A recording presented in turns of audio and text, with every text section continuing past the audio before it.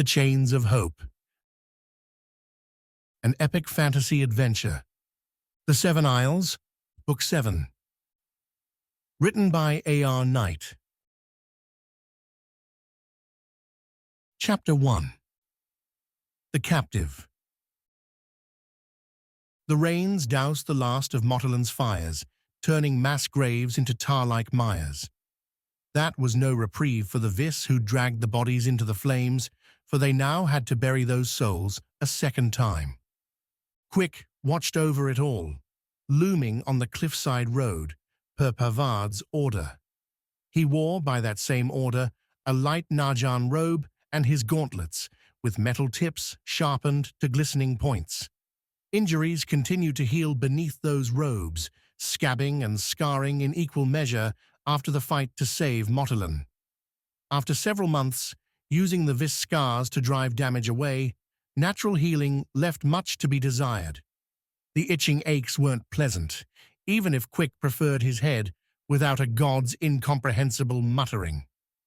Despite sharing his wounds with the captives, the hunter showed nothing when the Vis prisoners, those Mottalan villagers who hadn't escaped or died in the fight, looked his way. At first they asked questions, and when Quick answered with repeated recitations about their tasks and the penalties for failing them, those pits always had more room. The questions turned to insults, the looks to glares. "But they do the work," said Pavard, the Narjan captain and overseer of Mottalan's ongoing transformation in the several days since its destruction. She and Quick stood on Mottalan's main pier, surrounded now with Narjan clippers and frigates receiving supplies, repairs to continue fighting Kants. "They're healing their home, Quick. They're joining the new world." "You say that like Fassel's a god." Pavard nodded. "It's easier to accept that way." Another spring sunset splashed off them both. "He and Yarvik are as close to divinity as we have now. With the Skars, there's nothing that can stand against them." "Kants still fights." "For how long?" "Their ports are blockaded. The other isles aren't protesting. Their queen, I hear, is young and inexperienced. She has plenty of fire." "You know her?" Quick smiled, glad of a memory to take him away from this place. "She's the bravest woman I have ever met, aside from my own sister." "Then let's hope she's brave enough to surrender." The words drifted off with the evening sea breeze, warming now as spring continued its breach of winter's defenses. People went past them, both Vis and Narjan continuing the work. It would go on all night, with these ships leaving off and more replacing them. The distance to war so much shorter here than Kitai, than Noctia, transforming his isle day by day, which gave rise to a different question. "When I climbed the Great Sana," Quick asked, "it had been burned. Where the Skars grow. Why? Do you think for all these years the Narjan have kept the Skar sites sacred that we've learned nothing? Every isle's Skars flourish under proper care, and the Great Sana grows its stones best from its own ashes." "You know this how?" Pavard gestured to the ships, centuries of knowledge, written and passed down since Demian herself. "Our rule isn't random, Quick. The Narjan have been the god's stewards since the first Aegis. We're just ensuring that rule now, and that the Skars continue to flow so we can resist the fiends. Simple, really. Not to the people in chains." Pavard might have answered that, and Quick would have ignored her response if a Narjan aide hadn't rushed onto the pier. The nattering clerks were the pests of the Narjan world, more prone to wearing light purple robes than armor, no vulges or chakrams in sight. The man wielded a charcoal pencil and wax tablet instead, the eagerness on his face making Quick twitch. Lately, Narjan happiness meant Vis misery. "We have one, Commander," the scribe said. "They're ready for you." Perfect, Pavada replied. Lead on. She glanced at Quick. Here is your chance. That chance sat defiant in the muddy sand at the beach's edge, waves lapping the man's legs as the tide began its creep inland. He wore a ratty weave, a scraggly beard, muscles beneath wrinkled, sun-scarred skin. Ropes tied the man's hands. The Motelan elder's judging stare found Quick first and stayed there, even as Pavard asked the man why he'd refused to obey orders. Because I am tired, and the work never ends, the Vis replied.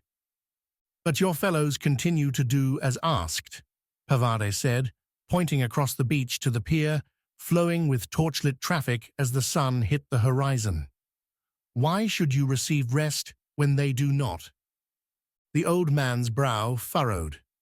I'm not surprised the Najan are evil, but I am surprised to find they are stupid. Pavard nodded. Your body looks strong enough, but I am not unsympathetic to your years. There are different jobs, one's less taxing. You could repair rope, cook meals, clean. I understand you've been offered those jobs and refused. Why? Did they not tell you? I want to be clear. Because I am tired. Quick winced. Pavard turned from the man, glared at Quick as if the elder's words were somehow Quick's fault. This is why we took your isle, Pavard said. This is why we will take them all. Laziness. There will be a time to rest. When I say so. When Noctia declares it so. Until then, you will match your peers. Motelan will be repaired, and Vis will see a new, brighter day because of your efforts. Are you talking to him or me? Quick asked. Both, except I know what this man will say. I don't want to hear it. Instead, I want you to change his mind.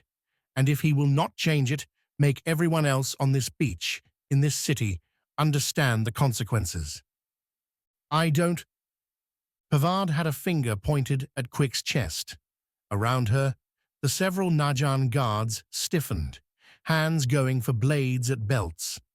Better for close, fast combat than the larger vultures, and Quick knew he'd have those points stabbing him long before he could execute an escape. Make this man regret his words and return to his duties, or kill him, Pavard said, loud enough for the elder to hear. Your life belongs to the Najan now, Quick.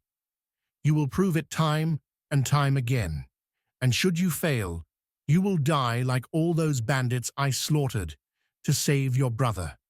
And then I will tell Fassel of your treason, and he will ensure your brother's end is even worse than your own. Quick returned Pavard's glare. He didn't know where Wax was, despite Pavard's insistence. His brother was on Noctia, within Fassel's reach.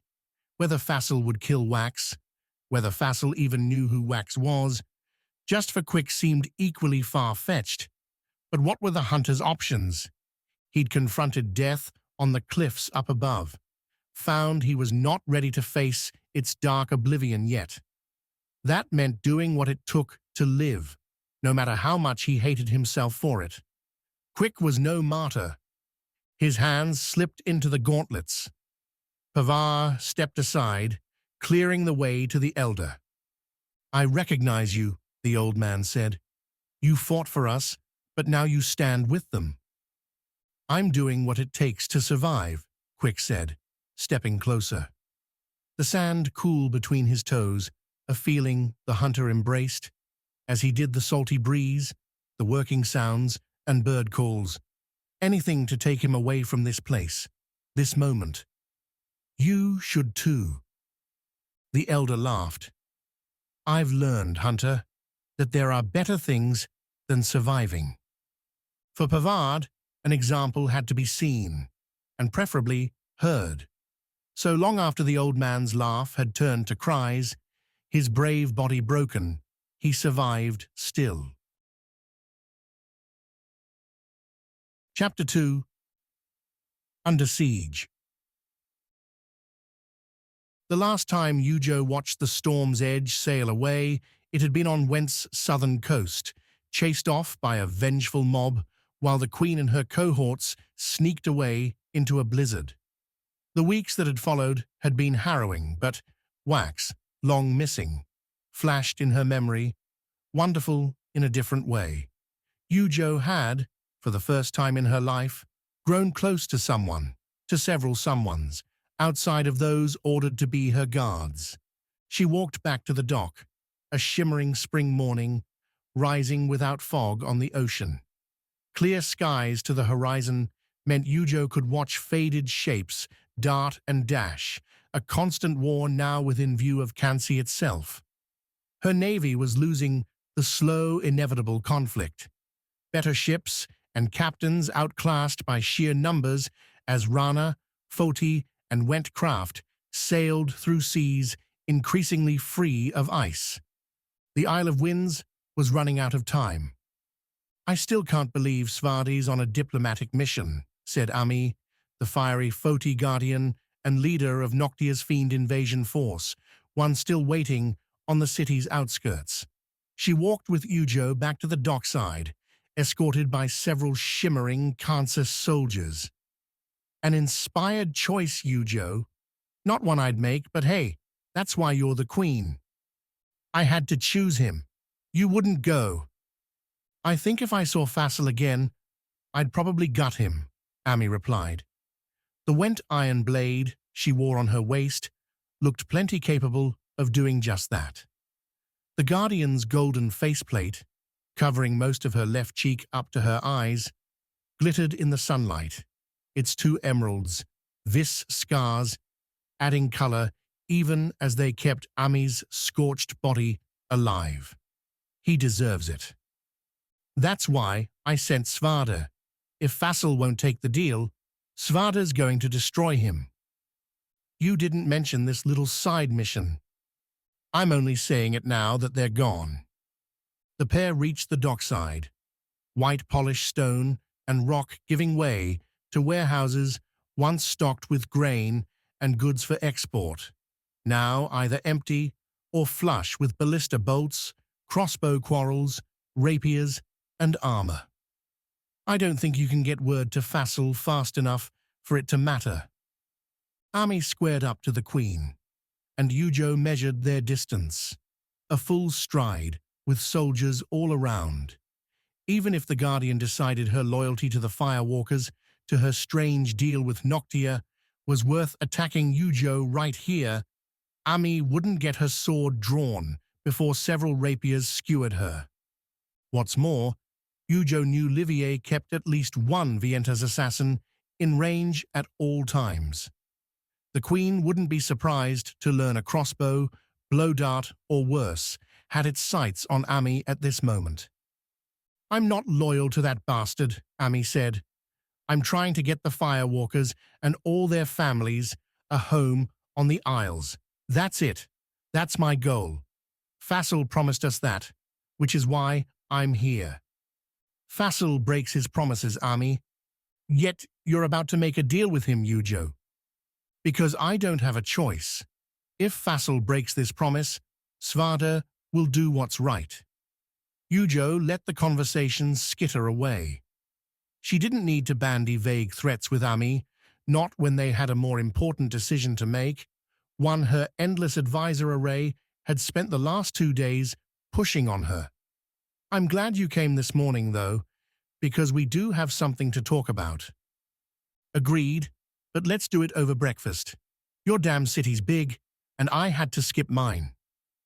Ami's head shook before Yujo finished, and the queen guessed it wasn't meager fish and bread before her.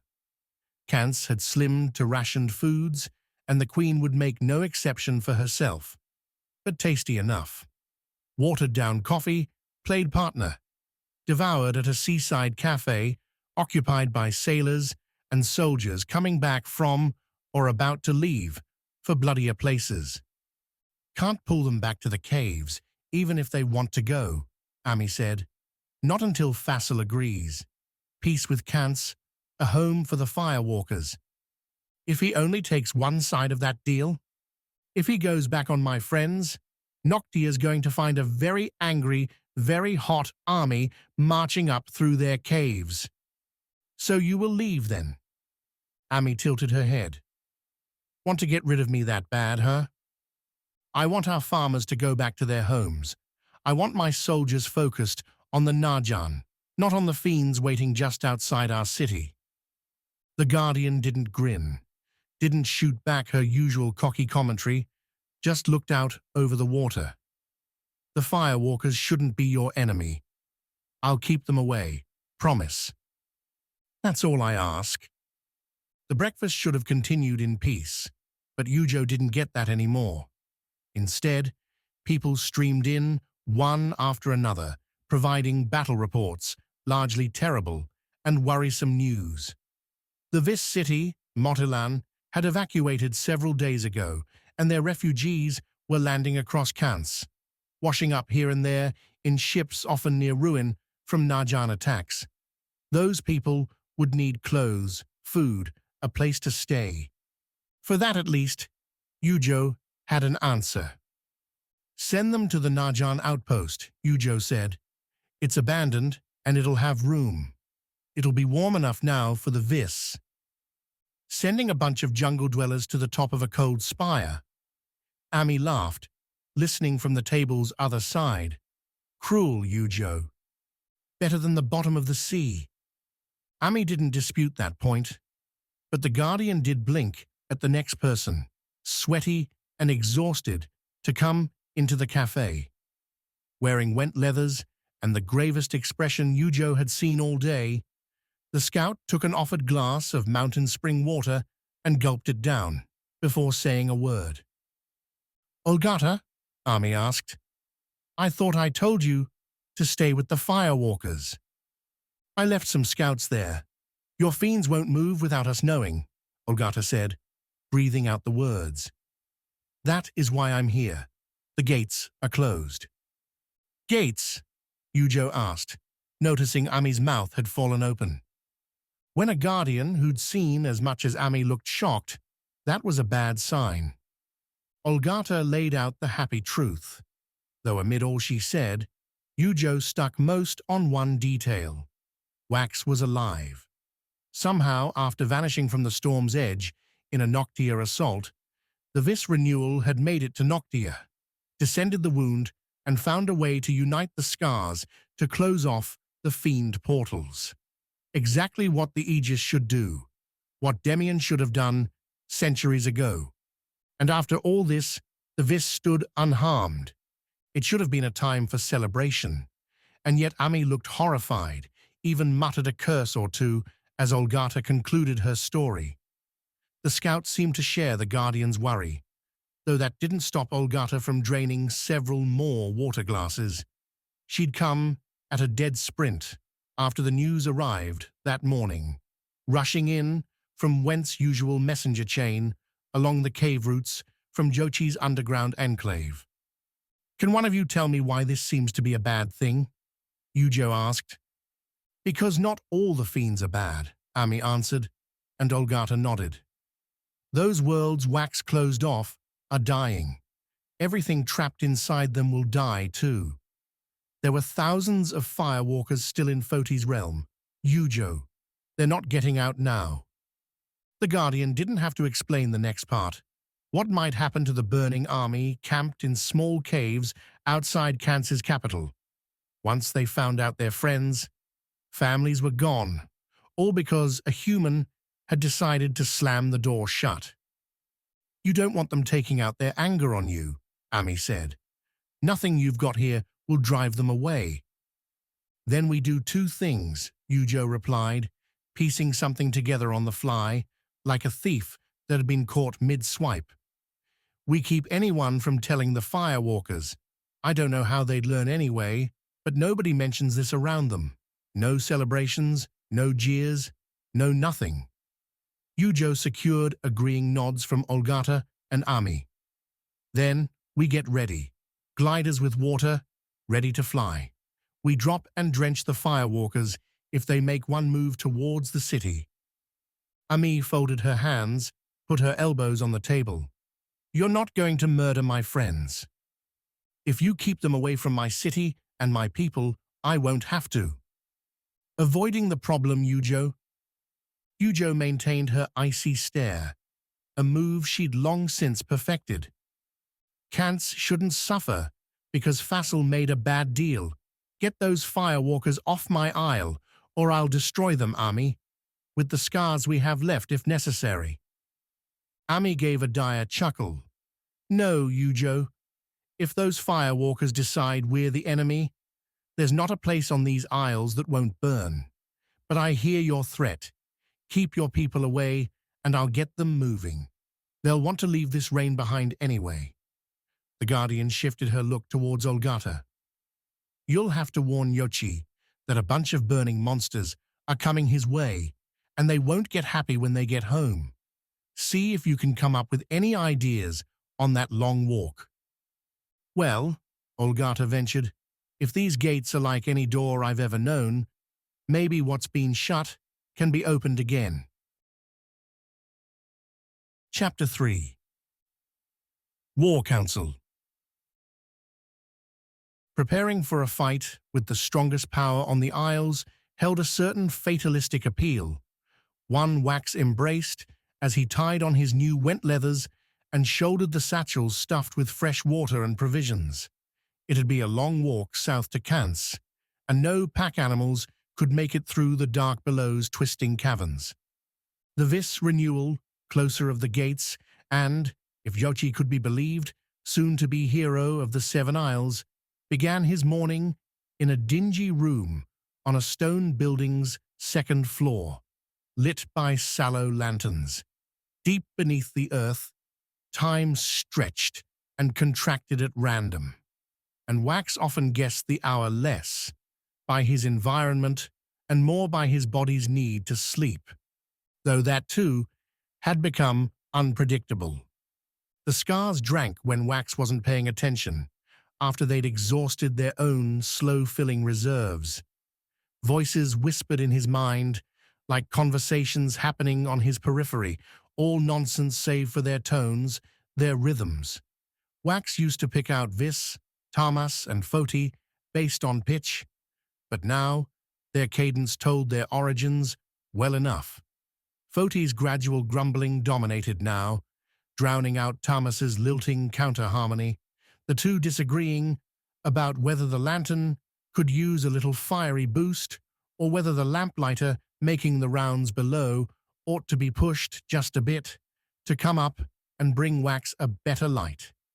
The renewal ignored them both, looked down at himself. Save for his vis tan and the ink sprawling along his arms, neck, and shoulders, Wax could have passed for a somewhat scrawny went. A gear upgrade, so Jochi would say, from the weaves and spears of Wax's home, though all the weight meant Wax would have a hard time swinging along his beloved vines. Not that Wax would be seeing those jungles anytime soon, provided Fassel and the Najan were put back in their place, locked into their rocky central isle. That's what he'd be doing once he made it to Kants, using those scars to force the Najan to make peace, to give up their conquest, and finally, to let him go home. You almost ready? The voice carried with it a whisper of better times, jungle nights and days amid sana flowers and secreted escapes. Sawi had returned, sending Wax reeling. He'd spent the last season getting to know Yujo, the Queen of Kansi, and that bond. I'm coming, Wax replied. Silly thoughts, those and ones he could come back to if life and death worked themselves out. I'm not last, am I? Wax, of course you are. Sawi waited for him down below in the building's entry, looking a fair sight better than she had a couple days ago. The Vis and the Went scientist Annalise had stumbled out of the caves into the city, Joki's dreamhold, on life's edge. Freshened up, wearing the same Went gear as Wax, Sawi still wasn't herself. Like Wax, she'd seen things she couldn't forget, and that violence wore itself in a few scars, in the shadows behind her eyes. In the way, she always had a hand on the vis spear at her side. "How?" Wax asked. "It's not that late." "I couldn't sleep, and Annalise never seems to." Sawi shrugged, smiled. "The scout's been ready since yesterday to hear Yochi tell it." "Okay, well, you're going to have to wait a little longer." "Why's that?" Wax grinned. "There's something I want to try." In Dreamhold's center stood a cathedral. Though Wax hadn't heard of any religious tie to the structure, its domed shape gave it the name, and its uppermost point intersected with the wound's bottom. The long drop from the surface all the way here wasn't crawling with fiends anymore. Now it rattled and hummed with hammers and work. Trade and travel from Noctia and went, scooting up and down and getting faster every day as repairs fixed the damage left behind by Maena's earth-rattling gambit. The cathedral's center held Wax's goal. The dead king loomed, hunched over, with his elbows on his knees, clad in battered black armor. Somewhere inside that hulking thing waited history, an ancient hero, and Wax's next test. "What, paying your respects?" Sawi asked, standing behind him as they crested the steps and went inside. "Something like that." Nobody else stood in the stone building, empty, save for the dead king and his rock throne. Yochi had mentioned there'd once been war councils here, but the Went warlord had moved all his operations to a nearby cavern. No interruptions, as Wax had hoped. The renewal nudged the Skars awake. Two in particular, Vis and Noctia. The former sang a zesty song, keen to pick out any wound or ailment and attack it. Wax didn't have much of those left, though the Vis Skar found a small bruise from a banged knee. All the stonework here punished missteps and grew excited. Noctia entered with discordant bangs, hard notes lacking focus. Wax, staring at the dead king's limp form, provided some. Combining Skars didn't come about by accident left to their own devices. The stones would lurch their powers all over the place, causing chaos and sucking Wax's energy till he collapsed. Tawny, the Noctia bandit, had once brought a mountain down on them by letting a slew of Went Skars go wild.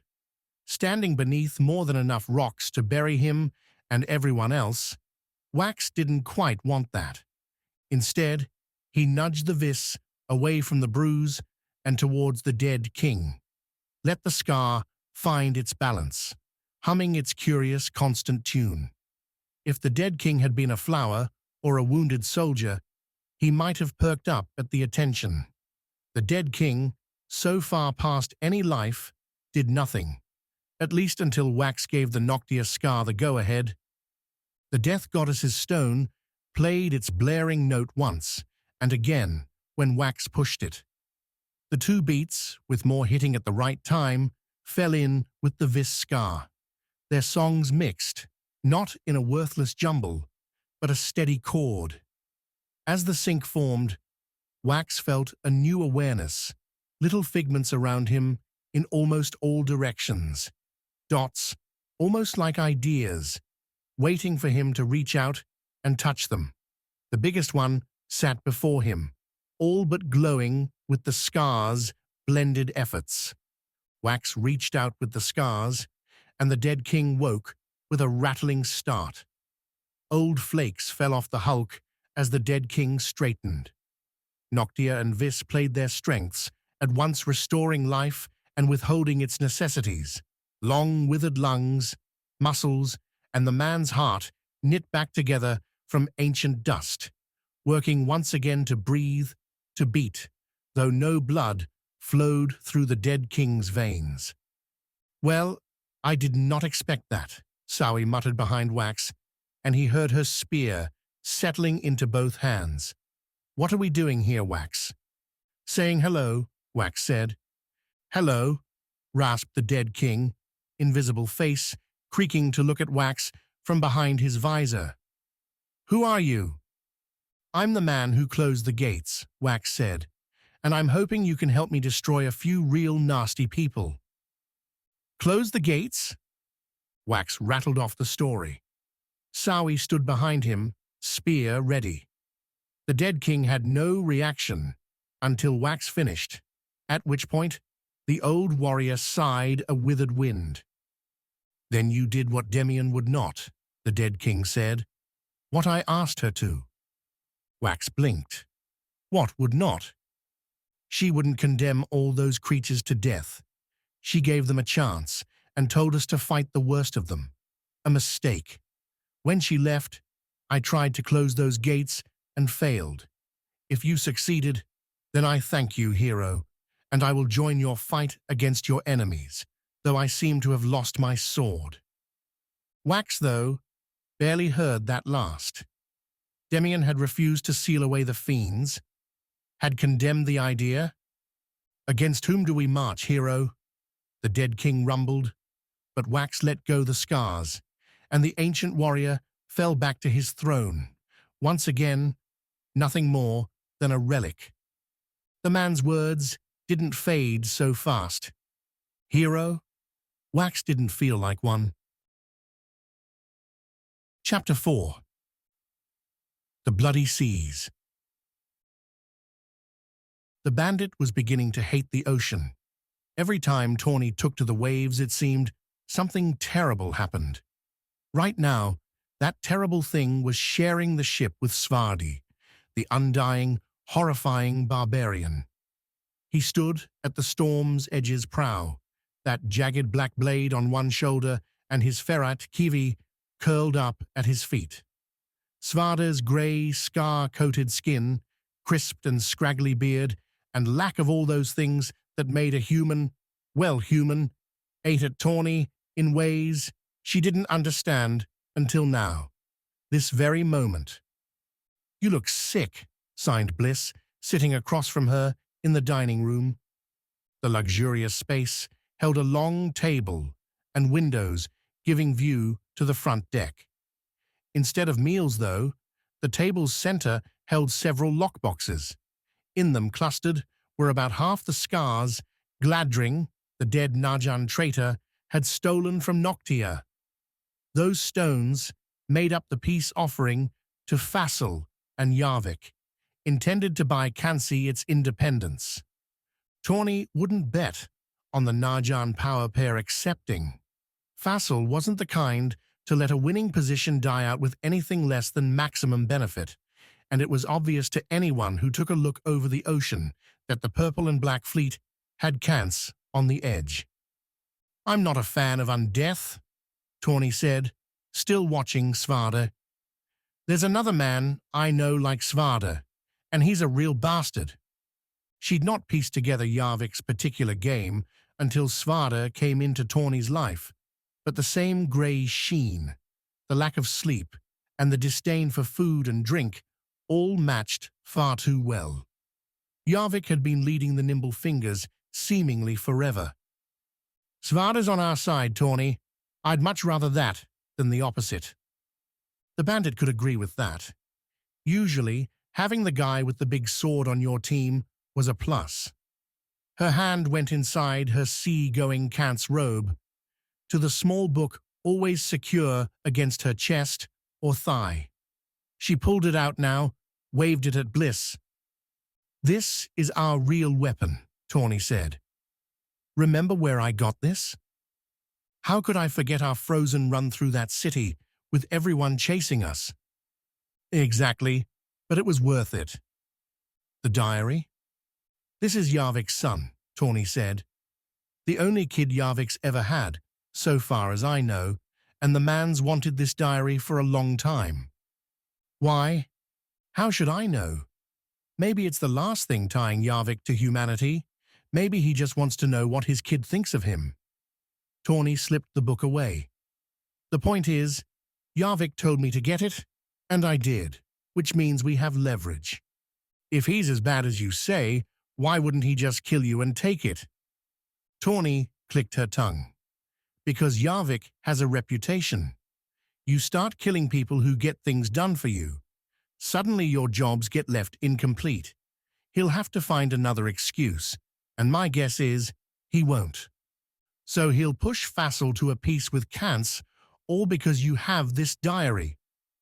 Bliss's skeptical look matched how Tawny felt about that precise outcome, but that was fine, because she had her bet placed on a different call.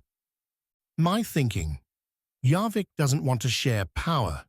Rumors had it, he tried to get Fassel killed and failed. Settled for this. Tawny drummed her fingers on the table. I bet Yarvik will offer us a different deal. Take out Fassel, give him the diary, and Kance gets its reprieve. That doesn't seem fair. Fair and Yarvik don't mix. Sooner you accept that, the better off you'll be.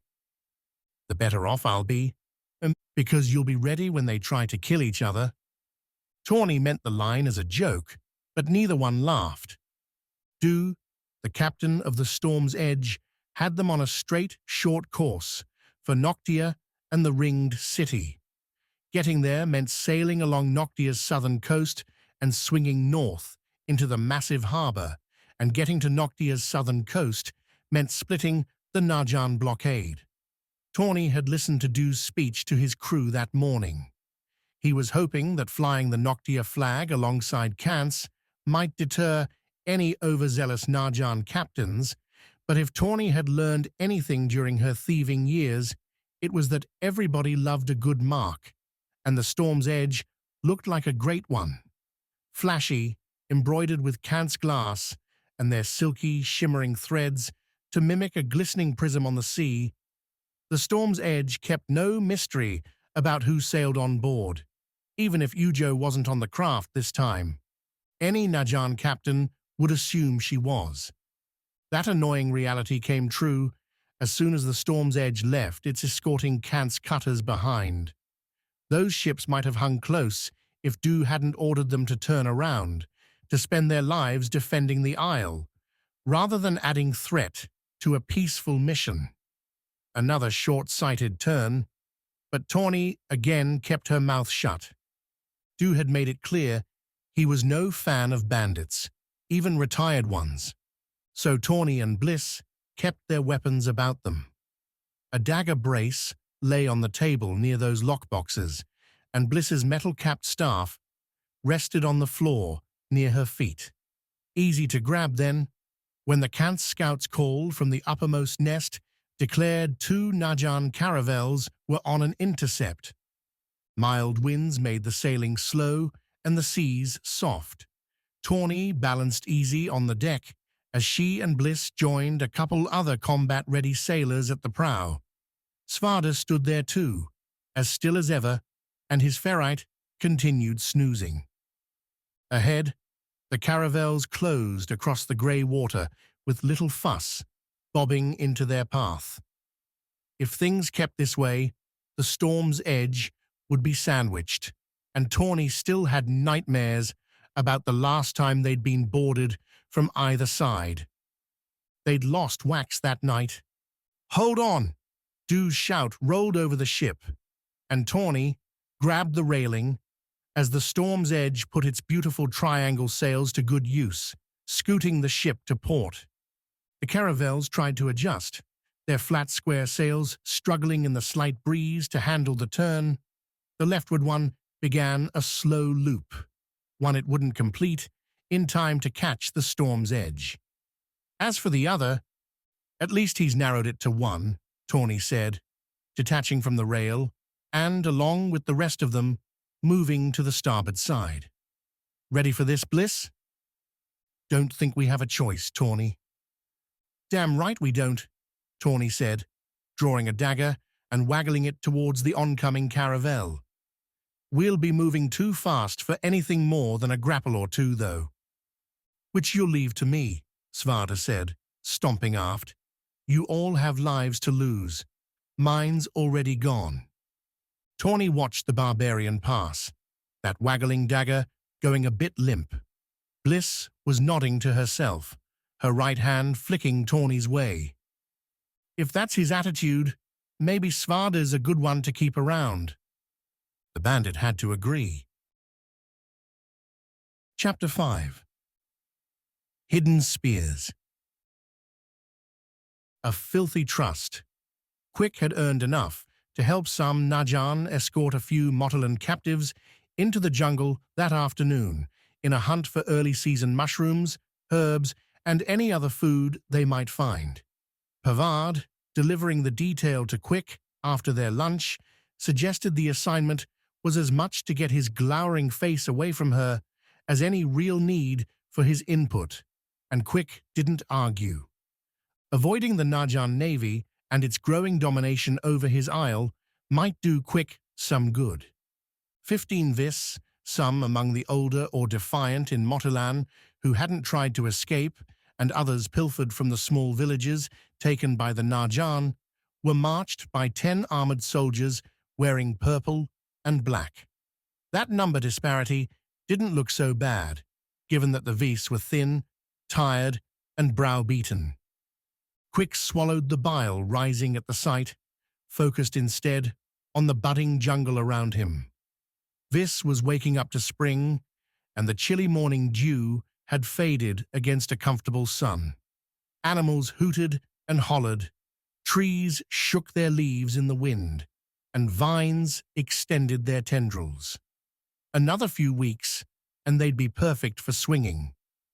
Wax would have been the first one out among them, whooping and laughing his way through the canopy. A snarl drew Quick's attention to a sturdy Najan at the line's front, hitting a vis with the butt of his vulge. "Keep your satchel off my legs," the Najan said, loud enough for the line to hear. "You've got 2 shoulders. Keep it on 'em. If it hits me again, you'll earn more than a couple bruises." "Ah, leave off 'em, Beltran," chuckled another. "They can barely stand straight as it is." "Not my fault they chose to fight us, is it?" "Kill them," Quick said, "and Pavard's not going to be happy. You're all in a war still, remember?" The whole party turned back to him, the vis giving Quick a look, mixing loathing with confusion, while the Najan went with disgust, which, as a traitor to his own isle, Quick probably deserved. "Keep it moving," Beltran finally said, stepping further away from the vis and the lanky man's swinging satchel. "I expect that thing to be full by the time we head back." Not a soul gave Quick another glance, shared another word, and the hunter liked that just fine. After an hour's walk to the south, stumbling through the shallow foothills, the group found a grove, flush with mushrooms that'd make for good stews. The Najan set up a perimeter, while the vis stuffed satchels. Quick settled onto a stump, ready to spend more time mulling dark thoughts, when he noticed a particular call amid the jungle's living cacophony. A trill, one repeated every few beats, close enough to sound like a persistent songbird, but a human's voice had a lilt that was hard to hide, at least to one like Quick, who'd been on enough hunts using that very same signal. Quick looked over the V's, continuing to pry mushrooms from the dirt, and saw not a one wondering about the sound. Then again, these were older, starved and befuddled captives, not hunters, not warriors, ready to make an escape. The trill sounded again, sharper this time, with an extra note added to the end. Quick slipped his hands into his gauntlets. The Najan suspected nothing, most with hands on their vulges, their mouths moving in quiet conversation. 2 laughed at a third's joke. Another munched on some bread. A dart began the ambush, flying in from the north and taking poor Beltran in his neck. The gruff guard slapped at the dart like it was some pest, seemed astonished to find a feathered stick instead of a bug. Yet, when Beltran opened his mouth to say something, anything, foam frothed. The real alarm came when, heavy in his Najan armor, the guard crashed to the mossy ground. At once, the mushroom gathering stopped. At once, The Najan called out the alarm. Not that it did the purple and black soldiers any good. As the Najan turned towards Beltran's twitching body, darts sliced in from the other sides. Not all were accurate, bouncing off helmets or shoulder plates, but 2 more struck home. 7 Najan left, and the Noctia fighters played it smart. "Shoot again, and they die," yelled the same one who'd pestered Beltran to stay calm. He backed towards the prisoners in the middle, raising his vulge. The other Najan followed, Quick watching from his stump. "You can't kill us all before we take them." "They won't have to," Quick said, rising. Starved, battered the Vis might have been, but they had their Isle's spirit within. Almost as one, the prisoners jumped on their captors. Satchels heavy with mushrooms looped around Najan necks and pulled tight. Ragged whoops sounded, and at their yells, the jungle burst to life. An assault by... Quick hesitated, even in his first step, with those gauntlets raised. 4, only 4 Vis dashed with spears raised, coming at the Najan as those soldiers decided their prisoners deserved a painful death. The Najan weren't morons, but trained fighters, and they reacted to the choking ambushes by dropping their vulges, pulling blades free from belts. Those glistening forty-forged sapphire swords cut deep into the unprotected Vis. The prisoners had numbers, and they grappled with the Najan. But the mushroom grove began to fill with the wrong side's blood. For a foursome, the incoming Vis traded speed for smart stabs, lancing in their feathered spears at gaps in the Najan armor. They scored deep hits, but Quick didn't see a fatality. The purple and black armor was too strong. Deflecting those stabs to the sides, gouges left in the thick plate.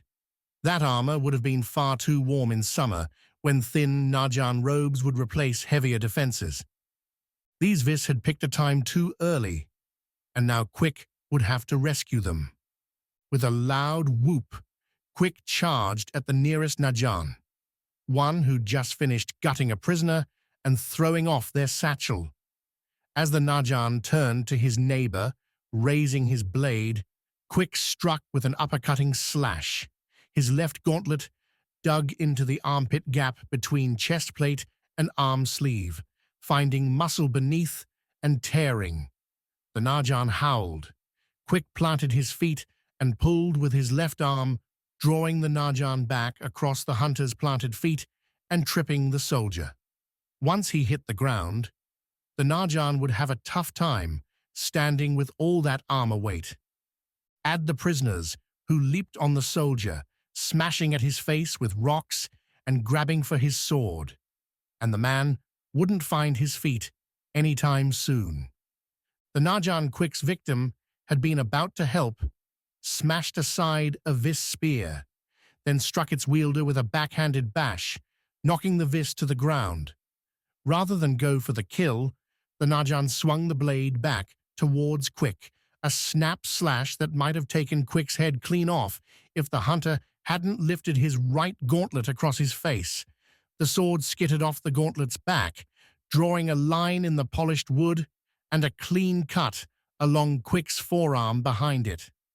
The burn only helped Quick focus, and he pushed forward into the swing, shoving the Najan's sword arm up and back into the Najan's chest. Quick pinned it there with his palms, the gauntlet claws cutting the Najan's chin beneath his helmet. The hunter saw the Najan working his left hand, pulling the knife all those soldiers kept opposite their blade. Pulling a knife no longer there. "For Vis," hissed a prisoner, an older lady with strength enough to jam the blade into the Najan's defenseless neck. The soldier collapsed with a gurgle, and Quick dashed to the next, joining 2 spears with his claws to cut down a third Najan. As that woman fell, the 2 remaining Noctia fighters, bleeding and bereft of their weapons, raised their hands, begged for their lives. "We spared you," one blubbered to the prisoners. The Vis quartet who'd started the ambush. "We didn't take your lives."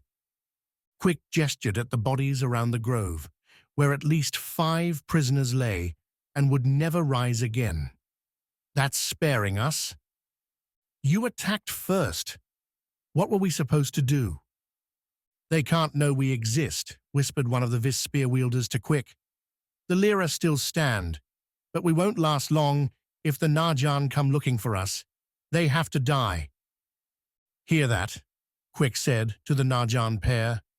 "You're already dead because of what you've done to this isle." "Wait," said the blubbering one, his face snot-stained.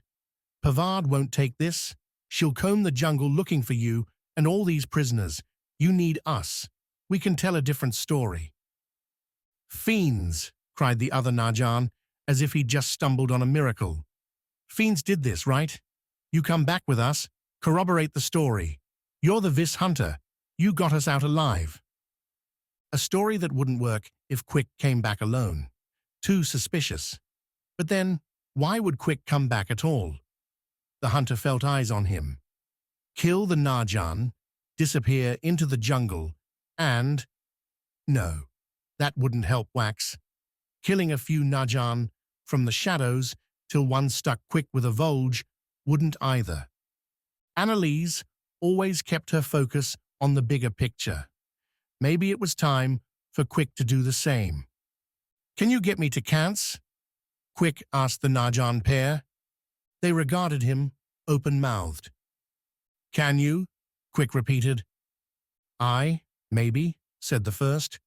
"Pavard would need to order it, and I'm not sure what we'd say." Quick raised a single gauntlet. Insects buzzed. A prisoner moaned, while another, tearing off his satchel's strap, bandaged a wound. "I know the captain of the cutter getting restocked right now," said the second. "Met her in the mess hall last night. She wants more fighters. You volunteer, we can sneak you aboard. She'll sail close." As good a plan as any, with one fatal flaw. Quick moved before the Narjan pair, reached out and pulled off their helmets, exposed their heads. "Now everyone here knows your faces," Quick said. "If you tell what happened here, if you betray me, there will come a time, unknown to you, when your life will end. Painful and slow. Do you understand?" The Narjan bought their lives with their nods. Chapter 6. Queen's Wrath. Used to be, Yujo would go through all the steps to fly a glider, anticipating a wonderful jaunt through sunlit skies. A landing in formation near the docks to impress some dignitary, or at a spire-topping chalet to enjoy some sky wine and fruit away from a royal's constant attention. Now she flew to war. Fassal's peace offering would take days, even if the man accepted. In the meantime, the Narjan were happy to press their attack. Kance's navy was outnumbered. If Yujo looked to her west, soaring high in the afternoon, she saw ship-to-ship battles, playing out far too close to the city's harbor. Arrows, burning pitch, and boarding sorties took one Kance life after another. So, too, did the place she flew towards at that very moment. Kance had gliders in the air at all hours these days, looping the isles and ready with signal torches because the Narjan had broken the net. They were landing now with pillaging in mind. "See it there?" shouted Livier, her former assassin and current bodyguard. He flew off to her left, anchoring a 10-person formation, gliding towards the afternoon attack. "It's the granaries. Great storehouses to keep Kance-grown and Tamas-purchased wheat to eat during the winter, among other vegetables, salted meats, and the resources her people relied on now to survive the war. More than a dozen of the huge squat buildings lay scattered around a broad field, paths leading to and from each one. They'd been spaced out to prevent any accidental fire spread. That distance did little when the arson was intentional. A sharp cliff led from the storehouses down to the seaside, and Yujo saw the clipper trio anchored at the cliff's base. Purple and black Najan flags flapped, and thin lines rising up from those ships spoke of grappling lines hung and climbed. How long had those ships been parked there to let this happen, unseen?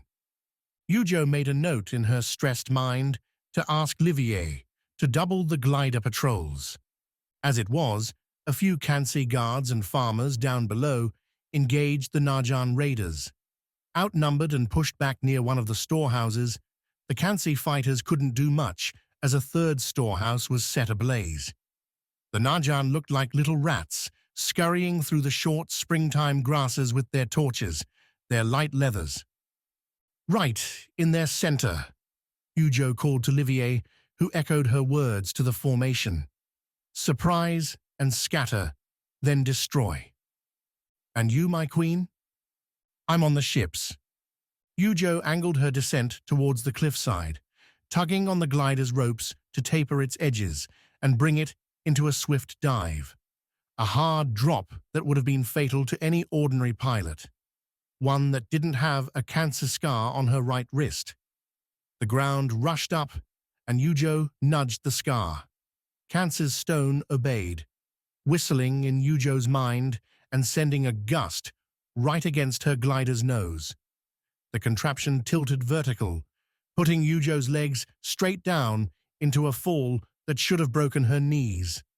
The cancer scar, again, funneled a geyser's push beneath Yujo, catching her fall and setting the queen on the ground without the slightest bump. As she dropped, Yujo's thumbs pressed in the glider's emergency release, snapping off the harness, keeping her in place. The glider fell off her back as Yujo caught her balance, and she lifted the remaining bar over her head. It'd be a long walk back, but she'd have a victory to relish on the trip. The battlefield came her way. Livier and his allies had landed with a crossbow lead-in, firing quarrels on a flyover before coming to an easy landing in the fields between the storehouses. Despite the Najan still holding numbers, a fact Yujo didn't like to acknowledge, but Kantz was stretched so thin, the raiders took their arrival as a sign to flee. A few threw their remaining torches at unlit storehouses, tossers too fleeting to get lucky, and the whole 20 or 30 Najan came charging at her.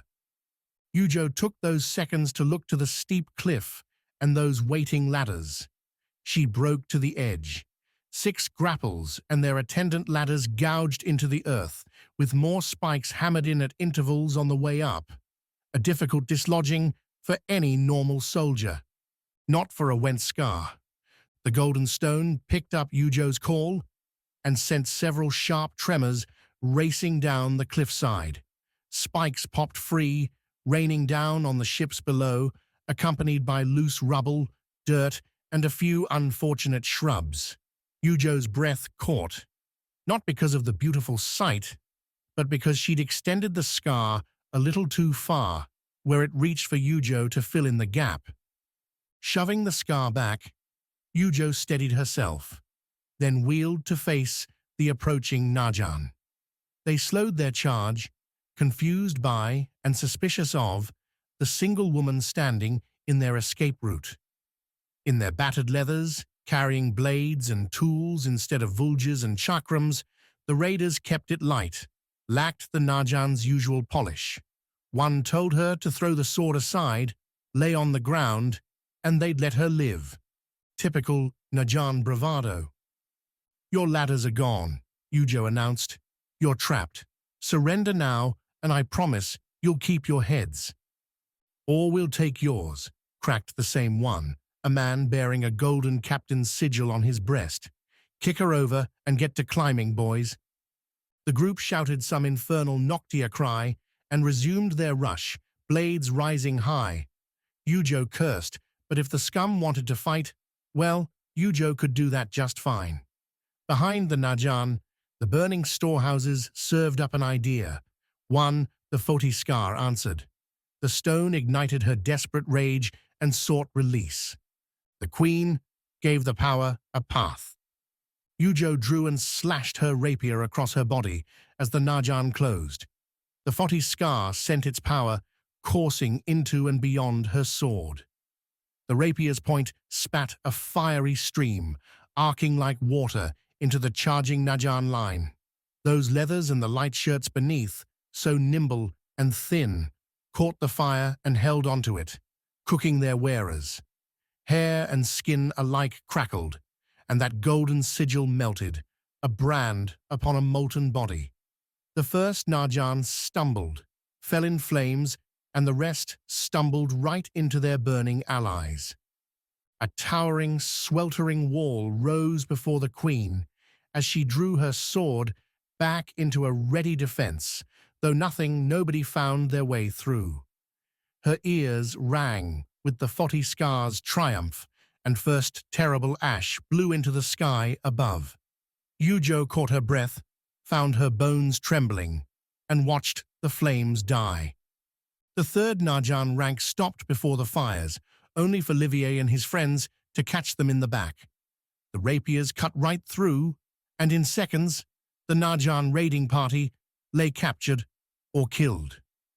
Yujo watched the end from one knee, her sword arm resting on the grass. Her breath came shallow enough for Livier to rush to her side, ask if she was all right. "I'll survive," Yujo said. "The storehouses. 2 lost, a third damaged. What should we do with them?" Yujo glanced down the cliff. At her back, the clippers were starting to pull anchor. "The Najan will want their soldiers, Livier. I say we send them home." The sounds, the hard smacks, as those Najan bodies struck the ships that brought them, haunted Yujo as they rode back towards the Sky Palace. Carts carried the cants, and more would gather their gliders. A vengeful defense, but a successful raid for the Najan. Fassel's army had manpower. She'd chosen the storehouses because they were most important, but the rapier forges on Kansas' east side had come under attack earlier that day, and no doubt more places had been hit since. The onslaught was continuous and costly, and Kants couldn't hold out much longer. "Have you thought about surrender?" Livier asked, slouched across from Yujo in the cart. He spoke quiet enough for the words not to spread above the clacking of the wheels, the other conversing soldiers. "Or is this a fight to the end?" "Surrendering would mean our end, Livier," Yujo replied. "The Najan would take everything. Not perhaps our lives, our people, but our spirit." Livier threw her a slight grin. "Yujo, I don't believe anyone could take your spirit. I know because I tried to take that and more." The assassin twisted to look towards the city they approached. "But this isn't about you anymore, or me. There are families starving, soldiers losing their lives in a war we cannot win. That much is clear now. We're asking Fassel for peace, Livier. I'm trying. And if he refuses, Yujo, what are you prepared to do? If Fassel wants Kants, he will have to take it with his bloody hands." Yujo rubbed the bracelet on her right wrist, the smooth scars hooked into it. "This is our home. I will never give it up." Chapter 7. Tunnel Trap.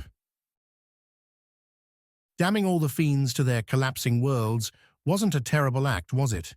They were monsters, vicious things that could tear apart whole cities. Just as bad, if Maena's story was true, some would rip apart your soul or devour your memories. The Isles didn't need that, right? "Are you asking me?" Sawi said, as they clambered through a rough, narrow stretch.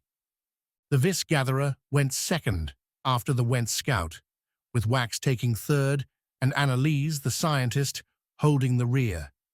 None of the other Vis who'd made the escape felt the urge to return to Kants and fight the Najan, and Yochi wouldn't commit any Went soldiers to the effort. The warlord needed Noctia's trade and was nominally Fassel's ally. which left their trio. "Sorry, just wondering aloud," Wax said. "I think you did the right thing," Sowie replied, her form shifting with shadows as lantern light caught cracked geodes and old salt. "The fiends aren't worth saving, Wax. They're monsters." The old Wax would have agreed. The new tried to find other things to focus on. Thankfully, the dark below obliged. Far from being dull rock, Wax found himself astounded with the life down here. Pools flourished with small fish and vibrant bugs. As they ventured further from Dreamhold, mosses in purples and blues added flair to their walk, though when Wax tried to scrape some off to carry, the Went Scout forbade him, stating the moss was too valuable to disturb. After an early rush for the stuff plunged the nearby caves into darkness, Yochi had ordered it protected, cultivated. The loamy mushrooms they found here and there, though, were perfect for snacks and soups. The dark below echoed with drips and drops. Scratching claws and paws bounced around too, their scout calling for stops here and there to ensure whatever animal or fiend caused the noise was heading away. Avoidance seemed the prime directive once they'd gone more than an hour outside Dreamhold. A policy Yochi meant to keep his people alive, though one plenty of Went ignored in their search for valuable ores. Expeditions to find other, missing expeditions were a daily occurrence down here.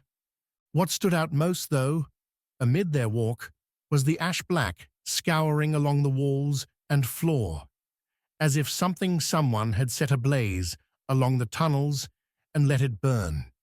Sections, too, were buttressed and hollowed out, widened for far larger bodies than Wax and any Went soldier needed. When Sowie asked the scout, the Went only said it wasn't anything to worry about. "That's a simplistic view," said Annalise. "Fiends are like us, different and perhaps raw, but their value is both unknown and worth exploring." "Value?" Wax asked as Sowie snorted. "Yes, any creature has different properties. We make coats from furs, get milk from cows. Some fiends might offer up something equally as valuable or better.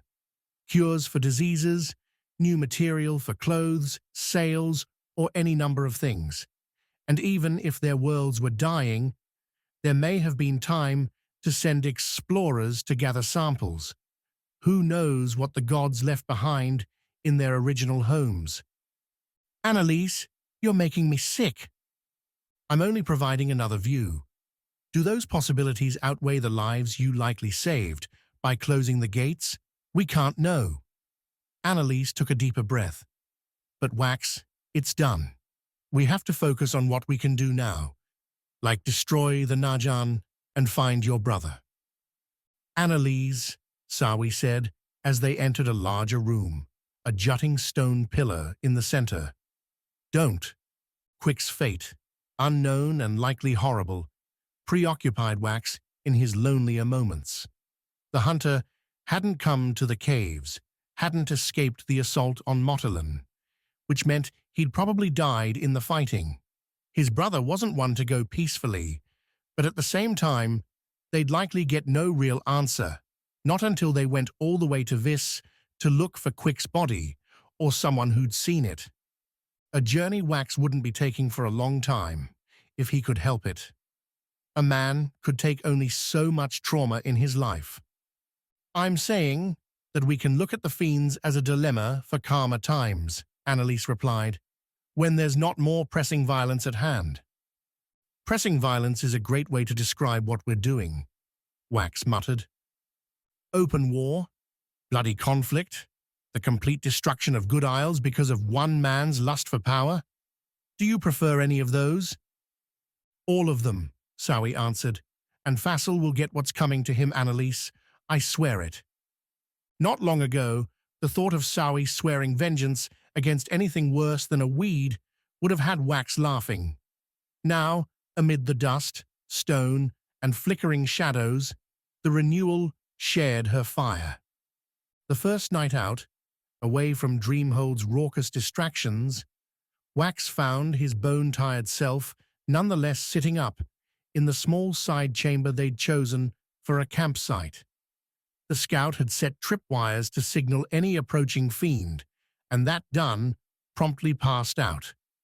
Annalise had followed his lead after tinkering with several small devices in lantern light, then deciding the dim glow was hardly good enough for fine work, which left Sawi and Wax sitting up, sharing a space in relative solitude for the first time in months. Not too long ago, we'd be sneaking off, Sawi said, a bit of twinkle in her eye. Different times, Wax replied. The Thomas Skar bubbled up, as it often did when something emotional, nostalgic, or just intriguing arose. He shoved it back. This conversation was between him and Sawi, not some long-dead god. I miss them. Me too. Sawi scrunched up her bedroll, gripping it tight as she sat in its folds. Going with Gladring changed everything. Letting Pan pull me along did too. Wax gave a lone chuckle. We've been used, Sawi. Our perfect life pulled apart by our friends. Gladring wasn't a friend, but you went with him anyway? Sawi nodded. What was I supposed to do, Wax? You'd all left me. I was restless, alone. You chose to stay, because I didn't know any better. Now it was Sawi's turn to laugh. Or maybe I did. She looked at Wax, eyes big in the lantern light. You think we could ever get back to that after all this? Maybe. But Wax didn't believe the word as he said it, and he knew Sawi could tell. We loved each other, didn't we?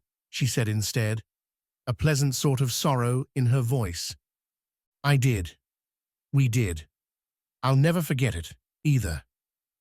Oh, thanks, Wax. Glad to know I'll always be your happy memory. That's not...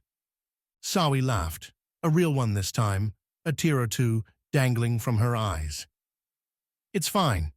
Like we said, those were our old selves. Those people, they don't exist anymore. Who we are now, well, we'll have to figure it out. You will, Wax said. Find someone, I mean. Sawi tilted her head. You saying you already have, Wax. When the Vis hesitated, Sawi's eyes popped. Wait, is it that bandit? The one that you said captured you on Foti? No, not her. I mean, not that there's anything wrong with Tawny, but I think she's more interested in Bliss than me. Not that I mind. Then who, you scoundrel? Wax smiled. Guess you'll just have to wait and see. His friend rolled her eyes, then laid down, pulled her blanket over. I hope I do, Wax. Oh yeah? Why's that? Because if you can find love in all this, then the rest of us are going to be just fine. 2 days passed in the dark, walking those wide tunnels, before their path turned upwards. The scouts said they were closing on Kantz, another long day's march, and they'd start to feel the Isle's winds, smell the salty sea air of the beachfront cave they'd be leaving from. I smell something new, Annalise said, and when Wax took a strong sniff, paid attention, he could smell it too. Like something's burning. The scout slowed, stopped in the wide passage, staring ahead. The other three formed up behind him, and Sawi asked what was wrong. The scout shook his head. We're not the first ones down this tunnel, the scout said. Obviously, Annalise added, there's no way this is naturally this wide and smooth. Right, the scout continued. But there's something Yoshi didn't mention to you that I wasn't supposed to talk about either. We hoped they'd be gone by now, or the war over. I don't think that's happening. Spit it out, man, Sawi said. Firewalkers came this way, a deal Jochi made with Noctia to give them a home, in exchange for fighting Kansi. The scout retreated a step. I think they're coming back. Chapter 8. On the Black Rocks.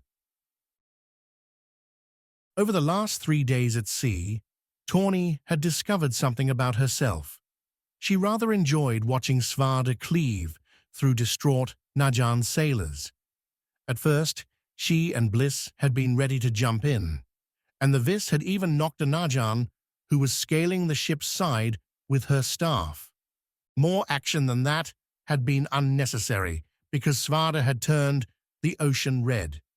The barbarian opened every boarding action the same way, standing at the edge, cutting away grapples as Quarrel after Najan Quarrel stuck itself in his chest, arms, neck, even his eye.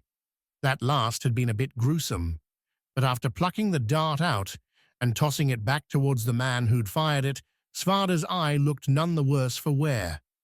A little pocked, like the rest of him, but if Svarda was bothered, the man didn't show it. Committing to their stupidity, the Najan didn't take the clues given by their crossbows, instead climbing their remaining grapples, or, in the case of a couple larger Foti ships that matched the Storm's Edge in size, walking fat ramps. In either case, Svarda stood before them and waved the blade. "Come aboard, and your life is forfeit," the barbarian announced each time, somehow at once forceful and tired of it all. The Najan didn't listen, not at first. They would charge with vulges, swords, and anything else they had. Robes or armor, it didn't matter. Svarda would sweep his blade across like a farmer, harvesting wheat with his scythe. Bodies would fly into the sea, lose limbs, or simply fold in half at the barbarian's strength.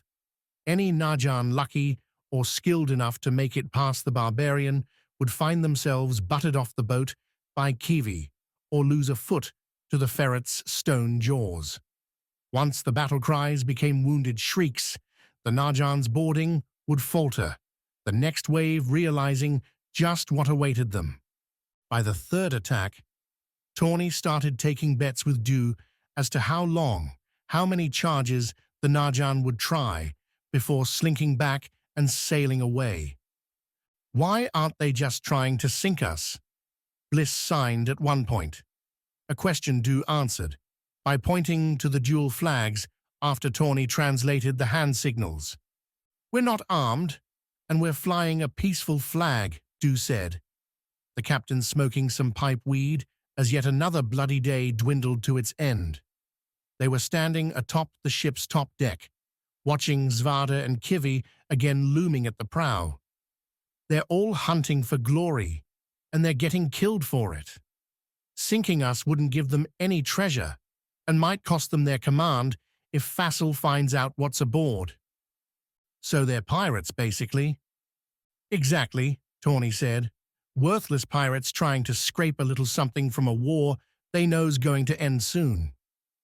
"You think so?" Dew asked, his tone suggesting Tawny was being naive.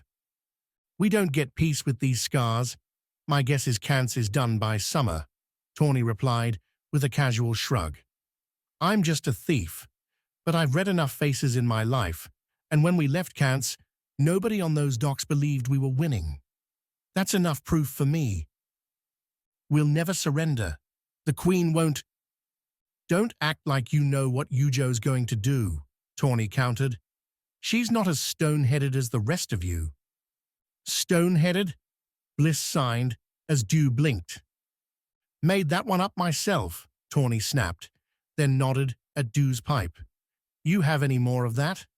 Looks like the Najan are finally getting the right idea, which means it'll be a boring night." The purple-black clippers, cutters and caravels that had been pursuing the Storm's Edge from Kance to Noctia were turning away, heading back towards the Wind Isle. Maybe seeing enough of their sister ships flayed had taught them a lesson, or someone remembered Kance itself was the goal, not one fancy vessel streaking across the sea. Either way, they'd made it through the first gauntlet. The second, Tawny had no doubt, would be worse. The ringed city looked rougher every time Tawny saw it. Being in war's rush, did the city no favors, as Najan flags flew from more pointed rooftops than ever before, obscuring ancient and beautiful carvings. The massive harbor wasn't a bustling cosmopolitan collection from around the Isles, but instead a stiff line of Foti, Went, and Noctia warships. While fishing boats still braved the seas, they were herded about by patrol craft, meant to keep them away from military flotillas. Even the city's noise, which rose as the storm's edge approached, carried metal music rather than the churn of a more diverse civilization. "You don't like it, do you?" Bliss signed. They stood near Svada and Kivi during this final approach. The Najan clippers racing them had shot ahead, delivering a diplomatic pass to let the Kant's ship through. Those same clippers then returned to pace the storm's edge on its entry, letting Tawny finally enjoy an escorted docking. "It's all wrong," Tawny said. "Used to be, Noctia had possibility. It was the center, you know? You'd come here to change your life, or lose a few valuables and realize you were better off back home." She winked at Bliss before returning to her frown. "The Najan kept to their quarter. You could ignore them, really, if you wanted. Don't think that's happening now. The city isn't fighting them. They can't be that upset." "Okay, let me put it a different way. You said you're in some Vis society, right? The Lyra?" Bliss nodded. "Imagine the Lyra marching into your hometown and saying they had to take over. People were going to die otherwise. Fate of the world at stake and all that. The Lyra would never do that. Not the point, but good for you and your noble little isle. Anyway, Fassel's convinced them all the Najan are fighting for good, and if you don't like it, then you're bad. That's why all those flags are waving." Bliss stood silent with that explanation, while Tawny checked again to make sure the diary was still in her vest pocket.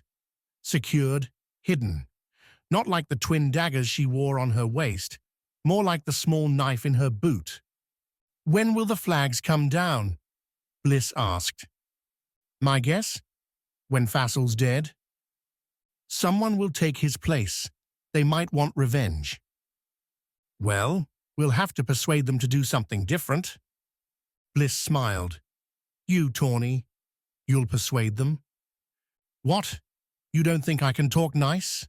People listen when there's a knife up against their neck, Bliss." No knives found necks when the storm's edge docked, not least because Najan's soldiers crowded the pier.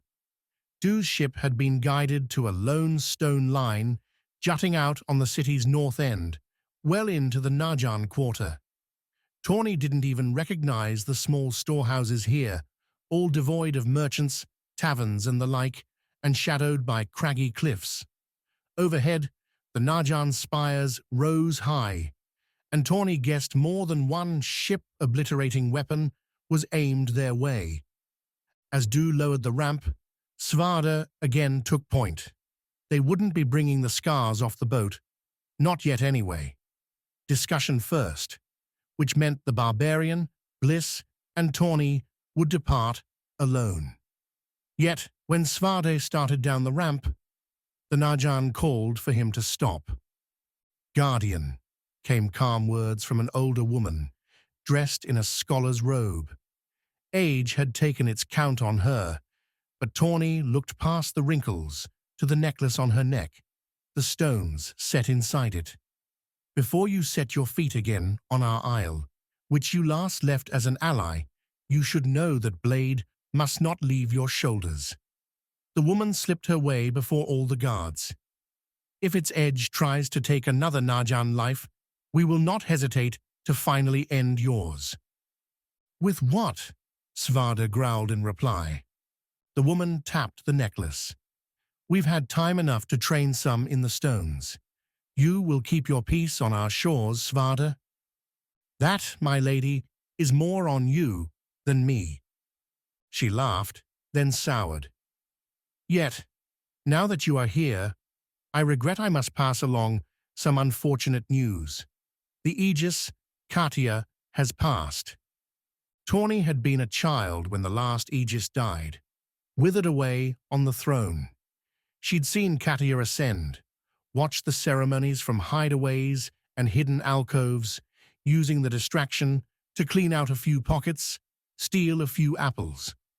Nevertheless, Katia had been hope, and her arrival had been infectious, a new beginning for the Isles. That her life had ended with so little fanfare, not even a grand announcement, left the thief speechless. "How?" Svarda asked, the dead man turning ever more grey, faded, and for a moment Tawny wondered if he was going to throw the blade away and embrace oblivion then and there. "What killed her?" "Doing what she always did," the woman replied. "She was saving lives, Svarda. Now come along. Fassel is anxious to speak with all of you to see if we can't put this awful war behind us." And yet, as Tawny and Bliss joined the barbarian on the dock, with the Najan ranks closing around them in a tight escort, the bandit didn't feel among friends. After all, why would the winners want to end the war? Chapter 9. The Chosen Guard. Quick's Najan prisoners kept their word. Pavard did not. The Najan captain heard the tale of a fiend attack and dismissed the surviving trio, ordering a second expedition out to hunt down the monsters. She did not insist Quick go with them, and that, Quick wondered later, should have been the first clue. He'd left the debrief without suspicion, had a meal while the clipper he'd be taking to Kant's continued its repairs, getting stocked with material. Quick drank peach wine, wandered to Motelan's southern beach, and watched the waves until long after Sichi rose. Too excited to sleep, too ready to leave this terrible reminder. The hunter did not notice the new vessels, the Najan bodies carried off for burning. A Najan shook him awake, as promised, in the pre-dawn morning. The wine's headache disappeared as Quick snapped his eyes open, found his escape. Pavard kept him in a small Motelan house with a few other Najan, most of whom were still asleep. His guide put a finger to his lips, held up a Najan sailing robe and cap. Quick nodded, rose off the mat, and slipped the robe on over his vis weave. Not much of a disguise, but in the dim morning, it might be enough. The guide retreated to the door, the bamboo floor quiet. The man's left hand flicked forward, but Quick wasn't quite ready yet. The hunter went to the wall opposite the mat, where his gauntlets hung from a single peg. "No," the guide whispered, glaring back at Quick. "They'll give you away." Quick just shook his head, lifted off the gauntlets. He didn't put them on, but used the same thin rope to tie the weapons to the weave at his waist. The robe's slight disguise would have to do. His guide, accepting the inevitable, mouthed a curse and moved on. Beyond the house, they stepped out into a waking Motelan. Pavard had dumped the Najan at the cliff's base, nearest the port. The fire damage here hadn't been quite as extensive, and rebuilding efforts were already well underway, with felled bamboo and other wood lying in ready piles. The Noctia captain was efficient, demanding, and coupled both with a dead ruthlessness that had prisoners and soldiers alike working without much complaint. Or maybe by now it was the threat of Quick's claws that had the Vis working to undo their own destruction. That, at least, would end today. Quick kept his head down, followed his guide, ignored his stomach, waking to the scent of cooking fish, boiling coffee from fresh Vis cocoa. The waking jungle song called to Quick too, the same wild birds and animals as always, though it came tinted with sorrow this time. The hunter figured this might be the last time he'd see his homeland, and it was more than a little bitter to be sneaking off after a defeat.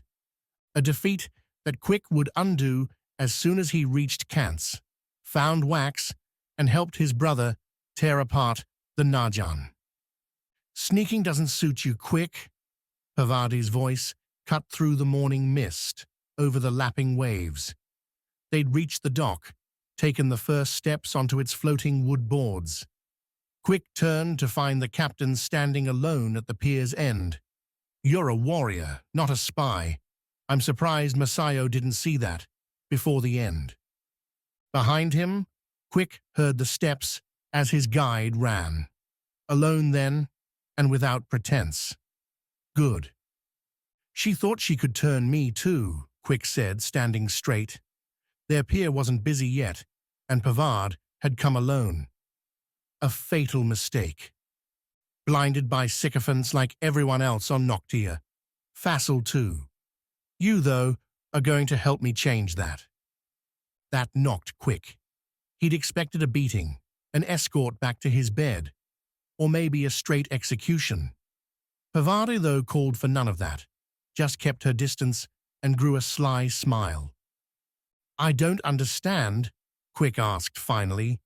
He had no patience for people who baited responses with pauses.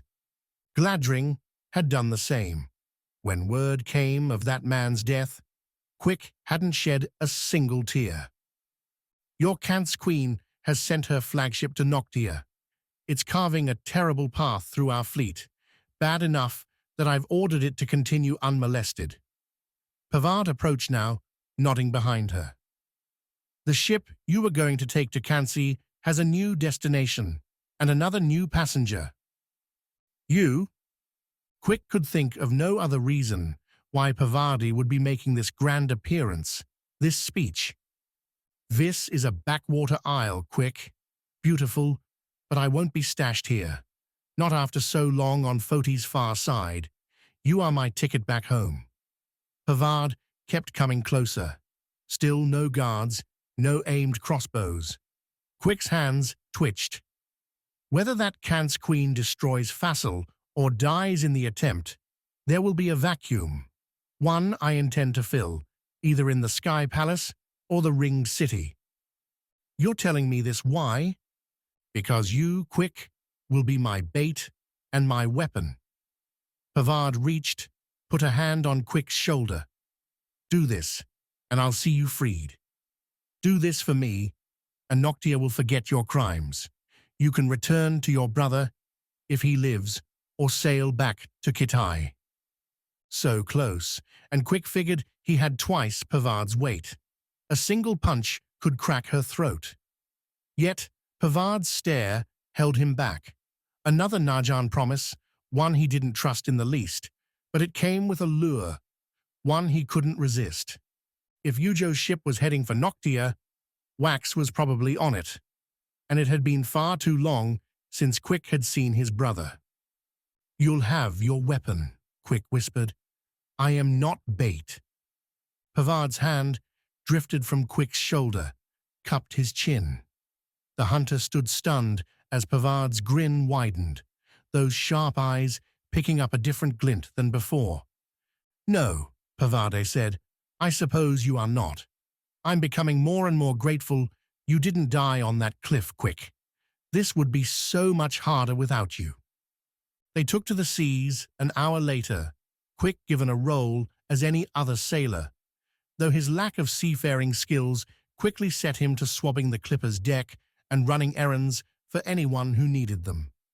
Pavard didn't watch Quick much as the day went on, the clipper swinging north around Vis, instead commanding the ship, and dashing off missives, they passed off to other Najan vessels heading back to Motalan or towards the fighting near Kansai. Only when nightfall ended, Quick's shift did he find his gauntlets moved from his hammock, relocated to the captain's quarters at the ship's aft. The ship's former captain, a harried, battle-hardened woman, took Quick's place, passed along the message with an acid laugh. He found the door unlocked, unsure what to expect. The day had been a whirlwind, hope and suspicion playing together and ending up, somehow, here. Pavard waited inside, sitting in her full regalia at a small table. A skin of peach wine and 2 small wood cups, waited. Pavard's bed sat on the cabin's port side, while a straw mat lay the length of the starboard. His gauntlets lay near the latter. "For your protection," Pavard said, as Quick stared. "The crew is learning who you are, and there are more than a few who've lost friends to Kance or your Vis friends. I will not lose my weapon before he can be wielded, so you will stay here when you're not working." Her tone turned sharp. "And you will be vigilant on deck. A knife between the ribs, a push overboard, is an easy thing on a ship like this. A lot of trouble to keep me alive. It will be worth it, Quick, in the end." She tipped the skin, filled the cups. "Now, have a drink, and tell me more about this Kance Queen and her friends. I need to know whether they're better off alive or otherwise." Chapter 10. The Wind's Treasure. For once, Yujo saw no smoke rising across her aisle. The throne room in the Sky Palace offered views west and south from its vast windows overlooking the city, the glass cleaned every morning by faithful workers. The window Yujo broke during her desperate dive away from Gladring's attack had already been replaced, a perhaps questionable use of wartime resources now paying off as Yujo looked over a placid land and sea. "How long?" Yujo asked, not bothering to turn around. That she wasn't sitting in the throne while holding an audience might have sparked disapproving rumors, back when Kance had enough time and worthless politicians to spread them. With just Livier, a handful of advisors all ironclad in their loyalty, and the man addressing her, one Captain Narrow, Yujo figured she didn't have to worry about appearances. "The Najan haven't said, but many of their ships are returning to ports," Narrow replied, resplendent in his silver-blue Kansi officer's robe. "The logistics there will take days at least, possibly a month or more if they're giving sailors leave." "You don't sound as happy about that as I would expect." "We don't know why, my queen. The Najan were winning, wearing us out. Why pull back now?"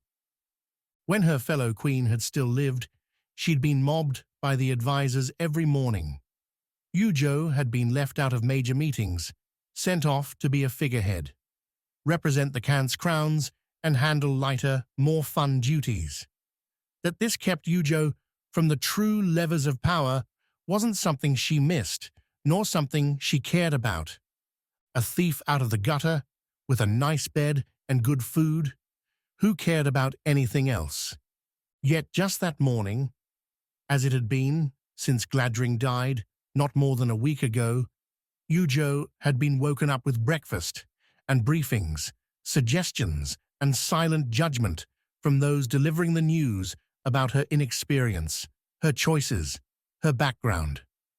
One of those suggestions had been to keep Svarda's peacemaking mission a secret. Soldiers, believing the war was ending by paying off the Najan, might lose morale, even turn against Yujo out of pride. Better, instead, to frame the war's finish, when it came, as Noctia coming to its senses. "You're in the fighting, Narrow," Yujo said, measuring her words. "What do you think is the likeliest reason?" The captain hesitated. Yujo turned all the way around now, stood between the two thrones with her back to the glass. "Speak up, Captain," Livier said, from the room's side. He leaned against the glass there, a pose the assassin always seemed to assume, though Yujo figured he could kill someone a dozen different ways. "Your queen won't kill you for your opinions." Narrow nodded, mustered himself. "There are two possibilities to me. Either the Najan are exhausted because they've had to move so many soldiers in the last 2 months and were facing rebellion." "Unlikely," said one of Yujo's advisors, a grizzled man who always stank of old fish. "No army doing so well would lose confidence. We're the last aisle standing, and barely at that. Agreed, Narrow said, which pushes me towards another line. We know the Najan are trying to gather and use more Skars. We can guess they've been training some soldiers in their use. Perhaps those weapons are ready now. This is a chance to bring those into the field and cut their losses while driving us to a quick surrender. Now that was an interesting thought. Fassel crewing his ships with Skar-wielding soldiers was a dangerous, devious idea. If Fassel assumed he would crush Kance quickly, he might throw out the peace offering and bank on conquest. Could Ujo bet on Svada, Tawny, and Bliss carrying out the backup mission? Not alone. You raise an interesting point, Ujo said, stepping away from the glass and towards the captain. You say we have a few weeks, maybe more, before the Najan could return these ships to the fight. By my estimation, yes. Then maybe we need to take your fear and make it our strategy, Ujo said, touching her bracelet, letting the Tamas Skar bubble up. Around her, impressions faded in from her advisors, from Livier and Narrow. Curiosity and skepticism dominated. Time to see how her idea landed. We have Skars here too, Ujo said. Captain Narrow, do you think the Kance Navy has enough soldiers willing to use them? The captain let slip a slight grin. We would be thrilled to crush the Najan with any weapon. But my queen, said the same fishy advisor, the Skars, as you yourself demonstrate, can't be wielded without training. Even if we can pull our sailors back faster than the Najan, how will they learn to control the stones without hurting themselves or the city? Simple, Ujo said. I will teach them, myself. Going to the uppermost chambers in the Sky Palace required more than the steps crawling the spires outside. No elevator would bring you up the last levels. The wrapping stairs concluded with a single hallway, burrowing through to the mountain's middle. No sconces for lanterns or torches marred its smooth walls, broken only with prisms to ensure sunlight or Sishi's glow reached the hallway's end. A single soldier always stood at the entry, an honorary post until lately, when Gladring had stowed the Skars up here. On that morning, when Svada and Ami ambushed the former Najan tenet, Ujo, Tawny, and Bliss had raced up these stairs under cloaks.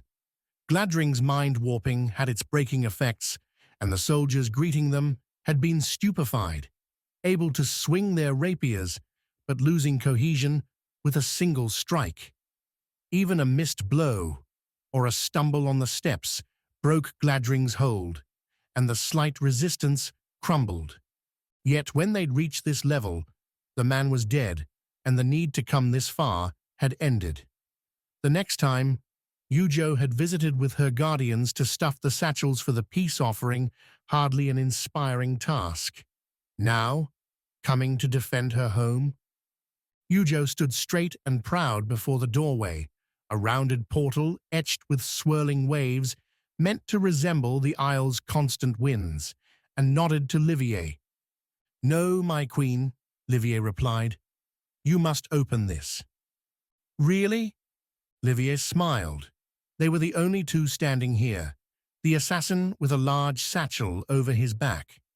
Ujo had dismissed Narrow and her advisors to spread the news, to gather potential Skar trainees, while pushing Kance's people to make all possible fortifications in the quiet days ahead, and to find moments to mourn the Isle's sons and daughters lost in the war.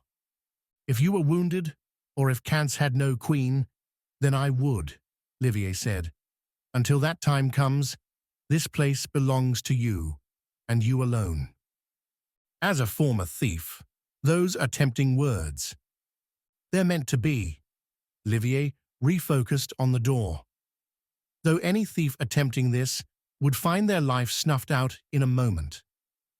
The reason lay in the crests along the door, the glittering spines grafted onto the etched winds, They sparkled like diamonds, but Yujo knew they were Kant's Skars instead.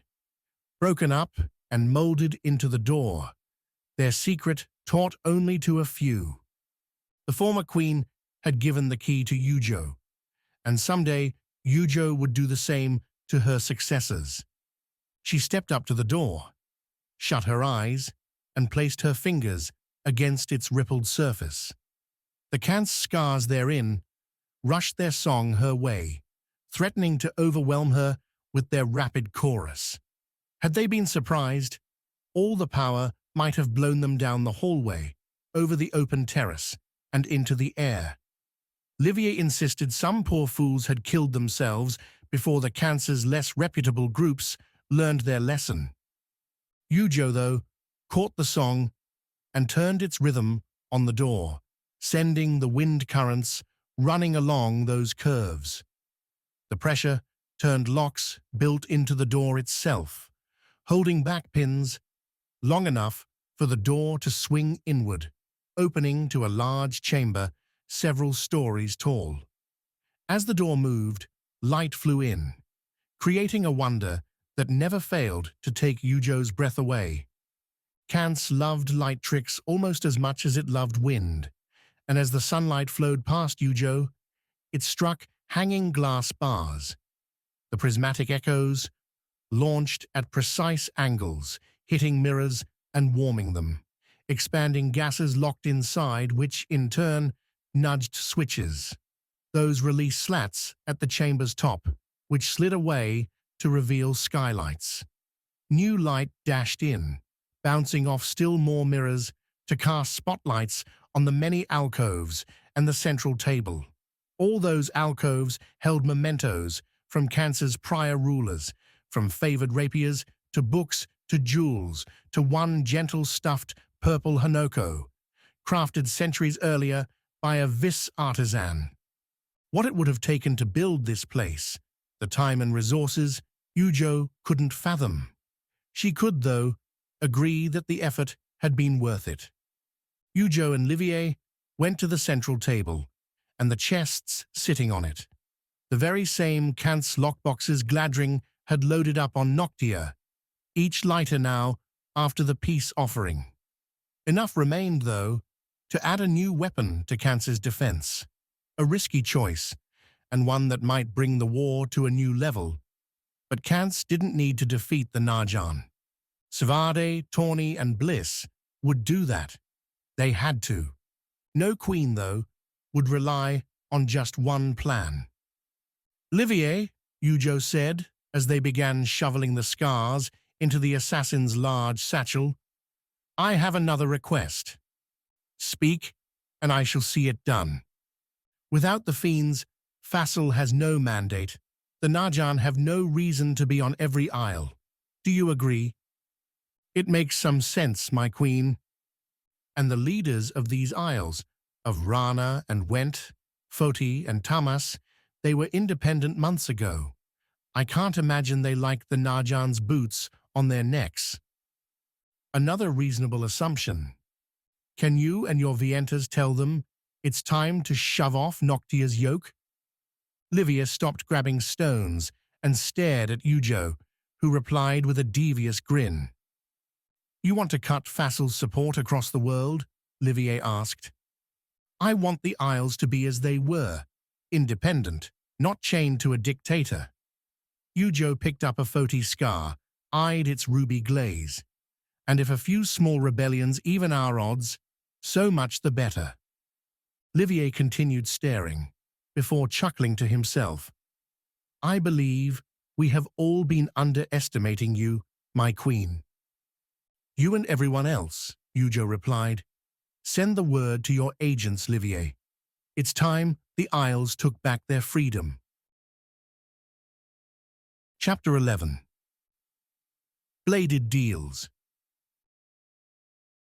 The heat arrived first, sucking away Wax's breath and beading sweat well before any firewalker came into view. He, Sawi, Annalise, and their Went scout had settled on the far side of a long, straight section to wait. The scout had suggested hiding. sneaking past the firewalkers and getting onto Kant's. But Wax had refused.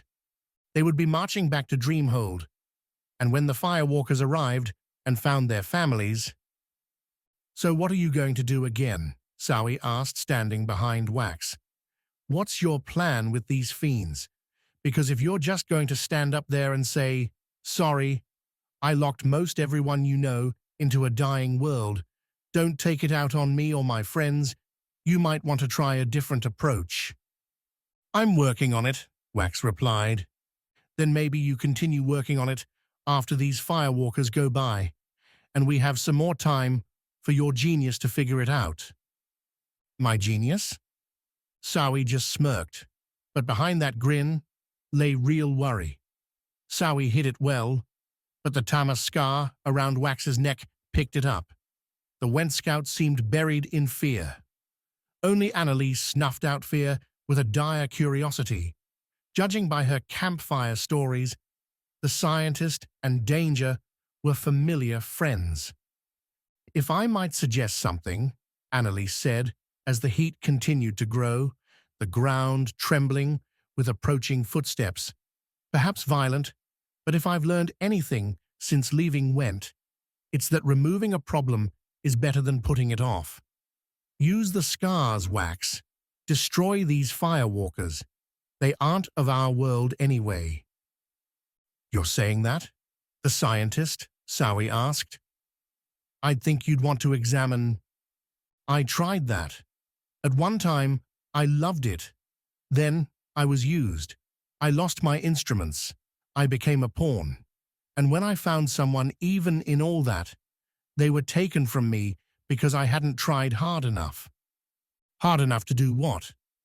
"On this, after I'd escaped Gladring, Deshiva asked me to use the scars I'd taken to save her hunters, to help them to defeat the Narjan. I hesitated. They lost. The scars belong to Fassel now." Annalise glared pure venom at the rock floor, lit by the small Went lanterns at their waists. "Don't make my mistake, Wax. A disaster comes our way, and you can stop it. After, we can join up with Kant's and do the same to the Narjan. The path is clear." "You agree with her?" Wax asked Sawi. "Think I should destroy these fiends?" The Vis frowned, all traces of that smirk long gone. "I think the old us cared more about life. I think I know you well enough, Wax, to say you'd regret this, or at least it'd haunt you for a long time. I also know you're willing to do what's right, even if it's hard on you." "Well, thanks, but that's not an answer, Sawi." The Vis closed her eyes for a second, set herself. "They don't deserve it. Not their fault the gods screwed up. But it's not ours either, and if these fiends would really destroy us, our friends, and everything they could because they're angry, then we have a duty too. You do, Wax. I'm sorry it's on you, I really am, but I don't think there's any other way." Wax nodded. Hard to reach a different conclusion. The fiends had no luck, but Wax had friends among those Went back in Dreamhold. They'd given him ale, sung him songs, showed him the Isle's best bar games. Wax wore leathers crafted for him by Went artisans, had satchels stocked with their food. If Wax simply let the firewalkers walk on by, how many of those friends would die? The Skars agreed. Foti, Rana, and Went frothed as Wax waved Sawi and Annalise back near the scout. He tried to pick out a plan, something that wouldn't crash the cavern down upon them. The Rana Skar found pools, little rivers lurking in nearby rocks. He could pull out that water, douse the firewalkers. That might be enough. If that failed, the Noctia Skar was always ready. Wax could risk a more direct attack. He nudged the Rana Skar, let its running warble suffuse him. Wax stretched out, the cool rush, leaving his fingers and toes to snatch at the trickles, the creeks, the channels. He found them, one by one, and took hold. At his yank, they would break through and shower the tunnel, and murder dozens of fiends just looking for a new home. A shadow appeared first, lit by distant flames. The figure strode into the tunnel with confidence, though that advance slowed as they noticed they weren't alone. The shadow turned and whistled something back down the tunnel before reaching to their waist and drawing a blade. The Rana Skar wanted to drown them. Wax pushed it back like shoving a headache away. "Better say who you are and what you're doing here," the shadow said. "My friends aren't far away, and if I don't give you a pass, these are going to be your last breaths."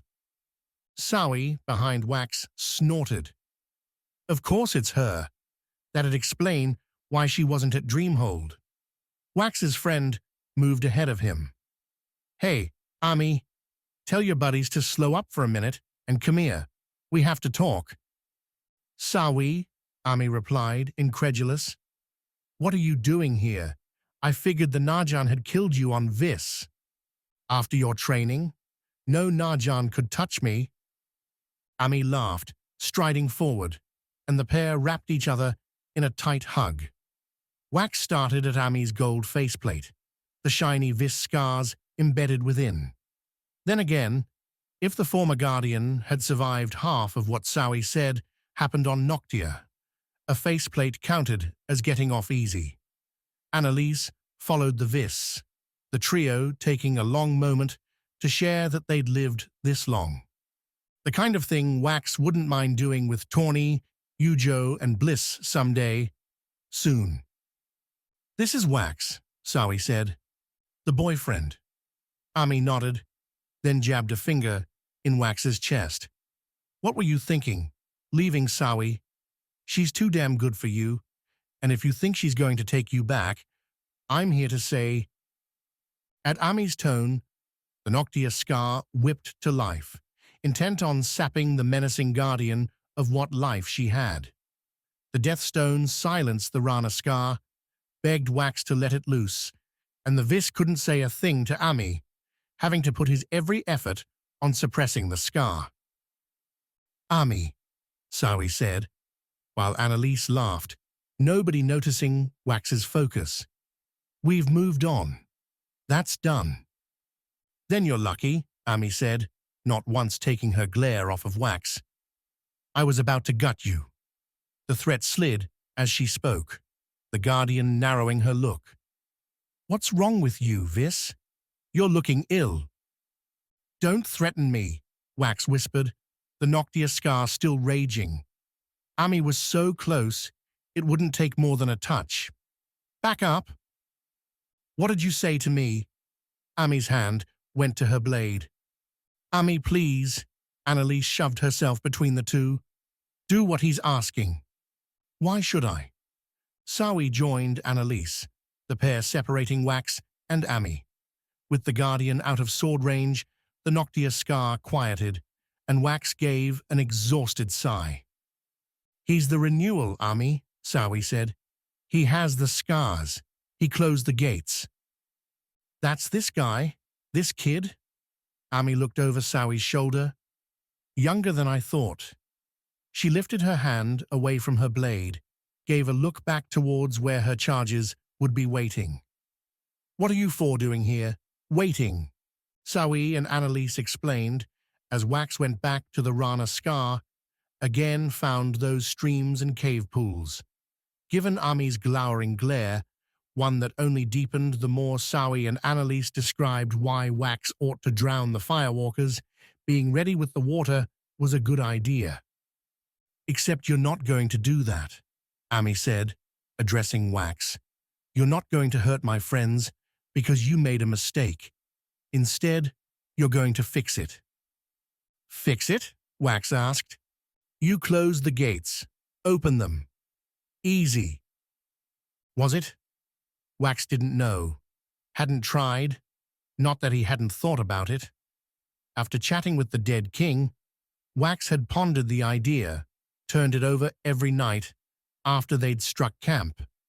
He thought about the dangerous dog-like monsters that had massacred the villages on Vis, the soul-stealing ragged fiends from Tamas that devoured mines, the giant bubble-like creature on Rana that had almost drowned the outpost.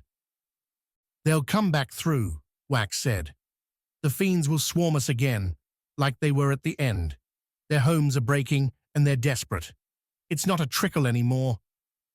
"Simple," Ami countered. "Just open Fotis. No others. That's the only one we know for sure has worthwhile fiends in it." "Just Foti. An easier ask." Wax turned, looked back the way they'd come. Days of travel to get back to Dreamhold, the gates, momentum lost, just for the firewalkers, not when when Kance was under assault. "I don't have time," Wax said. "Not right now. You'll have to get them to wait, and then I'll try."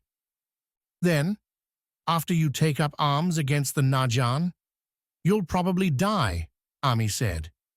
"Then we'll have nothing. Not acceptable." "You don't have a choice," Ami flashed, the blade at her waist drawing and putting its point at Sowi's neck.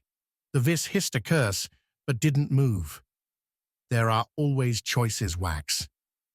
The Noctia Skar came roaring back, this time carrying a wounded tinge, as reminding Wax the stone was right the first time. Wax ought to let it go now. Finish the Guardian. Remove the threat. "You're right, Ami," Wax said, the force rushing to his fingertips, demanding to be unleashed. Annalise backed up, telling them both to calm down. Sowi's wide eyes, stock-still stance, only inflamed the Noctia Skar further. "There are always choices, and I've made mine." Chapter 12. The first round. War changed things. Tawny took that obvious observation to heart as the Najan marched them up through their own quarters from the dock. What had once been a bustling home for scholars and soldiers now bent hard towards the latter. Fresh recruits from across the Isles packed the streets, led this way and that by Najan commanders, who'd likely expected to serve out their years without much conflict, save the occasional fiend or drunken fellow. Smoke joined the soldiers too, stifling Noctia's seaside air with belching black. All the forges lit, and new ones springing up. Some would make curved vultures and blades, but Tawny saw evidence of other new things too. Sculpted, small tubes with triggers, and larger rounded metal things lying across whole cart beds. "What do you think those are?" Bliss signed as they walked, Najan in front and behind. "No idea," Tawny signed back. "Might try to snag one of those small ones." "Don't you dare." Bliss had it right, of course. Going for a random theft while on a diplomatic mission wasn't the best idea, but when was Tawny known for the best ideas? Then again, there were other ways to find out. "What's that thing?" Tawny asked a trailing Najan guard as they passed by another cart on its way to the port. The man caught Tawny's objective, smirked back at her. "You'll find out." "It's a weapon, then?" "A damn good one." "What's it do?" The Najan squinted at her, then nodded ahead. "Your navy will tell you soon enough." "But you could tell me now." Tawny felt Bliss tug at her robe. The guard wasn't giving her more than a glare now anyway, so Tawny flashed a grin and went with the pull. "I was working him," Tawny signed to an eye-rolling Bliss. "He would have given me everything." "You're full of yourself." "Someone has to be." Bliss laughed as they rounded into another square. The fountain here sprayed precious water, a vain sign on the moisture-strapped aisle. Business hummed beneath more military chants, the morning wearing on to lunch. Fresh, sumptuous smells rose as cafeterias and cafes began their mealtime routines, all of them delightful after the days at sea. Eating without rolling over waves would be a wonderful change. One Tawny's stomach wasn't shy of voicing. "I'm hungry too," Bliss said. "Think Fassel will offer us food?" He'll probably kill us first. I'd like to see him try. Tawny chuckled.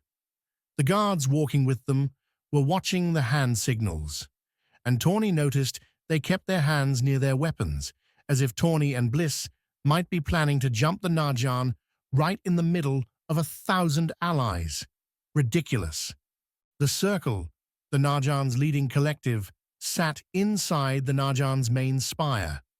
The building shot up too many stories for Tawny to count, with jutting offshoots and walkways to other towers. Everything from dormitories to prison cells lay within the Najan towers, all fashioned by Went and Foti engineers to appease the Najan, Noctia, and their power. That's how it had always been across the Isles.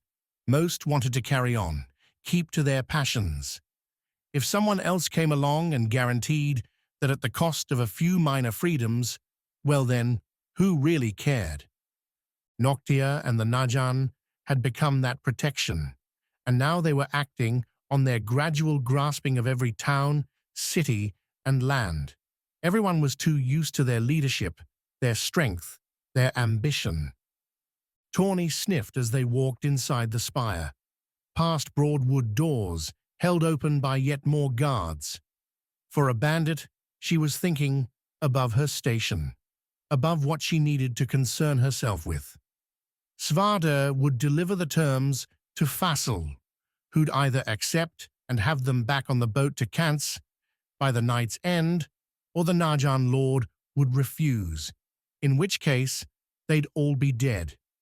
So Tawny instead dedicated the remaining steps down a crowded hall to a circular chamber with an inset center to ranking her favorite foods and drinks, and which she'd try again if the bandit only had one more meal left to live. A far more pleasant diversion. The circle, at least, fulfilled its namesake. Within the room, every chair was occupied. Lanterns glowed behind robed figures, most wearing pins, labeling them tenants or ambassadors. Opposite the entry sat 4 chairs with higher backs than the others, these occupied by gold-fringed robes, 2 adepts, Fassel and Yarvik.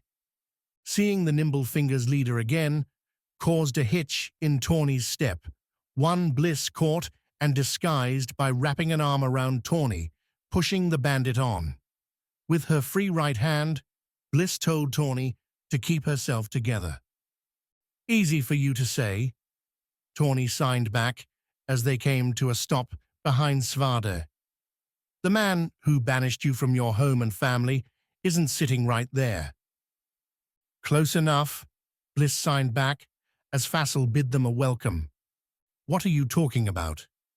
Svarda introduced them all, Tawny keeping her head enough to dish Fassel a short bow at the sound of her name, called her a guardian, which almost made Tawny blush until she remembered that's exactly what she was.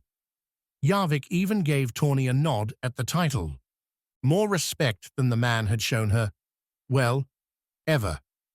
"I mean Fassel," Bliss signed when the introductions were done, and Svarda had fallen into his grumbling layout of the terms, being careful to pitch Kance as being a fair bit stronger than it actually was. "The man called the renewal, which took me from this, and now he's conquered my whole isle.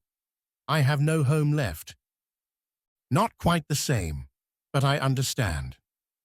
Bliss's choice to leave might have been optional, sure, but like Tawny, she couldn't go back to the world she'd known. "Svarda," Fassel said, as the barbarian wound down the offer, trading the Skars for peace between Kansi and the Najan. "I thought we had already made a deal. Your fiends burn Kance until they surrender, and we give them a home on your fiery isle." The ambassador to Foti coughed, but when Fassel glared their way, stayed quiet. "Now here you are working for our enemy. What has changed?" "Got tired of killing. Figured there might be a better way." Fassel laughed. "Tired of killing? You? I think not. With that blade, you ought to be the best fighter on this planet.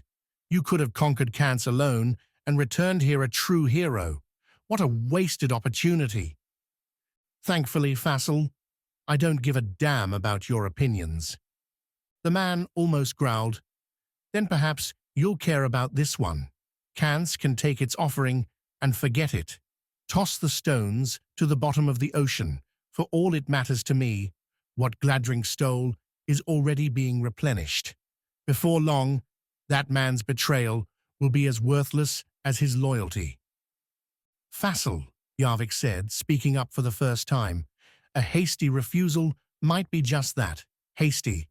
A counteroffer might be more appropriate, one that will save lives while preserving our goals.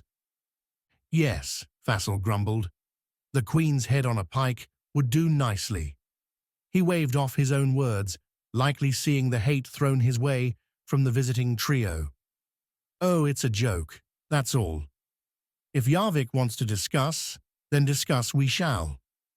He flicked his hand towards the exit. Without you present. Go on, but not back to your boat. I've had quarters prepared for you three. Fassel scowled at the ferret. Svarda, I assume your pet will stay with you. She's not my pet, the barbarian said, but Kiwi's good to share my room. Fine, then go. Enjoy some Noctia hospitality. We'll have your decision in the morning, and you'll be happy to know, once we received word you were on your way, we called off our raids. Your isle is at peace. For now, I pray we keep it that way. The man's a power-hungry liar, Tawny said later. The four of them gathered down at a dockside tavern in the city called the Rat's Fang. Svarda had suggested they slip away from the Narjan quarter, so Tawny took them through enough twisty back alleys all the way down here. If any Narjan third-hand spy or soldier had tracked them this far, well then they'd hear some surly insults over ale, and not much else. That's known, Svarda said, after plunking down some Kansi thread in trade for the round. The barkeep, Cheiri, gave the barbarian a hug before ordering him to leave the great sword outside. When Svarda shook his head at that order, Cheiri had held him for a long look before going back to her bar. Demand not pressed. What I'm not sure of is whether he'll decide it makes more sense to take our deal or burn Kance to the ground. That's not the right question, Tawny said. You've got to look at what he's got now. 6 of the 7 Isles under his thumb. You think he's going to leave Kance alone? That's not Fassel's style. Then why'd you come on this mission at all if you think there's no chance? Because I don't think Fassel's making the big decisions. Tawny patted the diary, sewn into a chest pocket of her Kance robe. Yarvik's the one we really need to convince. And how are we going to do that? Leave it to me. Tawny finished her ale, wiped her mouth off with her sleeve. Speaking of, I'm going to take a little walk. I'll come back here when it's done, and then we'll know whether we're all good or whether we need you to sail us away, fast. You don't want backup, Bliss signed as Tawny stood up. For this? Tawny smiled, leaned in, and gave the Vis a light peck on the cheek. Best I go alone. Thieves don't like outsiders poking around their hideouts, you know? What Tawny didn't say as she left the Rat's Fang, as she walked towards the city's southeast side, was that if the knives came out, she didn't want any finding Bliss's heart. Chapter 13. Tension. Pavard did as she promised. For several days at sea, she protected Quick, kept him assigned to out-of-the-way duties, from prepping food to cleaning below deck, though that latter had Quick surfacing more than once to heave over the railing. The Narjan vessel didn't glide across the waves like the Kance ships did, and the rough, fast sailing put him in a near-constant state of queasiness. Yet that sickness gave Quick an escape in the evenings. Pavard would send Quick back to her cabin, offer up wine and conversation with an eye towards deeper connections.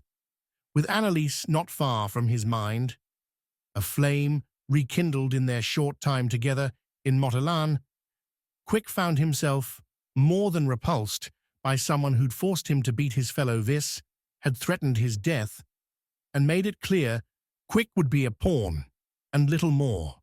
So Quick found himself feeling ill as the evenings wore on, declaring fatigue, a roiling stomach, a dismal exhaustion, and retreating to the mat on his side. By the third night, Quick declared the game's done. Over the same glowers, amid the same wine goblets, after Pavard finished yet another quippy story about slaughtering Rana pirates off Foti's northern coast, Quick cut the captain off. "Why me, Pavard? Why all of this now?" Pavard's face set into a captain's usual discipline before breaking into a heavy sigh. She nodded towards the deck door. "Everyone on this ship is a Narjan, and everyone is looking to climb the ranks, just like I was. At first, it's not so bad. You're in it together, trying to honor your home isle, your family, and Noctia all at the same time. As you rise, though, the opportunities dwindle. Only a few advance, and your friends begin to see you as competition." Pavard went back to her wine. Quick let her have the silent drink. "Loyalty, protection, becomes hard to find. I'll need it where we're going, and more so if I succeed. You think, after what you've made me do, that I'll help you? Examples, and I'm sorry for them. Eyes are everywhere, Quick. You know that. I couldn't be soft on a V's that had injured Narjan, not unless I made it seem like I'd broken you, taken you for myself. Ridiculous. Is it?" Pavard sniffed. "You're tied to me now. If anything happens to me, you're alone amongst enemies. But if you help me, protect me, I'll use my power to help your brother. I'll even free Vis if that comes within my reach. I don't... Not a choice, Quick, a reality." She gave him a slight smile, made crooked with the wine. "As for the cabin, well, can't blame me for wanting a little fun on the side, can you?" As fast as it came, at Quick's scowl, the smile died. "No harm meant. The rumors are already flying among the crew. We're together, you and I, whether or not you want to be." The Narjan ship reached Noctia, with Quick's honor intact, and Pavard's affections cooled. The shift made it easier to focus on the ship sailing past the harbor before them, heading for the private Narjan docks. "You know that one?" Pavard asked, standing next to Quick and the pilot at the clipper's till. "I see it on your face." "It's a Kansi ship," Quick replied. "Obviously, an ornate one." Pavard let the grin slip. "You said you spent some time with your brother and the Kant's queen. Is that her ship?" Quick said nothing, trying to find a believable lie. "It's important you be honest with me," Pavard continued. "If Kant's has sent an envoy here, then that may change our position. Information we have that our competition does not could be valuable." Over the wine, Pavard had detailed the whispers flying along the Narjan command, namely that those who wanted to succeed, facile, ought to make themselves visible. There would be more than a few officers wanting to take over the circle, and most were gathering in Noctia right about now, thanks to a missive sent along in secret, a note left on her pillow back in Motelan. The real reason for Pavard's sudden leap away from Vis, Yarvik was opening the door for glory, and the one who walked through it would find themselves made legend. Quick's role remained the same, so far as he knew. Keep Pavard safe, provide information, and if necessary, lure the Kant's queen somewhere so she could be captured for Pavard's benefit. That he had no intention of doing the last had gone unsaid. "The Storm's Edge is Yujo's ship," Quick said. "If it's here, so is she." Pavard nodded.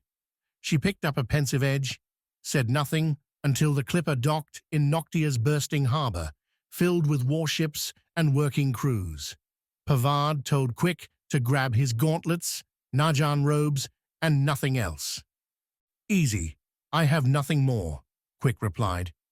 Everything I owned was back on Vis, in Kitai. Good, Pavard said, watching him from the cabin door. The captain had ditched her gilded commander's robe for a plain soldier's get-up, matching Quick in Najan anonymity. Then you'll have less to lose. They wasted little time, eating a fast lunch of light fish, lettuce, and tea at a dockside tavern, before proceeding in a direction Quick didn't expect. Not to the Najan quarter, but a flimsy inn on the harbor's north side, one curled beneath a looming stone apartment tower. Both buildings seemed on the verge of collapse, mossy growths overrunning the chipped blocks. Black smoke spewed from the inn's chimney, its source revealed inside the door as a massive fireplace burning more plants, mosses, and animal dung than fresh wood. To say Demian's Rest wasn't a wonderful place would be stating the obvious, yet its tables were full of sailors in the afternoon. Some slurped ale, while others, those returning to the sea that evening, indulged in food and fresh water instead. Demian's Rest fulfilled its namesake with pinned-up pictures of the first Aegis, etched signs bearing some of her more famous sayings, extolling the Isle's fates and fortunes, and Skar replicas inset into the tables. Quick ran his hands over the small stones in the one they chose, nestled into a back corner, and was a tad disappointed. No babbling voices rushed into his mind. He wouldn't mind a Vis Skar or two, given what lay ahead. Pavard secured a room with the Najan's standard barter, an offering of provisions or other resources from the Najan's stores, signed off with the captain's own signature. "Won't that reveal you're here?" Quick asked. "By the time that innkeeper redeems that note, our fates will be decided," Pavard replied. "The meeting's this very night." The meeting. Pavard had switched to black coffee, despite the hour. "I hope you're ready, Quick. Tonight we learn whether you will be bait or bodyguard." Without her soldiers, with an anonymous coating, Quick considered dashing away from Pavard as the hours wore on in Demian's Rest. Pavard didn't want to leave, apparently waiting for some sign as to where this meeting was supposed to be. But they both took trips to the inns, straight to the sea bathrooms, and every time Pavard went up to the counter to get food or another round of tea, coffee, or water, the opportunity to simply dash out those doors offered itself. Quick stayed, not from loyalty, pity, or any feelings towards Pavard at all. He was certain that given the chance, Quick would take those gauntlets and end the Najan captain himself. But leaving or committing a grisly murder right there in the common room wouldn't bring Quick any closer to his brother, or even to Yujo. The Kant's Queen would probably know where Bliss was too. Once again, Quick had to put the long-term objective ahead of immediate ambitions. He was starting to hate how often that happened. Pavard grew quiet as the time ticked on, a silence Quick was happy to indulge. They listened to the sailors chatting, the occasional musician taking up a lute or a fiddle on the inn's small stage. The hunter stretched from time to time, but otherwise, Quick had nothing more than his thoughts to spend the time. Until Pavard finished her latest coffee, poured into a dingy ceramic mug, with a hard sigh, met Quick's eyes. "Ready?" "I think," Quick replied, "I might lose my mind if we spend another hour in this inn."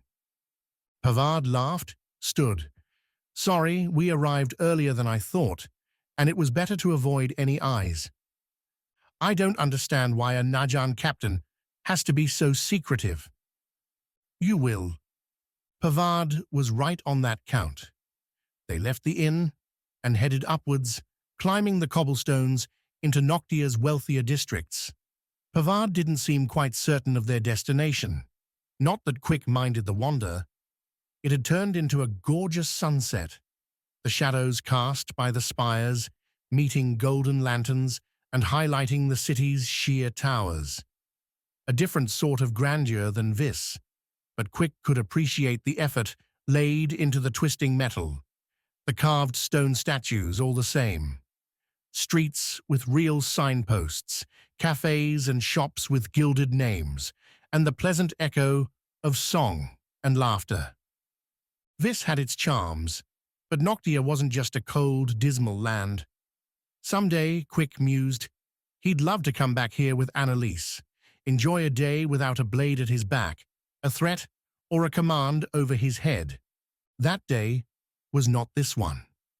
When they arrived at the upright, clean and silver-tinged manse, serving as Pavard's meeting place, Quick hesitated near the guarded entry. No Najan stood outside the door, but a private soldier, one in plain leathers and a large sap on his belt. He regarded Quick and Pavard with a passionless stare, one so devoid of concern, Quick figured the man must have practiced. Nobody could be so stoic, so uncurious as to why an obvious vis. The Najan robes didn't hide Quick's tattoos along his neck, his wrists and hands, was walking Noctia's streets in Najan clothes. The man's expression didn't change, though, even when Pavard stepped up and muttered something in his ear. He only shifted to one side and waved Pavard in. Quick followed, and the pair went through a heavy, dark wood door. Inside, a foyer beckoned, one crowded with several bodies, all standing around, staring at one another with suspicion. All wore plain Najan robes, but given Pavard's near-silent curse, Quick guessed they were all playing the same game. As Quick and Pavard made their own way to a stone corner, tucked in beneath a merry, burning sconce, the Najan captain gave Quick a rueful look. "Well, this," Pavard muttered. "Bodyguard it is." Chapter 14. Skar Sessions. It was a beautiful afternoon for chaos.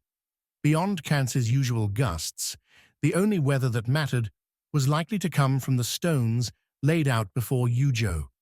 8 diamond sparkles, one for each of the officers standing opposite their queen. They wore all the expressions she could have expected, from nervous to confident to plain curious on their faces, in their stances. Everyone wore thick robes with leathers underneath. A warm outfit, but a safe choice. Yujo stood at their head, in a courtyard at the Sky Palace's base, the spire stretching up behind her. Ground-level experimenting seemed a better option than playing with winds far up in the sky, despite her advisors cautioning that Najan's spies would have an easier time, well, spying from the ground. "Better Fassel sees what we're doing and fears it than we lose a life to accidents," Yujo said to them that very morning before sending them scurrying. The courtyard, surrounded by stone walls and meant for garden parties, had otherwise been cleared. No guards patrolled, no tables and chairs set about, nothing that could be flung by a Skar let loose. Beyond the soldiers themselves, at least. Narrow, at least, had done his job. The captain stood in the front of 2 quartets, having recruited another 7 for the first round. If this training went well, Kance would require plenty more to fill out its navy.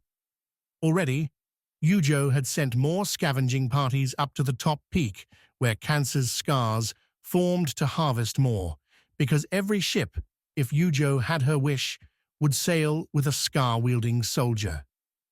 Kance would not be outclassed against the Najan. Not anymore. "Before you pick up the stone," Yujo began, her hand tracing to the bracelet on her right wrist. Every Skar sat on it now, though Yujo hadn't earned Tamas and Noctia. Formalities like those had no point anymore, not in war. Understand these are conduits to the gods, or what remains of them. You'll hear whispers in your mind, though they won't make sense. You will, though, feel an urge, a longing for what the Skar wants. Your job is to get the Skar to do what you want. The queen beckoned to the stones. The wind whistled. Take one apiece. Hold it in your hand, Yujo said. If you find it too strange or overwhelming, set it down and the feeling will vanish. The Skars need your touch. They need you. The soldiers advanced together, a couple light jokes filling the quiet. Yujo tried to look comforting, however one was supposed to do that. Naro, continuing to prove his worth, was the first to take a Skar into his hand. He held up the stone, staring at it, then looked past the thumb-sized diamond and nodded at Yujo. The others followed Naro's lead. None put the stones back on the ground. "Do you hear it?" Yujo asked as the soldiers returned to their spread formation before her. Nods all around, a few saying, "Yes, Your Highness," a phrase Yujo had been getting used to since returning to Kans. After months with Wax and the other guardians, she'd fallen out of royal practice, but now, a queen saving her country and looking the part. "Okay," Yujo said, "the first thing to do is focus on something you want the Skar to do. In our case, I want you to send a breeze through your own hair in the opposite direction of what we're already dealing with." A few confused expressions told Yujo she needed to add a practical part to her exam, so she lifted the bracelet, pointed to her own hair. She let the Kans Skar loose, its flighty chatter falling into Yujo's request, a nameless urge to dust her hair up. The Skar obliged, and Yujo's hair fluttered against the wind, as if someone had waved a fan nearby. The first cheer came from Naro, but not for Yujo.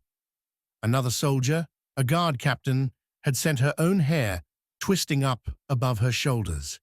The queen smiled, pointed. "See? It's not too hard," Yujo said, as others fell into concentration. Part of her wanted to laugh at all the pensive faces standing amid the large white stone Kansi used to make its roads and courtyards. They all looked so serious. But to joke at this, what was her isle's next hope in winning the war wouldn't just be rude, it would be... Another soldier yelped, sliding back a stride and falling on his butt. Another, on the left side, spun around to match her own hair. A third coughed, the gust going right up his nose and mouth instead of over his head. "That's okay," Yujo shouted as the soldiers started talking, chuckling at one another. "It's not easy yet, but it will be before long."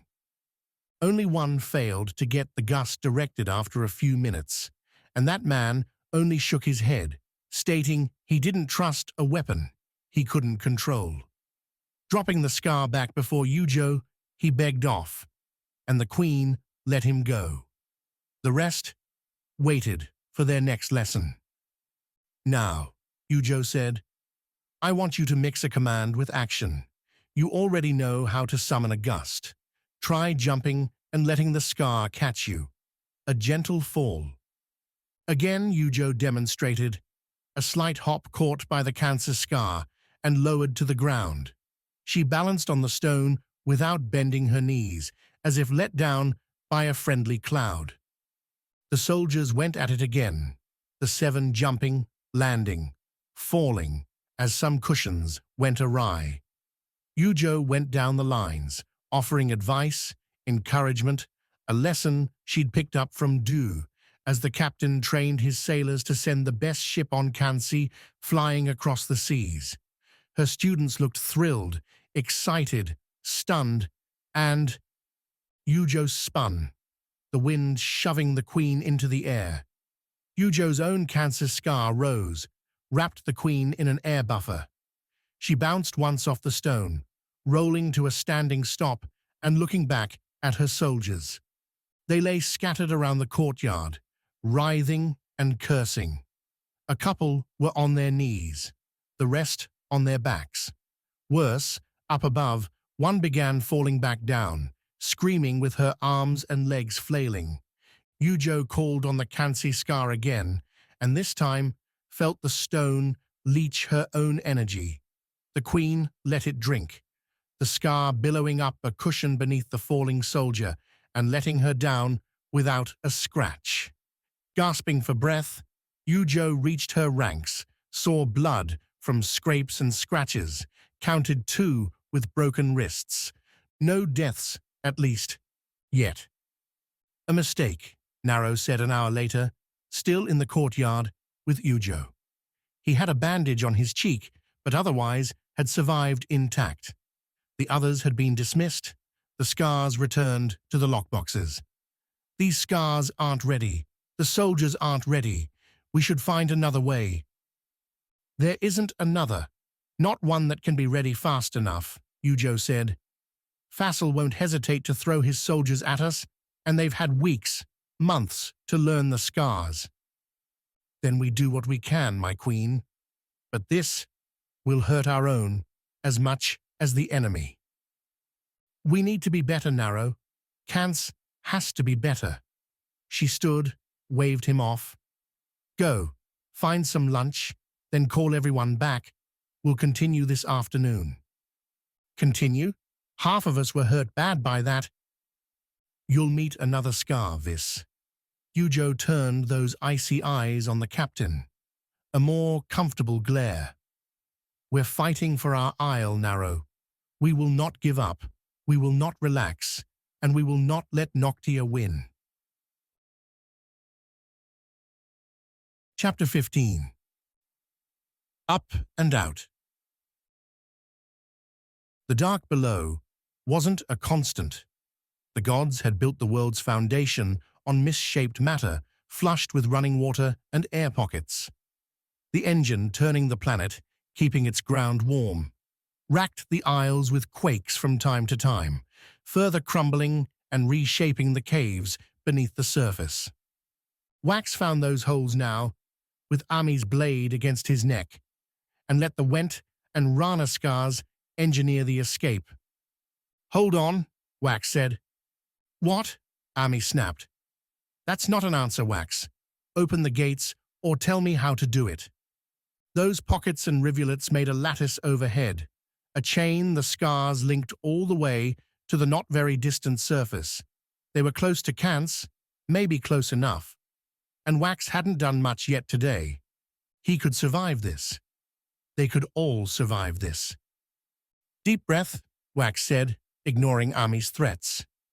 Sawi, Annalise, and the Went Scout seemed to catch his tone, all 3 gulping in air. Whether Ami did or not, Wax couldn't see, and it didn't much matter. The Guardian would either figure it out or be buried down here, a waste, but not one Wax could control. He could, though, control the Skars, and he told them, urged them, to break free. Let loose, the stones coursed their power up through Wax, flying their invisible energies up into the stone, the waters overhead. The ceiling shook first, drawing everyone's eyes up. Ami's blade faltered, the Guardian cursing as the first rocks fell. Dust coated their faces, prompting sneezes. At the same time, Wax pushed the Wentskar's attention towards the chamber's far end, where Ami had come in, where the distant glow still flickered. A little nudge, a collapsed entry. Here we go, Wax said. A crack expanded in the cave above them, splitting wide enough to hold their bodies, while, at the same time, the Rana Skar found water beneath their feet. The chilly liquid burst up under them, launching the whole crew like a geyser into the dark. The Wentskar raced to meet the charge, shoving stone aside while they rose, the whole bunch, Wax aside, screaming, cursing, and maybe crying. Wax couldn't tell, couldn't focus on anything beyond putting his every effort into the Skars. Like trying to hold a difficult thought, puzzle, or story in his head, Wax gripped the desire and shared it with the Skars, melding their twin melodies into a perfect duet. The godstones delivered. Water poured in from above as the upward burrow continued cleaving, the last cut bridging the dark below with the ocean. The Rana Skar caught the flood, parting the water around their bodies and looping it beneath, shoving them into the sea. Sunlight cascaded as they rose through the shallow waters. They really were closer to Kance than even Wax expected. Fish scurried away. Sand billowed as the ocean sought to fill its new hole. Wax broke the surface with a sputtering cough, the Skars dying away as the others bobbed up beside him. As they retreated, the Skars left Wax a leaden shell, emptied of his energy and with a blistering headache, a growling stomach. As the water stopped shoving him up, Wax also began to sink, a worrying prospect as his legs and arms felt too dead to move. He slid beneath the surface, his already spent breath trickling out bubbles into the clean blue, until an arm pulled Wax back to the surface. The arm swooped under Wax's neck and pulled him against an armored chest.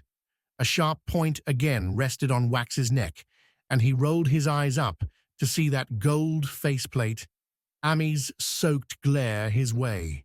Beneath, Wax felt her legs treading like mad, an absurd pace she couldn't possibly hold. They weren't, though, bobbing in place. Ami, despite her hostage-taking, had a direction to her furious work, dragging Wax through mild waves towards a debris-strewn Kansi beach. Annalise and Sawi, together holding a flailing Went Scout, swam after them. "Feel free to help out," Ami snarled, words tight. "Can't," Wax said, a slim whisper above the waves. "Too tired." Ami growled, but said nothing more, kept kicking. Wax watched the sky above, counting the clouds, loving the blue.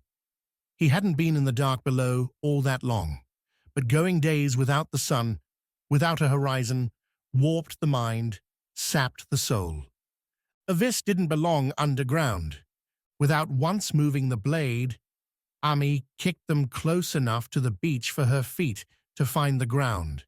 She continued to drag Wax with her, though she didn't bother holding him up high enough to dodge the waves. They slapped Wax's face every few seconds, leaving him sputtering. But the renewal couldn't convince his body to move, barely to breathe. Much more, and those scars might have killed him. Noctia's blare rose at that thought, a life-stealing tendril threatening to snatch at Ami. The Skar could siphon her, give Wax all the energy he needed. A tempting idea, but Wax held back. He hadn't done all this just to kill Ami. She wasn't the real enemy here, and Wax figured they'd need every friend they could find, the way things were going. Sawi pulled the sword away from Wax's throat. Ami let her, giving up the hostage game as they gathered on the beach. Ami sheathed the weapon, collapsed to the sand, and shook her head. "Thought I'd left this damn isle, but here I am." "Because you threatened Wax, that's why," Sawi snapped. "He's the one who destroyed 7 entire worlds," Ami shot back. "I'm trying to help people who deserve it. That means hard choices, but I'd do it again in a moment." "You won't have to," Annalise said. "They're gone. The firewalkers. Those tunnels would have flooded. There's no way they would have escaped." "No," Wax whispered, and Sawi put her water skin to Wax's lips. The fresh water inside, though, remained pure and tasted like Vis's own springs. "I sealed them off." "Meaning what?" Ami asked. "They'll turn around and come back here." "Not if we get to the exit first. Close it. Lock them underground, where they can't hurt anyone." "So they die in the dark. Some kind fate you're giving them." "I'm giving them time." Wax took another drink, felt Sawi lift him up, put him on her shoulder. "I can't open the gates alone, and I'm not abandoning you, Joe. Wax met Ami's stare, with one just as hard. If you want to save your fiends, you'll help me save Cants. Chapter 16. A Little Murder. The familiar draped itself in a different cloak. Tawny trod down the same streets as the evening took hold, but the buildings, the people, the air held an alien feel. Perhaps it was the still thick smoke from forges and smithies, running well into evening, both longer in hours and more in number than the last time she'd been on Noctia, just a couple of months prior.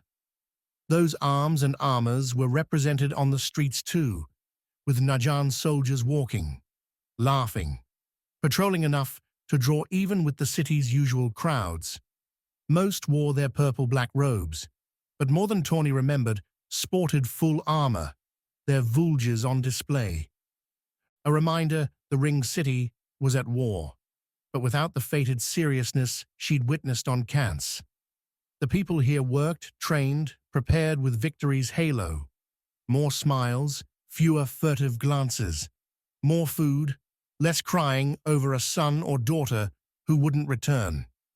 The Juggernaut was in good health. That health came by the same measures as Cants too. As Tawny left behind the docks and their endless effort, the poorer districts offered quiet, darkness. The packed houses, whole families clustered into rooms for cheaper rent, were either empty or occupied by elders whittling away their day with lonely looks to the street. As to where all those bodies had gone, Tawny didn't need to guess. Noctia and the Najan wanted soldiers, demanded labor, and had no qualms about taking the least fortunate to fulfill both needs. The quiet did at least make the descent towards the Nimblefingers' seaside cave easier. Passing the worst grottos on the way often poisoned a good mood, but the Najan must have cleared out the caves as their rocky voids laid empty now. The stairs down had received attention too, with fresh touch-ups clearing away chips, holes, and broken edges that had signaled a fresh mark for years. The same effort hadn't been applied to the debris-coated beach at its base, awash now with wartime garbage thrown from Noctia's wealthier cliffs. Tawny took stock of herself at the stair's bottom, the soft sand at her shoes.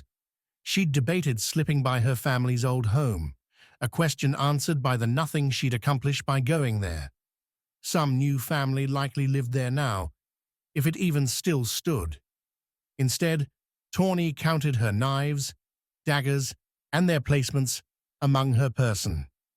The diary remained in her chest pocket. She carried no satchel, no provisions, nothing to qualify her as a citizen out in the city. If a Najan questioned her purpose, Tawny could only say she was going to visit someone. Not a friend. Yarvik's lookouts had done their work, though Tawny hadn't been trying to hide. As she walked through the sloping rocks, their bends shaping feral shadows in the twilight, eyes tracked her.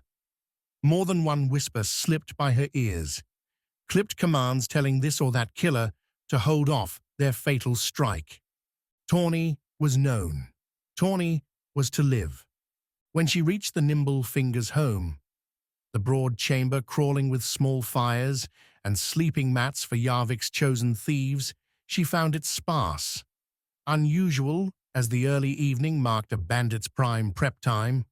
Crews would be assembling for the night's chosen jobs. Tools checked, knives sharpened. Quiet, instead. Even the 5 thieves that approached Tawny from behind, ahead, and the sides came with curious looks, weapons sheathed. "The exile returns," said the one nearing her front, a smiling ragamuffin who couldn't have been more than 15 summers. Yarvik's message came only an hour ago, saying we should look out for you. Of course the bandit lord would expect her to come. What didn't that man guess?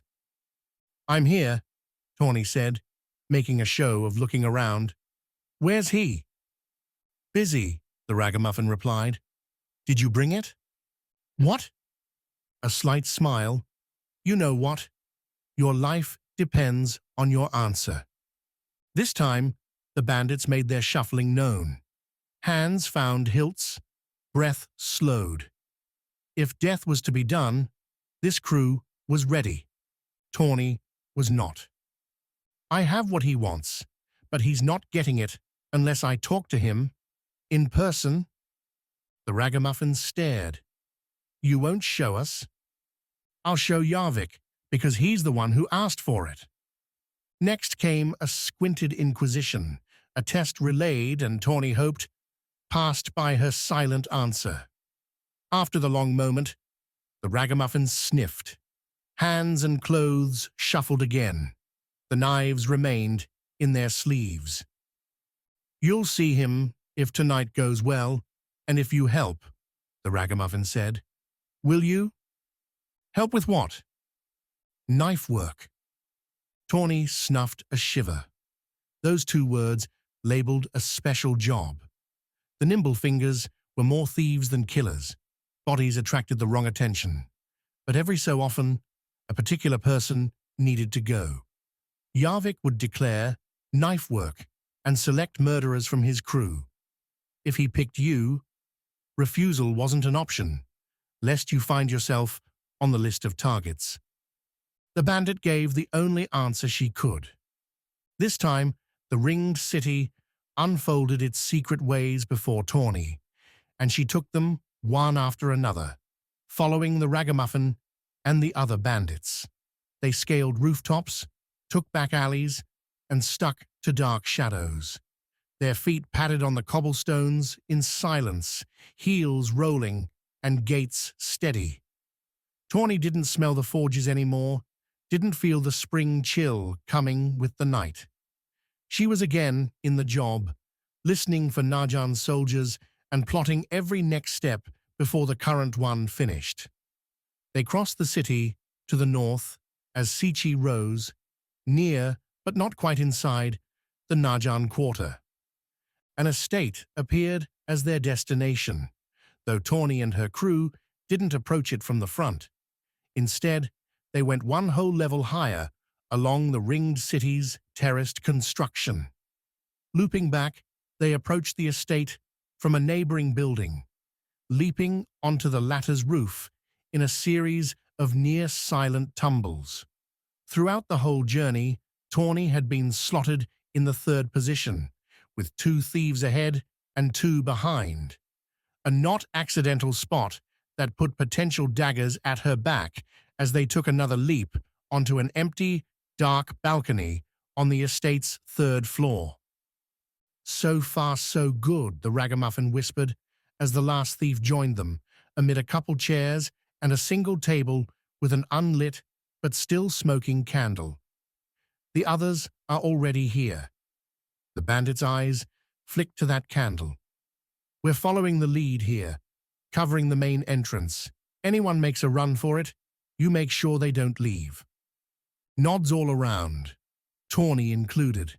If Yarvik wanted a couple Noctia nobles dead to give Tawny a chance at peace between the isles, that was a moral line the bandit could cross. The ragamuffin went for the balcony door next, all the thieves pressing themselves to the wall alongside him. Invisible if someone stood on the door's other side, but nobody cried out when the ragamuffin slid the thick door along its track. Inside, a messy bed, albeit a real bed, no straw mats here, waited in a bedroom decorated with more art and fine furniture than Tawny had seen in a long time. Even Yujo's Sky Palace wasn't this stuffed. Her fingers itched at all the easy goods, including a jewelry box sitting right there. The ragamuffin left no time to deliberate either, moving not to the closed door leading out, but to a closet.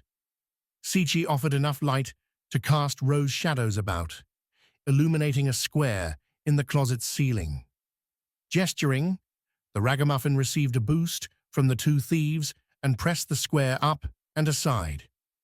From there, hands were offered and lifts given until the quintet sat in a narrow attic, one that circled the estate's hollow middle, visible through slim rafters designed to guide candle and fire smoke up and out. The ragamuffin replaced the square and guided the group around to the estate's front, where narrow slits, when pulled aside, offered a vent to the outdoors. A well-placed kick could knock that vent out, offer a fast slide down to the front walk, where a skilled bandit could put a dagger right where it belonged. Satisfied, the ragamuffin pointed to the slats and their view down. The bandits would settle in, to wait, watch, and act if need be. Tawny, as squashed as the rest of them, took a look at the awkward party below. People in vague Najan and Noctia dress milled about as someone played a hard piano with tuneless abandon. Drinks flowed better than the conversation between rivals, a party that nobody expected to attend, but here they were. And there, somehow, standing next to a Najan captain, Tawny recognized, was Quick. Even as Tawny focused on the vis, those tattoos gave him away, despite the Najan robes. The piano reached an awkward, loud conclusion, dropping away to the quiet murmurs of awkward conversation. "There's the sign," the ragamuffin whispered. "Blades out, fingers." Chapter 17. Sudden Strike. Never one for dinner parties, in the best of times, Quick found the opening moments of this Noctia gathering more excruciating than the sandy cell he'd been trapped in, not all that far from here. Sure, the food and drink were in copious, fantastic supply, and the music, while a bit jarring, was better than the inn's increasingly inebriated fiddlers. Quick couldn't escape the feeling that nobody wanted to be here. Pavard herself stared around the place like a Hanoko trying to spot a threat, her eyes darting here and there, while her hand kept a tight grip on Quick's wrist, as though he might disappear forever into the crowd.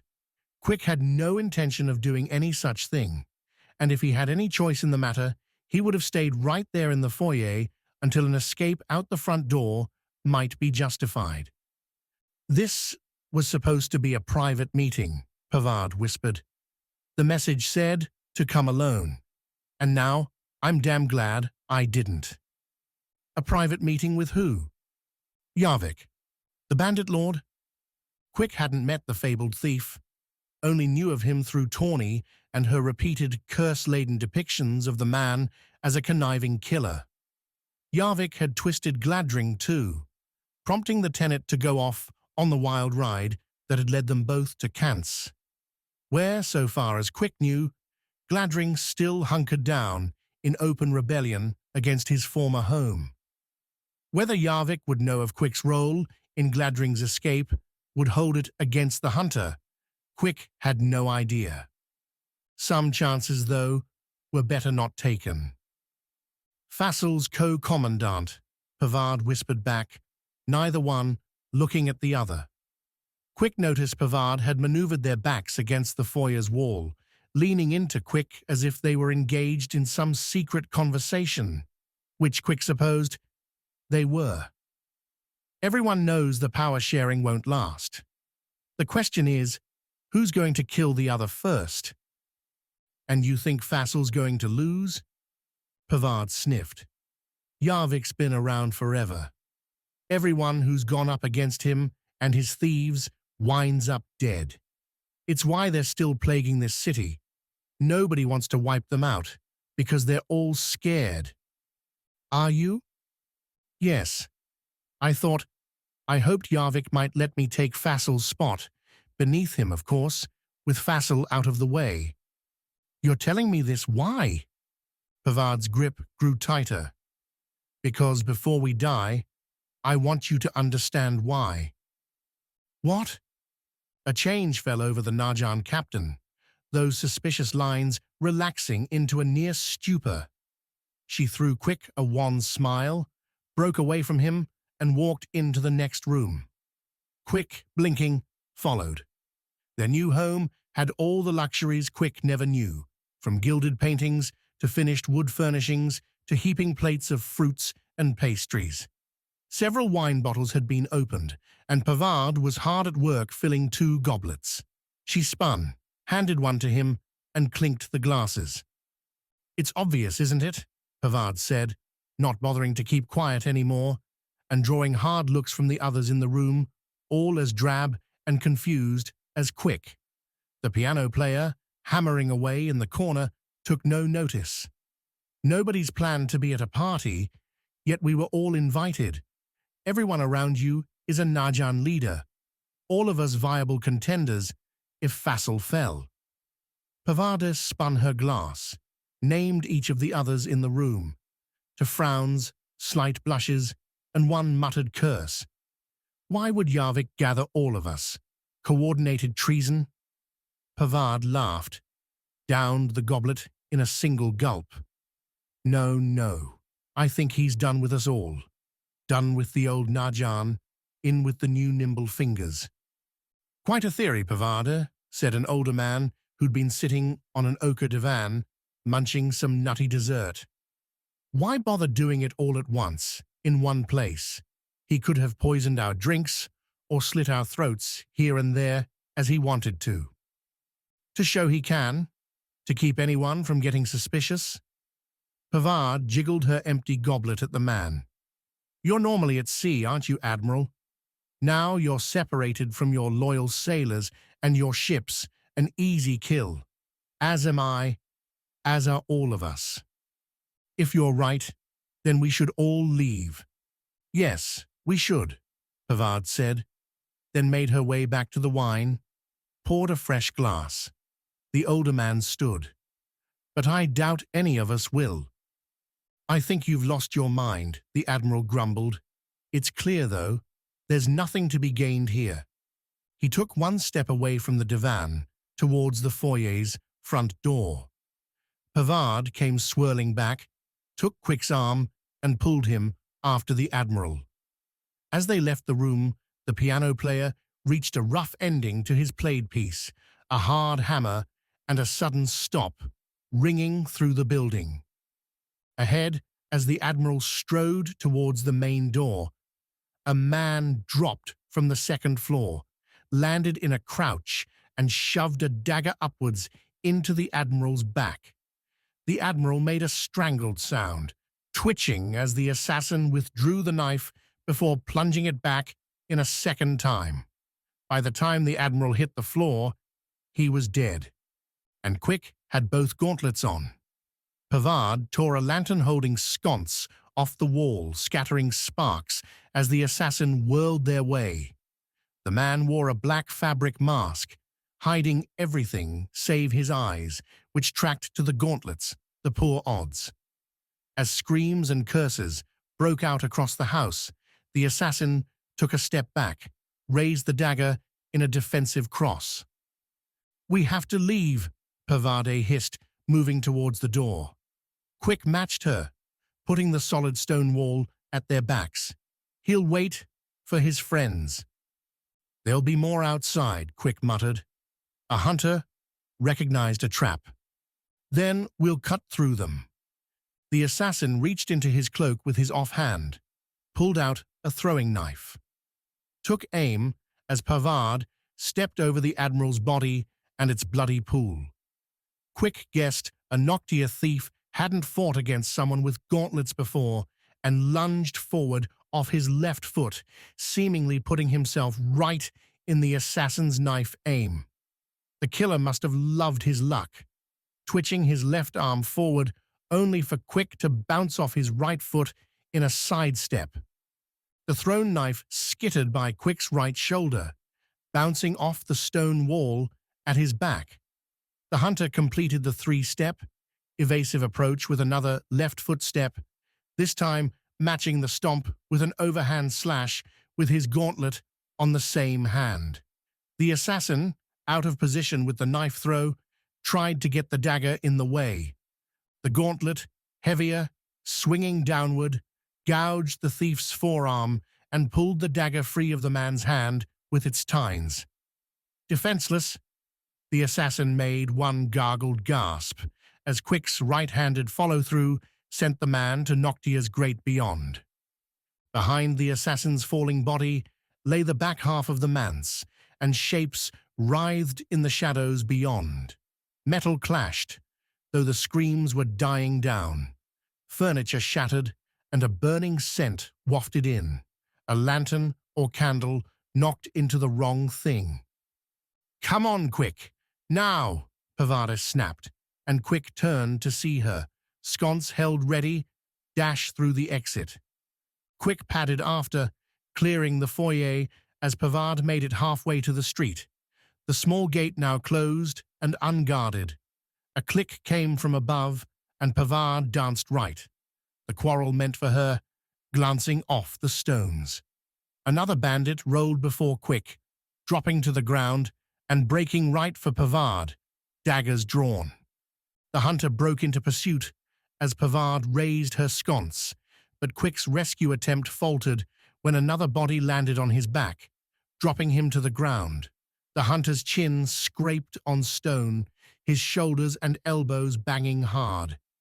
He expected to feel a dagger, a knife, or something worse in his gut at any moment.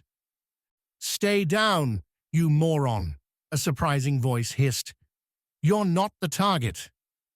Tawny released Quick, and the hunter wriggled free. 1,000 questions swept in, but those could be asked later, after Pavada was... The Najan captain growled, the noise coupling with clashes as she battered away dagger strikes with the sconce. Pavard's work hadn't been perfect.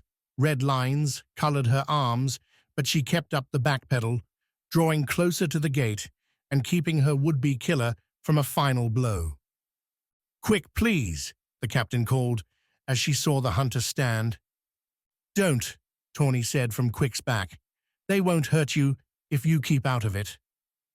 "That's the thing, Tawny," Quick said, watching as Pavard smacked away another strike. The captain's back was almost against the gate now, where she'd be trapped. "I've already killed one." "You didn't know? I can cover for you." As Pavard hit the gate's back, her assassin pulled a nifty move, feinting in with his right to draw the sconce. The captain tried to buy some room with a kick, but the assassin angled the dagger deep into Pavard's leg. She cried out, put her right arm over the gate's railing, holding her up as the killer's dagger withdrew. "This isn't right," Quick said, and started forward. "She's not your friend, Quick. She saved Wax." Tawny grabbed Quick's shoulder, held him. "She's already dead, Quick. Let it be." The hunter saw that clear enough. Pavard's last feeble strike with the sconce on the assassin's shoulder, the killer pressing within Pavard's reach and delivering her end with a neat, final strike. The captain collapsed, and Quick looked away before her eyes could find his. The nightmares would be bad enough as it was. Chapter 18. Reunion. The wine tasted better when her eye wasn't burning, but Yujo figured she might not make it through a single glass. Her body ached right along with her head, muscles sore, and her soul dragging. It had been a long day with Narrows chosen, muddling through the cancer scars. Nobody had died, though several had broken bones and other rough injuries. Yujo had passed out vis Skars for the night, another lesson that might get the crew back out the following morning, if Yujo was well enough to join them. She sipped the wine in her suite, not far from the throne room in the Sky Palace, with similar tall windows looking down over her wartime charge. Kantz embraced the short peace, with people dancing in the streets and the air, even this late at night, glimmering as gliders took to the breezy skies. Those nighttime flights could bring you so close to Sichi, the stars. Someday Yujo would show Wax, if he still lived. Nobody shared the room with her. Yujo had dismissed the advisors an hour ago, after their deluge of damage reports from across the aisle threatened to drown what little good feelings she had left. The city might be celebrating, but Noctia's raids everywhere else meant hard work. And all for what? Du should have had them on Noctia by now, assuming the storm's edge hadn't been sunk by some enterprising Najan captain. Narrow, becoming her default trusted resource for naval reports, had mentioned seeing the purple flags in pursuit of Yujo's ship. Hopefully Svada, Bliss, and Tawny had fended off those attacks. Hopefully they'd make Facile see reason. If not, then Kantz would fight and fight on until it became a smoldering ruin. This wasn't what I wanted, Yujo said to herself, her wine glass a good listener. There was a guard outside her room, a servant who'd be happy to fetch another bottle if Yujo requested it. But with Livier off managing the missives to the other isles, Yujo preferred to keep to herself. All the advisors had worked for the other queen first, the one who'd tried to use Kantz's Queensguard, an elite force now decimated thanks to the former queen's excursion to Noctia and its devastating end, to kill Yujo. Her trust in those graying old hacks didn't go far, but war meant the time to turn over Yujo's help was lacking. Afterward, Yujo would relish kicking them all down the spire. Now that's motivation to survive, the queen said, chuckling to herself. Spite the ones who wanted me dead. Deliver Kantz in a way they never thought I could. A good thought to end on. Yujo nudged the vis Skar awake as she sipped the last of her wine, urged the stone to let the drink's buzz linger while it attacked her little cuts, bruises from the day's training, her aching bones from the same. Then, after Yujo was well asleep, the Skar could neutralize the wine too, giving her a refreshing wake-up. Ready, again, to lead Kantz against the world. The knock bringing Yujo to life came with a servant's polite cadence, and it was followed by a servant's polite message. Kantz has some unusual visitors. A glider scout, confirming the firewalker fiends had descended back into the dark below, delivered different news. A small party had been sighted on the northern beaches last night, huddled around a fire. The glider didn't think he'd been seen, but had swooped close enough in the darkness to catch a good view. 3 women, 2 men, carrying weapons and wearing armor, though most of their material had been strewn about the beach. Why? Yujo asked, back now on her throne. A Kantz robe kept Yujo warm on the bright morning, coupled with vis coffee, some of the last on the isle. A luxury, but one Yujo wrote off as deserved, given all the stress, the risk, the weight on her shoulders. What's the point of laying out their equipment? My best guess, the glider pilot replied. A shipwreck. They swam ashore, laid their gear out to dry overnight. Yujo frowned. The glider pilot kept his head bowed. Let me understand. You woke me up early to note a few strangers had appeared on the isle. You think that's important enough for my attention? The glider pilot straightened, flushed. I thought, they could be Najan's spies, my queen. My commander told me to let you know right away, since Livier isn't... The man stopped, took a deep breath. They look strange. Their leathers weren't Noctia, but looked like Went from what I could tell. But 2 had tattoos along their shoulders, up near their faces. I hadn't seen any like that before. You got all this from a pass? Several, and not just me, the glider pilot said. After I came back, we sent another 2 gliders out overnight and this morning. They're still cleaning up, so I volunteered. What I'm saying is confirmed. Tattoos? Went leathers? Yujo looked around the room at the clueless stares coming back her way. No help would be coming from them. What do you suggest? Yujo asked the glider. Another look, Highness, the glider pilot replied. We can try to capture them, learn what they're doing here. Then do that, and tell me when you have them. Yujo stood, fired a glare around the room. "Don't the rest of you have work to do? We have a war to win." Narrow's band confronted the day with as much enthusiasm as they could muster. Most still looked tired. The ones with broken bones had begged off, the Skars stealing so much of their energy that they couldn't even get out of bed. Nevertheless, Yujo went right back into it, using the Skars again to summon small gusts, make assisted leaps, sustain a breeze long enough to give a sail some extra oomph. Today, at least, nobody left with major wounds. Yujo let them go in the late afternoon, allowing a full day off tomorrow. They'd need it, with most of them, despite their hard military careers, dragging. The last thing Yujo needed was someone losing their grip on the Skars, letting the stones break loose and... The Queen shuddered, thinking back to Tawny's Went avalanche. Could a Skar summon up a tornado or a hurricane, blow her entire isle into the sea? The shudder turned into a baleful grin. At least, if that happened, she wouldn't have to worry about the war anymore. With a smile like that, "I hope you're thinking about me."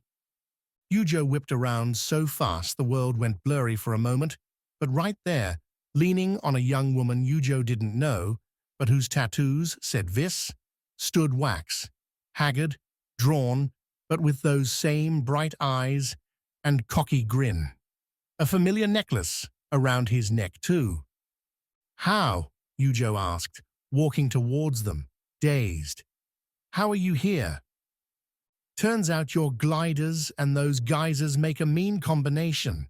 They swooped in this morning with their swords out, but we convinced them we knew you," Wax said, then nodded to his carrier as Yujo neared. "This is Sawi, my, friend." The name matched a memory, but before Yujo could dredge up just what it meant, Wax broke off from the Vis and wrapped his arms around the Queen, around her padded leathers, all sweaty and scratched from the day's work, and even though her legs wanted to fold with Wax's added weight, Yujo kept herself standing. She wouldn't fall now, and neither would Kance. The world's greatest weapon had returned. Chapter 19. A Reversal. Adventure had its place, but Wax sure didn't mind waking up on a fluffy mattress, one stuffed with feathers and sewn by Kance artisans, nor did he mind the sunshine glinting through the windows, which looked onto a city, an ocean, a whole world from a wondrous view he'd seen yesterday from a glider's bar. The best part of it all, though, lay sleeping at his side. He'd last seen Yujo striding off to fight Najan's soldiers on roiling seas. Wax had been captured that night, knocked out, and forced into survival and servitude, only to get the last scars he'd needed from the former Aegis herself. Scars he'd used to trap hundreds, thousands, millions of fiends in their decaying worlds. Wax winced. Somehow, closing the gates seemed less like an achievement when he wasn't surrounded by Yochi's beer-slinging, appreciative warriors. The table next to the bed, a glass-inlaid piece, had two necklaces on top, their clasps joined together. One had belonged to Katia, that former Aegis, who'd burned the last of her life to save some Noctia soldiers. Saved people, just like she'd always done. Those soldiers now were probably training to invade Kansai.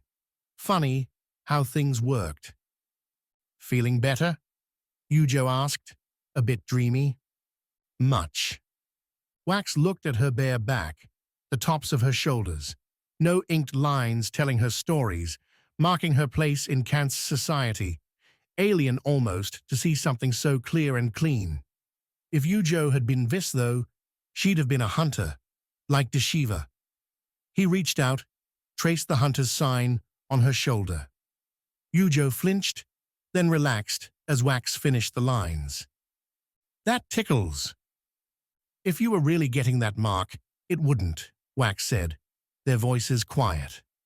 The door to Yujo's chambers was thick and shut, yet the moment demanded soft tones. It would hurt, but it would be a good pain. Yujo turned over, returned Wax's touch, tracing his lines. Like these. Everyone, know something funny? Is it really funny, Wax? Or just you being you? I'm always me, Yujo. Wax smiled. In a few months, at summer's end, I'll get my role. Role? Hunter, gatherer, maker, Wax said. There's a few others, but it'll define my place in Kitai, our society. The elders consider everyone, and what they've done, who they are. You get assigned. Sounds rigid. Yujo continued tracing, running along Wax's family inks, his wavy markings, noting Wax's reputation as an expert on the vines. The lines are blurred. Do you have a symbol for the Aegis? No idea. How about Lucky? Wax laughed, saw Yujo's pressed lips as she withdrew her hand and killed the chuckle fast. I've barely known you, Wax, Yujo said, but thinking I'd never see your stupid smile anymore, that I'd never hold you close. I know. Good, because if you ever leave like that again, the Isles might not survive it. This time, when Wax laughed, Yujo joined in. Ami had no good moods. She'd been surly the night before, when everyone else took in the wine, the fresh fish, the springtime vegetables, with happy gusto. The morning hadn't improved her disposition, the Guardian glowering at the group as they ate their way through eggs, fluffy cakes, and the last of Yujo's Vis coffee. This is normal for her, Annalise said to Yujo. Her default mode is angry. Agreed, Sawi added. Don't let it get to you. Wax let the Tamas Skar listen in as Sawi spoke, feeling more than a little relief, as the stone continued to confirm neither Yujo nor Sawi seemed to bubble with jealousy, anger, or anything other than congeniality towards one another. While Sawi had made it clear, back in the tunnels, that the romance she and Wax had been locked in just a few months ago was over, Wax wasn't sure how Yujo might react. The Queen, apparently, couldn't care less. But she has a good reason, Yujo said. Ami made a promise to the Firewalkers, and unless I've read her very wrong, she's not one to give up a promise lightly. Damn right, Ami said. They deserve a home, and they definitely don't deserve to be trapped in those caves. They eat rock, Ami. Wax tried levity. They're probably gorging themselves on all sorts of delicious stones. That crack earned Wax a glare from everyone at the table, prompting a muttered apology and a return to his eggs. Those, at least, didn't judge him as he skewered their gooey goodness with his fork. But even if we gave them a home, Yujo said, returning to the fiends, it wouldn't matter without the rest, right? There's not enough Firewalkers to, I don't know, start families. They had families. Have them, over there, Ami said. I can't go back to the 20 Firewalkers I've got and say, hey, you're the last of your species. Best get making some babies. Sawi snorted. Wax did try to reopen the gates, Annalise said. It didn't work. Wasn't strong enough, Wax cut in. Easier to close them, I guess, than the other way around. Taking energy is always easier than creating it. You said the Skars improve one another, exponentially even. Annalise spoke like she knew every word in advance, almost like a prepared speech. If every Skar has its own supply, then the answer is simple. You already know how to conduct the Skars to your desired outcome. We get you more Skars, then you can reopen the gates. Gates that are buried beneath a ton of collapsed cave. Use some of those went Skars to free them first, Annalise said. You could even do that. Take time to rest, and then reopen the gates. You make it sound so simple. Sawi sniffed. Come on, Wax. This'll be easy. We have Skars, Yujo said, but the way she spoke suggested a gift wasn't about to be freely given. Ami's deepening glare confirmed the same. But you just got here. You can't take our best weapons and go running back to the dark below. Kance is in a war for its survival. We need those Skars. Ami sighed, loud, exaggerated. Where have I heard this before? Oh, right. Facile. Defeat my enemy, and I'll let you save some innocent lives. Glad to see there's no difference between you two. Don't compare me to that bastard. Then don't be like him. Yujo countered that, claiming Ami was the one working with Facile in the first place, which earned a yell from Sawi, shocked Ami would go back to the same side that had tried to have them killed. Ami then repeated Gladring's bloody end, and soon the whole breakfast devolved into one story after another. They'd shared most of these over the campfire on the Kance beach, but here, amid the glittering finery, the food, the attendants, the same accusations, surprises, and indignations caught new life. Almost as if, when they weren't concerned about their next meal or whether they were about to kill each other, smaller things mattered more. Wax found his attention, drifting away from the arguments to Annalise, who kept her mouth mostly shut, her mind obviously elsewhere. She sat across the large table from Wax, and when a brief lull in the caustic conversation rose, Wax asked the scientist straight out for her thoughts. I think, Annalise said, we can solve everyone's problems in a single stroke. The scientist bounded forward from there, her ideas picking up speed as she spun through them, one after another. Ami laughed, a single hard chuckle, at the stunned silence when Annalise wrapped up.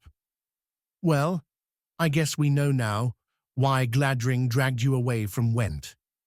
Hope you're right, Annalise, because if you're wrong, none of us are going to be around to fix things.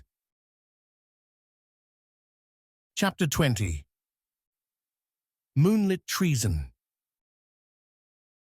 Improvise, the first lesson any thief learns, because nothing goes as planned. Ever.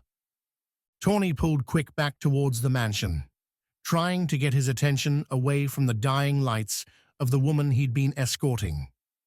The Najan's face seemed familiar, but in the dark frenzy of the moment, Tawny couldn't place her. Not that it mattered. She was dead, and the daggers that had ended her would be seeking fresh blood soon. What's happening? Quick asked again, shock sharpening his words. Is this a slaughter? Power struggle, Tawny replied. Not one you're a part of. Quick didn't resist as she steered him, hand on the hunter's muscle-bound shoulder. An odd feel to a thief whose friends tended towards the scrawny, to the mansion's side, and the downward slope endemic to Noctia. You are? For the moment. We'll get you away from here, and then we'll talk. The screams and shouts from inside the building died away.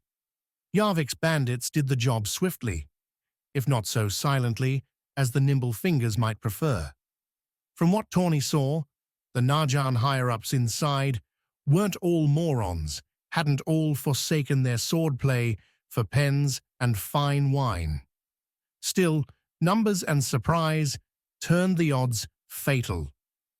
I thought you were thieves, not killers, Quick said, hustling towards the low wall and his freedom.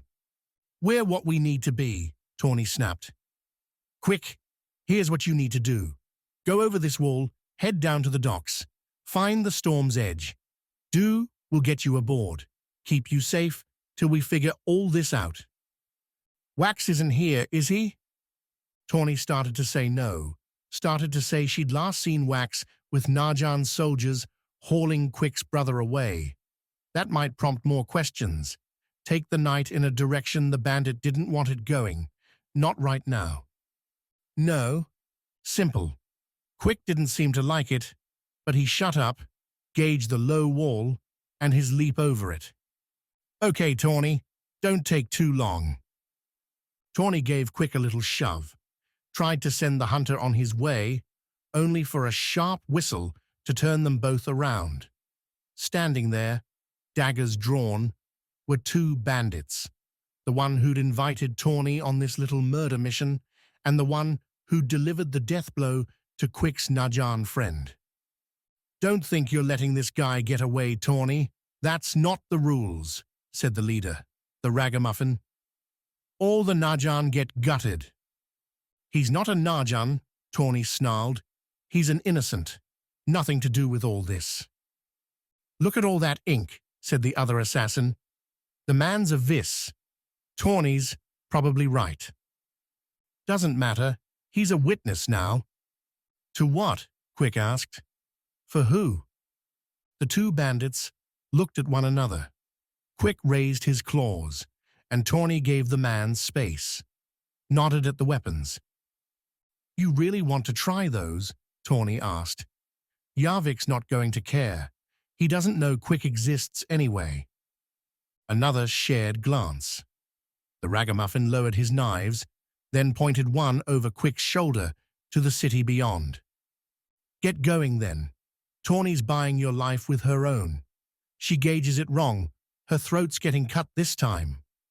The ragamuffin grinned. "That diary won't buy you another exile, Tawny. This one's it." "Fine," she said. "Quick, go." The reasons for escape were multiplying. Smoke curled from the mansion, leaking past windows. Orange picked up inside. Telltale flickers of a fire meant to hide evidence. Two more killers were already dragging the Najan woman back up the walk. She'd get thrown inside, burned up with all the rest. No knife wounds and plenty of plausible deniability. A Yarvik special. The hunter gave Tawny one more questioning look, to which she flicked her head towards the far-off ocean. Quick didn't push, turned and leapt over the wall, vanished into the red-light Sichi night. "Time to go?" Tawny asked the ragamuffin. "Past time," the bandit said. "We caught them all, no thanks to you." "I saved your friend from getting carved to pieces by that vis," Tawny said. "But if you want to settle any score, let's do that back home." Leaving a successful job always carried a vicious elation. Tawny had once again sliced up society's rules, laws, norms, and come away with a win. That this win meant a burning home and a whole slew of bodies tainted the victory only slightly. Those bodies all belonged to Najan leaders, and Kant's, Tawny's current allegiance, would benefit. The thieves didn't take the same dancing route back home. Instead, the crew split into twos and threes, walking different roads and keeping their hoods up, knives hidden. A calm retreat made necessary as Najan guards responded to the growing fire in high numbers. Anyone dashing away from that disaster would become a suspect. Nighttime wanderers. Well, there were plenty of those. Tawny paired herself, by command, with the same two who'd been outside the mansion. After the order, their at-odds conversation, Tawny wasn't too surprised to find them heading in the wrong direction, towards the Najan quarter rather than the Nimble Fingers home in the Southside Grotto. They hiked up steep cobblestone streets, eschewing the steps on the side for the slight bragging rights of keeping to the harder, smoother middle. Tawny's hands never left her cloak, and the knives within. A good outcome never precluded a killing on the way home, though most of those were meant to reduce share splits or finish off a thief whose time had come. Tawny still had something to offer, so she had an idea of where the ragamuffin was taking her. The destination sat less than a block before the first Najan gate. That they weren't going to try some play to get by the guards offered some relief. That their destination was instead a slim stone pottery shop gave no better answers. A sign suggested the place produced commissioned wares for high prices. When the ragamuffin approached the narrow door, one flanked by box windows, each displaying a vase too ornate for anything useful, The thief pulled out a key and jiggled it in the lock. A moron might ask questions here. Tawny kept quiet. Sichi's rose light barely penetrated the shop's inside, a few faint shadows casting over a floor crowded with counters. Pieces ready for painting, for selling, sat along the walls as shadows. A sole workspace occupied the room's center, as if the artisan wanted any customers or someone peeking through the window to see the beauty as it was made. "We're waiting here," the ragamuffin said, as Tawny followed him inside. The other bandit shut the door behind them, leaned back against it. No slipping away then. "Waiting for who?" Tawny asked. The ragamuffin just smiled, then laughed. "Good thing you turned up tonight, Tawny. Made this part much easier." "What part?" "We knew you'd come back home, but if you didn't, we were going to come find you after the killings. Would have come into your bedroom. Maybe had to deal with your friends." The ragamuffin's grin only grew. "See, Yarvik's wanting you, and you alone. He'd kill my friends to talk to me." "Talk?" The ragamuffin laughed again. "Tawny, there's going to be a lot more than talking going on here. You've got one chance, way I see it, to walk out of this place, and it's going to cost you." "How much?" A click sounded from the building's back, the side facing the slope, and the ocean. The ragamuffin shut up, stepped aside, though Tawny noted the bandit at her back stayed right where he was. Yarvik emerged into the shallow shadows, looking like he always had. Black-brimmed hat, ragged clothes that belonged more on a beggar than a bandit lord, and a face so white it put snow to shame. Sallow skin, legs and arms thinner than Tawny's own, the man nevertheless strode with an untouchable arrogance, a vibe that had Tawny envious, even if she found Yarvik a disgusting animal in every other way. That animal grinned at Tawny now, that mouth flush with false teeth, especially those glittering opals, those noctia Skars. "I believe you have something for me," Yarvik said, a raspy voice like shredding paper. "It will buy your life, Tawny, but your friends will cost far more." Chapter 21. Alleyway Escape. Run to the docks. Easy advice in Noctia, where all you needed to do to find the port was head down the slope. Quick landed on the low wall's other side, the mansion behind him breaking into open flames. Tawny's fate seemed beyond him now, so Quick focused forward on the smaller house standing before him. To his left ran the main avenue, a small metal fence gating Quick off. The house had been dark, but the mansion's problems seemed to have found another audience, as a lantern sparked to life on the floor above Quick. Time to move. The hunter went right, his Narjan robes fluttering. The gauntlets hung heavy on his wrists, things he should probably remove, and would, once he'd evaded discovery by panicking Noctia natives. As it was, he planted wrapped palms covered with carved metal-tipped wood gauntlets on the fence and vaulted. Noctia's cobblestone streets were worth admiring during the day, when their traction let carts and people move up and down the steep aisle without issue. At night, those stones made for a heavy and loud landing, Quick's boots scuffing as he planted his feet and found his direction. Houses rose on either side of the avenue, their sharp, pointed roofs angling down to barrels to save Noctia's sparse rain. Lanterns hung here and there, offering an orange contrast to Sichi's welcome pink glow. That light now put Quick in the open, with the first calls of general alarm rising around the neighborhood.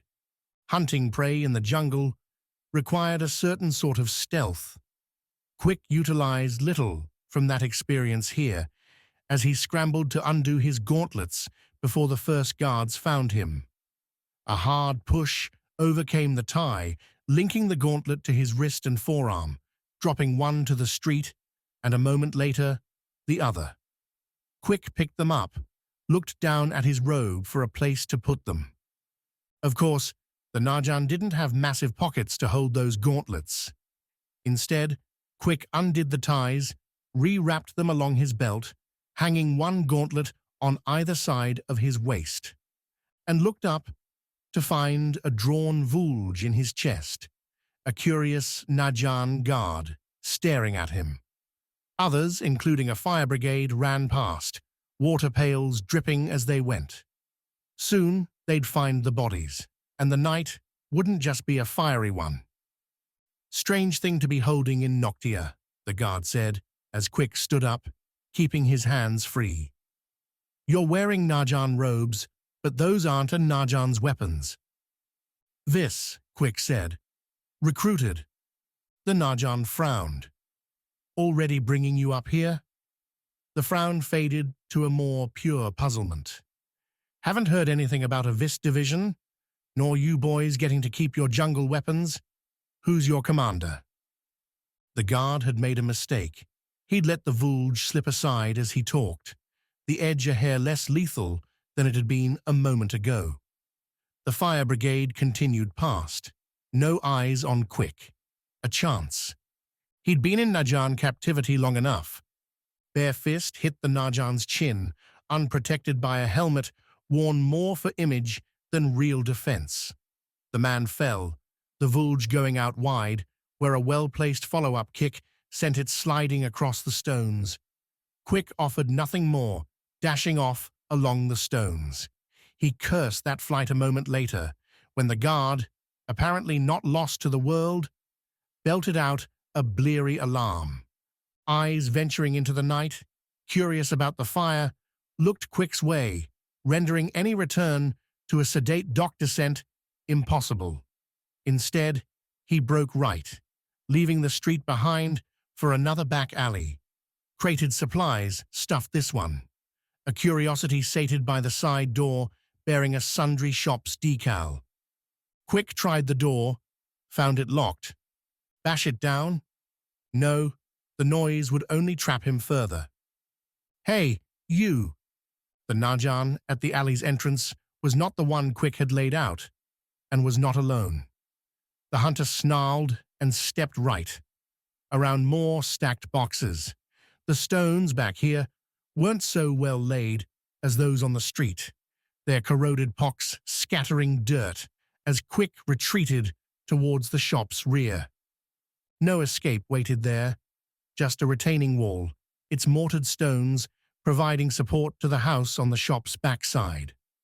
Another black metal fence sprang up at the wall's top, hard spikes giving evidence Quick wasn't perhaps the first disreputable person to try this path. On his left, the shop offered nothing more, a dull corner without handholds, windows, or options. To the right, a higher wall, a bulky stone blockade, sealing the shop off from the next higher level and the house sitting there. I'm telling you, the Najan said, coming closer with caution. Vulge now out and pointed forward. There's no way out of here save with us. Come without violence, and we'll set this whole thing straight. You might even keep your head. That's a bargain, Quick muttered, continuing to seek an out, and not finding one. How about a different deal? The hunter spun on his heel, jamming his hands into those gauntlets. He wouldn't have time to tie the strings tight, but they'd fight well enough for what he needed. Quick raised them both, crossed before him, in what the hunter hoped was an intimidating display. At least the Najan hesitated. Then the man tapped the other behind him, and the second Najan unlimbered a chakram from his back. Without room to dodge, that razor disc could flay Quick. He had no vis scars this time. Beyond the two Najan, more were crowding the street. More water pails rushed by, but the growing number of guards meant any barreling breakthrough wouldn't get Quick far. He'd made a poor choice to duck in here, and now he'd have to live with it. Thankfully, Quick had something he could bargain with. A gift from Tawny. Okay, said Quick, as the chakram thrower set his stance. The hunter dropped his gauntlets. I surrender, but you should know I didn't start that fire. The Najan didn't wait this time, rushing forward as Quick's claws hit the ground. The soldier swung his vulge, hitting Quick's stomach with the butt and doubling the hunter over. Spots flashed before Quick's eyes, and he grunted as the second Najan grabbed his neck, drove him forward. Take my gauntlets, please, Quick gasped as they pushed him along, out of the alley and into the street. I'll need them when Fassel sets me free. The Najan laughed, but the one holding his neck did ask another to grab the weapons. Fassel, said the first, walking before Quick with his vulge ready. Keep the circle out of your mouth. They have no time for worthless scum like you.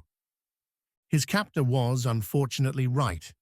Quick wasn't taken to Fassel's quarters, despite his repeated protests that he had valuable information.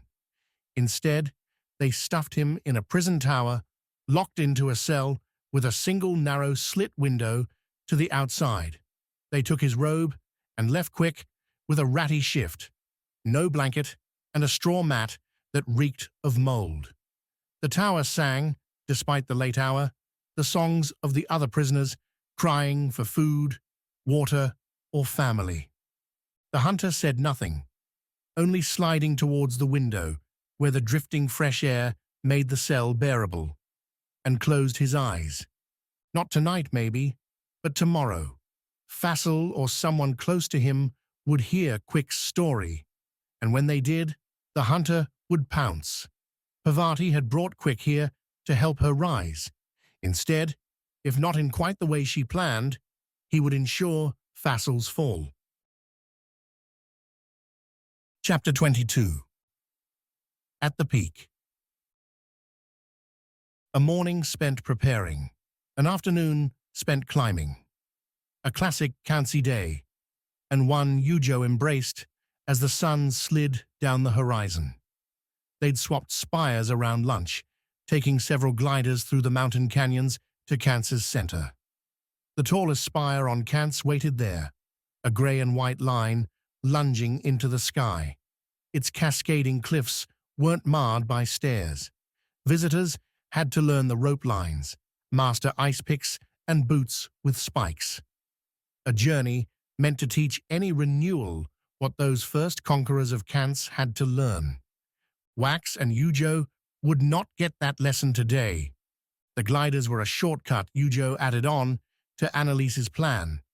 At once a fast way to get from the Sky Palace to the central spire, and a chance to acclimate just a little to the mode of transport they'd be taking on a much longer trip if things went right. Paired gliders were larger, clunkier things. The two riders strapped in alongside one another, and both had to coordinate the step-off into the air. Yujo's partner on the morning ride, Sawi, did that well enough, retaining the lessons from their flight off Kans's northern beaches to make the travel easy. Wax, Ami, and Annalise each paired with another Kans glider pilot, both spending their flight getting a better lesson on how to keep the finicky flyers level and soaring with the wind. You used to do this every day, Sawi asked as they rode the currents towards the central spire. Fluffy clouds and cool weather made for pleasant travel. Their satchels, filled with food and climbing gear, sat above them on the latticed netting. Wax and Annalise were behind, but only a few minutes. Seems magical. Almost as magical as swinging on the vines through the Vis jungle, Yujo replied. At least there's fewer trees to hit up here. A mountain will hurt you just the same. Sawi laughed. Guess it would. Thankfully, it looks like I have a good pilot. We'd use these to escape marks after taking their stuff. The wealthiest people on Kans all live on smaller spires. It's a sign of status to be high. You mean before you were a queen? Sawi, her face hidden behind a flying scarf and slim goggles used for anything longer than a quick hop. 2 years, That's how long I shared the thrones before Fassel called the renewal. Up till then, I was just like Tawny. We found wealthier targets, cased their estates, their farms, their factories, and made off with what we could. On the spires, if you could grab a glider, your escape was made. Wouldn't they see you? Even if Sishi was out, following another glider at night is as hard as convincing Wax to do something smart. Another Vis laugh. Yujo swung them left, giving a smaller spire plenty of space. Below them, spring's verdant evidence spread along the valley. Trees and bushes flowered all through the clefts and cliffs. Birds were building nests. Critters emerged and scampered, their shadowed shapes like specks dashing here and there. I was going to say you're lucky to have him, Sawi said, but I think he's the lucky one. Definitely. Yujo blunted the word with a smile, though Sawi might not have seen it. We help each other. Not too many others understand the scars, or the pressure. That's why I'm surprised you're coming with us. I'd thought the Queen would have more important things going on than this. Saving the world, taking the fight to my isle's enemy. You know what I mean. Yujo did, at that. Ruling an isle wasn't just a war. She had disagreements to decide, production priorities, more ships, more gliders, more weapons to set, and the many bickering personalities among her advisors and Kant's leaders to control. All among more mundane things, like deciding dinner menus and naming new vessels. I've always prioritized, ruthlessly, Yujo said. That's what I'm doing now. Everything else beyond stopping Noctia can be handled by someone else. I'm not a naval officer or a military commander. I'm not a logistics expert or someone who can give a grand speech. But I know the Skars, and I know how to fight. So that's what I'm doing. I wish I'd had your courage a few seasons ago. The central spire rose as they rounded another curl, Yujo aiming for and catching a marked geyser to give their glider more lift. Kant's glider pilots painted trees and rocks a bright red where air geysers emerged, and a skilled flyer could keep themselves going around the isle indefinitely by hitting those puffs. All Yujo wanted to do now was land as high up that central spire as possible. My home picked me as a gatherer, someone who'd grab fruits and material to build, cultivate the city, Sawi said. It's not a bad role. You don't have a hunter's honor maybe, but you're safe. Valued. But it would have been boring. The Vis kept on spinning her story as they flew the last minutes, Yujo bringing them in for a soft landing at a sparse stone terrace. The spots spaced the spire, giving incoming gliders options. Wax and Annalise, flying with pros, made it to the one above Yujo and Sawi, meaning the two women would have to hike up narrow clefts to meet them. That Gladring had pounced on a confused, bored young woman didn't surprise Yujo. The man had been a born manipulator, but in this case, bringing Sawi beyond the fruit trees and the harvest was a lucky twist, and Yujo said so as they drew out their satchels, put on their climbing gear. If we make it out of this alive, I'll agree with you, Sawi said. With satchels on their backs, the glider folded up, and waiting for their return, Yujo and Sawi did just that. They each had a pick looped about one wrist, hands wrapped in hard gloves, those flying scarves wrapped around their necks tighter now, that warmth essential as they climbed higher. No fires up here, and no wood to make them either. Just bits of falling snow, not yet melted, their silver and blue Kant's robes, and determination. The three glider pilots stayed with the flyers, popping up small tents to last the night, while the foursome continued on up. Thick cords, all painted a bright green to give them away, let the crew hike up the jagged spire. This high, ice still clustered between crags, the spire far from a sheer perfect thing, instead marred by weather, time, and the flails of less experienced adventurers. "I thought I wouldn't have to do this one," Wax said, trailing Yujo with Sawi, Ami, and Annalise holding the rear. "I have 2 cancer scars already, you know." "Not enough to get us there," Yujo replied. "And I'm not taking the only scars my soldiers can use just before Noctia attacks again." "I get the reason, I'm just grumbling." Yujo smiled as she slapped the pick into the next rock, the stone cracking as the diamond-tipped tool gave Yujo enough hold to breathe for a minute. Gauge the distance to the next landing, the last one. They'd reach it just before dark took too much hold. "Wax, save your grumbling for dinner, because tonight's going to be dry." "What? I just came through the dark below. I need good food, Yujo. Need it." "Sorry, it's the renewal's curse, I'm afraid." Yujo heaved herself up to the next line, kicking hard with her boots to lock them into the snowy cliff. The wind whipped up here, and her face had long since gone into a searing numbness, but Yujo found herself wanting to howl in free delight regardless. This high, everything seemed distant. Noctia, Kansi, the war. But not the scars.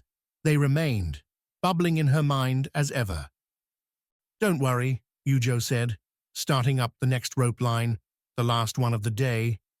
"You'll get your chance soon enough." Chapter 23.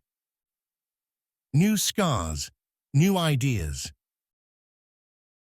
After bland food and a night spent curled up in bedrolls, tentless, while winds slashed around them, Wax was only too happy to get back to the climb. A cold and cloudy day greeted them, the sun failing to ease the grey morass. Flakes filtered down, what had become rain not too far below. The view dwarfed the beautiful one from the great Santa's top, Cancer's many spires rising like stone fingers from the green and brown far below. A closer look showed twinkling stars nestled about, catching the leaking light and drawing it into a dazzle. "Sky diamonds," Yujo said, as they sipped tea around a fire conjured by the 40 Skar and sustained by thin brush gathered from sheltered cavities. "You want to make a good living on Kance. You take up harvesting those things." "Why didn't you?" Annalise asked. "Because being a thief was easier." Sawi snorted. Always a team player, Sawi. Being nervous about the two of them getting to know one another had to go down as one of Wax's dumber fears. Both women were practical, were smart, were driven. They wouldn't let Wax get in the way of their friendship or their goals, which was a good reminder. Thankfully, they were on Wax's side. 2 more ropes brought the foursome to a broad set of slab steps, with nothing save a very, very long fall on either side. The lead-in, a craggy stone spot, looked like it had once had better care, but cracked tiles and collapsing edges said that care had dwindled.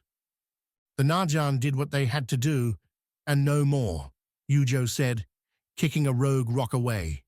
It bounced over the cliff and into oblivion. Hopefully, nothing waited down below. They'd hire Kant's fools here and there to go gather the Skars, never risking their own soldiers or learning how to master the spire. "Sounds like home," Wax said. "You can do 2 things with power," Annalise added. "Either use it to achieve more yourself, or force others to do your work for you. The Najan do both."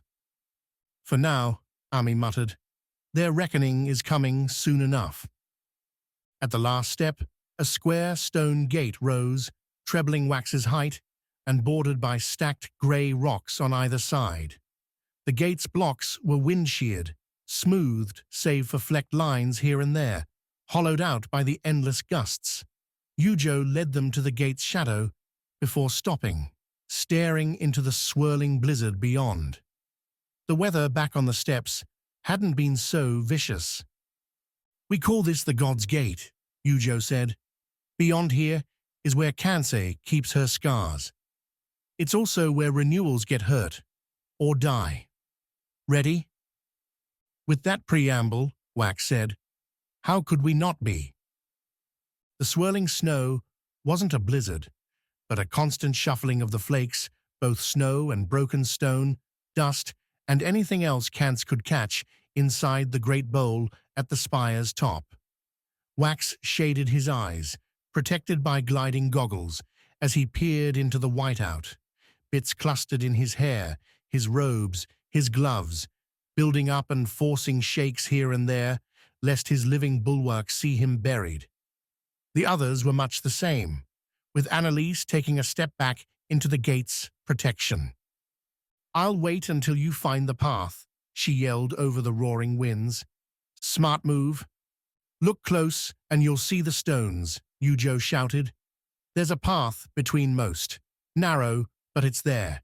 Take your time, walk careful, and don't fall into the holes. They're too deep to survive." "This is madness," Sawi said, huddling up with the other two on the small lip beyond the gate. "There's no way." "Don't be a coward now, Sawi," Ami snarled, doing her best to just take the constant onslaught, her golden faceplate a beacon amid the blizzard. "I didn't keep you alive for you to give up here." Every renewal trial had looked ridiculous at first, an impossible or close to it challenge. Settle in, though, and you could find a way. Yujo had already done this, as the Queen was now telling Sawi, so they could. The cancer Skar babbled, its skittering tune bringing with it an easy recommendation. Their problem lay with the wind, and the wind was at the Skar's mercy. As was, Wax realized, just about every Skar's challenge. Make your way to the Skar, and its power would see you safely home. Perhaps they could cheat.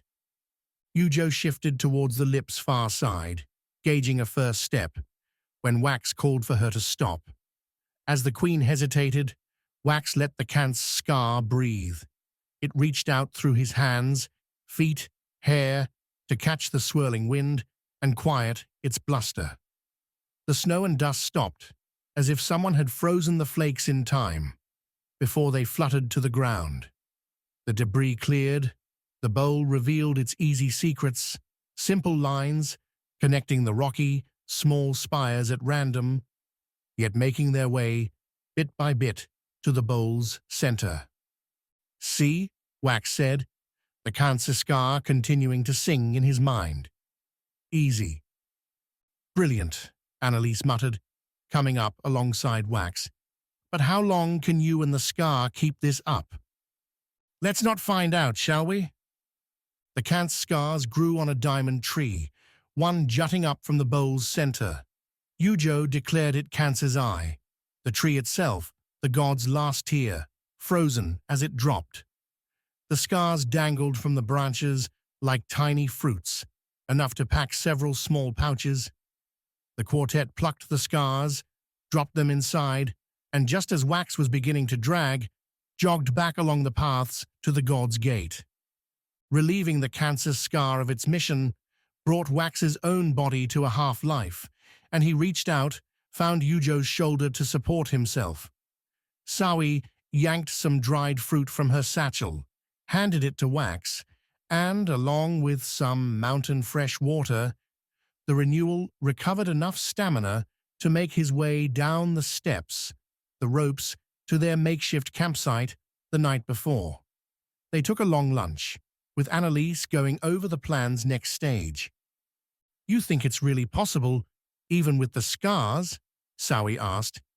"I mean, I went along with this because I don't have any other ideas, but still." "What do you think?" Annalise asked Wax and Yujo. "You're the ones who know the stones. Can you do this?" "If I didn't think we could," Yujo said, "then we wouldn't be here." "Look," Ami added, "I've seen the stones do incredible things. Giving those gliders a little kick has to be among the least of them. What I'm wondering, though, is how we're going to survive it. Food, water, any storm. That, Wax said, is going to be the trick. But you're all about impossible odds, right? Aren't you excited to try? I'm excited to jam a blade into Fassel's gut and get my firewalkers their home. If that means strapping myself to one of your kites for a couple days, then I'm in. Good, Yujo declared. Then get some sleep, as best we can. Tomorrow, we head back and get ready for the most absurd, impossible thing the Isles have ever seen, Sawi said. For something Fassel and Yarvik will never expect, Wax finished. The Skars, at least, found this very exciting. Chapter 24. A Thief's Task. Confronting her father, at least her adoptive one, always seemed better in the abstract than reality. Tawny, ever since laying hands on the diary back in that estate on Went, how long ago did that feel now, had imagined this meeting approximately 1,000,000 times. She'd imagined them on a cliff, in the thieves' grotto, at the abandoned husk where Tawny's real family had lived in her youngest days. Never in a closed pottery shop. But how often did dreams play out like you expected? Yet there was Yarvik's hand, extended in its ghostly pale glory, tinted pink, from Sishi's leaked light. The man's skin didn't sag with age, hadn't changed a bit since the day Tawny had first met him, when she'd snagged a mango from some Vis trader's cart. A groomed thief from that point on, upgraded to banditry as she learned to use the knife to take a life with it. All at Yarvik's instruction. She owed him that much. Tawny pulled the diary from her chest pocket beneath her leathers and set the book, creased around the edges and sporting a new stain or two from its long adventures around the Isles, into Yarvik's hand. He didn't move his prize at first, just looked at it for a long moment, then back up to Tawny. "This is his?" Yarvik asked, his rasp growing thinner. "You're sure?" "Read it," Tawny replied. "You could have written it." A dangerous query. Yarvik hadn't forbade her from reading the diary, but he also didn't tell her to do so. If she'd... Tawny stopped. Double-think with the bandit lord was a quick way to die, or lose your mind chasing shadows. Confidence was a better ally here. "Read it." Yarvik nodded, pulled the book back, opened its front cover. The other two thieves, the ragamuffin who'd intercepted Tawny upon her arrival to Yarvik's grotto, and the one who'd put a dagger into the Najan captain, Pavard, closed ranks near Tawny. Their shifting, tossed-up leftover dust in the shop, a swirling rose cloud rising in the dead air as Yarvik paged through the diary's beginning. For long seconds, nobody said anything. The only sounds, Yarvik's page turning and the muffled night noises of the ringed city. Hopefully, Quick had escaped. Tawny hadn't left him in a great spot, but if the Vis had come here with her, Quick's life would have likely been forfeit, or used for something even worse than Pavard's guard. "Do you know what it's like?" Yarvik said into the quiet, not raising his gaze from the pages, "to love someone and know they hate you in return?" "You." Yarvik raised his eyes off the book. "Me?" "You're not that dumb, Yarvik. You gave me a purpose, taught me most of what I knew. Your approval was everything, and then you threw me away."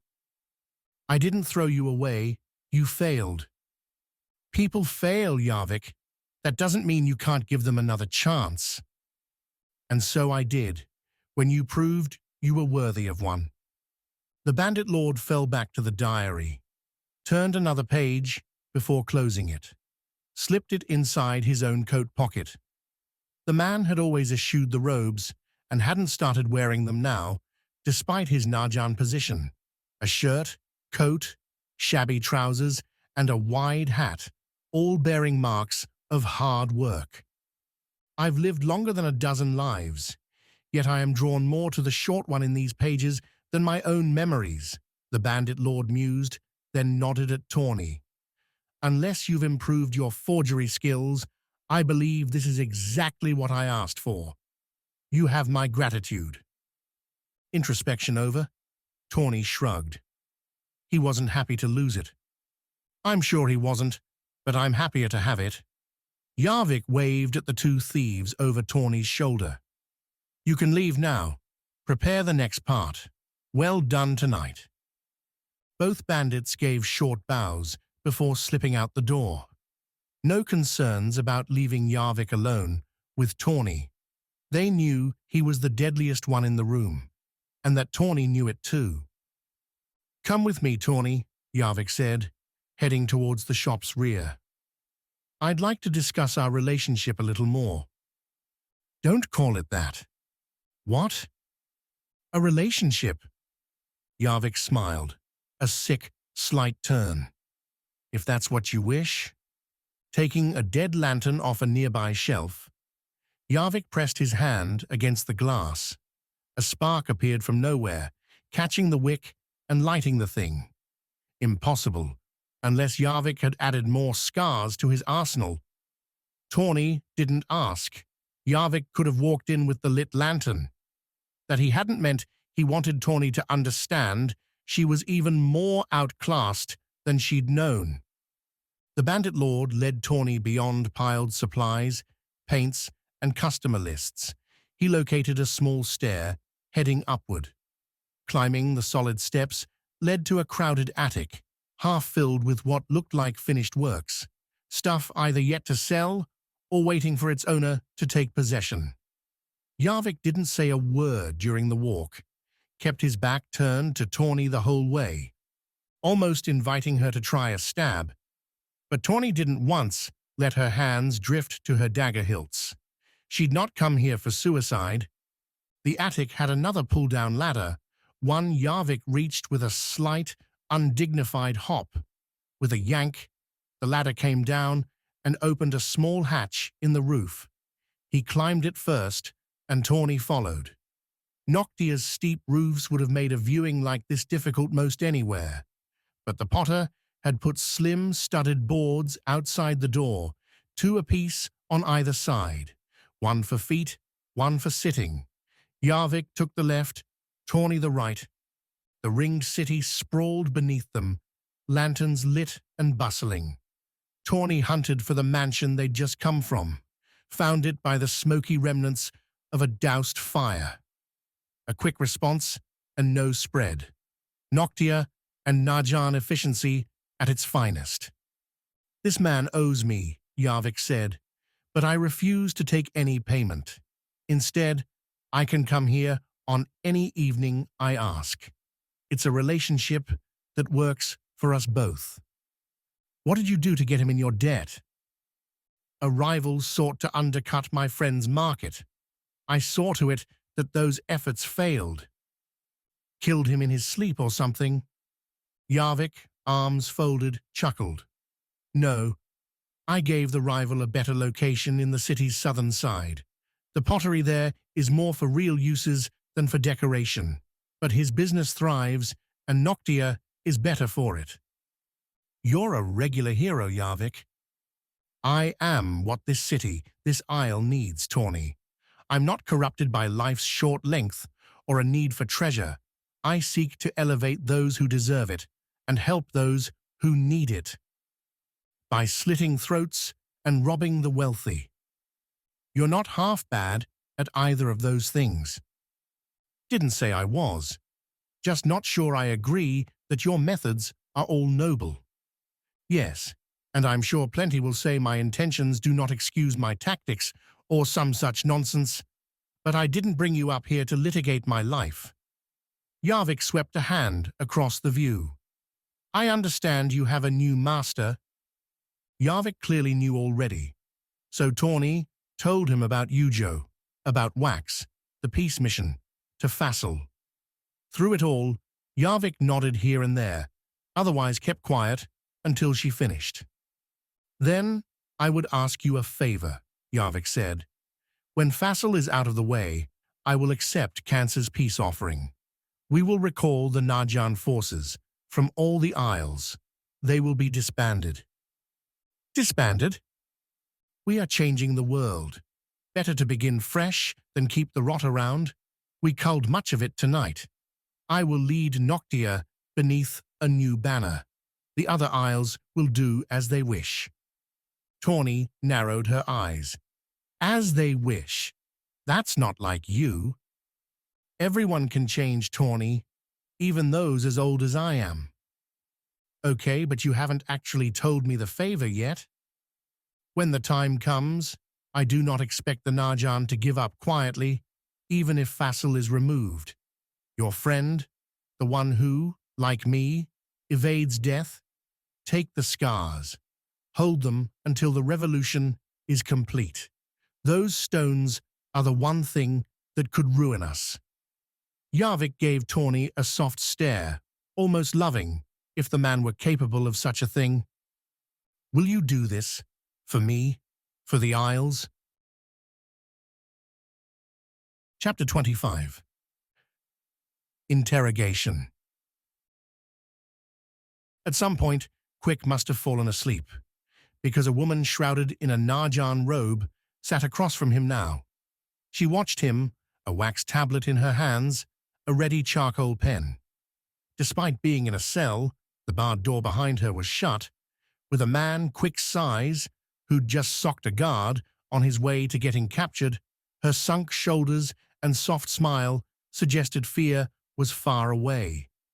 Quick noted her healthy, clear and wrinkle-free skin, a sort that would have marked a younger woman, but her posture and sharp stare spoke of earned experience. Anyway, Quick thought her older than she looked, which put her as either wealthy or in a position powerful enough to afford healthy food, creams, and care. All this came together to put Quick on a confused alert. He'd been expecting the hangman, not an interrogator. "You've had quite the journey, Quick," the woman said, her sharp, clipped accent marking her a Rana by birth, if not by allegiance. A Vis hunter, a Najan recruit, before disappearing with a traitor only to turn up here again. A murderer, an experiment, and the brother of the Vis renewal. Do I have it right so far? Close enough? Good. I always like to see my sources paying off. Who are those? Anyone who needs an extra slice of bread to make it through the day. The woman settled back into her smile as she spoke, never resting in another expression. My name is Kavasa, and after a few fortunate accidents, I am the new third-hand tenant. Masayo's replacement? The next in an ongoing line. Replacements imply more of the same. I am different, which is why I am here to offer you a chance. A chance at what? Questions, Quick. You give me answers, and I will give you the same in return. A fair trade, and one I think you will find useful. Don't care what you think, Quick said, crossing his arms. I'm stuck in a Najan cell. What good's information going to do me? When all you have is your thoughts, wouldn't you want those to be happier ones? Quick scowled, but the irritation faded as fast as it appeared. What was the point? If he tried to jump her, Kavasa would probably gut him and leave him bleeding out on the cell floor. Even if Quick made it through her, the door was shut, and Kavasa probably didn't have a key. Besides, Quick did have questions. If Kavasa could answer them, well, that might indeed be useful. Where's my brother? Quick asked first. I regret to say we aren't sure, Kavasa answered, a bold admission. If she'd wanted to twist Quick around, she might have said he writhed in a cell above, ready to be killed if the hunter didn't cooperate. The last I heard, he'd descended down the wound with the Aegis's scars after she died, back when the earthquakes hit. He went into the dark below, and hasn't come out, so far as we know. Kavasa held up a single finger from the hand with the charcoal pen. Now, the Went have a growing settlement at the wound's base. They've said Wax performed a miracle down there, sealed away the fiends, an astounding accomplishment. What? Sawi hadn't mentioned that back on Vis, but then maybe Wax hadn't arrived yet. Sawi had described the gates and Army's obsession with them. Had Wax managed to... Quick sighed, grinned. His brother had somehow pulled off what every Aegis had failed to do. You're right to be proud of him, Kavasa said. I wish we knew where he was, so we could give him the celebration he deserves. Quick snorted. If that were true, Fassel wouldn't be stomping his purple cloaks all over the aisles. Kavasa said nothing to that, just held her smile as she jotted something on the tablet. Quick watched, waited until she looked up, tilted her head to his right. My turn? Kavasa asked. You're making the rules. So I am. Tell me first about why you were caught. There was a mansion nearby that was burned. Many bodies were found. Were you mixed up in that? No, not directly, Quick said. I didn't start the fire, and I damn sure didn't kill anybody. But you were there. Not a question, but a confirmation. Pavard brought me. She wanted protection. Kavasa prodded for more, and Quick gave it. Described the attack on the mansion. The Nimble Finger Assassins. Nimble Fingers? Cassava asked. You're certain? I knew one, Quick answered. Pavard thought it might be a trap. Clear the way to take control. Yarvik is always scheming. Cassava's look went distant as she scratched away on the tablet. She refocused with a snap, a thin smile. Tell me more about Pavard, about your story. The Najan captain's fears, hopes, their passage from Vis all the way to Noctia. Kavasa scratched on the tablet here and there, didn't say a single word. For a hunter who wasn't used to talking all that much, the dismal circumstances prompted a deluge. He raged about Motilan's scouring, Pavard's forced beatings of the Vis, before veering further back into Gladring's betrayal and their escape from the island. He left the Queen to die? Cassava asked. Gladring was always looking for the next risk, Quick replied. I hated that, leaving her more than anything else. Even Motilan? War is one thing. Even as a hunter I know that. But leaving someone to drown out there? Well, that is one thing you don't have to worry about, Cassava said. I intend to be fair to you, in thanks for your cooperation. She slipped the tablet inside her robes. I believe I have what I need. For the first time, her smile slipped into a sad line. Unfortunately, you have committed numerous crimes, Quick. You fought the Najan, killed our soldiers, and I believe you would do so again if set free. All of this means your life under Noctia law is forfeit. Again, Quick considered the rising rush, the panicked assault, and again he dismissed it. By this point, after sitting so long, his legs were half asleep anyway. He'd be more likely to stumble up and fall into the cell wall than make a convincing attack on Cassava. So you're going to kill me now? Quick asked. If you wish, Cassava replied, but I'd prefer you choose. There are 3 methods I will recommend, and you can pick one. Why not a knife to my neck? Because we're civilized, and some poor guard would have to clean up your cell. Cassava wrinkled her nose. Surely you're aware of how messy it is when a life is taken. When Quick just gawked at her, wondering how she could talk about death like some spilled water, the tenant continued. We can poison a drink for you. We'll do it randomly, so you won't know. A little agony while the substance takes hold, but a bloodless death in the end. Cassava held up 2 fingers. Or we can throw you into the sea, with weighted chains, of course, to ensure the outcome. Drowning, as I understand it, is quite terrible, but a few gulps might end things fast. A third finger joined its brothers. Last, a traditional execution, hanging an audience. It should not surprise you that Fassel would prefer this one, an example made. I can overrule it for you. How to die. On this, a hunter's death ought to come by one of two ways.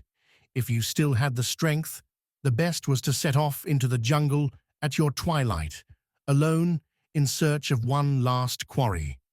That you would never return was accepted, expected, admired.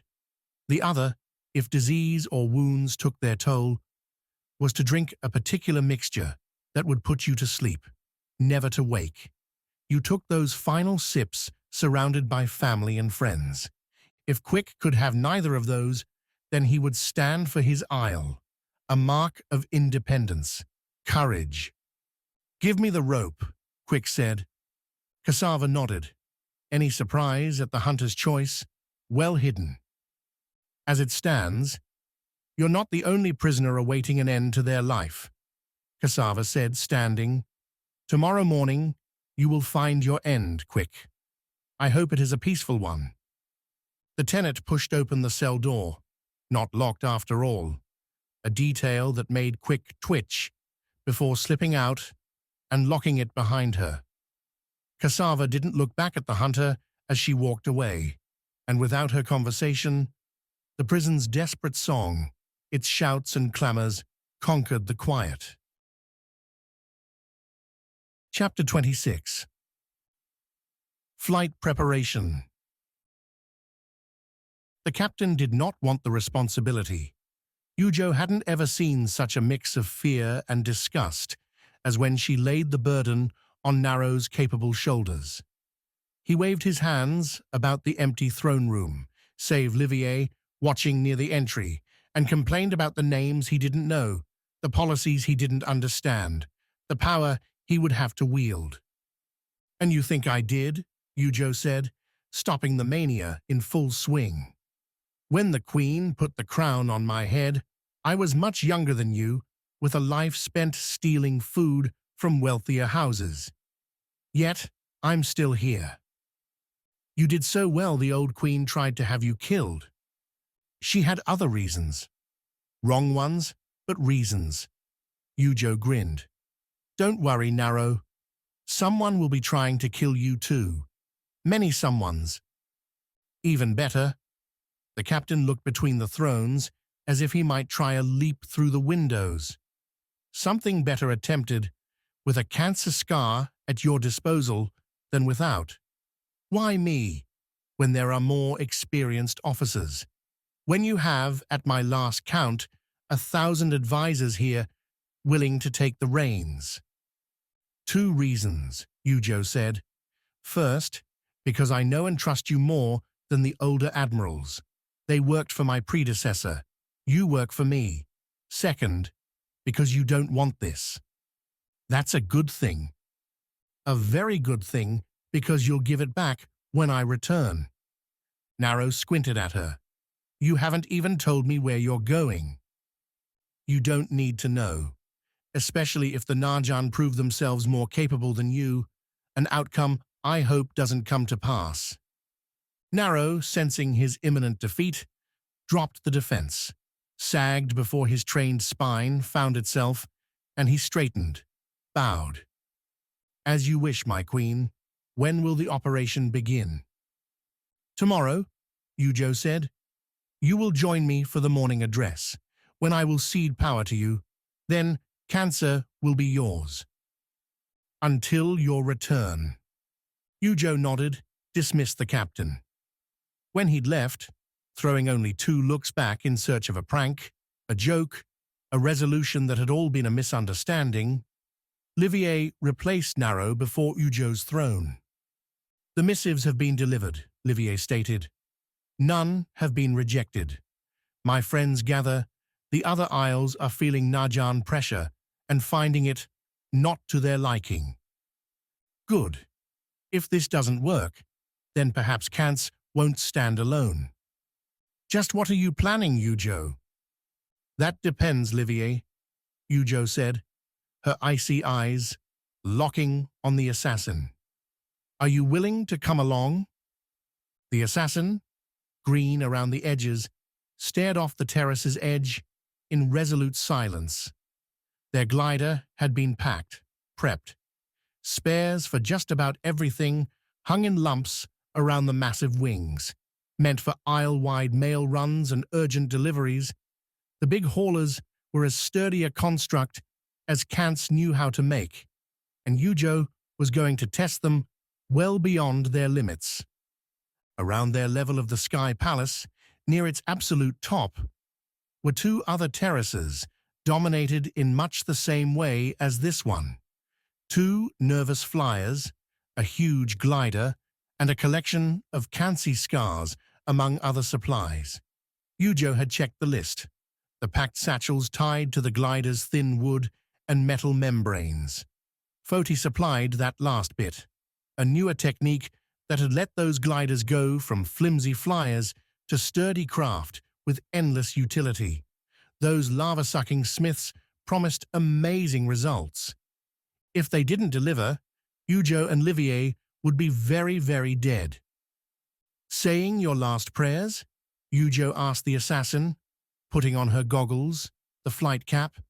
They each wore the thickest robes Kants offered with undershirts and shifts beneath, and the queen felt like a bulky boulder rather than a person, but better that than freeze.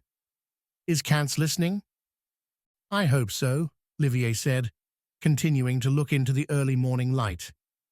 For all the work I've done, Yujo, I thought I'd stop finding new ways to die. We're not going to die, Livier, not on this thing. It's never flown so far. Nobody has, ever. People had tried, of course. Daredevils and deluded fools seeking fame. Gliders didn't go far over the open sea, where strange winds and storms would blow any ordinary pilot well off course. Kant's inventors were fiddling with crank-powered engines to try and give a flyer some control, but those introduced more problems and were too new to try here. Besides, nobody's done it like we're going to, Yujo said. Come on, it's almost time. Can't be late to this, can we? You want to die? Flying alone's the way to do it. That nudged Livier in the right direction, and soon enough, the assassin joined Yujo in hooking up to the glider. Normally, with a glider this large, assistants would help walk it to the edge and thrust it over. Yujo didn't want any extra word sneaking out to Najan's spies, though, so they stood alone on their terrace, waiting, until a certain whoop carried through the air. That's the signal, Yujo said, taking a deep breath. Her body tingled with the same excitement she'd felt when pulling a job, when taking her first step into a Skar's hold deep within the Isles. This was adventure, pure and simple. Ready? Always, my queen. So formal, Livier, Yujo said, letting the Kant's Skar take its first rush. On this flight, on this mission, call me by my name. Yujo? The Cancer Skar rustled up the wind, took Yujo's command, and pushed the gust against the glider's wings. The silver tarps, sewn like Kant's sails in their prismatic glittering perfection, took the push and billowed. The glider creaked, began nudging forward. Yujo and Livier walked with it, their chests leaning into the supporting wood beams. That's it, since the day I was born. What a day that must have been, Livier muttered as they neared the edge, one step at a time. The Cancer Skar continued its mild push. Yujo couldn't let it siphon too much energy at the start, had to keep it in control. Do you think your parents knew they were birthing a queen? I don't know. I never knew them. I'm sorry to hear that. The Isles aren't always a happy place. Yujo sniffed, felt the glider take the first tip off the edge. They began to fall forward. Did your parents expect an assassin? Of course, Livier said, his pitch rising as they fell off the terrace. the Kant's Skar dying as the two Kant's pilots pulled back on their guiding ropes, leveling the glider from its dive. They angled westward, towards two other similar shapes, shadows racing towards the sun. They were Vientas too, Yujo. Keeping Kant safe is the family business. Well, I'm glad you're here, Livia, Yujo said. The wind, the sharp air, taking them as they lifted their legs and hooked their feet over the back boards, settled into the position they'd be holding until they arrived or died. Kant's needs you now, more than ever. Chapter 27. Sky. The scientist did the flying, Wax did the joking. A good dynamic bolstered by Wax's confidence with the Kant's Skar, which he let sing here and there to keep the glider soaring along the clear blue sky. A few minutes put the pair, followed by Ami and Sawi, then Yujo and Livier, off Kant's shore and over the open sea. The vast, deep blue expanse surrounded by clean horizon ought to have sent Wax, used to views obstructed by jungle trees, into some sort of nervous breakdown. That's what we've seen, Annalise continued, with Went workers taken from the mountains and put on ships. It's a negative reaction to open space. Lot of this in these studies of yours? There would be, if you ever came up north. I've been to Went, Annalise. It's about as fun as this glider. Despite the crack, Wax enjoyed the layout so far. His hands and wrists rested on padded grips, the sturdy bar beneath them bridging the glider's width. Satchels nested above, beneath the prismatic Kant's wing. Water skins lay in between Wax and Annalise, placed close enough so the vis could bend down whenever he felt like taking a sip. Other flying accommodations were less glamorous, like cinched waistcloths, to draw up when the need arose, or the fruit and vegetable paste on Wax's left side, drinkable through a reed straw should Wax get hungry. Those little niggles were hardly worth complaining over, given the flight should cut the time to reach Noctia from several days to, well, a single one. Narjan ships wouldn't patrol the skies either, and the late spring weather meant cool, but not frigid air, for flying. For his third time in a glider, Wax had found a good flight, and all that open space didn't bother Wax in the least. You came to Went in the dead of winter, Annalise said. That's like saying this is stifling in the summer. The scientist had her hair and face bundled up behind goggles and beneath a cap. She wore thicker robes than Wax, who preferred feeling the air on his skin, even if it was chilly enough to draw up the little bumps. A bracer on Annalise's left wrist held several cancer scars in a line, the scientist's own design. One she'd finished back on Vis, of all places, for Deshiva, after starting it on Noctia for Gladring. One of many digressions Annalise would fall into, given the chance. Over the last couple days since meeting the scientist, Wax had found her quiet among groups, observing and waiting to interject until she'd found something to add. One-on-one, though, brought out her voice, and the scientist would jabber endlessly about this and that. For someone with less curiosity, Wax could see it being annoying. For him, Annalise drowned out the Skars' constant noise. Then you'll have to show us around at a better time, Wax said. We'll make it a big trip, all of us. Annalise would know who Wax meant there, and her silence, the look ahead towards the hazy horizon, confirmed it. She'd told Wax about Quick, their flash-fire connection, and how it kept getting severed by terrible chance, with odds putting Quick's current place somewhere beneath the dirt in conquered Motalan. Mentioning his brother always put Annalise off. You know he's alive, right? Wax continued. There's no way Quick would let some Narjan kill him. They killed plenty of your Vis, Annalise replied, without meeting Wax's eyes. With the goggles guarding their faces, a shared look probably wouldn't have helped anyway. Your hunters are brave, Wax, but you're used to fighting animals, not an army, which would be why Vis had fallen fast. Why Wax was sitting in this glider, screaming towards Noctia. He had his motivations, but Annalise? Quick told you to go to Vis to protect you, right? Wax asked. Our options were limited. Okay, but you went. You stayed. You could have taken another ship to Foti, and from there, back to Went. Because I realized just doing the research wasn't enough anymore. I'd played with practical devices on Went, made these neat weapons, tools, only for the Skars to blow them all away. Annalise shook her head. Why use a device to spit fire when you can do it with a thought instead? Worse, why help anyone wield that kind of power? You're helping me, us, because you're not facile and Gladring.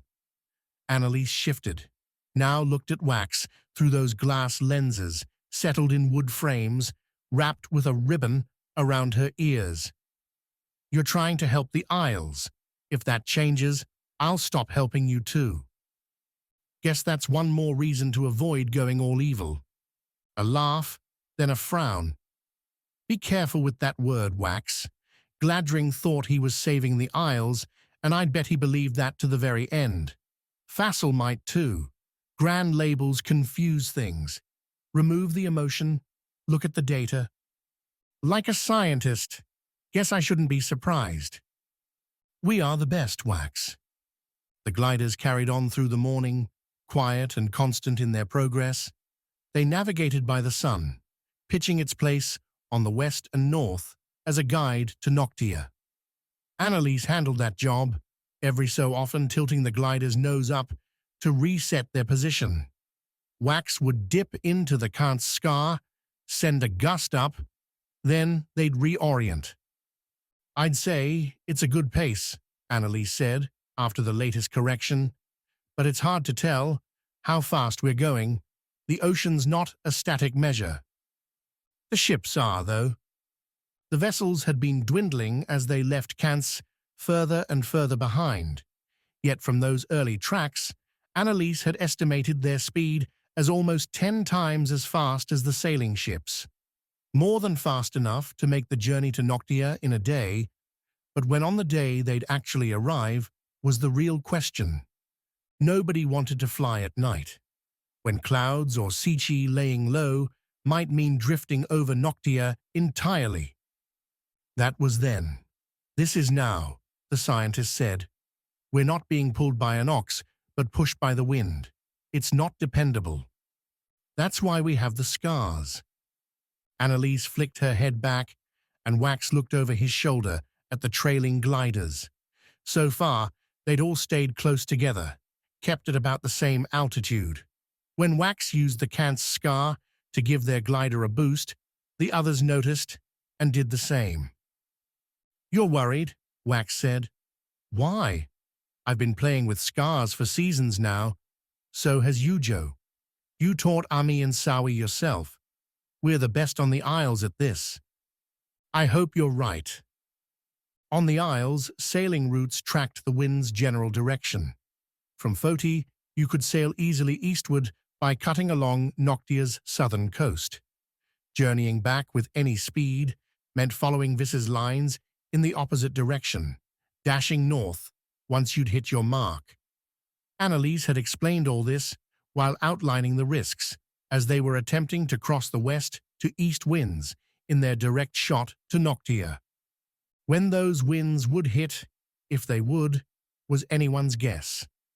For hours, the breeze stayed quiet, with the Kant's Skars used to shove the gliders upward as needed, to kiss their momentum forward. As the sun dipped into the mid-afternoon, now on their eastern side, the air began to shift. The glider bucked, and Annalise tilted them further north, catching the shifting wind on their wing and using it like a sail to propel them forward, if not as straight as before. Here we go, the scientist muttered, barely audible over the wind. Ready? Wax replied, and so were the singing Cant's Skars. Just keep us pointed in the right direction, and we'll be fine. A nice idea, a hopeful one. A dream shattered not 3 breaths later, when Ami's curse carried through the air. Wax and Annalise both turned, saw the middle glider flipping, plunging towards the roiling sea. Chapter 28. Errant Justice. They signed in silence for an hour after Tawny returned. Bliss insisted on it, refusing to let Tawny drop off to sleep until she'd explained what's happened to the Viss's satisfaction. Bliss wanted to go to the storm's edge straight away to find Quick, and Tawny couldn't convince her otherwise, which was how they wound up on the dock, staring at the dark ship as dawn crept closer. Du's appointed watch stared at them from the prow, stating in dreary terms that Quick hadn't made his way there. Where else would he be? Bliss signed, looking back at the ringed city as if, by squinting hard enough, she might convince her brother to appear. Anywhere, Bliss, Tawny said. But if I had to guess, he didn't make it away from the mansion. Bliss stiffened. Dead? Who knows? Quick's a fighter. Maybe he swung those claws at the wrong guard. At Bliss's blanching, those beautiful hands going tight around her staff, Tawny reconsidered. The last thing she wanted tonight was Bliss striking off on a one-woman war. Look, the Narjan like their ceremonies, okay?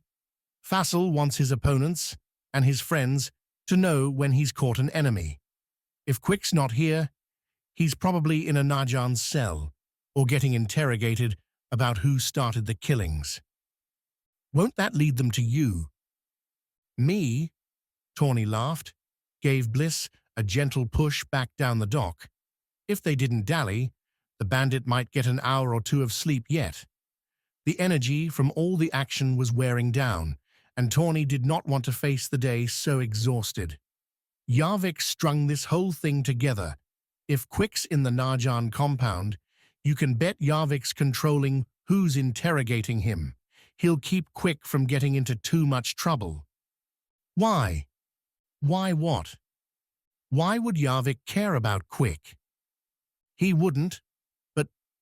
Tawny stopped herself, muttered a curse. Yarvik would be just as likely to slit Quick's throat as Fassel would be to hang the hunter. Neither one needed Quick alive. Okay, I'm changing my mind.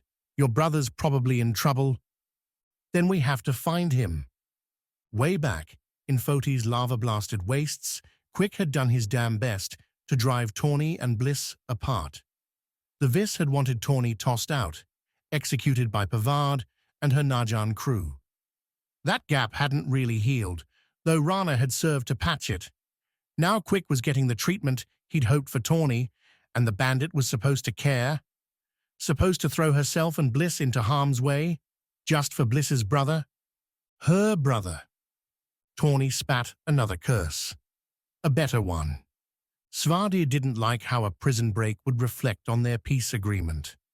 The barbarian, stirred from his endless stare out his room's window, grumbled his way down to the inn's dining room. The pallid, scar-coated man looked so hideously out of place, wearing a light robe and carrying his huge blade, that Tawny would have mocked him for it if Bliss wasn't snuffing out all joy with her dire frowns and furrowed brows. I'm not asking you if we can do it, Bliss signed as they sat around a squat table, the innkeeper kind enough to serve up some rice gruel and watery coffee. A few other early risers, dock workers from the looks of them, filled out the space. I'm going up there now, and I'm going to find him. Kiwi, curled up beneath the table at their feet, snorted. How? Svardir echoed the ferret's question, making Tawny wonder whether she'd learned to pass Kiwi's words after the last week in the rock lizard's company. The Narjan quarter's not small, and they won't like you wandering everywhere. I'll ask. Bliss nodded at Svarda. I mean, you'll ask. That earned a raised, flimsy eyebrow. Svarda's remaining hair was brittle, every wayward bump or breeze casting a little more of it to the winds, never to grow back. The barbarian's once great beard had been hollowed out, creating an unsettling addition to Svarda's harrowing appearance. I'll ask them where they've stashed a vis hunter. They'll tell me to go throw myself in the ocean. You'll have to scare them. With that sword. Svarda, Tawny cut in, I think we can make this simple. You and I know where the Najan prison towers are. We get inside, we head that way, see if we can get Bliss a chance to see her brother. Maybe he's not there. Maybe Quick got lost, or too drunk, or boarded the wrong boat. But if he's in a cell, we'll crack him out. And bring all the Najan down on us. No, Tawny said, arriving at an idea she'd avoided because, well, you didn't put yourself in debt to Yarvik unless there was no other choice. Once we know where he is, I'll get Yarvik to cut him loose. Now that, Svarda said, pointing a finger at Tawny, is the first smart idea I've heard all day. Let the thief free your brother. With that, Svarda, who had no gruel to eat, pushed himself back from the table. Bliss, who'd barely touched her food, copied the move, leaving Tawny staring at her own bowl, plenty still inside. Svarda either didn't notice or didn't care, stomping off towards the exit, so Tawny did the only thing she could, shoveled down a few mouthfuls, washed it down with her own coffee and Bliss's. Disgusting, but she hadn't found that sleep, and the day promised one headache after another. The streets were on edge. Najan patrolled in force, every other body seeming cloaked in a purple robe, carrying a vulge. The gold-trimmed editions, normally reserved for seafaring patrols, made appearances too, facile calling out the reserves. Anyone not sailing off to war was apparently tasked with glaring at passers-by. Tawny brushed it all off, seeing as her years among the thieving underclass had taught her to ignore every scowl, every judging sneer. Half the Najan jokers trying to look so scary here were local ruffians anyway, pressed into service by Fassel's demands and promised rewards. Tawny's knives could make quick work if any acted on their expressions, but none did. Noctia was tight after last night's killings, but it hadn't exploded yet. Svarda bought their entry into the Najan quarter with Fassel's promised audience. They had to wait for an assigned guide. Some miserable toady, all too eager to talk up Svarda's past role as a guardian. The man didn't start off with a jaunt to the circle's meeting chambers, though, instead leading them right into a growing crowd at the first square. Tawny would have asked the guide just where they were going, but she didn't have to.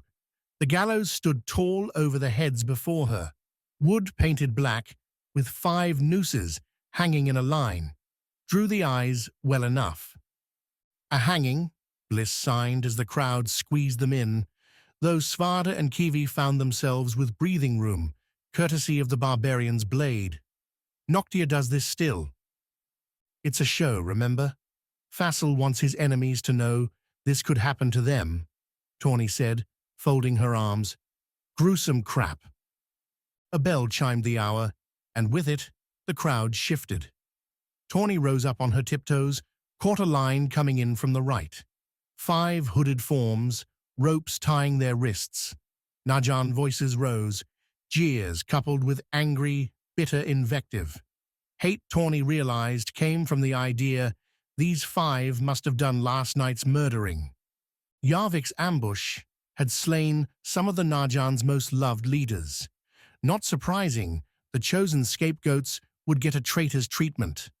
4 of the prisoners, an equal split between women and men, clad in spare linens, walked like Noctia regulars.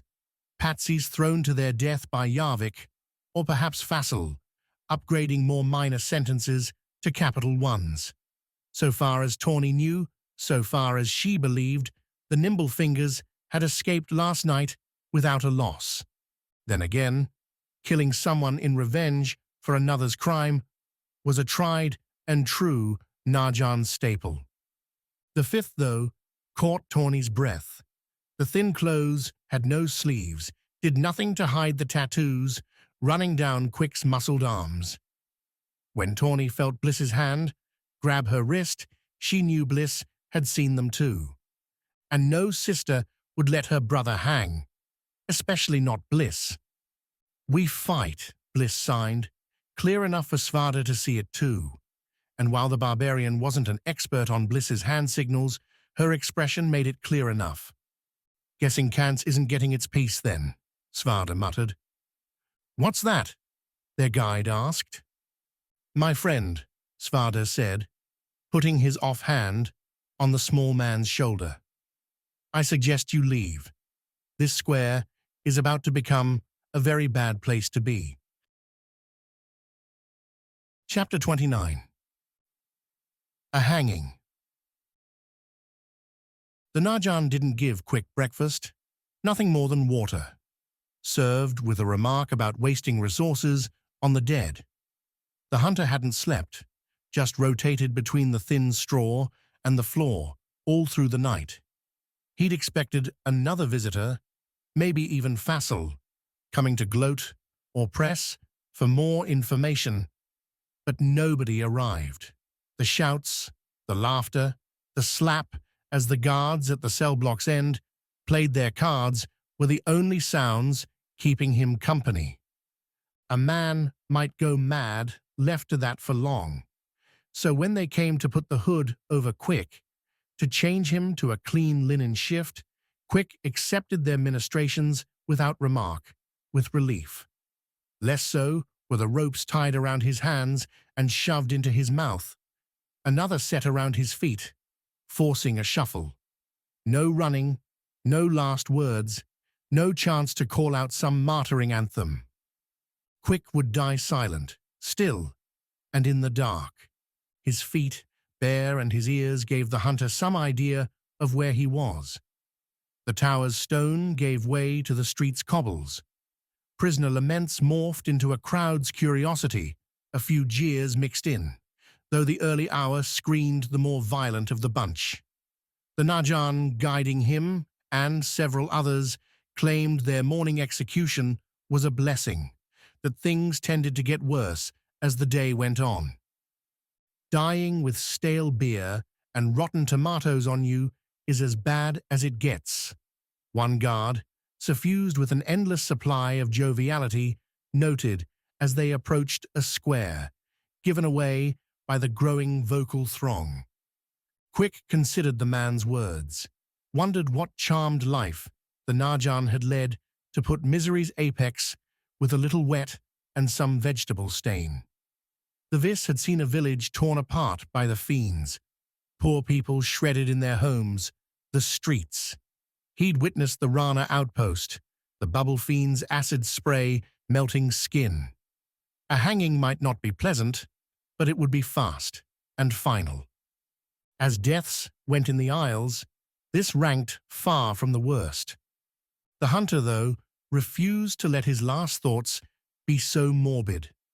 Instead, as the guide brought them up the steps to the gallows platform, the wood sanded so smoothly, steps level, such care taken for grim business, Quick drew up better memories.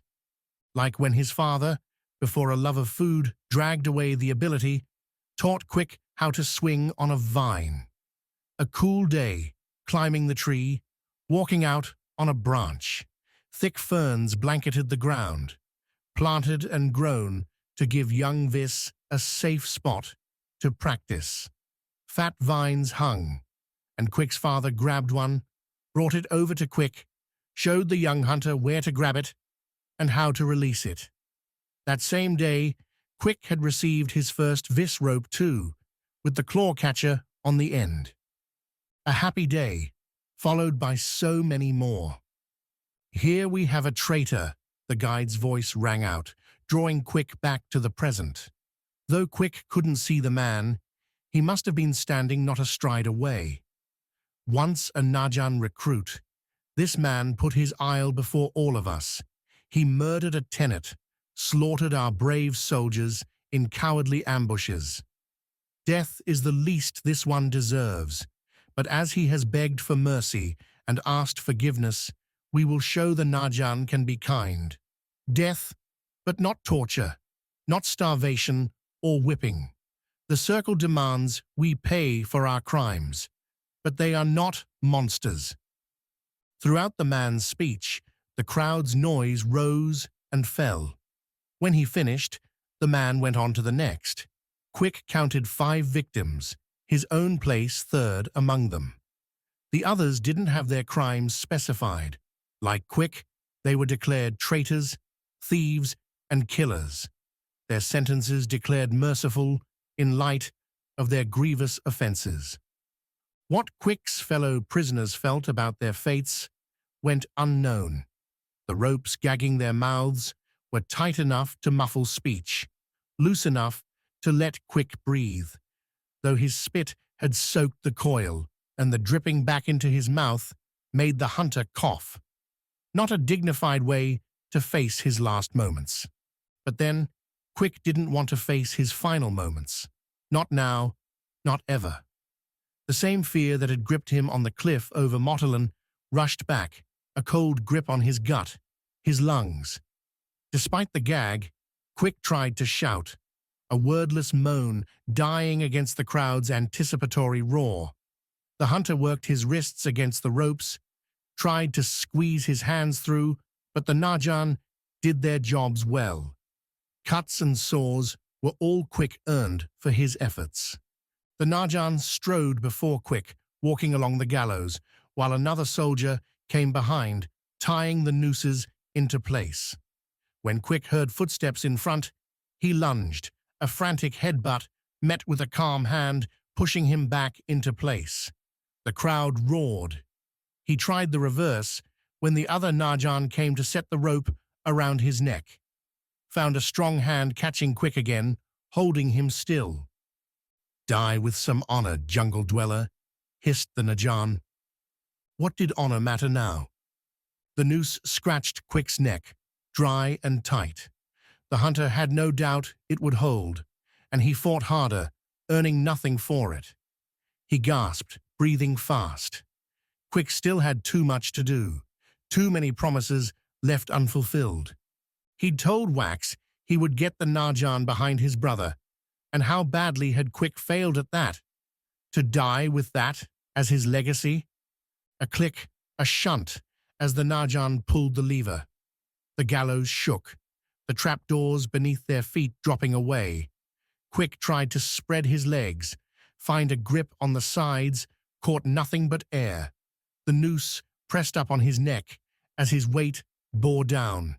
Panic clenched, spots rose. He tried to vomit, the contents sticking in his throat. The hunter fought and failed, and hit the gallows, bumping off the wood and onto the stones below. The noose relaxed, Quick retching, gasping into the dark hood, screaming, shouting all around him, the ground shaking as feet ran this way and that. Details slid in, and Quick ignored them, holding only to one fact. As his heart raced, his body shook. He wasn't dead. He wasn't dead. How? The question and its shock pierced Panic's icy veil, drawing Quick into the current moment. Not that he could do much with it. The hood still covering his face, hands and feet tied. Had Fassel or Yarvik staged this whole thing as a ploy meant to break Quick's spirit? Was the third hand behind this, or had the rope holding him unraveled? An accident that, as soon as the dead prisoners were cleared, would see him returned to the gallows. Except the crowd. Those weren't shouts of predatory, vicious glee. Fear, pain, flight. Quick had heard those sounds too, in Mottolin. But how? Something cut the rope binding Quick's hands, his feet in 2 strokes. The hunter would have moved both, but the limbs were numb with lost feeling. Next came the hood, ripped off to reveal a face Quick hadn't seen in far, far too long. "Hello, brother," Bliss signed, using a simple knife to cut away Quick's disgusting gag, her offhand signing. "Looked like you needed some help." Quick coughed out a laugh, almost a cry. Somehow, she'd found him. Somehow, just as he'd rescued Bliss after her hunt on Viss, she'd done the same for him. He wanted to tell her, started to say the words, as Bliss threw the ropes away. Before he'd spoken one, a crossbow quarrel slammed into Bliss's shoulder, spinning her to the ground. Chapter 30. Kissing the Sea. The Skar cut loose. Yujo felt the air change, the natural wind growing in as the afternoon set over the open ocean. She corrected, tugging on the glider to point further northward, letting the wind shove them along. Ami and Sawi, the greenest glider pilots, didn't make the adjustment. They flew ahead of Yujo and Livier, slotted behind Wax and Annalise. The shifting wind shoved them downward, and Ami reacted like Yujo might have years ago. She panicked, called on the Kant's Skar, and let the Godstone try to save them. Gusts roiled, air shoved in wild directions, puffs strong enough to force Yujo and Livier, the latter adding his muttered curses to Ami's shouted ones, to twist their glider off course. The Queen steered east, away from Noctia, and with the natural wind to escape the unnatural gusts. "They're falling," Livier said, the assassin's cold, calculating tone doing nothing to help the situation. Yujo twisted to look over her left shoulder and saw Ami's glider caught in a spiral, its frame twisted by the battling winds. They'd plunge into the sea in a few moments, and with their arms and legs slotted into the glider, get sucked under right after, certain death, even with Ami's Viss scars. "Then we are too," Yujo snapped, pushing their glider into a pursuing dive. The ocean sprawled before them, the waves without end. Without the urgency, Yujo might have lost herself in that lapping blue morass until she crashed right into it. Ami's helpful shouts kept that urge at bay. Tugging on the steering ropes, Yujo tucked the glider's right point in, twisting their craft back west and right into the wind. With the glider's nose still angled down, the breeze pushed them further down, speeding up the dive and letting them close with the haphazard fall ahead. Ami and Sawi, still twisted in the maelstrom, brought up by their Kansi Skar. The stone seeming to think saving the pair meant launching strong gusts in every direction. Their glider lurched and spun, snapped and jerked. In another, less dire situation, Yujo would have found the sight funny.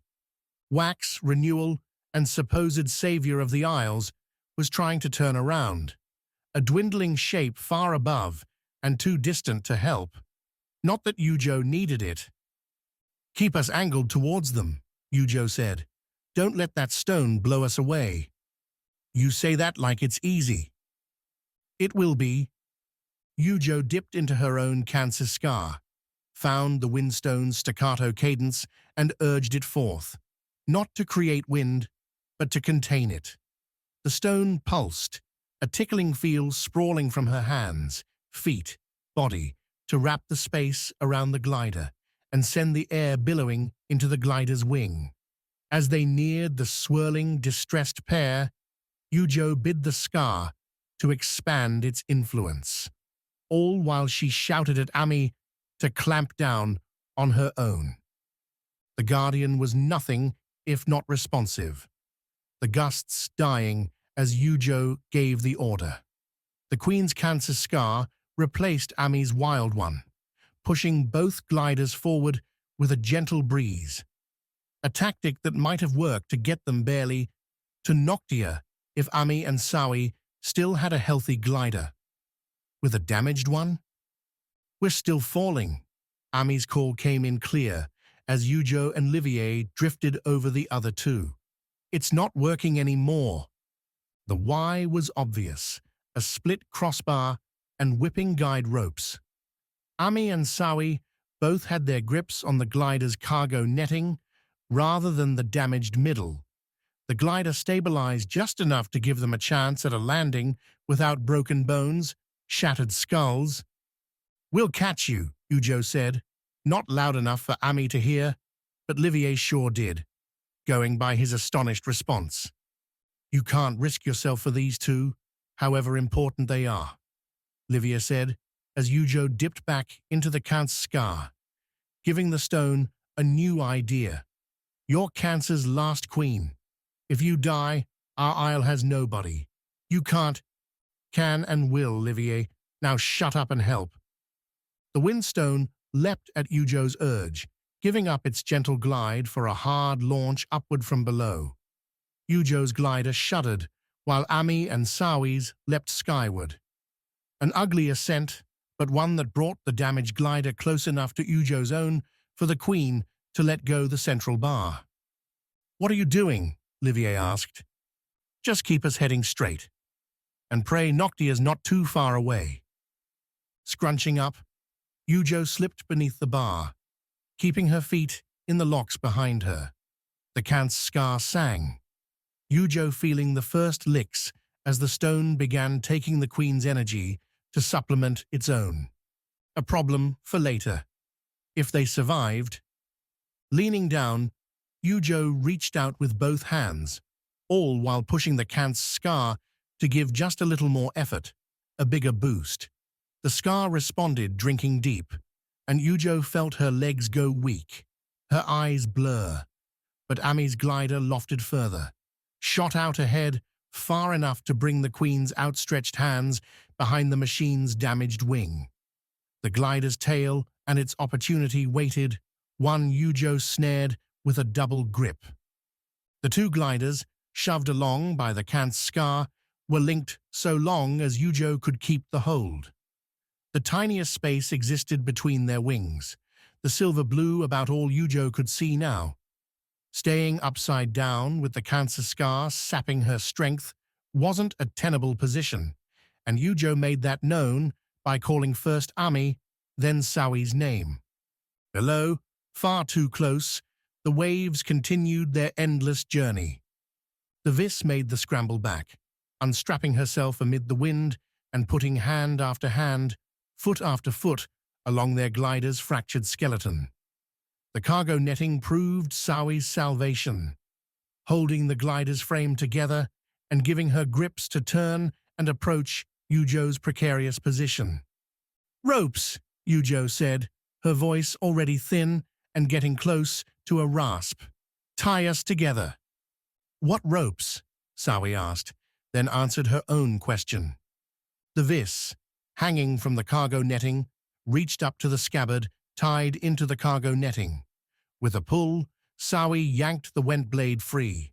What had been a difficult climb with all four limbs went to near impossible with only three, while trying to keep from stabbing herself with the drawn sword.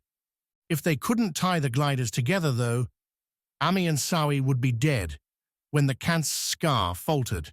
That had to be motivation enough.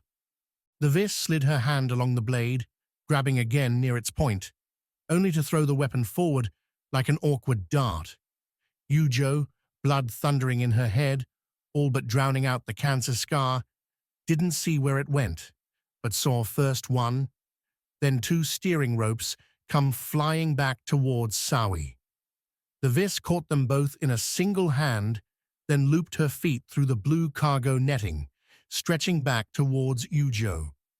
Sawi tossed the first rope's end at the Queen, who caught it, handed it up towards Livier. The assassin had enough instinct to take the offered end and tie it around their glider's central fuselage, the beam running front to back, holding everything together. Yujo, continuing to bend forward, kept her grip on Sawi and Ami's own tail, while the Vis, twisting, tied the second rope to the first and tested the knot. "Leave off," Sawi said over the wind. "It'll hold." Are you sure? Of course I am. If it wasn't, I'd never let you go. Yujo stifled a laugh, let her hands relax, and tried to straighten. The rope stretched, pulled tight. Sawi and Ami's glider would have swung under, but Yujo told the cancer Skar to push hard. The wind roared. Their glider leveled out, and the pair kept shooting forward. A hand grabbed Yujo's back and pulled, bringing the queen back to their glider's center bar, where Yujo found her hold. I'm beginning to realize, Livier said, as Yujo struggled to stay awake, just how wrong our old queen was. You are a credit to our isle, Highness, and I'm honored to fly with you. Yujo would have answered, but the Skar had taken her voice, was taking everything else, and when she slipped into the dark, the stone's wind died with her. Chapter 31. The Crater's Way. Air travel, for all its swiftness, wasn't winning Wax over. He and Annalise tried to pull their glider around and down to help, somehow, with the mess Yujo, Sawi, and the others were dealing with. That simple move put their glider on the wind's bad side, rattling its frame and sending their calm ride into sudden jerks and drops as the pair tugged on the guiding ropes, whisked energy from the Skars, and generally panicked. Thankfully, they don't need our help, Annalise said, once they'd straightened the glider out again over the sapphire-blue ocean, heading west towards Noctia. Below, the other two gliders now seemed attached to one another, with Sawi's form the last in sight, making her way beneath her glider's wing. Because I'm not sure we would have been worth anything. At least we didn't crash, Wax replied, watching the mangled, bound gliders find their equilibrium. They're really low. Gliders, Wax. They won't rise without a geyser or the Skars. They have those. The Skars, I mean. How much of themselves did they have to give? From what I've seen, the Skars drain fast when under heavy use. Yujo and Ami, maybe Sawi too, could be exhausted right now. Livier isn't adept with the Skars. They need a place to land. Want me to use the Went Skar and make one? Annalise turned a quizzical eye at Wax. Could you? Something that large? At the idea, the Went Skar gurgled to life. The gem had a deep tone, but as Wax imagined a stony rock jutting up from the sea, the Skar didn't dismiss the idea or shrink away. Possible, but probably not a real solution, especially as a better target lay on the horizon. Noctia appeared first as a gradual graying against the blue sky, a winding smudge. The shade grew deeper as they approached. Definition on the isle's rocky, sloping sides, giving away the harsh land left by the goddess of death. Here, though, Noctia would be granting them life, at least a little. They won't top those cliffs, Annalise said as the gliders drifted on, the coupled pair slowly sinking towards the water. If they even last that long. You think we have the height? Annalise confirmed their glider's trajectory was good to clear the steep cliffs at the ocean's edge, their craggy bastions a friend to rubble and light scrub brush. Waves lapped Noctia's eastern coast lightly, their scattered froth building a misty line near the surface. Gulls and other seafaring birds took flight as the gliders neared, some wheeling in to get a closer look, seeing if there was anything to snag off the cargo netting. Not that Wax paid much attention. Instead, his own eyes glazed as he reached for the Skar, summoned up its song, and sent it rushing towards the tide gliders. A gentle lofting, billowing the two wings, the gliders drifted higher, putting them on course to clear the cliffs. Nice work, Annalise said, pulling the guide ropes to bring their own glider towards the coast. You realize this is the wrong side, right? We land here. It's a long walk to the ringed city. Don't think we have a choice. We don't, unless we leave them behind. Wax laughed, his attention split between the Count's Skar and the conversation. You and me, Annalise, barreling into Fassel's home all alone? With your scars, it might be enough. I didn't travel all around the Isles, gathering these things just to blow people up. You might have to. Wax didn't answer that, however right Annalise was. The scars were weapons, and Wax had used them that way already, but every time felt a little like he was betraying Pan. A life spent to try and save the world shouldn't be honored by its destruction. Well, he didn't have to confront that quandary now. Instead, Wax urged the Count's Skar further, felt the stone start to sap his energy to bring the coupled gliders higher still. Noctia's coast screamed in, the wind's flapping sound merging with crashing waves, birdsong. The sun lay behind them, blasting Noctia's rocky land with clear light. As good a landing condition as Wax could want. Going to raise us in 5, Annalise murmured. They crossed the cliff. The 2 gliders below crested the gap with too little space. But when Wax didn't see the craft explode, bodies fly out, he released a breath he didn't know he'd been holding. One last push then, and the Count's Skar furled the air before the gliders into a rising push, sending the 2 craft into a brief upward stall, killing their speed and setting them down in a mangled heap amid the stones and brittle bushes. Here we go, Annalise called just as Wax released the Count's Skar, his arms leaden and his legs aching. Their glider swept higher, losing its speed in a wobbly approach to the sloping Noctia rocks. Wax reached, undid the clasps holding in his thighs. Both pilots swung their bodies lower, began pedaling their legs as the glider neared ground. The first footfall sent tremors, as did the second, rock and stone crunching beneath their glider's weight. The supplies resting above doing more harm than good to their tired bones, numbed muscles. The glider's front end found no friend in the rising slope, nudging into the rocks, bending with a creak and a crack as their remaining momentum stalled out. Bars bent, the beautiful Count's glide wing tearing as its frame warped. But their momentum played out. Wax's steps kept hitting, and the pair stood still before their ruined aircraft, supplies jumbled but intact. Not the prettiest, Annalise said, unclipping herself, but I think, given the circumstances, not bad. Annalise, Wax replied, we just flew to Noctia in a day. That's incredible.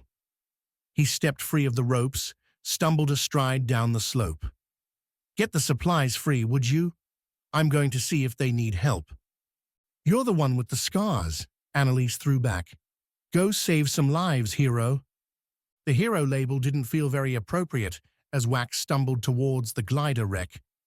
After relying on the Count's Skar for so long, he felt like he'd spent several days journeying through the Vis jungle, with burning muscles, a dry throat, and a headache unlikely to fade soon. All minor problems, though, compared to where he was going. No screams or calls for help came from the crash, but Wax spent every fumbling step playing through nightmares. Maybe the glider's frames had skewered Yujo and Sawi, or the cargo, those weapons, had slipped free in the impact and mashed Ami. Livier could have landed wrong on his legs, the assassin rendered crippled on the coast, far from help. Sure, they had some vis scars, and the stones could crawl just about anyone back from injury, but serious wounds took days, time they didn't have. Then again, if they were hurt too badly, the clock might not matter. All 6 of them had flown out here because all 6 were necessary to give the plan a chance. The glider pair tilted towards Wax, those big wings blocking the ocean view and anything else beyond.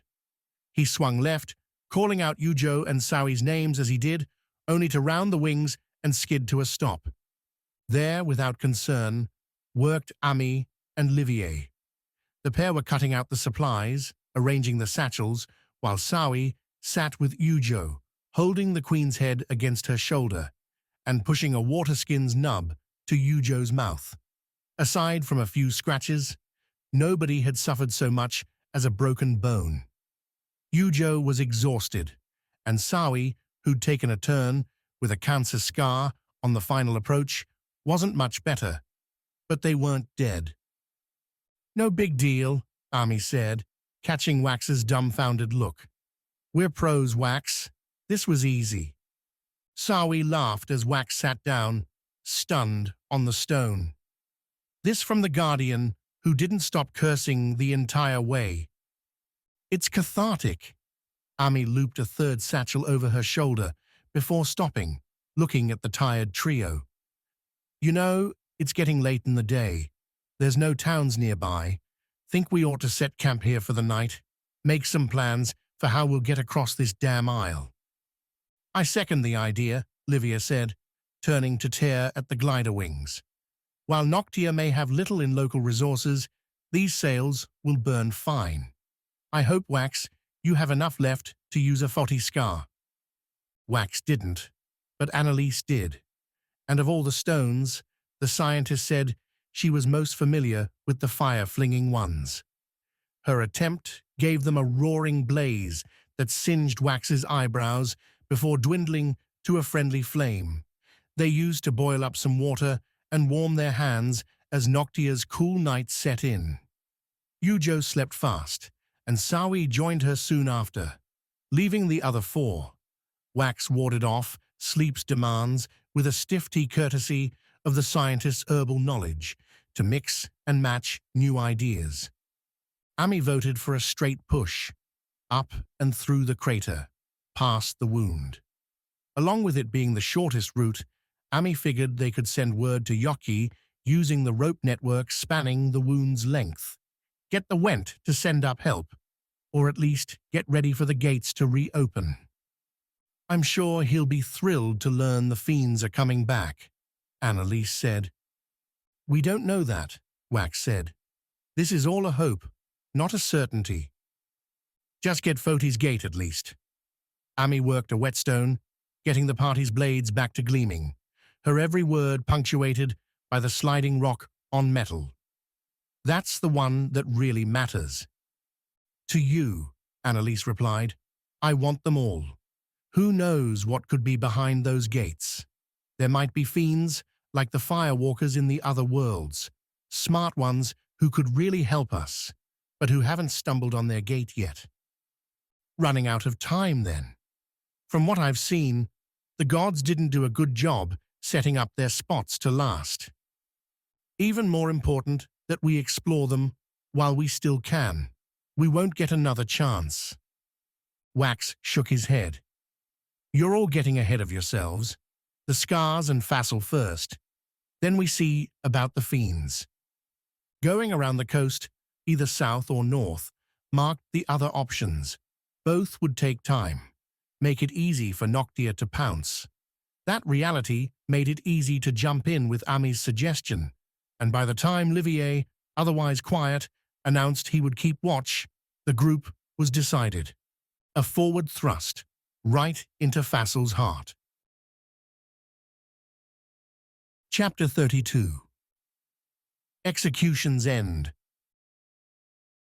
Bloodless, quick, and well-suited to speeches. Those were the reasons the Narjan gave for hangings. So far, Tawny counted, Quick's would-be execution scored 1 for 3, with the executioner getting his time to blather on about crimes, treason, and otherwise committed by the quintet waiting at the gallows. When Svade bellowed and brought forth the black blade, though, the other two goals failed hard. The trio's snap strategy kicked off when Tawny darted forward, tossing elbows, slipping beneath arms and between bodies right up to the wood stage. The executioner, a flappy man flanked in his duties by two Najan in full armor, helmets closed to keep any vengeance seekers from guessing their identities, pulled the gallows lever. Clanks, clunks, a shunt, and the victims dropped. Tawny jumped, hit the gallows with her arms above the lip, drawn daggers flat against the wood. She swung her left leg over, rolled onto the surface, saw a black iron Najan sword hacking at her, and snapped her daggers up to block. The pair crossed, caught the sword between their sharp sides, and held it long enough for Tawny to see the armored slate glare as the guard leaned into his blow. So heavy, so focused, so easily twisted.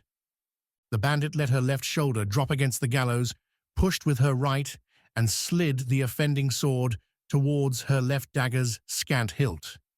The guard, all that armor boosting his weight by amounts Tawny didn't want to guess, fell with the blow, losing his footing while Tawny pushed the man to her left. The sword brushed her Kant's robe as it swept by, to bite into the wood, the guard rolling over it and off the gallows. Tawny didn't watch the landing, instead twisting to her right and slashing with the dagger, invisible time ticking in her head. The knife cut through the rope waiting there, just over Quick's bulging, choking head, and sent the hunter tumbling below. "He's all yours, Bliss," Tawny called before stepping forward, cutting the next rope in line, saving lives, creating chaos, all in a good day's work.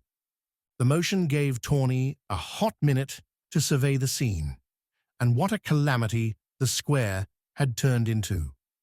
The crowd, mostly Najans savoring their morning drinks, snacks, before heading to more important work, fled in all directions. Some organized themselves, faced off with Svarte in a dance already proving bloody. Shops and Najan buildings around the square alternately served as shelter or disgorged drafted guards, dashing out into a fight they didn't understand. The executioner and his second soldier had fled the platform, ditching into the crowd. So much for dedication to duty.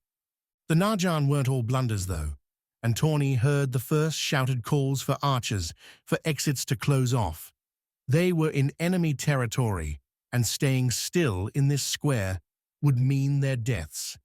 Tawny cut another rope, then followed it down, dropping beneath the gallows and turning back to see Quick, freed by Bliss, standing. Saw Bliss take a crossbow quarrel to the shoulder, the hit spinning her around. The strike stole Tawny's breath, ripped it away in a mortal panic. For all the near-death they'd played against, the Skar-driven disasters to the Foti Ferrites, the Kant's assassins, and the Najan soldiers, this one hit clear, hard. A second followed. Struck Quick's back as the hunter wrapped himself around his sister.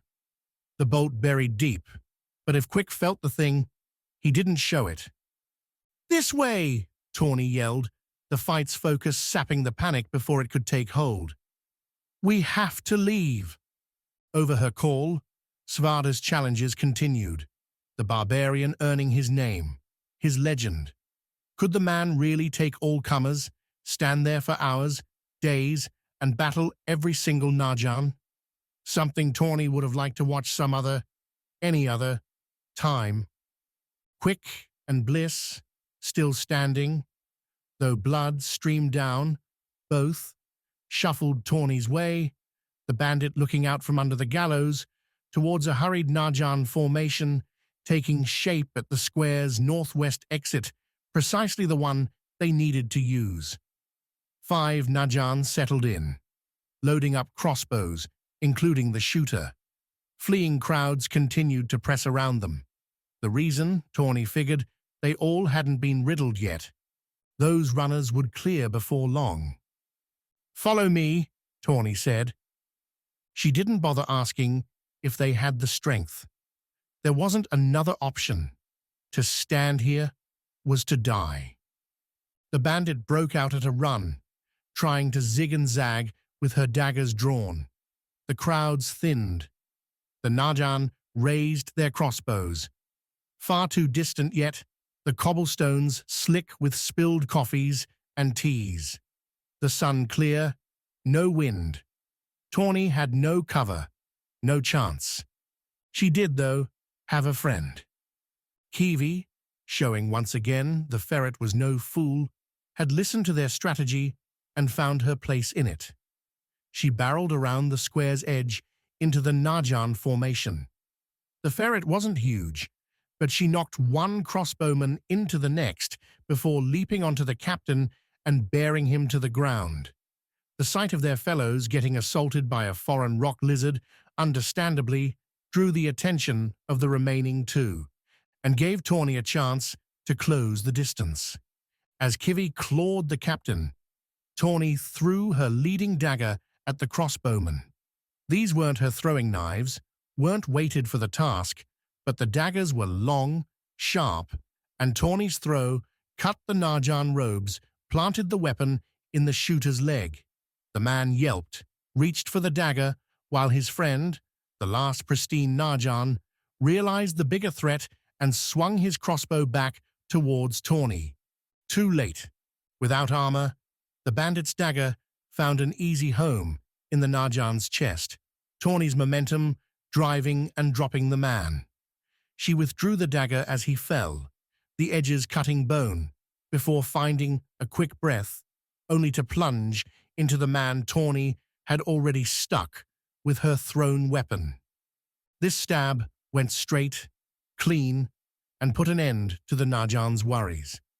Kiwi, who'd bashed the captain to senselessness, rounded on the other two Najan, righting themselves after the ferret's first charge. Faced with bloody death, the pair did the proper thing, dropping their crossbows and fleeing. Kiwi snorted at the turn, gave Tawny a glance, before scrabbling off into the square, past the approaching Quick and Bliss. To where? Tawny almost called the ferret back before she saw Kiwi's destination. The charging ranks of more Najan, these with vultures and crossbows drawn. That Kiwi wouldn't survive a one-against-dozen encounter seemed obvious, but the lizard charged anyway. Tawny would make the sacrifice worth it. "Faster!" Tawny called, as if that would make any difference, but it felt good to shout. She recovered her thrown dagger as Quick and Bliss shuffled past, the trio cutting to the street's right side, where overhangs, benches, and the detritus of life in the Najan quarter gave them some cover. The bandit sheathed her knives, tried to put on a look of panic as they fled. Behind, Svada's hollering continued. Ahead lay only cobblestones and flapping purple-black flags, the trade tenant's tower.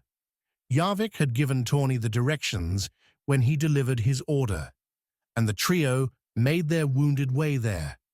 The bandit plucked the quarrel from Quick's back, while the hunter did the same to the one in Bliss's shoulder.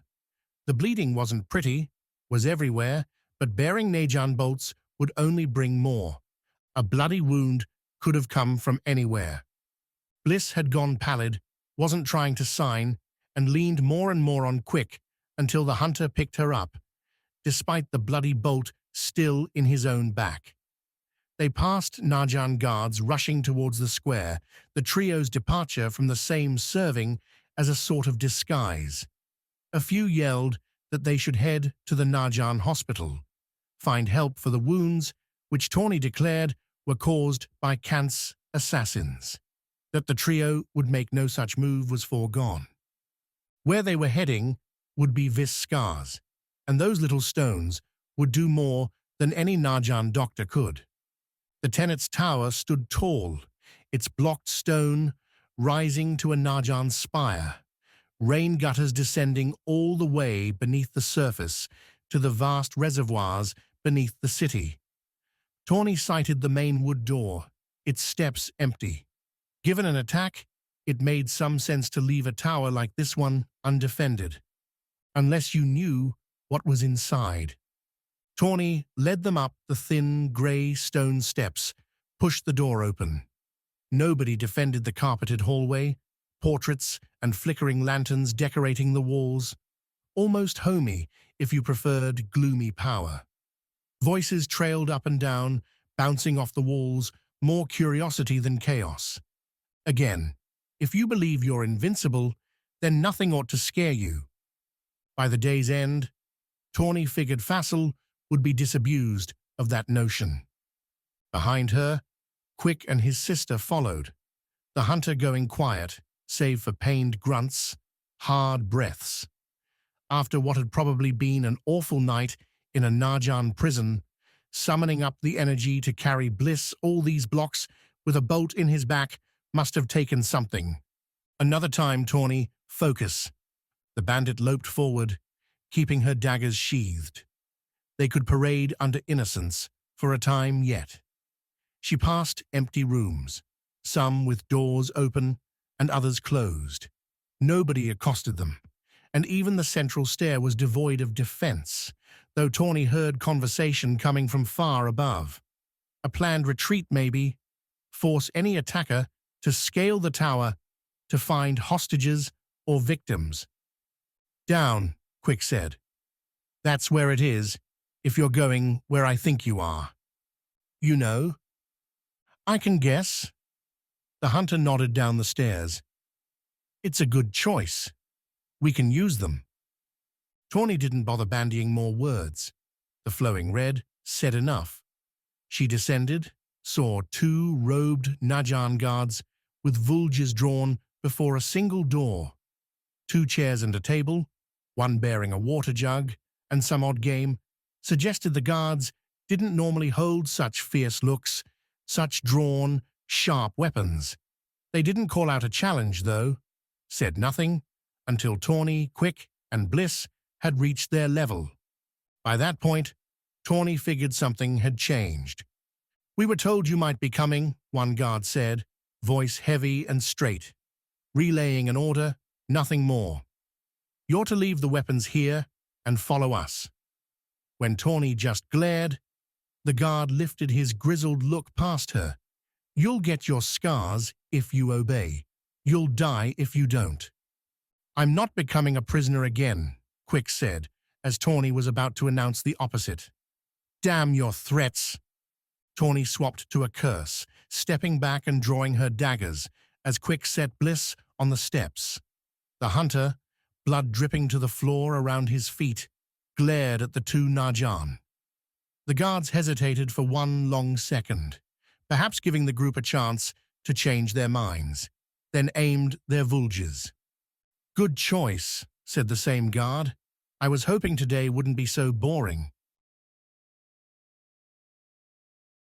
Chapter 33. Across the rocks. The quarrel's bite left a leaking hole.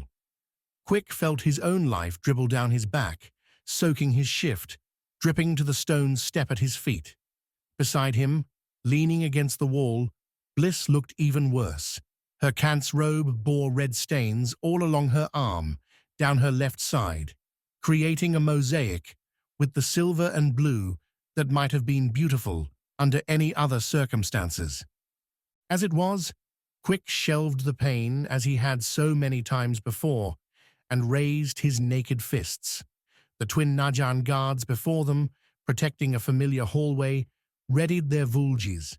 They'd asked for prisoners, but Quick had allowed that to happen once on these stairs already, had allowed the ropes to bind his hands more times than he could have believed in the last year. Never again. That fear of death haunting his soul fell back at the conviction, and Quick breathed easy, bared his teeth like a Hanoko confronting fresh prey. Tawny, to his right, drew her daggers amid fresh curses. Let her panic. Quick broke ahead first, pushing on the step to leap at the Najan pair. Flanked by 2 lanterns over the Najan's shoulders, the hall behind them, the lone exit from a circular landing otherwise occupied by a small table and 2 chairs, the Najan didn't have much room to move. Neither did Quick, which ought to put the advantage against the unarmed Vis. But Quick wasn't just a brawler. He was a hunter. The jump didn't carry Quick right into the raised vultures, but to his left, up to the stacked stone wall. The Najan twisted their vultures to track, an easy move, and one Quick countered by planting his left foot on that stone wall, kicking off hard to the right. A snapped dive cut the hunter's forward momentum and left the Najan stabbing empty space. Quick rolled onto the ground, passing before the two Najan and winding up near the table. Both guards missed their halting thrusts, then broke to chase their enemies. The one who'd addressed Quick angled for Tawny, while the other advanced on Quick, Vulge already jutting out for a strike into Quick's wounded back. The hunter gripped a chair's legs and swung the furniture back across his body, blasting the Vulge as it lunged in. The curved spear bent to Quick's left, the hunter continuing his swing, knocking the Vulge aside. Quick pushed ahead, shoving the Vulge's haft against the Najan, the hunter's strength more than matching the guard's own. The Najan retreated a step, grunting before dropping his right hand to the sheathed blade at his waist, the other gripping the Vulge as Quick crammed it against his neck. An easy gutting.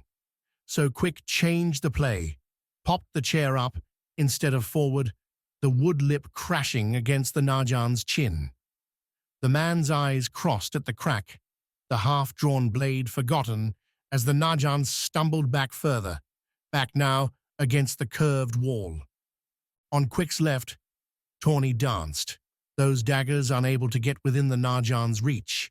But she hadn't died yet either, giving Quick time, which was all he needed. The hunter dropped the chair, the Najan's Vulge dipping as the guard swung it back towards Quick. The hunter raised his leg and stepped on the spear's haft, shoving it out of the Najan's hands. Slurring a curse, the guard again reached for that blade, drew it as Quick approached. The hunter snatched, snared the guard's drawing left hand, the sword not freed, and now pinned to the wall like its wielder. The Najan punched Quick with his other hand, gloved but weak. A strike to Quick's shoulder that had the hunter laughing. Quick returned the hit first to the Najan's unprotected neck, skinning his hand on the Najan's helmet, but striking above the robe, stealing breath and nerves. Quick followed up the strike with a second, the Najan gurgling and going limp in his grasp. His sword clattered to the ground near the stairs at Bliss's feet, though his sister didn't look capable of using it. The hunter flung the man away and screamed. Hot fire ran along his side. Quick glanced to his left, saw the Vulge retreating from its slashing swipe. The Najan reversed his grip, started a return swing. Behind him, lying against the stones in her own bloody pool, was Tawny, that dagger dance apparently defeated. Quick backpedaled, falling away from the Najan and evading a second slash. The Najan didn't advance so fast, instead readying himself, dark eyes shadowed by the helmet. Standing in the landing center, the guard could catch Quick just about anywhere with the Vulge, save if Quick turned and ran down the hallway. But that would mean abandoning Bliss, leaving Tawny to die. Not a choice Quick could make. Instead, the hunter slipped his left foot beneath the dead Najan's dropped Vulge. He kicked it up, caught it with both hands. Quick's side and back continued to bleed, to burn. But the Vis found his stance anyway. Brave, fighting a Najan with their own weapon, the guard said, though his words held no superiority now, only caution, respect. Your friends are dead, Vis. Soon, you will be too. The claim fractured Quick's focus, drew his look to the right, where Bliss continued to lean against the wall. She hadn't fallen, though, not yet. Her eyes, too, were open and glossed with death. Behind the Najan, Tawny struggled to hold her wounded stomach. a fast stab, hard for Quick's chest, and one the hunter deflected into another, curving cut against his left shoulder. The Najan withdrew the Vulge into a downward retreating slash, one Quick pushed aside, rushing forward to close the distance. Just like he had with the Najan's friend. This one wasn't so stupid.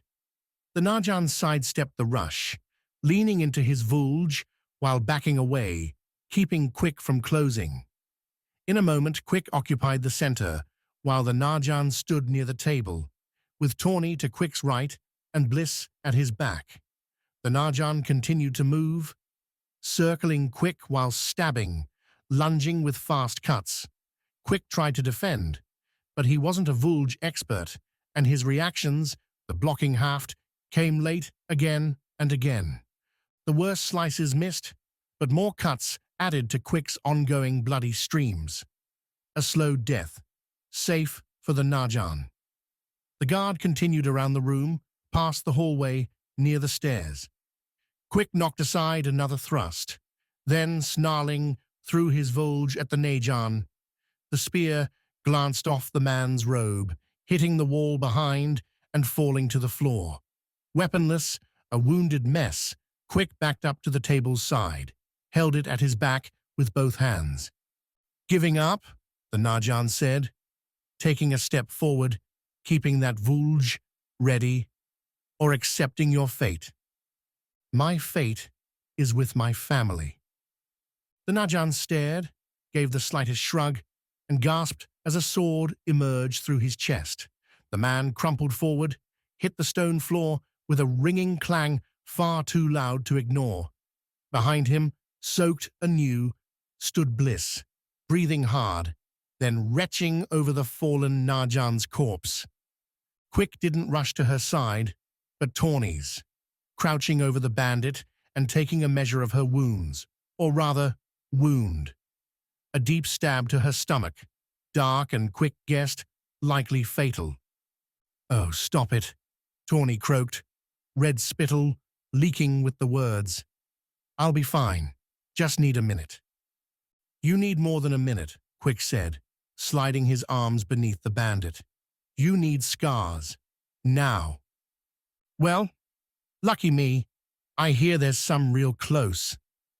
Quick didn't reply, just moved. Ran over the Najan bodies into the hallway. Bliss followed. Neither had the energy, the need to sign to one another.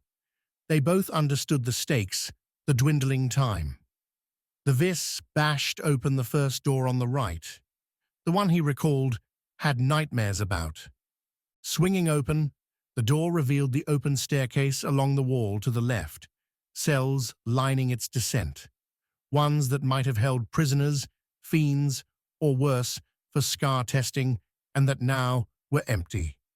Lanterns dazzled bright between each one, kept fresh and flickering, providing a hopeful hint that Fassel hadn't moved the Skars from their chosen storeroom. That hope took another shock as Quick began running down the steps, his glance turning to the room's core. Back when Ami and Annalise ran the place, they'd split the Skars among cases around the room, each one locked and protected.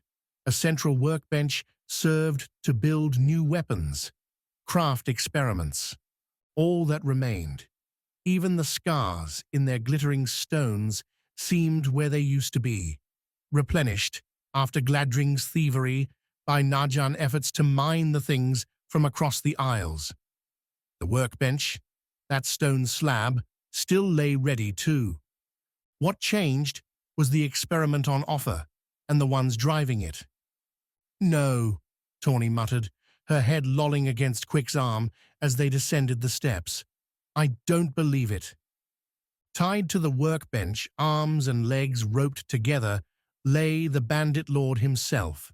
Yarvik, without his hat, his many tricks, paler than a ghost.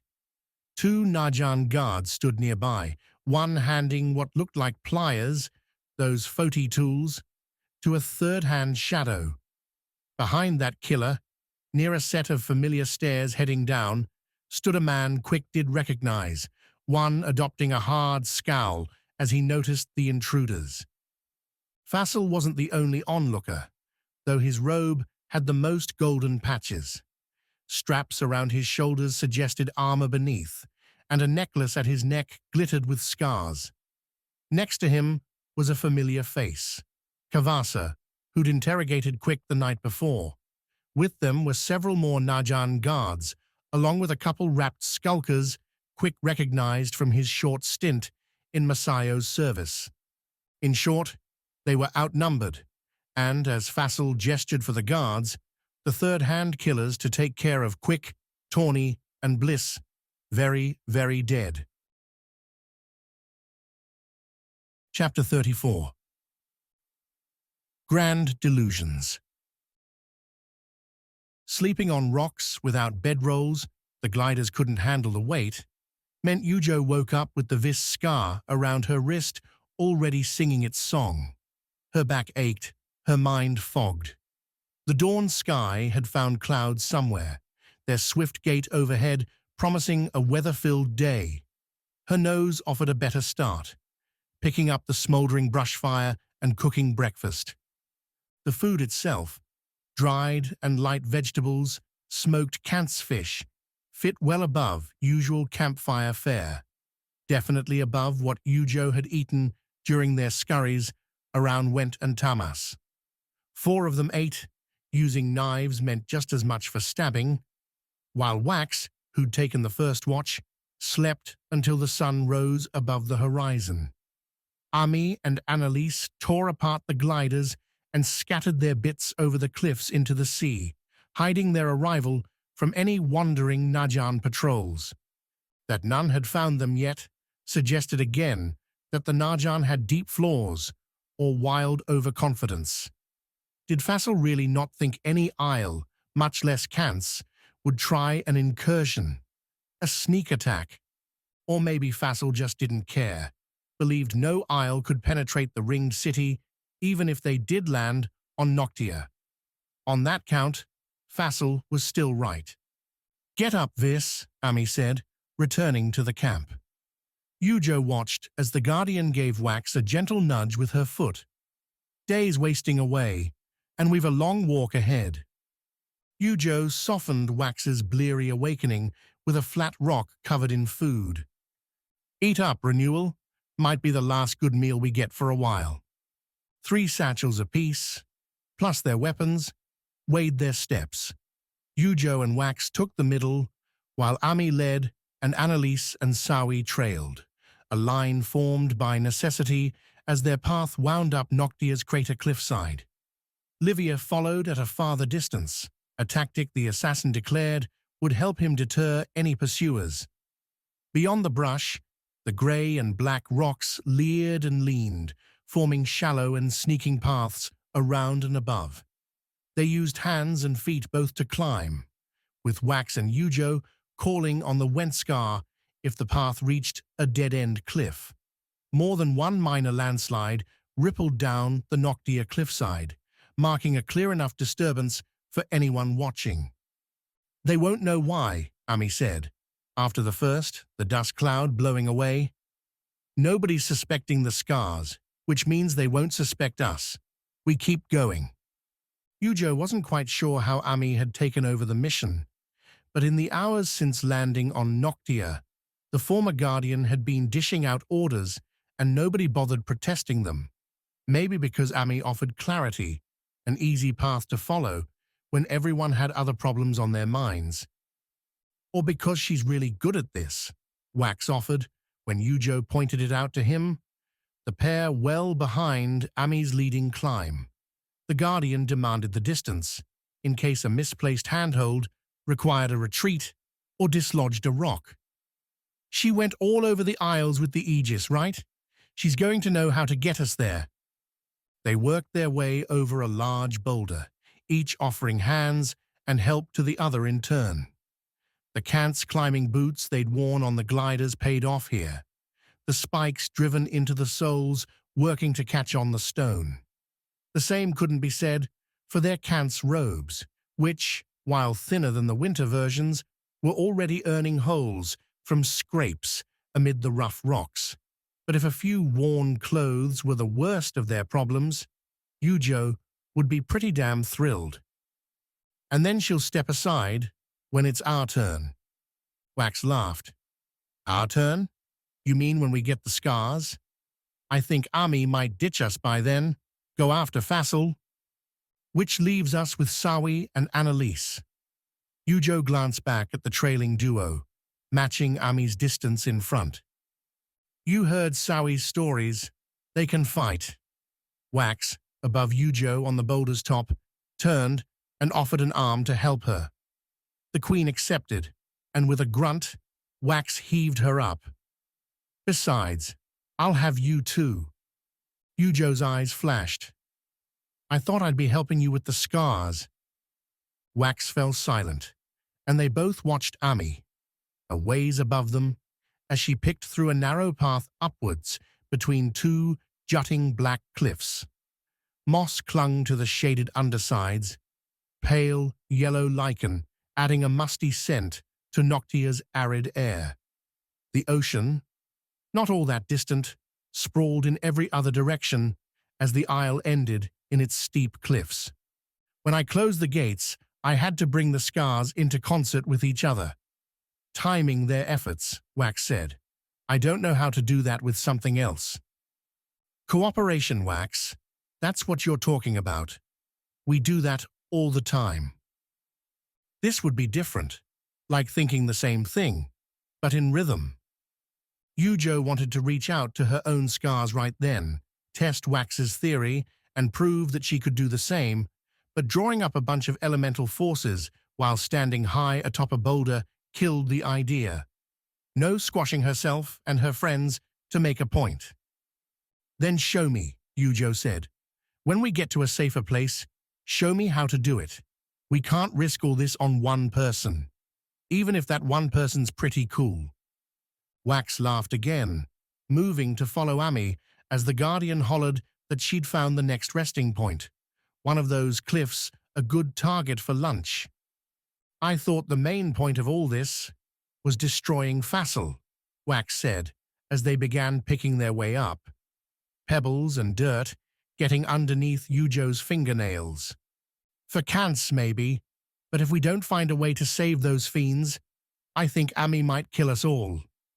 It's strange, isn't it, that we're having to save the fiends at all, Wax mused, sliding his foot up to snag the next hold. Yujo closed her eyes as dust fell on her face, fought off a sneeze. The gods were so powerful, but they couldn't make their worlds last. Ever think that's why they came here? They realized something wasn't right about their homes? Something they couldn't fix? Maybe not, Yujo said. With ours, they came together to make it. From what Ami said about the other worlds, where the fiends come from, they're broken in different ways, not whole. You think our world's, what, whole? Isn't it?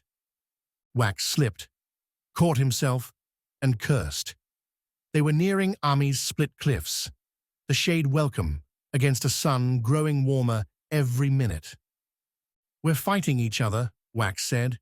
The isles, and even among the isles, they're too small, but the ocean stretches on and on, further than anyone's ever gone.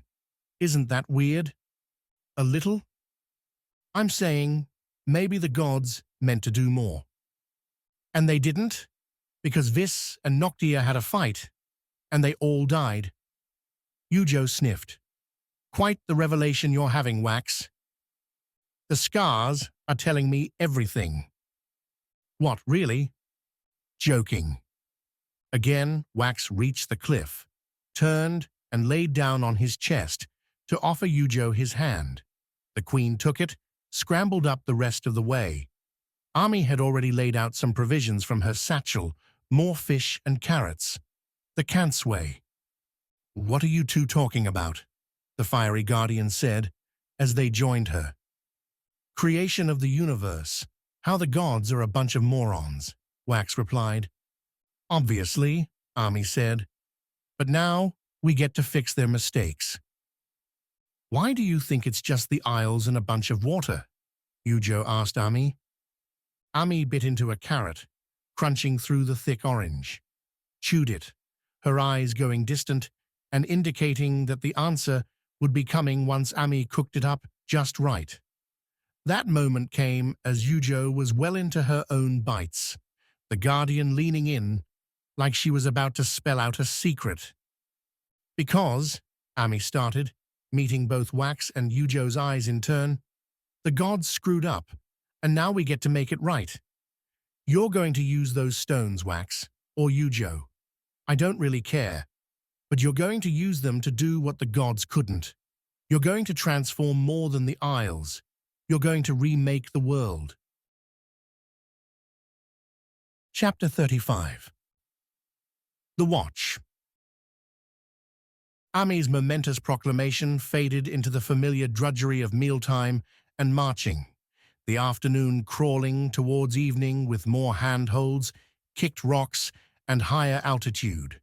Scaling sana trees, with their thorny handholds and thick branches, was so much easier than the sleuthing climb through narrow clefts and over sharp edges. Noctia's stone hid its secrets well, especially as the sun slid to the crater's far side, bathing them in shadow. The ringed city's mountain-cutting tunnel saved so much time off the trek, a value Wax didn't comprehend until soaked in sweat despite the chill, hands and feet only fending off blisters thanks to the Skar, he found the toothy top well out of reach. Again, Ami found a friendly cliff to hunker into, tugging at roots and bushes to gather material for a fire as Wax and Yujo reached her. "How much more?" Wax asked the Guardian, as Yujo bent over the gathered fuel. The Queen dipped into her Foti Skar, letting it spark the collected debris alight. "Another day of this, and I might just give up." "Don't know," Ami said. "Never made this journey myself, because it's a dumb one." Seeing Wax's confused look, she continued. "Anyone wanting to go to the ringed city ought to just sail there, rather than walk across the crater. Of course, as they were invading, were declared enemies of Noctia, that sort of entry didn't quite work." Sawi and Annalise caught up as Wax and Yujo drank water, dug into provisions already beginning to look slim. The Vis-gatherer frowned at the fire, burning with vigor, and asked whether that wouldn't be giving them away. "On the crater's inside, I'll grant you that point," Ami said, the Guardian rubbing her legs, feet hanging over the cliff's edge. "Nobody lives on this side of the Isle for obvious reasons, so there's nobody spying on us." Wax agreed with Ami's assessment. With sunset's orange hues lingering overhead, the ocean sprawling to the east took on a shadowed cast. The distance they'd gone, all that blasted stone, merged into a grey-black morass. A listless breeze sprang up and died just as fast. No birds, no animals, broke the odd silence. The goddess of death didn't make much of a home for herself. "Livier's still coming?" Yujo asked the later pair. "He kept dipping further and further back," Annalise said, already scribbling on another paper pad. She'd asked for the rare devices and Yujo had delivered, pulling them from the Kant's royal stores, and now the scientist always seemed to be writing with her charcoal pencils. "I wanted to ask why, but when I called once, he didn't reply." Yujo turned to the cliff's edge, and Wax joined her, both looking down into the gloom.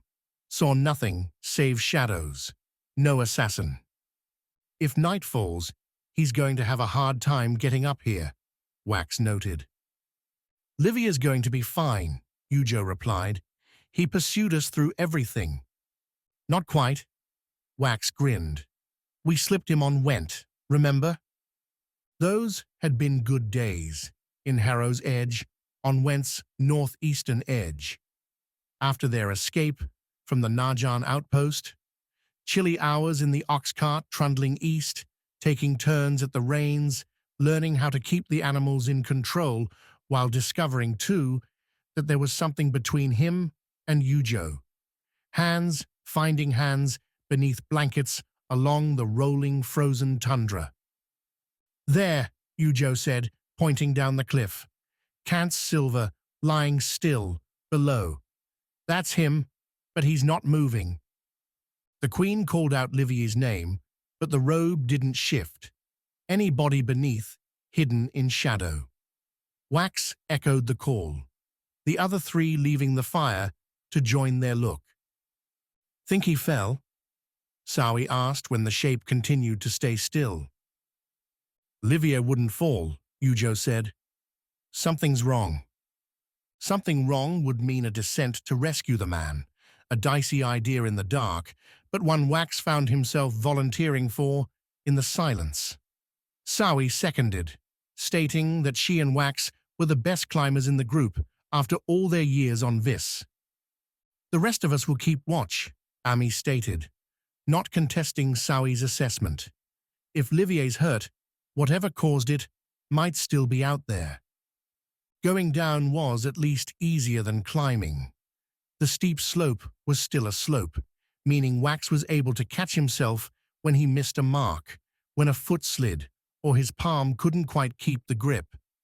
That last happened more times than he cared to admit, drawing more than one quip from Sawi, at first mocking, and then curious, concerned. Exhausted, Wax said, as they neared where Livier's robe must have been, the pair drawing together on a boulder. You collect your scrapes and cuts, they heal the old natural way. Mine vanish fast, because the Vis Skar won't stop working. Sawi, face little more than a silhouette as twilight turned to night's deep blue, chuckled. You're saying being healthy's killing you? Guess so. Then let me lead. Sawi did just that, creeping ahead of Wax. She whispered Livier's name, received no response. Wax glanced up, saw three heads looking down, the fire lighting the shadows in orange. Not that his friends would be much use all the way up there, but knowing they could call an alarm was soothing. Wax, Sawi said, and the Vis saw she was holding the cat's robe. No Livier inside it. He's not here, but look, it's bloody. Wax saw a splotch, lower on the robe near the waist, though it looked black, without much light, still big enough to suggest a stabbing. Well, that's not good. Wax cast a look around the dark stones, piled up along the cliffs around them. Endless nooks, crevasses, places to hide. Not sure we ought to be calling out his name anymore either. Then what? Aren't you the hunter? Me? I'm younger than you. Never made that jump. Sure, given another year, Wax would have tried for the hunter's ranks. He had the knack for traveling through the trees, but tracking prey? Not exactly something he'd learned to do. Didn't need those skills to grab the next vine and see where it took you. No better time than now, Sawi said, dropping the robe back on the rock. It's either that, or we climb back up and hope Livier appears. I'm voting for that option. Really, Wax? Really, Sawi? Whatever took Livier, if he's dead, might still be out here. Otherwise, we're going to hurt ourselves scrambling around in the dark. Don't mean to sound cold, but what we're here to do is more important. When did you get so heartless, Wax? Wax folded his arms, leaned against the rock. I don't know, Sawi. Maybe when I watched Pan die, when people continued trying to use me, when I kept getting told one life doesn't matter, balanced against the fiends, the isles, all this. He shifted his tone, his target. Why'd you abandon quick, Sawi? Leave him in Motalan? Because we had no chance. The Najan were everywhere. See? Sucks when the odds are against you, doesn't it? That's cruel, Wax. Just being fair. If Sawi had a stronger comeback, she didn't get to deliver it. A shape rose behind her, like the shadows themselves, coalescing into a man. One with a raised hand, a knife catching starlight, as it came towards Sowi's shoulder. "Dive!" Wax said, and the vis did, the old instincts still sharp. The knife flashed through the space where Sowi had been, the gatherer rolling hard into the rock. Wax didn't wait, the desperation, anger and fear in that moment causing Noctia's Skar to bang awake. Wax let it, the dark lightning lancing from his hand to strike the shadow, drive the man back and over the ledge. He heard the thump too soon after, a reminder the cliffs here didn't promise a killing descent. Coming with that knowledge, with the steps he took towards Sowi, was Noctia's hunger and its benefits. Wax's exhaustion melted away as that black lightning returned what it stole to him. A little of death's drink, and Wax was renewed, ready.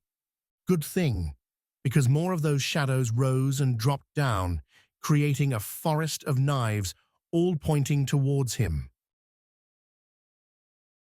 Chapter 36. Gutted.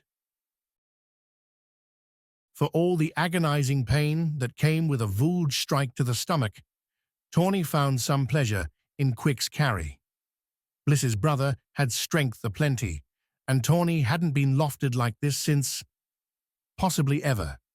She kept her hands pressed to the wound in her stomach, hoped it was just blood seeping through her fingers, and nothing more important.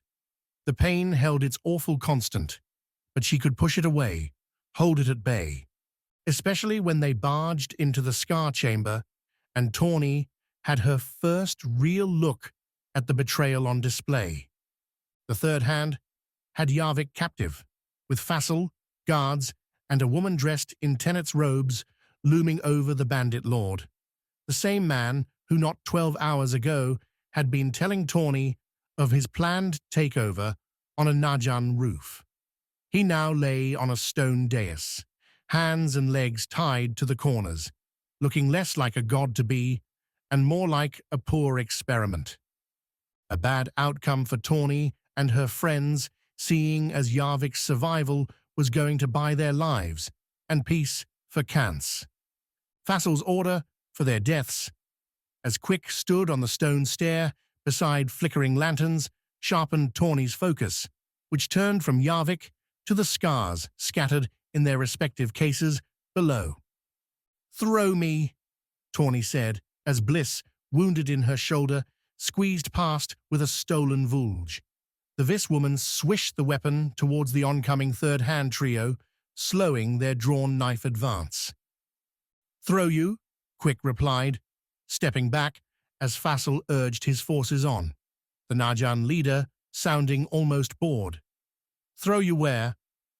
"On the went Skars," Tawny said, laying back into Quick's arms.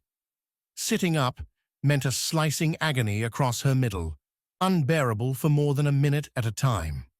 The golden stones. The bandit figured Quick might doubt her ask, might try for some other, less insane solution. But the hunter wasn't one for debate. Just as Tawny's head returned to Quick's left arm and its relative comfort, Tawny lurched up and through the air, though she didn't tumble, smart of Quick to keep her wound away from the landing. Not that Tawny didn't scream. Eyes drew her way, including Yarvik's, stuck on the dais. Eternity seemed to pass as she drifted through the air, arms and legs going wide while she fell.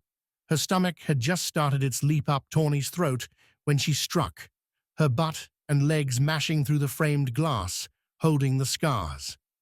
Fresh cuts dragged along the pants beneath her Kance robe as Tawny landed amidst the Skars, their podium falling at the impact, scattering the golden stones across the floor. Like a child grabbing for toys, Tawny ignored the indignity and the new pains to snatch the Skars. Fassel yelled for the guards to take her, an order distracted by Quick's own leap down. The Vis hunter didn't quite follow Tawny's trajectory, instead falling on a Najan guard who'd turned to obey Fassel's newest command. On the stairs, Bliss tried a forward slash, a pitiable strike with her shoulder wound, But the swing kept the third hand's attention, and Tawny knew no more. The wet scars flooded her, washing her up in their cascading thrum. She held 4 or 5 across her hands, clutched the stones to her chest as they reached out and found all the stone and tried to bend it to her will, to their own.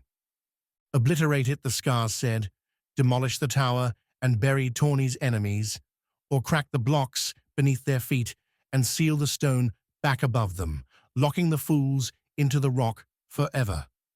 Those ideas merged with too many others, the Skars competing with each other for her attention.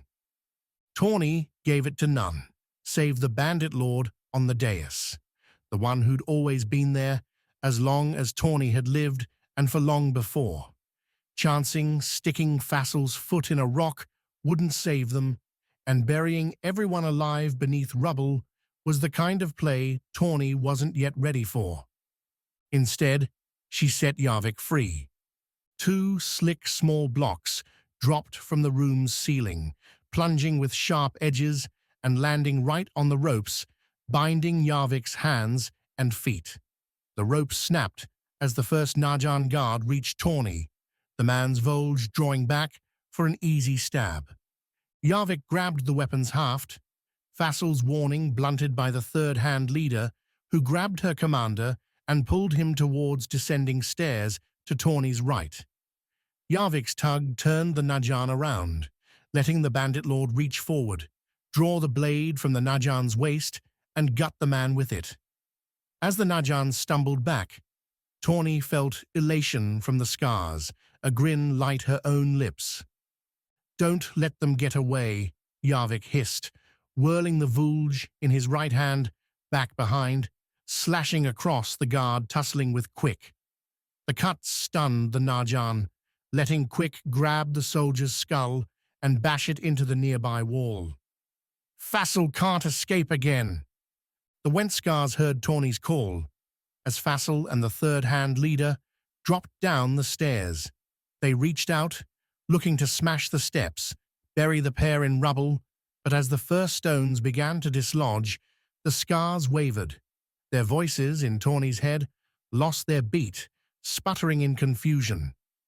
Tawny herself didn't understand, tried to will the Skars back to action, only to find her own voice lacking, her throat wet with warm blood, matching the pool she realized now she sat in.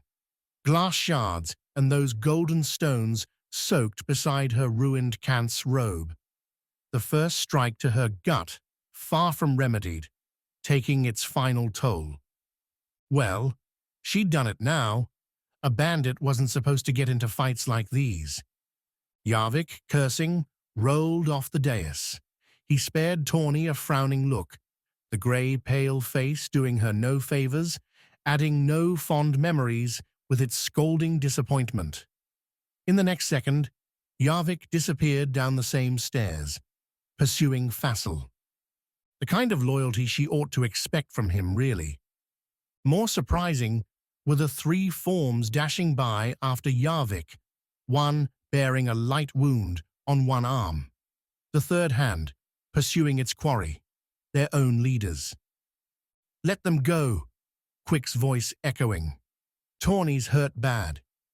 Such concern from the Vis hunter. Quick had always treated Tawny with a kind of disgusted disdain, so how nice was this? Yet it wasn't Quick's face appearing first, as Tawny realized she'd fallen back, her head lying in her own spreading pool. The Skars had stopped talking, a mystery solved when Tawny felt new stones pressed into her hands, different and urgent whispers taking charge. Fingers flashed before her eyes, familiar symbols, routines. "Vis Skars, you have to stay with us, Tawny. Stay." "Stay?" Tawny wanted to laugh, but her throat choked instead, a wet spray. Still, the bandit wasn't going anywhere, couldn't really in this condition. "Here," Quick said, pressing a torn bundle of Najan robe against Tawny's gut wound. "Hold this to try and slow the bleeding. Give the Skars time to work." Bliss must have signed something Tawny couldn't see, because Quick replied that he wasn't staying. Not here, not now. Yarvik went after Fassel. Down there, Quick said in a growl. One of them's going to survive, but they won't be in great shape. It's our best chance to stop them. Quick's head came into view, the hunter's visage a mash of anger and sadness. Tawny, live. Help my sister, and run. With that, the hunter disappeared down the stairs after the others, leaving Tawny to die with the only one she'd ever loved. Something poetic in that, wasn't there?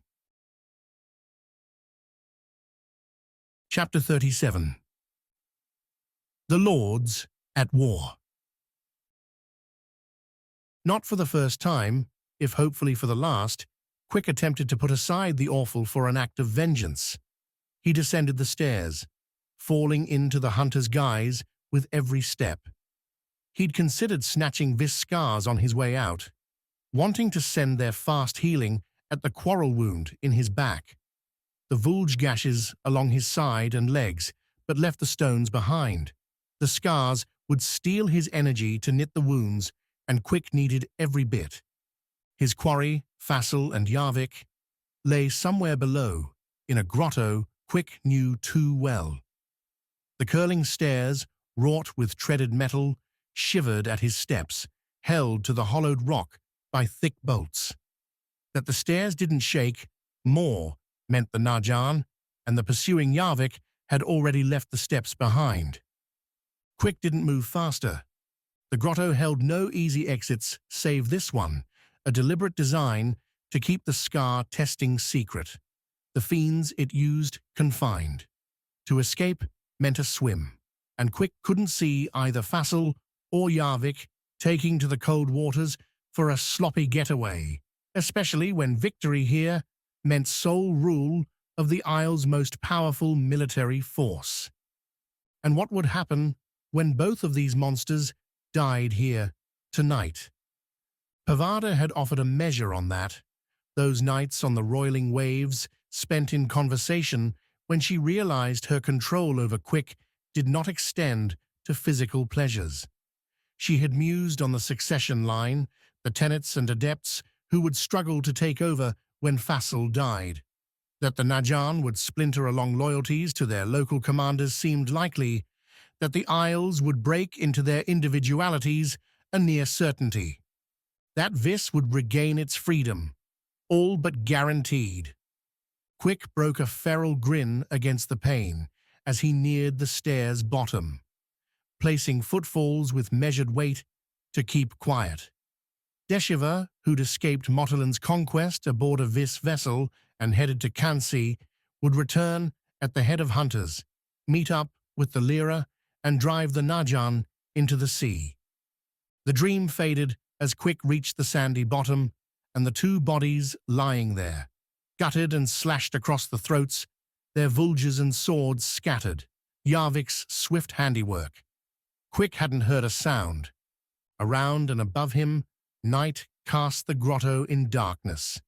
The torches maintained while he'd been prisoner here with Annalise andAmi's experiments had been left to founder, with the only light coming from Sishi's pink, what little of it leaked back this far. Lapping waves and the distant bustle of the ringed city melded with salty tang on Quick's tongue, or maybe that was blood seeping in, a wound deeper than Quick wanted to believe. Either way, keeping low, Quick padded onto the sand. He leaned, picked up a vulge. The hunter had little experience with swords, but a vulge he could manage, even if it was heavier and invited tricks with its curling tip that Quick couldn't employ. But a vulge could stab from the shadows, as well as any other weapon.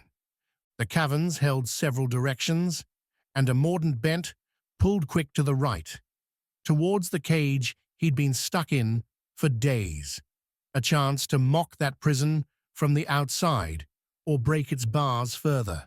Quick might have ventured that direction, save for a derisive laugh, Fassel's tone coming from the westward tunnel, the one leading to the sea and the same pier Quick and Annalise had jumped from so long ago to dodge Fassel's cleansing attack on Gladring's operation.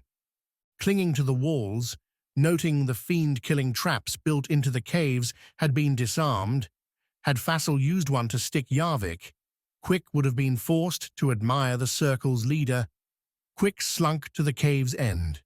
Beyond, on the small empty beach, waited a standoff. Fassel stood with Cassava, the third-hand leader, their backs to the pier and the waves beyond. Yarvik, even more disheveled than usual, faced them with a single wet blade.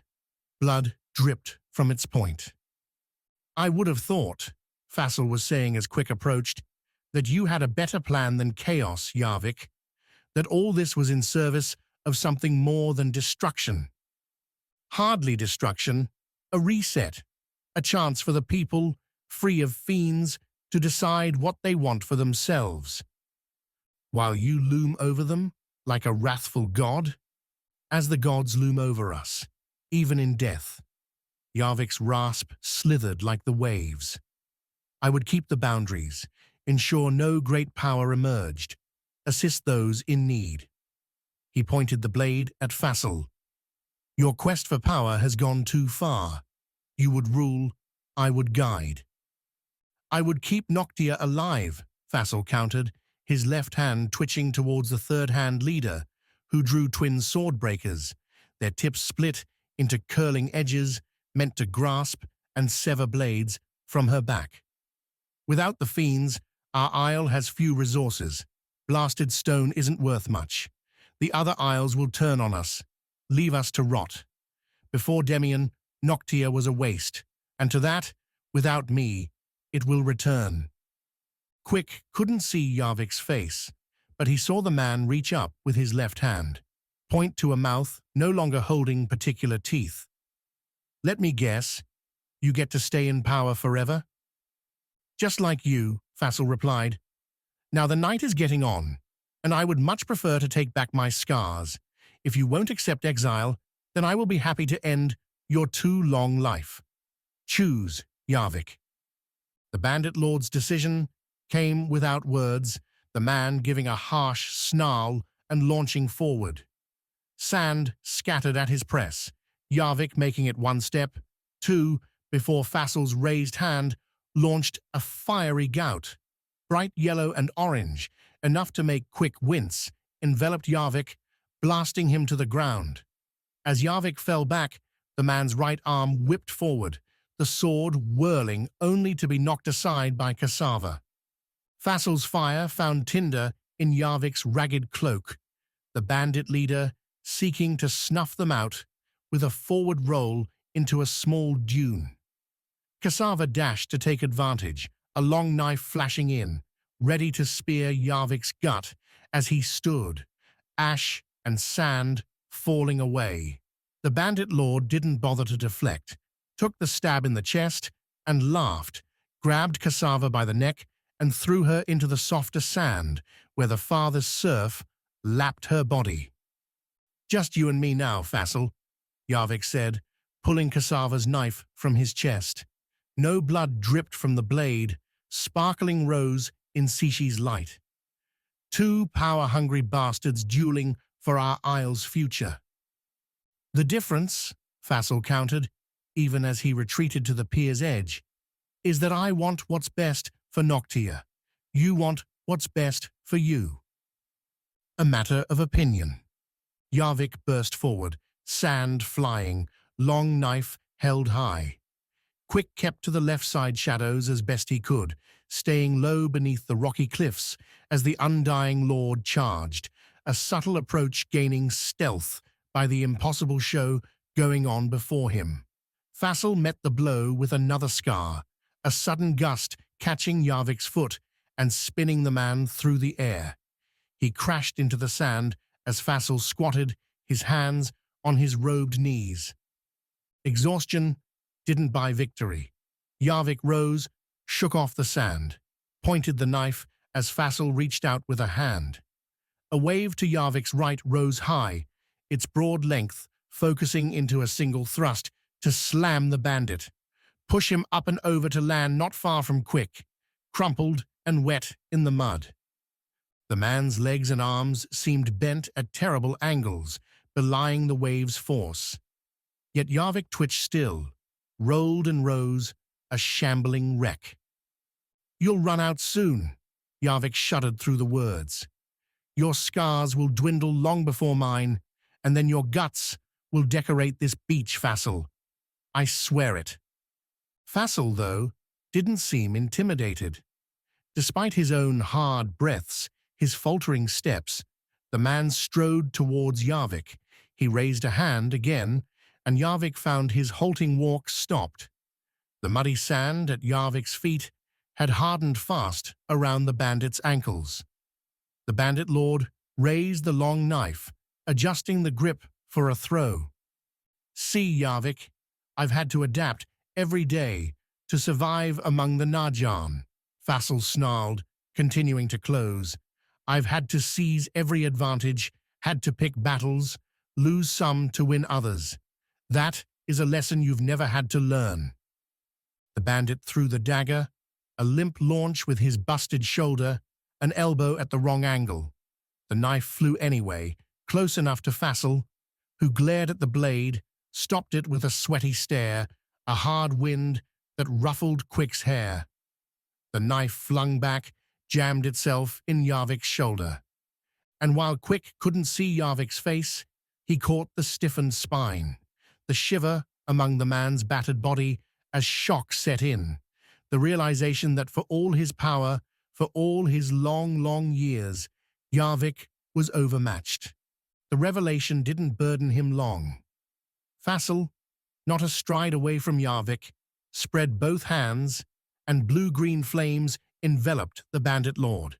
With his feet sealed, his bones broken, there was no rolling this time, no evasion, just annihilation. Yarvik crumpled into the sand as the fire dwindled, flickering. Fassel wavered on the sand, watching, as Cassava stumbled to his side, both exhausted, distracted.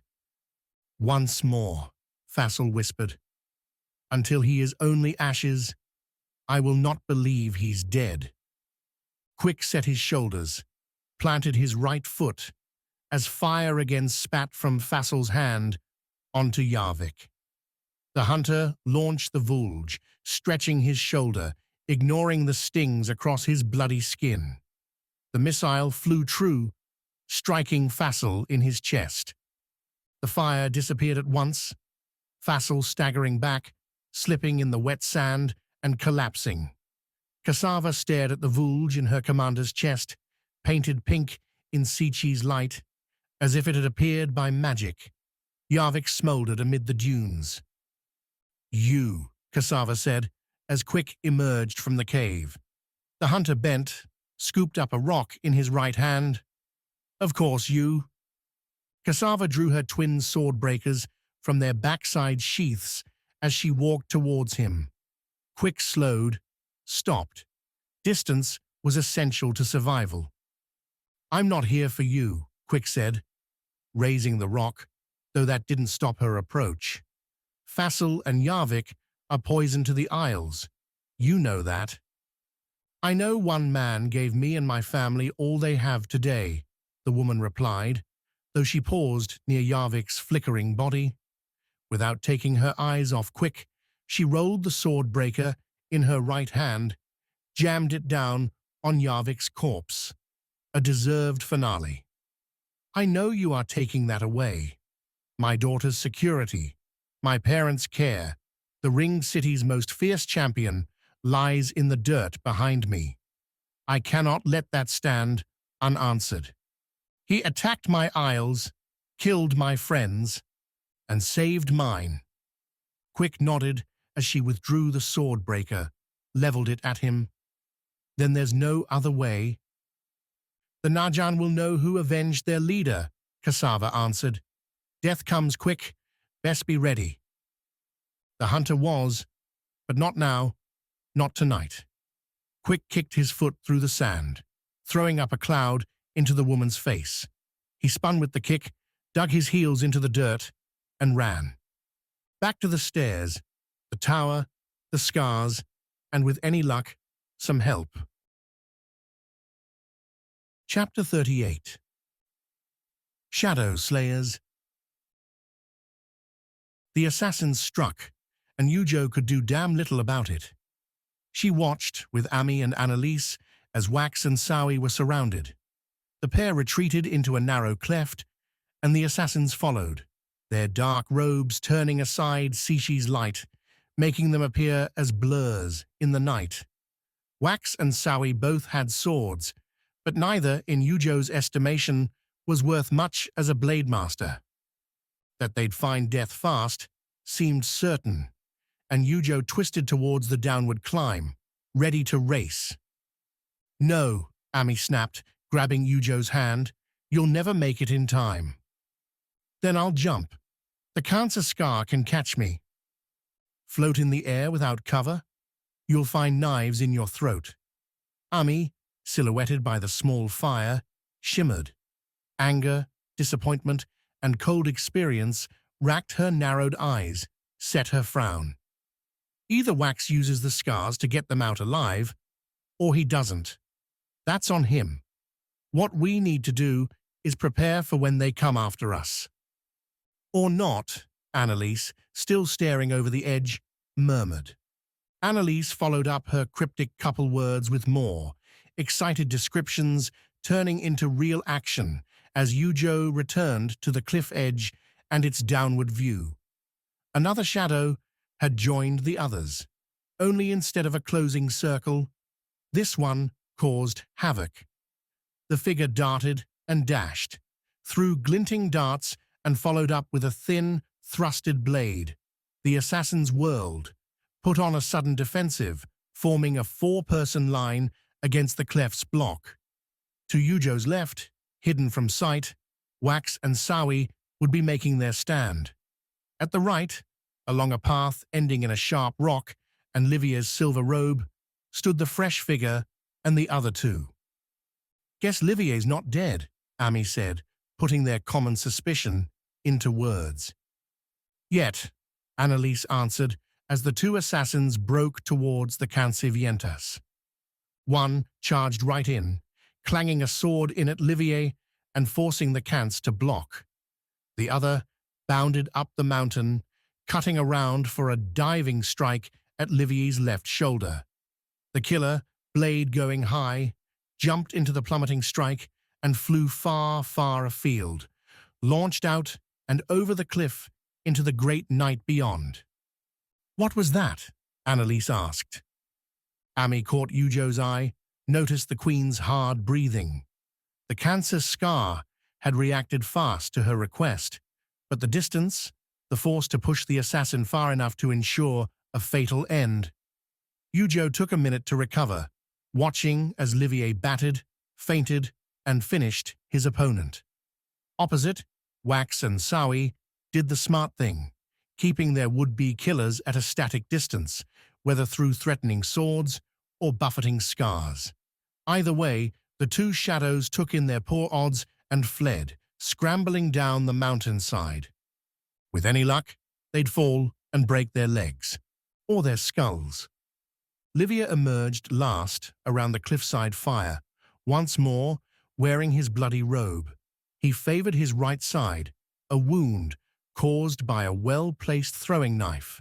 He ditched the robe in the dark, fled back down the mountain, and feigned a collapse. "The third hand has always been too confident," Livier said, holding Yujo's vis Skar while the five of them sat around the fire, their night's rest ruined. "They assume death when they shouldn't, which is why too many of Fassel's enemies are still alive." "They looked plenty deadly to me," Wax said, leaning against Yujo's shoulder, his eyes half-lidded. Sawi had helped him back up. The Skars he'd been using to blow gales, shift the earth, and eventually strike fear into the assassins' hearts had drained Wax to listless levels. "Another couple seconds, and we would have been done." "I'd give us 4 seconds," Sawi said. "We had swords." Livier chuckled dryly. as he stared into the fire. They didn't expect you. Their prize, almost alone in the dark. That surprise cost them. But two escaped, Ami said. I'm betting there are more coming. The Guardian flicked her look back towards Kance, the city-lit sky. The Najan have spies. They may have seen us preparing the gliders, sent a team to ambush us. She turned back to the group, cast a stare around. Fassel knows we're here. They're going to prepare. We need to take back the initiative. Livier nodded. We have to keep going. Tonight, tomorrow. Light rests, then on. We do that. We'll arrive with nothing left, Annalise said. They'll mop us up. Svarda's there. He'll keep us safe, Ami replied. The man can't die, doesn't sleep. I have contacts in the city as well. One's loyal to Kance, Livier added. If we can make the city unseen, Fassel won't find us until we're ready. So it's the journey then, Yujo said. We have to cross the crater, and fast. A hard thing at night. We are not all experienced climbers, and any torchlight gives us away. Yujo nodded. The truth pushed an idea she'd been playing with ever since the climb had become steeper, more arduous. When Ami pointed out how much faster the Noctia tunnel on the crater's far side made the trip. I have an answer, Yujo said, turning to Wax. I need your went Skars. Why? If Noctia knows we're here, then we can turn to something better than surprise. Yujo took the 2 golden stones Wax handed over. Fear. She stood, a short hour later, at another, smaller cliff, several handholds up from their chosen campsite. Ami waited behind Yujo, ready to grab the queen if this terrible idea went too far in the wrong direction. That the Guardian showed no worry, hadn't thrown doubt on Yujo's plan, gave the queen a little confidence. That the Went Skars bubbled with enthusiasm gave her more. Yujo gave the stones the command, told them to do what Tawny had done back on Went, to move the earth and rend it apart.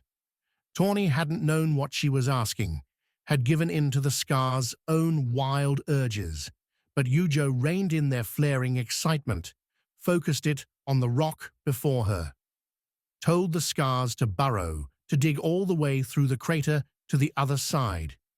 Now came the hard part. The Skars lashed out at the rocks, breaking and scattering stones into the air or to Yujo's own feet. Behind her, Ami cursed. Yujo closed her eyes, focused on the Skars and their song. The beat that Wax had said was the secret to unifying the Godstones. The Went rocks rang out a pattern, yes, deep staccato bangs intertwined with swift rustles whenever a Skar made a lunge for the crater wall. Like molding clay, Yujo bade one Skar slow down its digging rake, only to release the effort at the same time the second Skar lashed at the stone.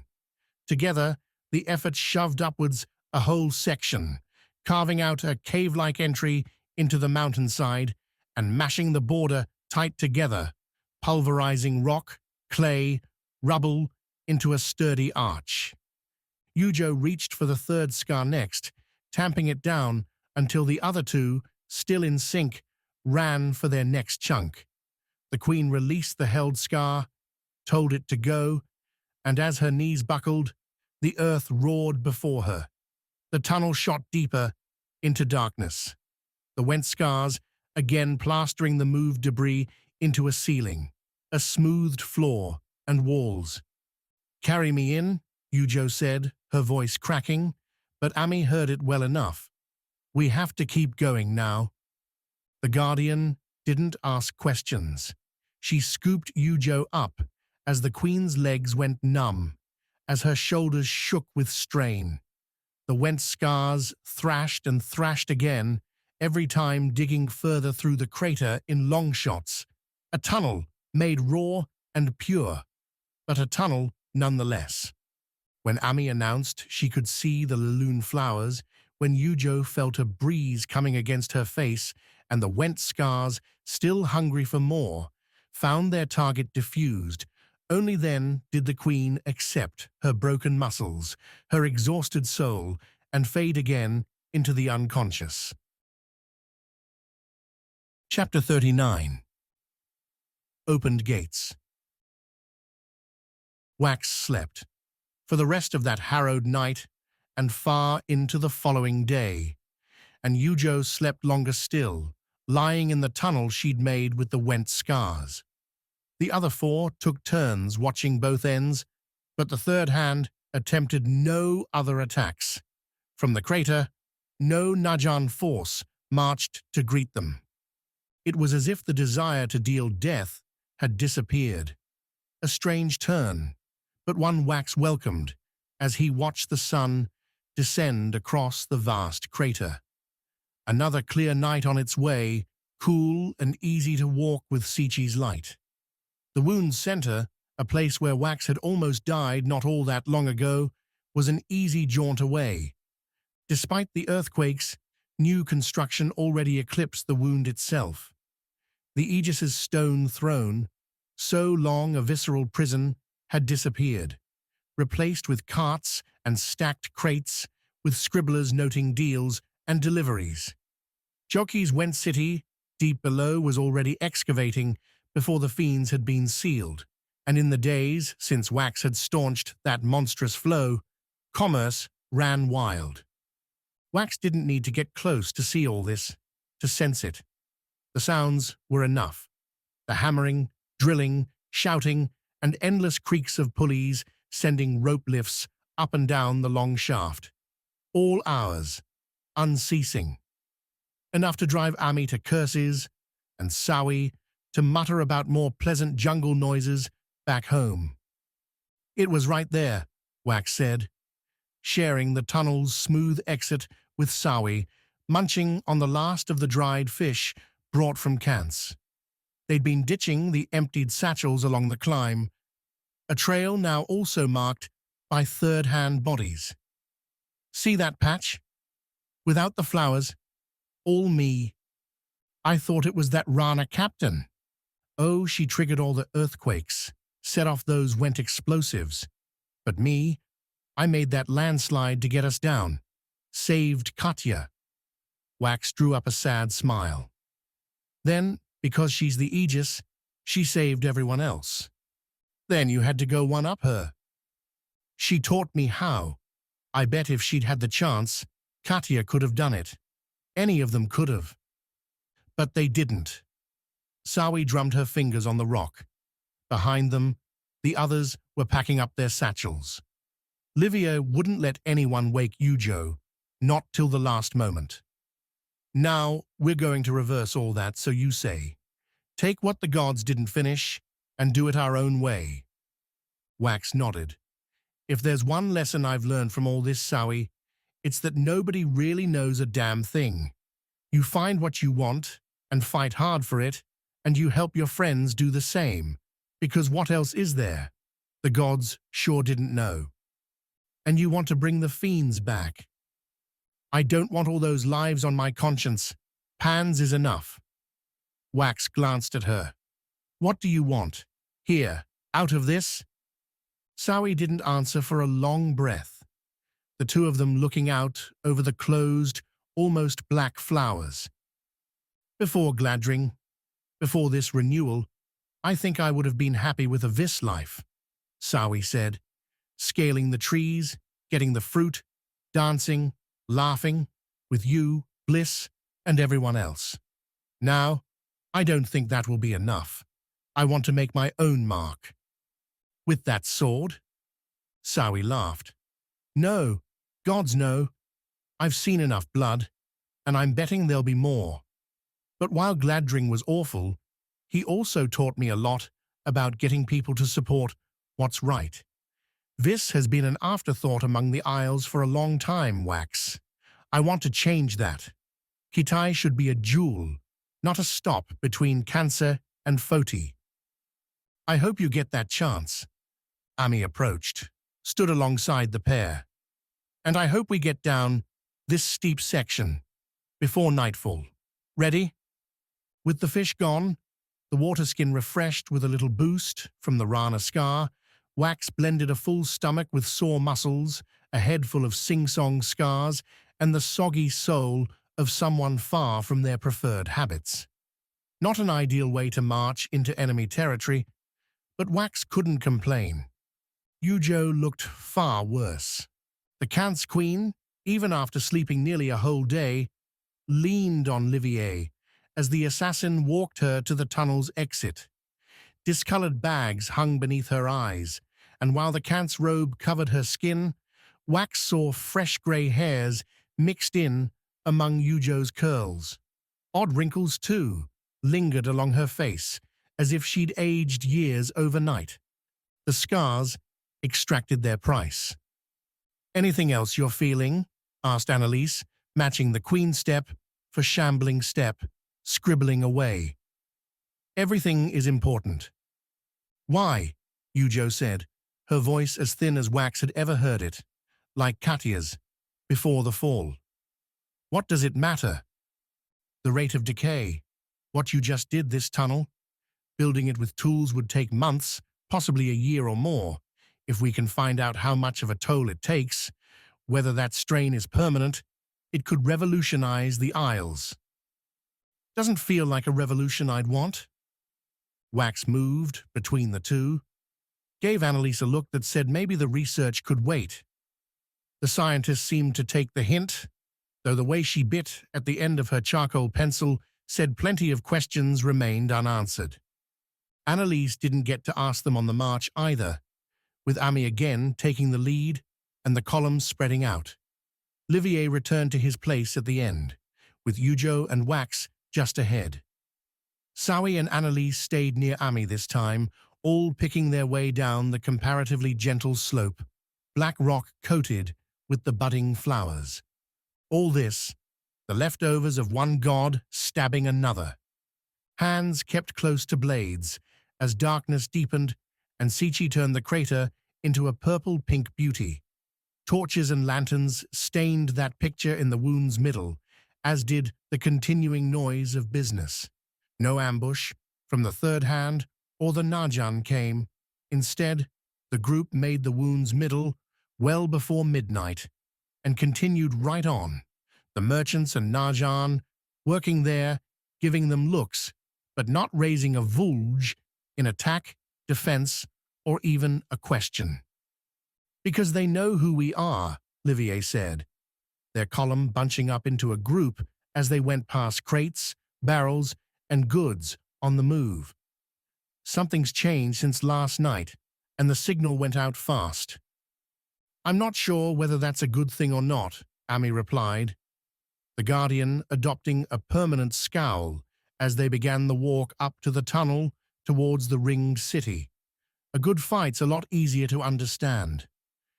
Given our condition, a good fight is the last thing we want." "You? Maybe." "Think Svada might have struck the deal?" Wax asked Yujo, who'd spent most of the march in a haze. "Just in time for us?"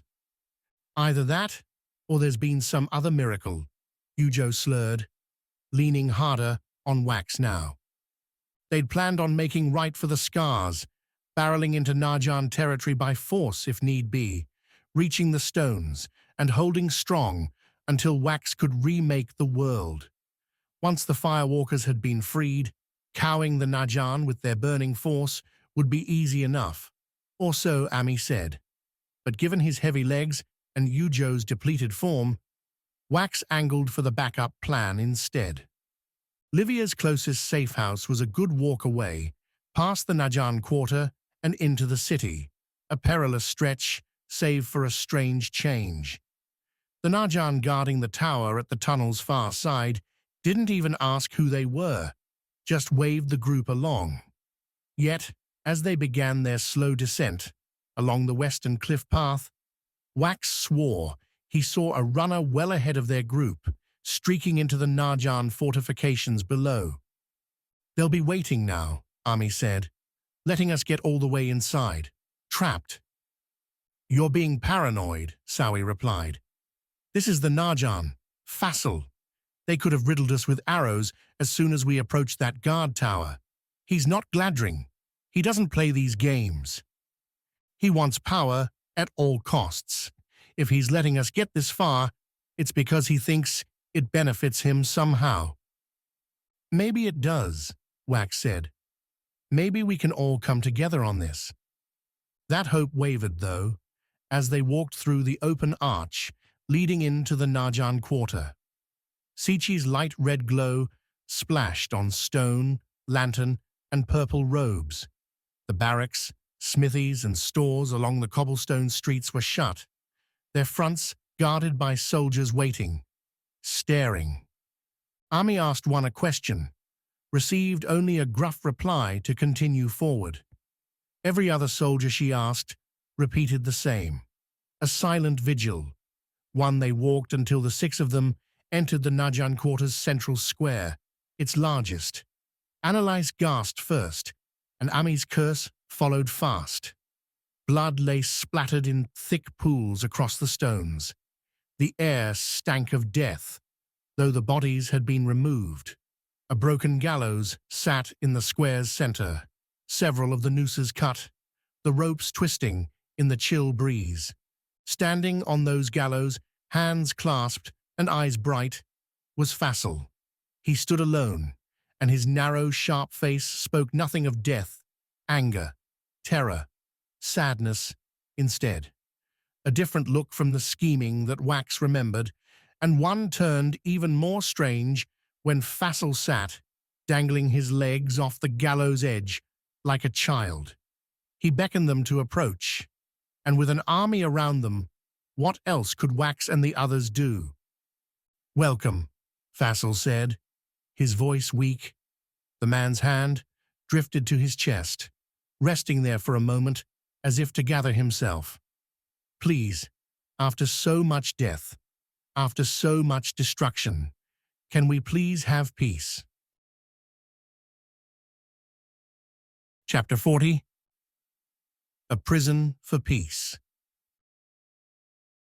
Quick reappeared like a filthy ghost, blood and dirt coating what little remained of his prisoner's shift. The vis tattoos seemed to glow in the Skar chamber's light, or maybe that was an effect of Tawny's dwindling will. She slumped against a wall, while Bliss tended to her, wrapping wounds in torn cloth, while the vis herself still bled from the first crossbow bolt. Vis scars scrabbled madly through Tawny's mind too, adding their skittering song as they sapped first their power and then reached for her own. Bliss, though, had solved that particular riddle.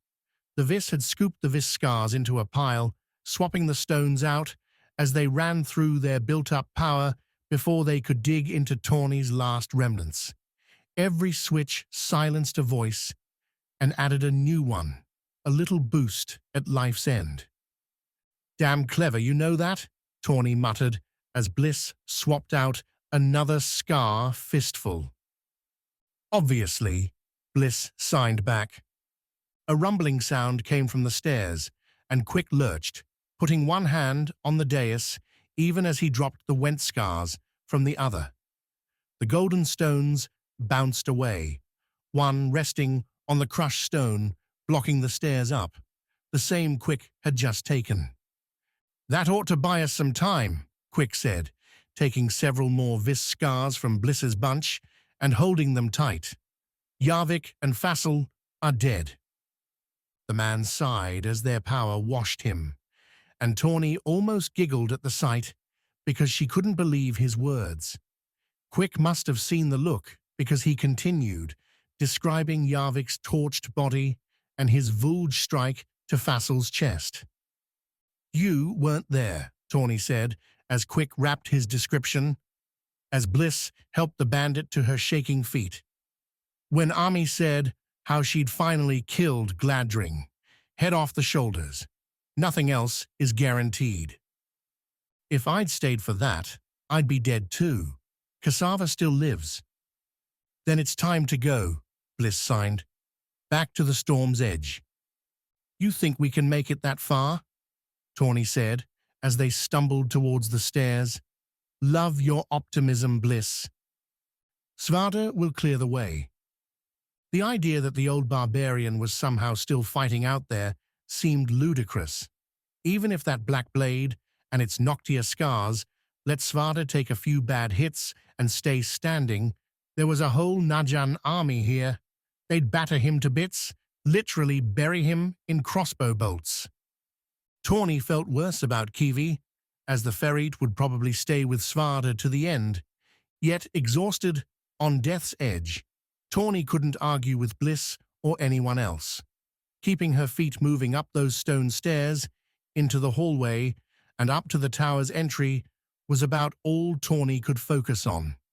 Bliss and Quick didn't do much else either, though the latter did mutter a prayer to Vis, as if that god could, or would, do anything for them. Calamity silenced the Najan, or at least those who didn't have a vulge to wield. The trade tenant's tower stood in near silence, save for doors slamming and locks turning. Did the purple and black have a plan for invasion? Was every scholar supposed to seal themselves up in the nearest room and wait for rescue? The absurd notion of someone invading Noctia replaced itself with the more obvious answer as the trio padded their bloodied feet along the carpet towards the front door. Seeking shelter, when disaster struck, would have been a plan for fiends, those terrors that could break into the ringed city on a bad day. Ironic, perhaps, that the Najan had been forced to this after Wax had quelled those monsters. Tawny grinned, their little group causing as much panic as some giant monster. Ready? Bliss signed at the door. She alone carried a weapon, a Noctia sword, stolen off a fallen guard back in the Skar room, as if the short blade would be enough to carve their way out. Go, Quick growled. Putting her healthy shoulder into the push, Bliss shoved the door aside and let in the noontime light. Rather than a deserted street, or one piled high with Svarta-sliced corpses, Najan rank-and-file soldiers filled the space before them, crossbows up and aimed. Standing in their middle, a healthy distance between him and the nearest shoulders, his blade grasped in both hands, crimson soaking his shoulders, was Svarta. At his feet, nicked and scrapped, still bright-eyed, sat Kiwi. I couldn't do it, Svarta rumbled as the door swung aside. They were going to kill Kiwi, and I couldn't let them. Bliss froze, and Tawny felt Quick stiffen behind her. The Vis might have pulled some Skars, might have some stupid idea in mind, and Tawny put that to rest by stepping forward. Her head ached. Bliss's last batch of Vis Skars had exhausted themselves and now succored Tawny at her own cost. But the bandit could spin this, one last time. We tried, Tawny announced to the Najan, but we were too late. Yarvik killed Fassel. We knew he would try, and we destroyed him for it. I'm sorry. A noise, a choked laugh, wet and harsh, prompted Tawny to turn around. Quick and Bliss did too, all three finding Fassel, as thin with his own life force as any of them, leaning on cassava. The man looked a breath away from death, yet those hard eyes were clear, and his voice even more so as he ordered the lot of them taken in. Not dead, Svarta, Fassel continued, Najan guards running up and grabbing Bliss, Quick, Tawny. I've learned that trying to kill you all is more costly than it's worth. The damned Kans Queen's made a flight to this isle, and if she wants peace, if she wants an end to all this bloodshed, then I'll give it to her. Fassel closed his eyes for a long second, opened them with a slow nod to himself. Get them cleaned up. No more souls die today. Our city and our people have suffered enough. Tawny blinked, her arms held fast by her newest Najan captors. That Fassel lived wasn't a surprise, The man always seemed to survive, but peace? No retribution? That didn't make any sense, and no answers found their way to Tawny's tired mind as the Najan marched them off to another tower, another cell. The bandit was asleep before she hit the bed. Chapter 41. The New Path. That they were prisoners was no illusion. That Quick and the others were given food, water, and attention from Najan doctors was similarly real. Fassel had a floor cleared in the designated tower, the same one Quick had stayed in during his initial Najan tenure, and each of the foursome, along with Kiwi, received a room. Tawny elected to stay with Bliss, and otherwise ended any thought of a breakaway scheme by shutting their door. Svade offered Quick little more than a dead-eyed nod before retreating to his own room with Kiwi in tow. What the barbarian was thinking remained elusive, but the man's near silence, since their surrender to Fassel, said enough. Peace with Kance. Apparently the real objective for Quick's sister, and one achieved with bloody surprise. What that meant for Viss and the Najan troops occupying Quick's home remained unknown, a question Quick could offer after he took a long rest, ate well, and tried to accept that his throne Vulge hadn't put Fassel down permanently. Since Quick himself had survived a stabbing, thanks to the Viss scars, meant the hunter shouldn't have been surprised to see Fassel standing there, but it had been a hard throw, a mortal launch. Tawny's quip about beheadings being the only sure path to victory wasn't funny. Getting close enough to someone like Fassel to deliver a decapitation would be near impossible, which meant the Isle's most dangerous, most powerful, were also almost invincible. Those discomforting thoughts played out between restless dreams until an early morning knock roused Quick from his hard cot. A clean shift, his skin tight with bandages, and a scratchy Rana wool blanket totaled up Quick's possessions. Fassel had demanded and received all their stolen Skars, and Quick's gauntlets had been gone since Pavard's deadly party. But the hunter rose at the knock, feeling better than he had since Motilan. A prisoner, yes, but without a blade held to his neck. The small window above his mat suggested a clouded, dismal dawn. A future defied when Quick opened the door to see someone he'd held too briefly waiting there. Someone who could have died fleeing Motilan, among the fiends and treacherous caverns in the dark below, who— Genuine surprise, Annalise murmured, a smile erasing the exhausted trappings about her. That's wonder enough with you. How? Quick asked, gulping out the words, stepping back to give Annalise room to slip by. She wore an adventurer's gear, though Quick noted empty sheaths at her waist. No gadgets or hidden blades to draw, not a war-torn rescue then, but a joining in the cells. Odd relief came with the realization. Quick wouldn't have to drag his battered body into another fight. Could instead ask questions. Annalise gave answers too, all while slipping off the accessories, the thick boots, the layered leathers meant to keep her safe from swords and gliding risks alike. Fresh water and simple pastries arrived in a small basket, ones they both devoured while Annalise swapped tale-telling responsibilities to Quick. After, when Quick at first thought to leave and go in search of his brother, Annalise stopped him, said Wax and Yujo were likely asleep, wouldn't be waking for some time. They all needed rest. What would come next could wait. And when Annalise turned her tired eyes towards the cot, suggested they return to its scant covers and share, just for a little bit, each other. Quick was happy to put Fassel, the Skars, and the fate of his isle far from his mind. Fassel gave them 2 days. said it would take that long to corral his tenants, to recover the streets from the fighting before. Yarvik's nimble fingers were being hunted throughout the ringed city, a brutal task Fassel directed personally. When Quick and Annalise left their room that afternoon, clad in fresh purple Najan robes, they found Wax and Yujo still asleep.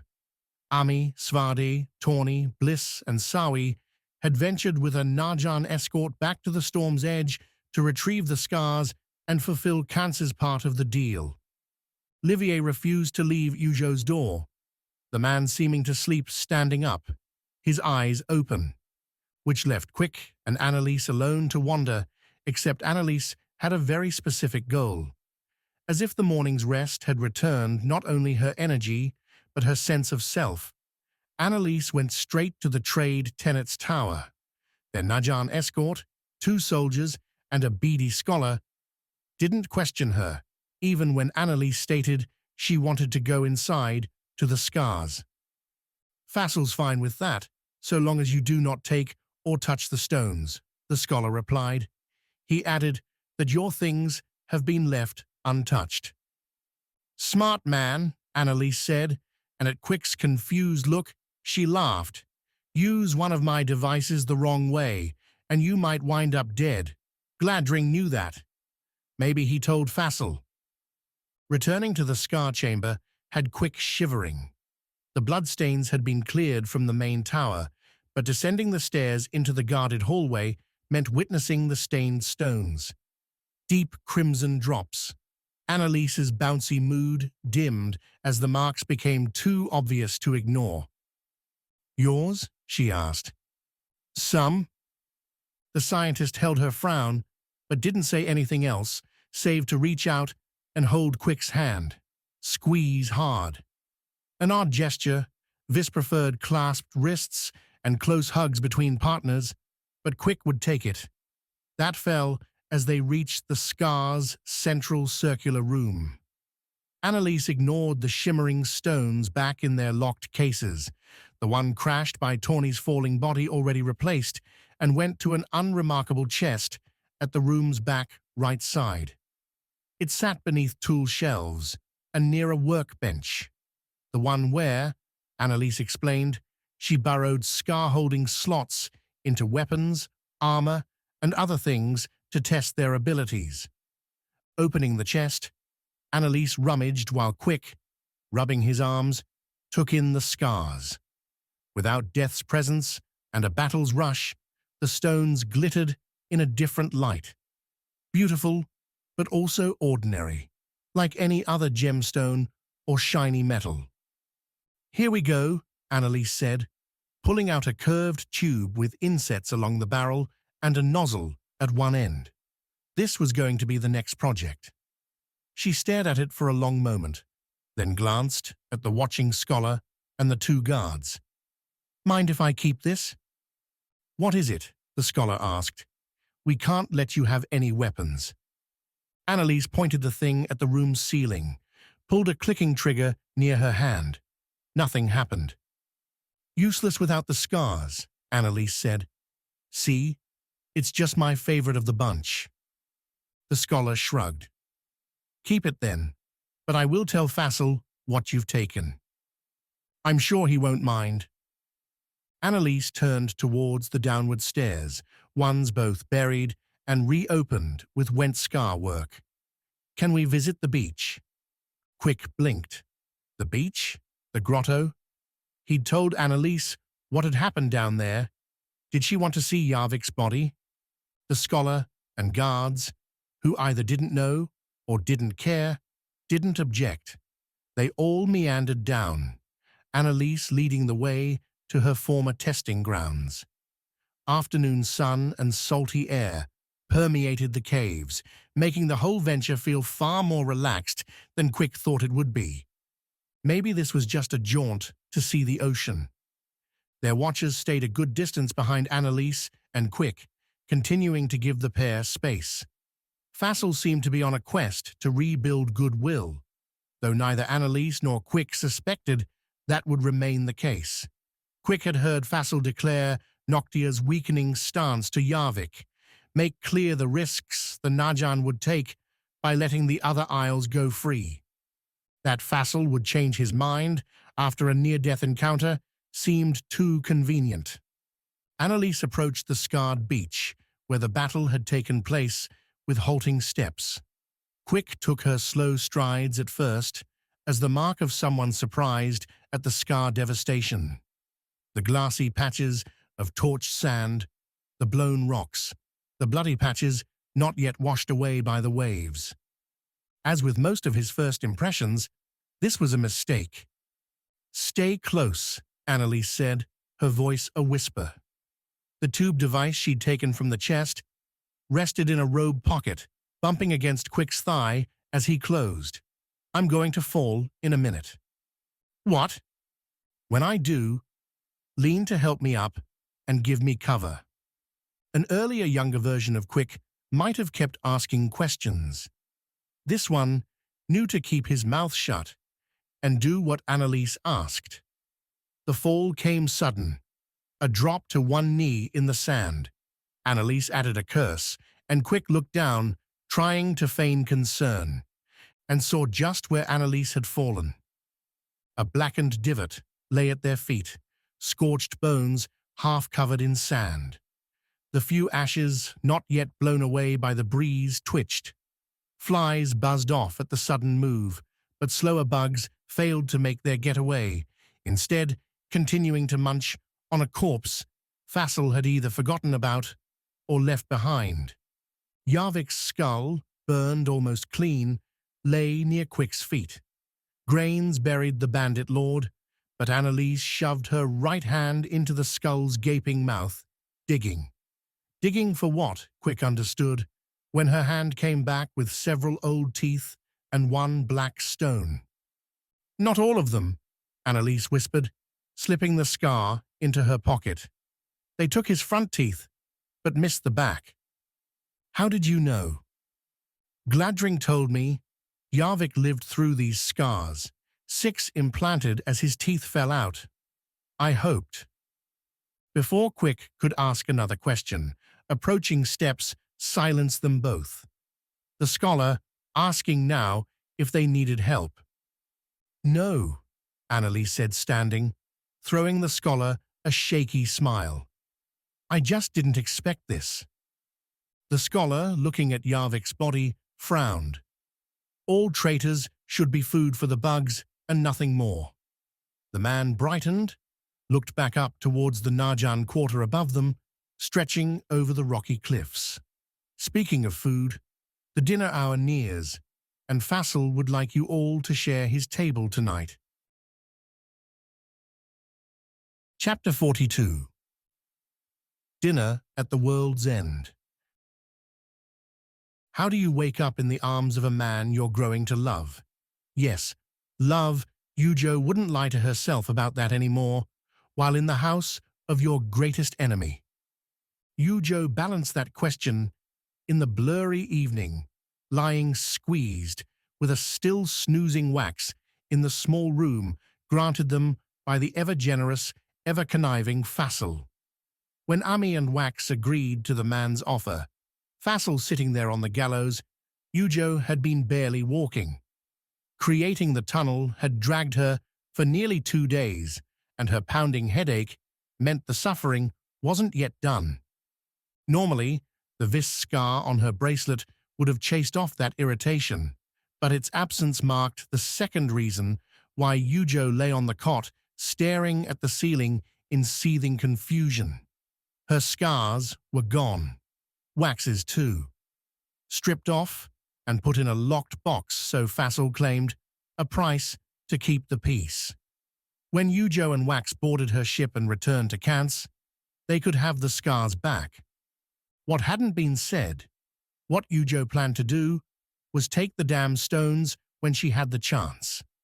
Wax would need his own, if he wanted to save the fiends, and the rest of the Noctia scars besides. Would Fassel's ceasefire accept that sort of twist?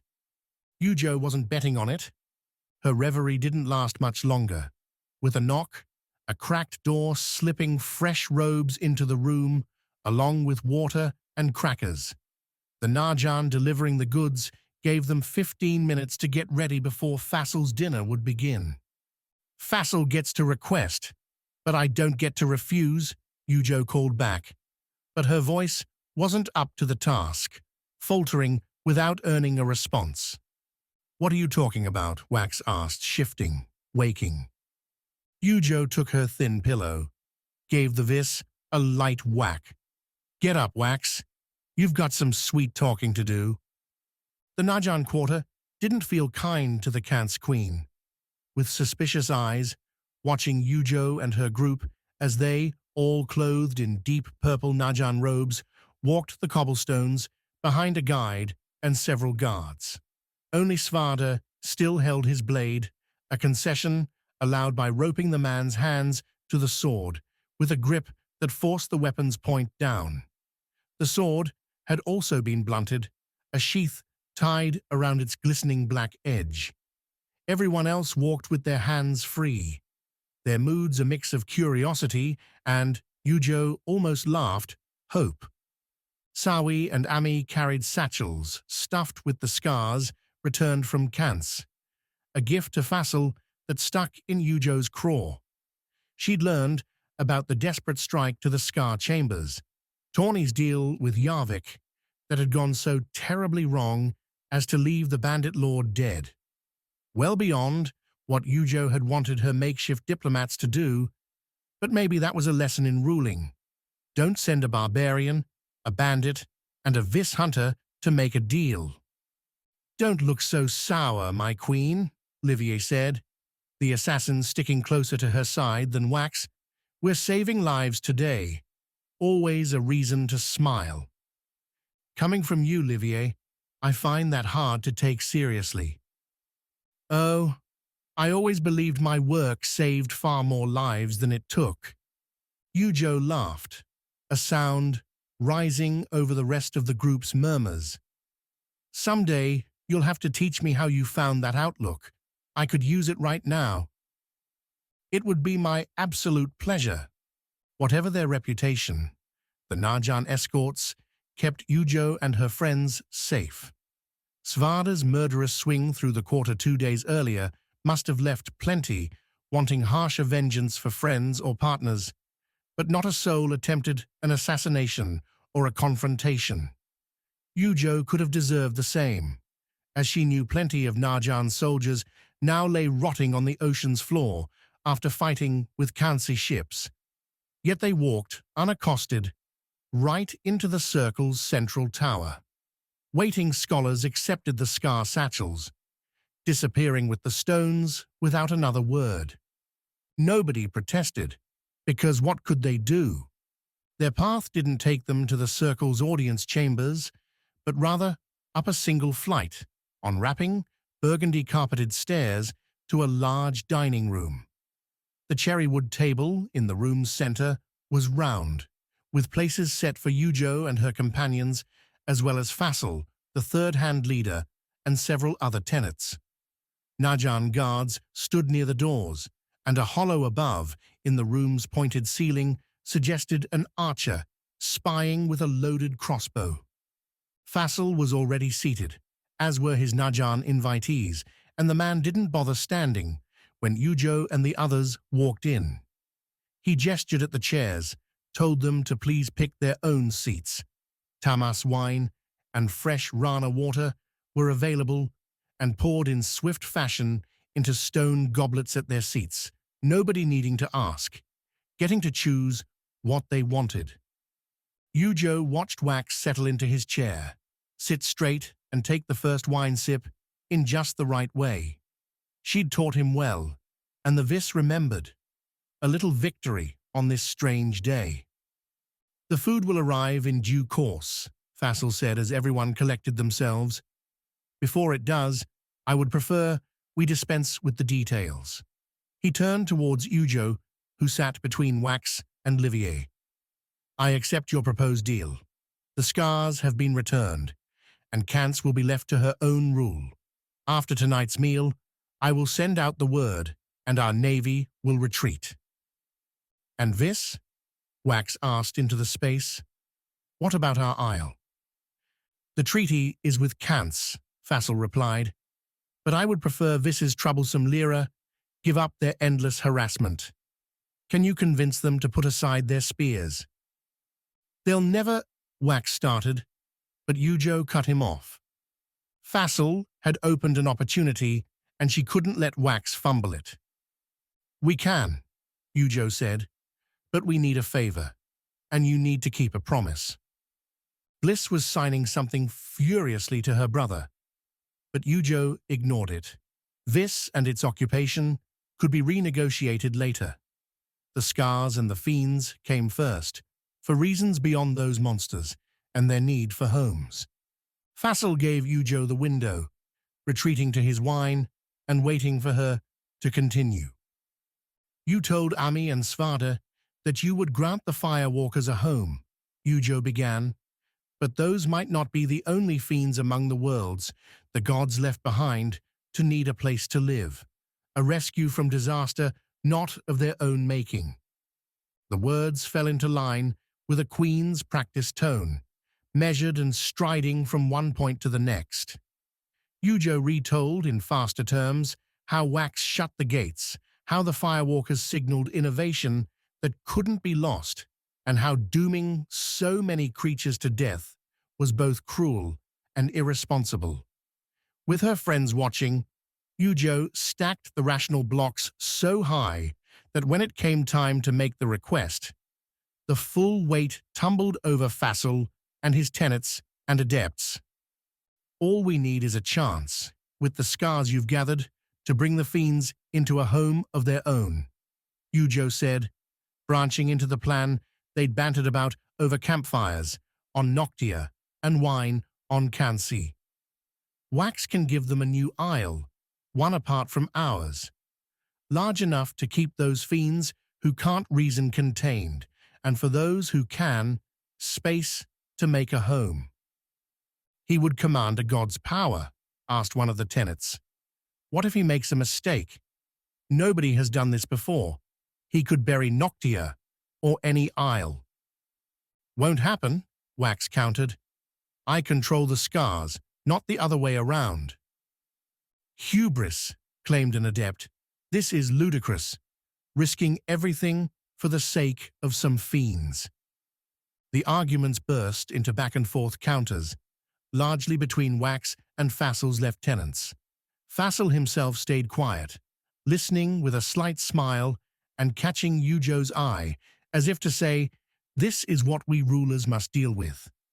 On this, at least, Yujo had to agree with the Najan leader. Advisors loved to hear themselves talk, needed to make even specious arguments just to get their voices out there. And the only way to end it was... The slap cut the words off, and the scrape of chair on stone pulled the table's looks as one to Ami, now standing over them. Her gold faceplate shone warm in the lantern light, but her scowl promised nothing quite so comfortable. Yujo made a request. I will make a promise, Ami said. Either you give Wax a chance with those Skars, or I will spend every minute of my long, long life gathering fiends, fighters, and every weapon I can muster and throwing it against your purple robes. You won't have peace. You'll lose the ones you love every day, just like me. Ami turned her glare on Fassel. We're doing this tomorrow. A power play, and one Yujo would have expected Fassel to turn into a shouting match, a contest of wills right there around the table. Instead, Fassel waved his wine glass, shrugged, and agreed. As you like, Ami. Wax, Fassel said. I look forward to seeing your miracle. For all our sakes, I hope it works as you intend. Chapter 43. Changed Plans. If asked, Wax would have been happy to expound on the many differences between Kants and Noctia royal cuisine. The Wind Isle preferred its foods closer to those of Vis, with fruits and light breads, plenty of grassy vegetables, and thin meats. Noctia borrowed more from Went and Foti, heavier meals flushed with thick sauces, wines, and layered pastas. Fassel's table was no different. and Wax took his time, enjoying the gluttonous salmon steaks and cheesy noodles, while Yujo and Fassel bartered their positions, negotiated their ocean-going borders. The Vis wasn't the only one disinterested in the conversation. Fassel's various lieutenants seemed engrossed, several noting down on wax tablets every little line agreed to by the pair, but outside Livier, everyone else Wax knew, at the table, whispered to neighboring ears or picked their food apart. Sitting next to Yujo put Wax into a terrible middle, wanting to feign some attention for Yujo's sake, but come on, was he really supposed to care about Kant's and Noctia trading rights? Bliss gave him an out. His sister, several spots away, caught Wax's eye and threw him a subtle sign, asking if he needed help. That prompted the pair into a back and forth, all conducted between bites, through polite nods, and out the meal's other side. Once again, Wax was forced to reckon with who his sister had become in the months since their adventure began. She'd dodged death as many times as Wax had, but kept leaping back into it, even without the fateful press of something like the renewal. She insisted she never believed Wax had died, and would have come after him. But Bliss didn't know how to sail, much less have a ship of her own to pursue the Noctia, who'd taken Wax off the storm's edge not all that long ago. Wax didn't hold any grudge. Yujo had survived, Kantz had fought to a stalemate, and he'd learned how to use the Skars from the Aegis herself. Not a bad trade. The Vis continued telling his gate-closing tale to Bliss when they returned, with a Najan escort, to their tower. Fassel had, at length, declared the dinner finished, noted, too, that after breakfast the next day, Wax would be allowed to attempt his world-wrecking technique with the Skars. Till then, they were encouraged to have a restful evening. All locked within their tower, of course. Their floor, like most, had a circular landing foyer, with the steps coming up and, on the opposite side, continuing to the next level. 2 tables and enough stocky wood chairs to hold most of the group occupied the lantern-lit space, along with portraits of Najan Wax neither knew nor cared to know. Wax and Bliss occupied one of those tables when Ami and Svarda, the black blade up on the barbarian's left shoulder, returned from the tower's entry bearing an ale barrel between 2 of them. Kiwi followed, snorting in evident excitement. "She drinks ale?" Wax asked, as the pair set the barrel between the tables. Ami disappeared back down to gather up flagons, while Svarda took his own seat, planting the blade into the stones at his feet. "Kiwi can swim in lava," Svarda replied. "Ale's nothing to her." "But I thought you didn't drink anymore," Bliss signed, brow furrowed. "They don't know that." Wax frowned. "Who? The Najan?" Mugs clanked as Ami wound her way up the stairs. Svarda gave Wax a sly wink, a scary move coming from someone wearing as many battle wounds as the barbarian. Of all the shocks, seeing Svarda again had thrown Wax the most. The muscle-bound jungle hermit had been replaced by an ash-grey boulder who insisted he'd long ago be dead, save for the sword he wore. Svarda no longer grumbled about the Aegis or dreams of adventure, but sat silent and watchful. No ale, and if Wax recalled right, the man hadn't touched the food at dinner either. Yujo promised to tell him later what had happened, and Wax would hold her to it. The queen emerged with the others, filling in the seats at the tables while Ami filled up the flagons. She handed one to each of them. Svarda and Wax accepted. When the Vis glanced at the other mugs, trying to hint at the obvious, Ami shook her head. "A toast," the Guardian announced, "to the Kant's queen for ending a war." She raised her mug. "And of course, to Quick for starting it." The Vis Hunter flushed, murmured that it was Gladring who'd done the misdeeds. Not him, but the others only laughed. Annalise, standing next to Quick with a hand on the sitting hunter's shoulder, did neither, nor did she take more than a sip from her flagon. While Sawi, who'd pulled up at Wax's table, and Bliss signed their own quick mockeries back and forth, the scientist remained serious. What was going on? Wax tried to catch Yujo's eye, but the queen was in deep, downing her own ale with Livier. The assassin was rehashing some detail from dinner, sipping lightly. Still, Wax began parceling out the ones who had a stake in Ami's game, filtering it to the two old guardians and Annalise. Everyone else dug into the drinks, the promise of a night's rest, without a blade to the back, or worse. Svada shifted to the side, gave Ami room to stand, then leaned down near Wax's ear. "You're not drinking, Wax, because you're getting your shot at the Skars tonight. Don't you dare do something stupid like react. Fassel likely has eyes and ears on us right now." Instead, Wax frowned, shook his head. "I don't feel sick. Give me an ale, Ami." The guardian stood away, narrowed her eyes, but when Wax repeated the ask, she understood. Maybe they thought Wax, without a vis Skar, was an easy drunk, but he could pretend to drink with the best of them. And if Fassel had eyes on this impromptu party, Wax going without would be a big sign something was off. Ami gave him a mug of the golden stuff, nodded towards Svada, and Wax scooted his chair over near the slate barbarian. "Fassel's never one to trust," Svada murmured as Ami broke into another loud, rousing story, this one covering Gladring's End and Ami's own glorious place in it.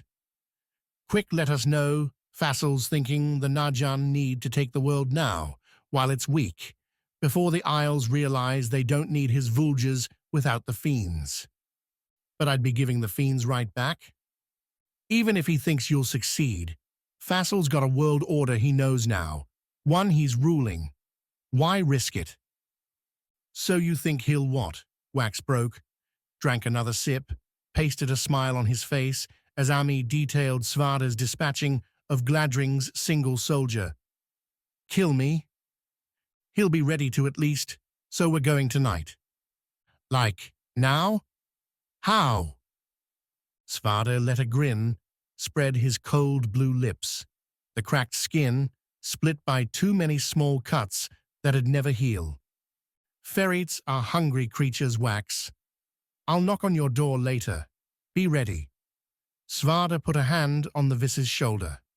"Ami made a promise to those firewalkers, and if there's one thing I know about her, she keeps her damn word."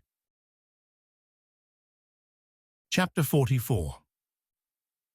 Improvised escapes. With the fighting, the recovery, the reunions, and the dinner demands, Tawny's first reckoning with the new reality came with the ale Ami handed to her. The drink's malty flavor opened a doorway to similar noctia nights in the Nimblefingers caves near the southern sea, where at hours nearer dawn than dark, thieves would slink back and bandy their rewards over beverages. Another night still alive and with scores to show off. Those had been the best times, and ones often done with Yarvik watching, pale and distant despite being around the same few fires as the rest of them. All the same, the bandit lord, ever present and unaging, felt like a security blanket. The Najan wouldn't come after them so long as Yarvik was around, the rumors went.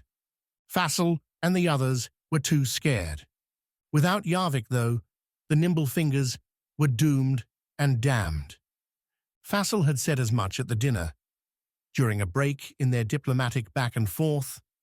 Talking mostly to Livier and Ami, Fassel had retold Yarvik's downfall, that the bandit lord had been responsible for slaughtering so many Najan officers was obvious, that Yarvik would still accept a summons the next day and come sauntering in, confident and composed, was too much to bear. Najan's soldiers and third-hand assassins had been ready, But what Yarvik really underestimated, according to Fassel, was the same scars the man used to stay alive. Fassel used the stones to seal Yarvik's feet to the floor, to bludgeon his mind into a stupor.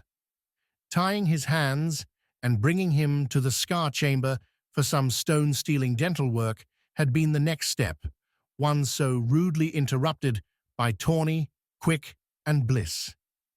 Yarvik's final death came in similar fashion, underestimating a Foti Skar's ability to turn just about anything to ash.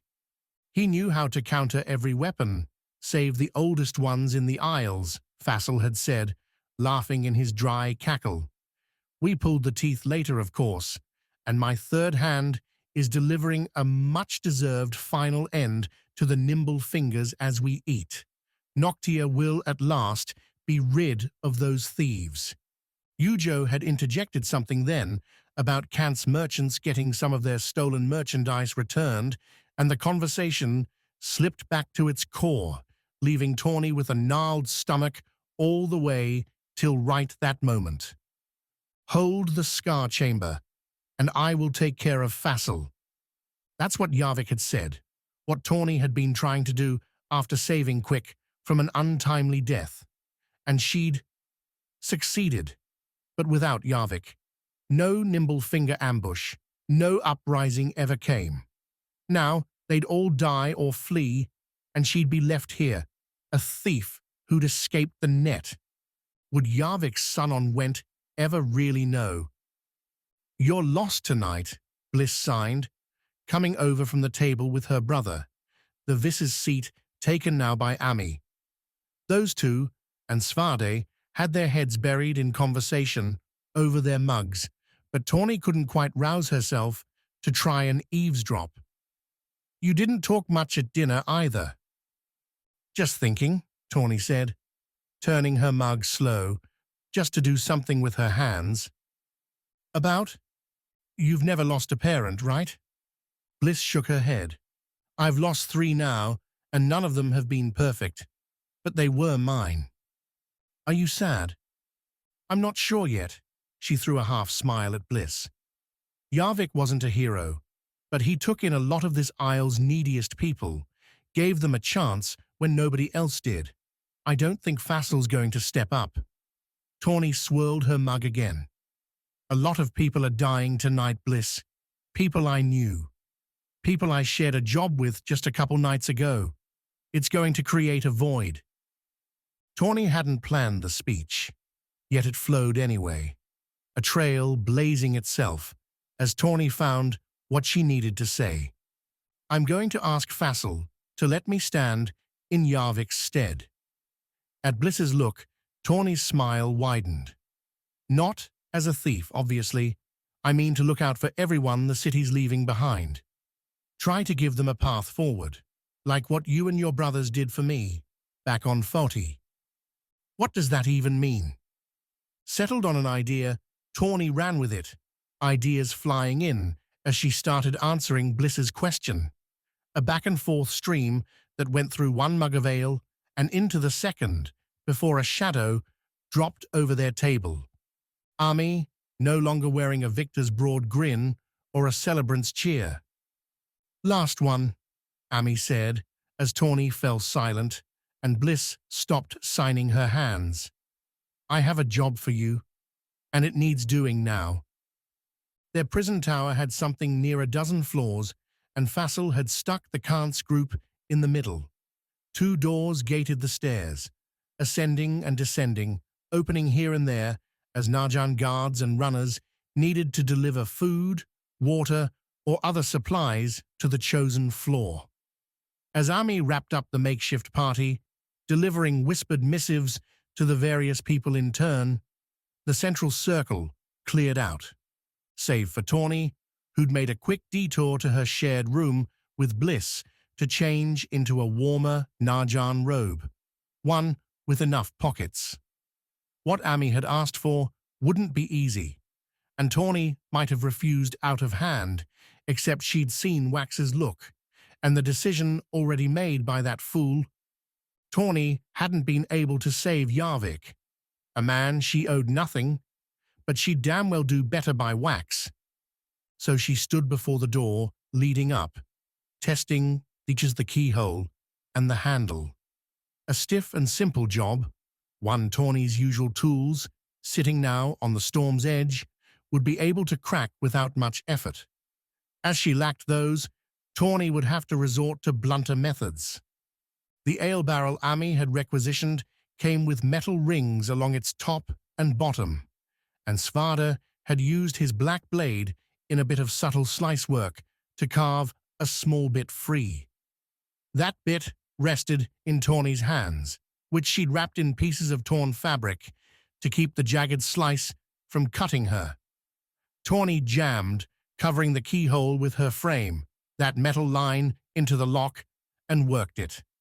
A twist here, a jab there, and Tawny broke pieces off, grinding her would-be lockpick into a good enough key. A better-made lock might have withstood her brute force efforts, but the Narjan treated their cushier towers just like everywhere else did. Good enough to stop a passers-by, and little more. Tawny felt the tremor as the ring caught the simple slider, and she pressed on her end, tugging the lock out of place with a click. The bandit stepped back, swung the door wide. The next level sat dim, a few lanterns lit and giving clues to its status. Too dark for common prisoners, too wasteful for a level left empty. Tawny nodded at nothing. Step 1, done. Now came the more dangerous step 2. She crept through the door, pulling it shut behind her, leaving the lock unturned. Rolling her bare feet, Tawny came to the next level's center, found it much the same as their own, save a few giveaways. The tables had plates and glasses, a few flecks from a dinner long devoured and left for later cleanup, but too recent to collect flies, to spoil. Several satchels, too, sat against the wall. Ami had suggested Fassel would set spies upon them, and the most convenient location to keep tabs on a group like theirs would be from above. Not a single soul had descended the tower during the ale-driven party, which meant any listeners would still be up here. And Tawny would find them. Every level sported a ring wrapping around the center, with a single hallway leading to the cells. An easy way to prevent backstabs in the event of an escape, and one that made Tawny's job simpler. She padded along the stones, hoping Wax, Sawi, and Yujo were fulfilling their end of the bargain. A lover's quarrel, juicy bait for anyone. Wax's voice carried through the thin floors as Tawny hit the outer ring, coming from her left. Shifting the lockpick to her right hand, Tawny went to the first cell. This one would be connected right to Wax's below by the common latrines running down the tower and eventually out to sea. A convenient chance to listen if anyone wanted to risk their eavesdropping spoiled by an awful surprise. Fassel's spies, all 3 of them, apparently assumed the risk of a prisoner further up the tower using the same shaft was worth catching the drama. Tawny, upon hearing Wax's frantic excuses to Yujo about how he'd never love anyone like her again, had to agree with the spies. The Vis, Tamas trained, was putting on a good show, and the 3 skinflint third-hand spies Tawny saw were all glued to the words. Pulling back into the ring, Tawny reached over her head, lifted the hanging lantern off its hook. The orange light danced along the stones, drawing a confused noise from the cell. The spies would be turning as one now, wondering. Good. Whirling around the corner, Tawny whipped the lantern and its burning oil at the spying trio, all 3 with their curious faces right in her target line. The fiery globe struck the first, scattering searing sparks all over the other 2. Glass followed, and in their curses, cries, Tawny pursued. The lockpick wasn't an ideal weapon, but sharp, broken metal served just fine against confused targets. Tawny eschewed the first spy, the one devastated by the lantern's initial impact, aiming her initial thrust at the leftmost one, who'd managed to draw a dagger while brushing his arm over his burnt face. That dagger had no chance to thrust, Tawny meeting the dropping arm with a straight-on lance with her lockpick. The bandit took the pick hard, Tawny felt warmth spray, and she didn't bother trying to tug the pick free. Instead, she reached for the spy's dagger hand, grabbing the dead man's wrist and swinging it across her stomach. The dagger brushed her own robe before plunging into the middle spy, the one reeling most from the crashing lantern. The third-hand dagger dug in deep, leaving Tawny facing a single enemy, one with two daggers drawn and bleeding, but clearly coming her way. The wiry man shifted, cutting off Tawny's escape from the cell and back to the ringing hallway. Not exactly how Tawny had planned it. "I was disappointed," the spy growled, "when I wasn't chosen to cut some nimble finger necks. Looks like I'll get my wish after all." Behind the spy, a fresh shadow loomed, giving Tawny fiery hope, and she faltered the Najan with a toothy grin. "You might want to make another." Chapter 45. God's Weapon. The hunter watched Tawny disappear up the stairs. Sending the bandit alone against who knew how many spies seemed a risk, but given their numbers and the chances anyone flubbing a stealth mission might cause the spies to sound a premature alarm, well, Quick didn't argue. A guilty tinge rang back to his first encounters with Tawny, their constant arguments about what was right, wrong, and who needed knives in their backs.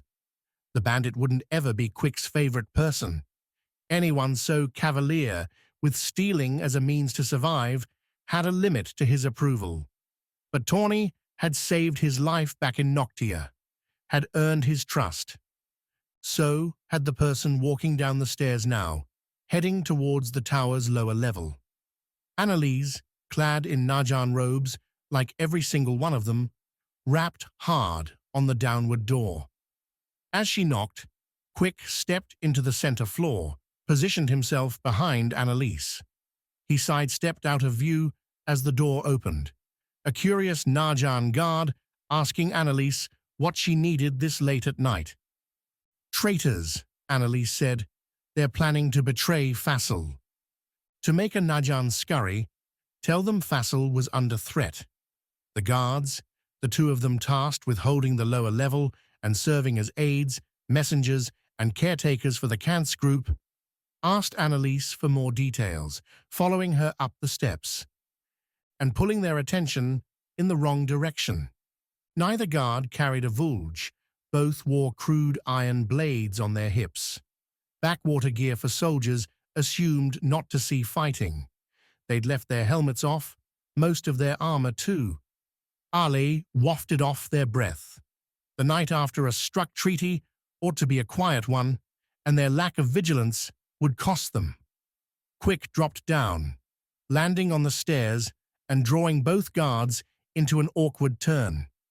The hunter had two fists, and each one found a face. Annalise did her part, cracking the guard on the left with the strange device, slamming the butt of its handle onto the reeling man's head. That left Quick an open follow-up on the other, the man coughing, back pressed to the stair as he reached for his blade. Quick caught the drawing wrist with his right hand, put his left to the guard's throat, and squeezed. The guard's eyes rolled back. He twitched. "Don't kill him," Annalise said hard. "They don't deserve to die." "They work for Fassel," Quick replied, the guard falling limp. "So did both of us once. Please." Quick glanced at Annalise, confirmed her look was genuine. He dropped the guard, now unconscious like his partner. "The Najan murdered Vis," Quick muttered, stripping the guards of their swords. He handed one to Annalise, who held it with little confidence, but held it all the same. "They deserve no mercy." But we'll give it to them anyway, Annalise replied, because we can be better. Strange words from a scientist. Aren't you supposed to be about the data, not the emotions? For my experiments, yes. This is not one. Quick might have bantered further, but the time for conversation had been with the ale. The drink's lingering effects lay light on Quick's shoulders. He'd had a single mug only, as the hunter turned back to the stairs and descended to the level below. Late snacks, nuts, fruit, and a simple game sat on the abandoned table. If the cells here were occupied, Quick heard nothing. The downward door was locked. "Keep going," Quick said, not looking back to see if Annalise followed. Her steps were loud enough, the went not accustomed to sneaking. A child on Vis learned to keep her feet light almost as soon as she could walk. If Quick and Annalise had any of their own, he would teach them. Quick broke off the thought, hiding a smile by staring right at the door. He began testing the keys, wondering at his own presumptions. Just because they'd shared a few moments, had been brought together by conflict, and, as much as Quick hated it, Gladring's schemes didn't mean they could find treetop bliss together. But it didn't mean they couldn't, either. The door opened with a gentle creak. The same lanterns as on every floor glowed. A guard called out a jeer, asking if someone named Falg had decided he wanted that second ale after all. The mocking laughter died fast, as Quick walked into view. "What are you doing here?" asked one of the Najan trio, the same who'd spoken first. An older man, greasy cards in his hands. Behind and beside him sat two others, equally nonplussed. Ali spotted the table, along with notes of goods to barter in bets. "Isn't it past your bedtime?" "Not mine," Quick said, striding off the steps towards the table. "Yours, though." "What?" Quick cracked the man in the temple, dropping him. The other two reacted fast, kicking away from the table. The nearer one stumbled as he stood, ale-deadened dexterity betraying him into a fall. Quick snapped a kick, and the man joined his friend. The third ran for the hallway and the windows beyond. A shouted alarm from there would wake half the quarter, doom the escape before it could begin. A black flash, the lightning's opposite, split Quick's vision. The fleeing man dropped, shriveled into his robe. Quick approached the fallen Najan, lifted up the robe's collar to confirm what he could already see. The guard was more than dead. He'd withered, skin fading fast from a healthy brown to a dead grey, even more pallid than Svarda. Hair lay about in clumps, seeming to have leapt from the man's body in an instant. The man's gut had emptied, fouling the robes and leaving Quick to drop the cloth, look back at Annalise. The scientist breathed like she'd gone for a run. Her face held a flush, her eyes wide and alert. She stood strong on the steps, looking at the device in her hands. "What was that?" Quick asked, returning to the first guard and drawing off the man's keys. "Set them on the stones for those who'd follow." The Najan weapons were already hanging on a rack, ready if anyone had time to reach them. "He's beyond dead, Annalise." "I didn't know what would happen," Annalise murmured, more to herself than Quick. "Wasn't sure it would work, but he was going to call the alarm. I had to." Quick came closer, put a hand on Annalise. She flinched at his touch. "It's okay," Quick tried. "We knew there would be more death. Saving the Isles and those fiends will have a cost." I know. It's not that." Annalise lifted her wet eyes from the device to Quick. "Quick, I liked it. It felt so good. All my aches, my exhaustion, everything is perfect." She gulped.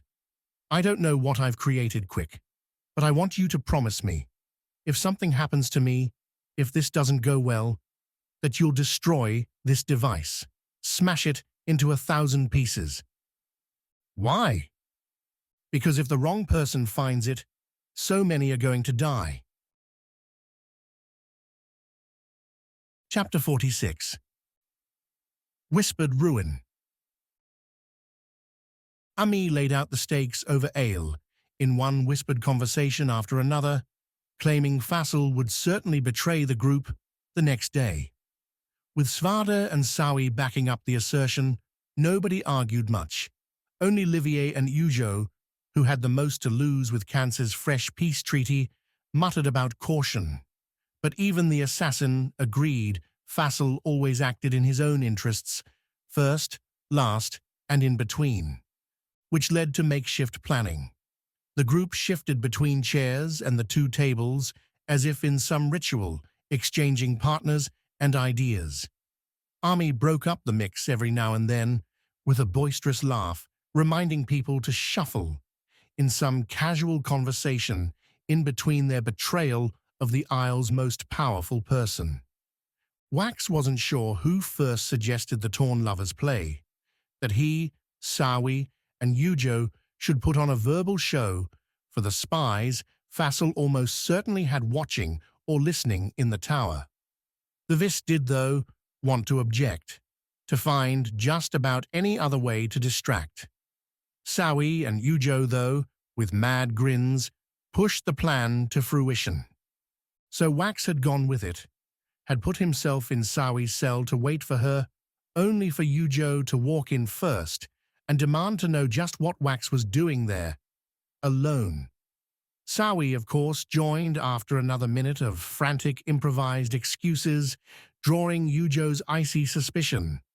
The Queen had either taken more from their Tamas play acting than Wax had realized, or there was some truth to the way she questioned both Sawi and Wax, how she probed whether they had ever loved one another, and floated that Wax should never be allowed to go back to Vis at all. When crackling glass echoed down the toilet chute, Wax gave the first relieved sigh, collapsing onto Sawi's bed as the two women broke into soft laughter. "You're good at this," Sawi said to Ujo, the latter making a quick signal out into the hallway.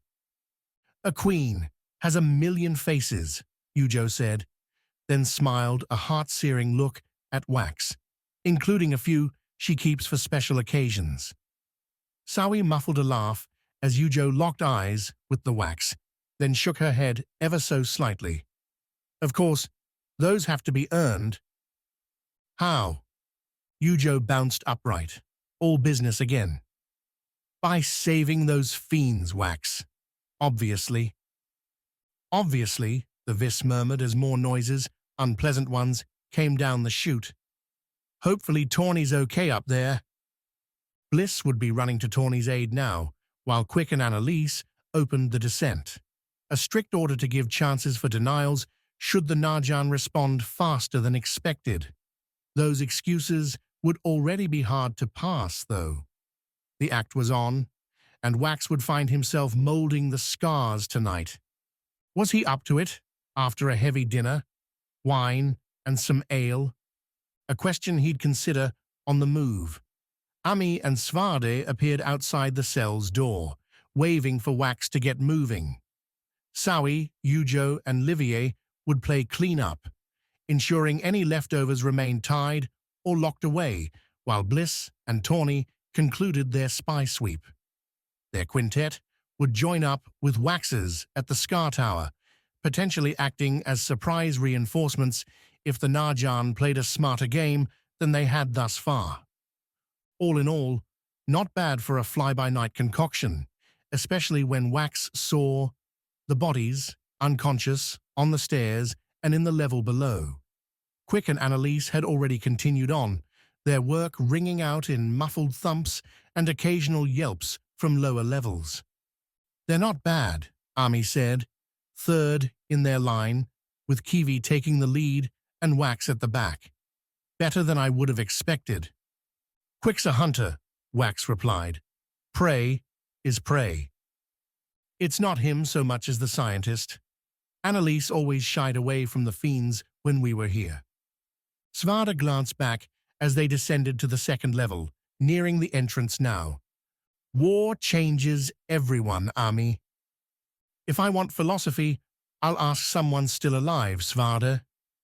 The barbarian just chuckled, walked down to find more incapacitated guards. At least that's what Wax thought, until Svarda whispered for them both to stop. Kiwi, in front, batted one of the downed bodies aside with her front claw. The shape rolled over, revealing withered skin and bones, as if the man had his insides drained out. "What happened to him?" Wax asked, the trio clustering on the landing beneath the lantern light. Below, the now familiar sounds of surprise rose as Quick and Annalise continued their quiet rampage. "That's not my brother's work."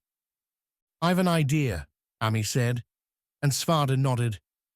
Maybe that war on Vis really did change her. Ami had the chance to ask Annalise the question directly on the next level, as Quick and the scientist waited for the trio to catch up. The last guards had been neutralized, save any waiting outside the tower's only exit. Quick himself had some bloody knuckles, but was otherwise unharmed.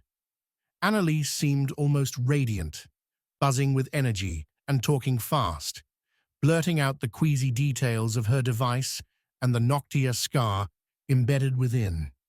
The mystery solved, Wax put his hand on his throat, where the necklace and its scars used to be. He'd used the black stones down below to sap a fiend of its life, and had felt the same thing Annalise embraced now, knew the rush and how addicting it could be.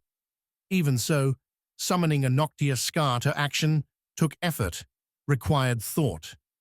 Annalise had captured that same soul-siphoning power into a simple trigger pull. "I know," Annalise said, at Wax's expression, while Quick began creeping towards the front door. A carpeted hallway, walls covered, as so many were in Noctia, with portraits, blunted his steps. "It's not right. I'll destroy it when we're done. I promise." Kiwi and Svarda fell in behind Quick, the three making no more noise than the Noctia breeze outside. Svarda didn't even need to breathe, a realization that made Wax shiver. Noctia was a strange isle, and its Skar equally so. He'd take Yujo's offer to go back to Kant's after this, as at least the windy spires made sense. "Could be useful, though," Ami murmured. "If Wax here brings back the fiends, might be a few who could be put down with something like this." Annalise sparked up at the suggestion. "Definitely. And this is a small one. I could—" "Stop," Wax said, putting a hand on the device as Annalise held it near her waist. "It's not right. Don't use it. Not unless there's no other way." "Of course, Wax." But that flare still shone in her eyes, a dream realized. Quick opened the main door, drawing one sleepy guard's attention. The hunter grabbed the man, dragged him inside, while Svarda shut the door again. They didn't have to knock this one out. The man cooperated without protest, letting his arms be bound, his mouth gagged. Svarda dropped him back at the table on the landing's lowest level. That Tawny, Bliss, Sawi, Yujo, and Livier hadn't yet caught up to them was a bit concerning, but Ami insisted they couldn't wait. A shift change would happen at some point, or a courier delivering a midnight snack, and their break would be discovered. Speed now was everything. Quick took the lead again, easing the tower's door open into one of Noctia's rare, drizzly nights. The Isle's rainy season was fast approaching, and this early preview slicked the streets and misted the air, turning the Najan Quarter's rising stone towers and their attendant lanterns into a slick, blurry beauty. "Lucky," Ami muttered, sticking by Wax as Quick and Kiwi made the first steps onto the street. "The rain will keep people inside. Fewer eyes wondering what we're up to." That prediction held true as the group meandered in a line towards the tower, spacing out enough to keep those few eyes poking around from wondering why a large group was wandering the streets. Ami stayed close to Wax, and Kiwi vanished down back alleys, climbing the walls and sticking to shadows. Familiar anticipation welled, the same lovely tension Wax felt when tracking a Hanoko or getting ready to leap into the open jungle air. It hadn't been long, but he missed the Skars and their constant chatter, their musical bursts when something captured their interest. An empty mind was a boring one, quiet and afraid. Wax just hadn't known how boring, how quiet, until he'd found the stones. The Skar Tower offered no defense out front, not a single guard on the steps. Most towers didn't have watches, especially not ones holding criminals, so Quick's easy entry wasn't surprising. The hunter slipped inside the door as Wax and Ami rounded the block behind him, the pair watching as Svarde followed, the big sword as well hidden as possible beneath the Najan robes. After the barbarian vanished inside, Kiwi appearing from seemingly nowhere to scamper up and in with him. Ami and Wax made their slow walk near the tower, turning to climb the steps. "You first," Ami whispered. Wax reached for the handle, pulled, and heard the fighting before he saw it. Quick, Svarde, and Kiwi stood staunch in the hallway's middle, facing Najan vultures and crossbows aimed their way. The Najan captain called for a surrender, only for Svarde to throw his robe aside and point the blade at the soldiers. "Never again," the Foti warrior growled, and the dead man broke into a wild charge, Black Blade leading the way. Chapter 47. The Deadly Mire. Swords, knives, and secreted flasks dominated the trove taken from the downed Najan guards. Sawi, Yujo, and Livier went behind the first group, dragging and dumping the surviving Najan in the cells. An idea crafted by the assassin, who argued the longer any alarm could be prevented, the better.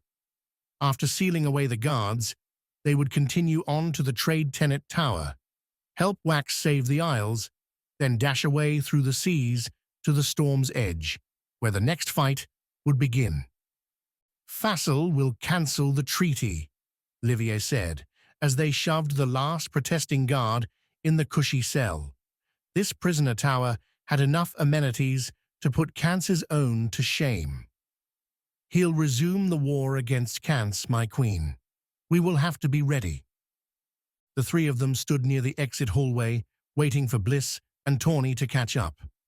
Wax and the others had left some minutes ago into the sprinkling night, and Yujo itched to be after them, but Livier's words forced a response.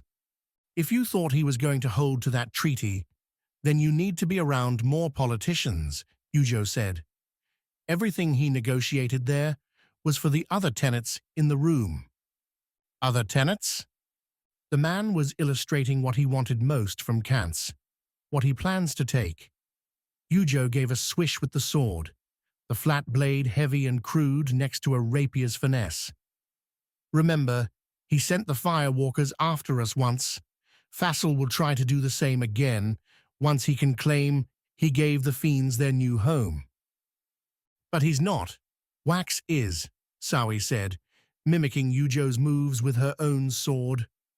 "A weird thing to be practicing swordplay in the depth of night while in the midst of a secret mission. But then, better to know what your weapon would do before bringing it against an enemy. If you think Fassel's going to let Wax live or take any credit for this, then you also haven't been paying attention," Yujo replied. She didn't add, from what Wax had been suggesting, the Vis might not survive it at all. That was a thought she didn't give any time to. Instead, she went back to better, surer things. Fassel's already won the last few days. Yarvik killed all his major rivals for power within the Najan And now that thief's dead too. If he gets to remove us, force Kants to surrender, while also getting the firewalkers on his side and bringing the fiends back as a threat. Yujo wanted to laugh, but saying all this out loud made her feel more than a little ill. The Najan will have more power than ever, and he'll be alone at the top. You're saying that like you've read his mind, Sawi said. He might not be so evil. It's evil from your point of view, Livia mused, giving Yujo a nod. Fassel sees it differently. The Chaotic Isles need a strong hand to set them right. Whether or not Wax brings the fiends back into play. My queen, I've underestimated you. About time you realized that. All three turned at the sound of footsteps on the stairs, Tawny and Bliss arriving. The thief bleeding from a cut to her thigh, but not severely. Both had their own looted daggers from the spies above, and Tawny shared the details as they went to the tower's exit, slipped out the door onto wet and quiet streets. That quiet didn't last long.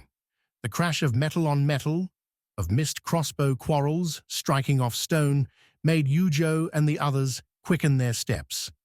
The Count's queen was suspicious of the empty streets. That they'd emerged from the tower without notice made some sense. But this, a battle in the Najan quarter? How had nobody called the alarm? Hold, Livia hissed as they neared the Trade Tenet Tower. The door flung open, but the steps empty. The fight's rattle continued inside. There's a separate entry. He's right, Sawi said. This way. Angling left down a broader avenue, one twisting down towards the distant Najan private docks, Sawi led the others away from the sounds to a side door, single and thin. And at first try, locked. Never get any rest, Tawny muttered as they parted to let the thief through. Bliss stayed close, matting up torn cloth against the bandit's waist where the wound had bled through. This lock's bigger than the others, and I don't have my gear. We'll need brute force. Without waiting, Tawny took her own stolen sword, backed away from the door a pace, then jammed the point into the lock, pushed it in tight, and delivered a sharp kick to the sword's handle. The metal shrieked, bent, and a crack appeared in the wooden door. Bliss moved Tawny aside, gently, and took her turn. Yujo knew Bliss had skills. The Vis also had strength. The sword shattered, breaking through the lock, leaving a hole in the wood, the busted seal hanging in the air. Livia pushed the door open, showing a deserted, red-carpeted, lantern-lit hallway. Not elegant, but it'll do, Tawny said, as the assassin broke forward, the others following. Yujo fell into the group's middle, running with her sword drawn towards the cracks, clashes and curses echoing off the walls. The tower's center came fast, and with it, a picture of pitched combat, albeit one changing fast. To Yujo's right, across the large central landing, a full Najan squad and reserves held a bulwark against Svarda. The barbarians seemed to fight alone, taking quarrels and jabs while swinging that great black blade. The Najan must have learned, because the front-fighting rank wielded went stone shields with their vulges, holding the bulwarks high to catch Svarda's swinging blows.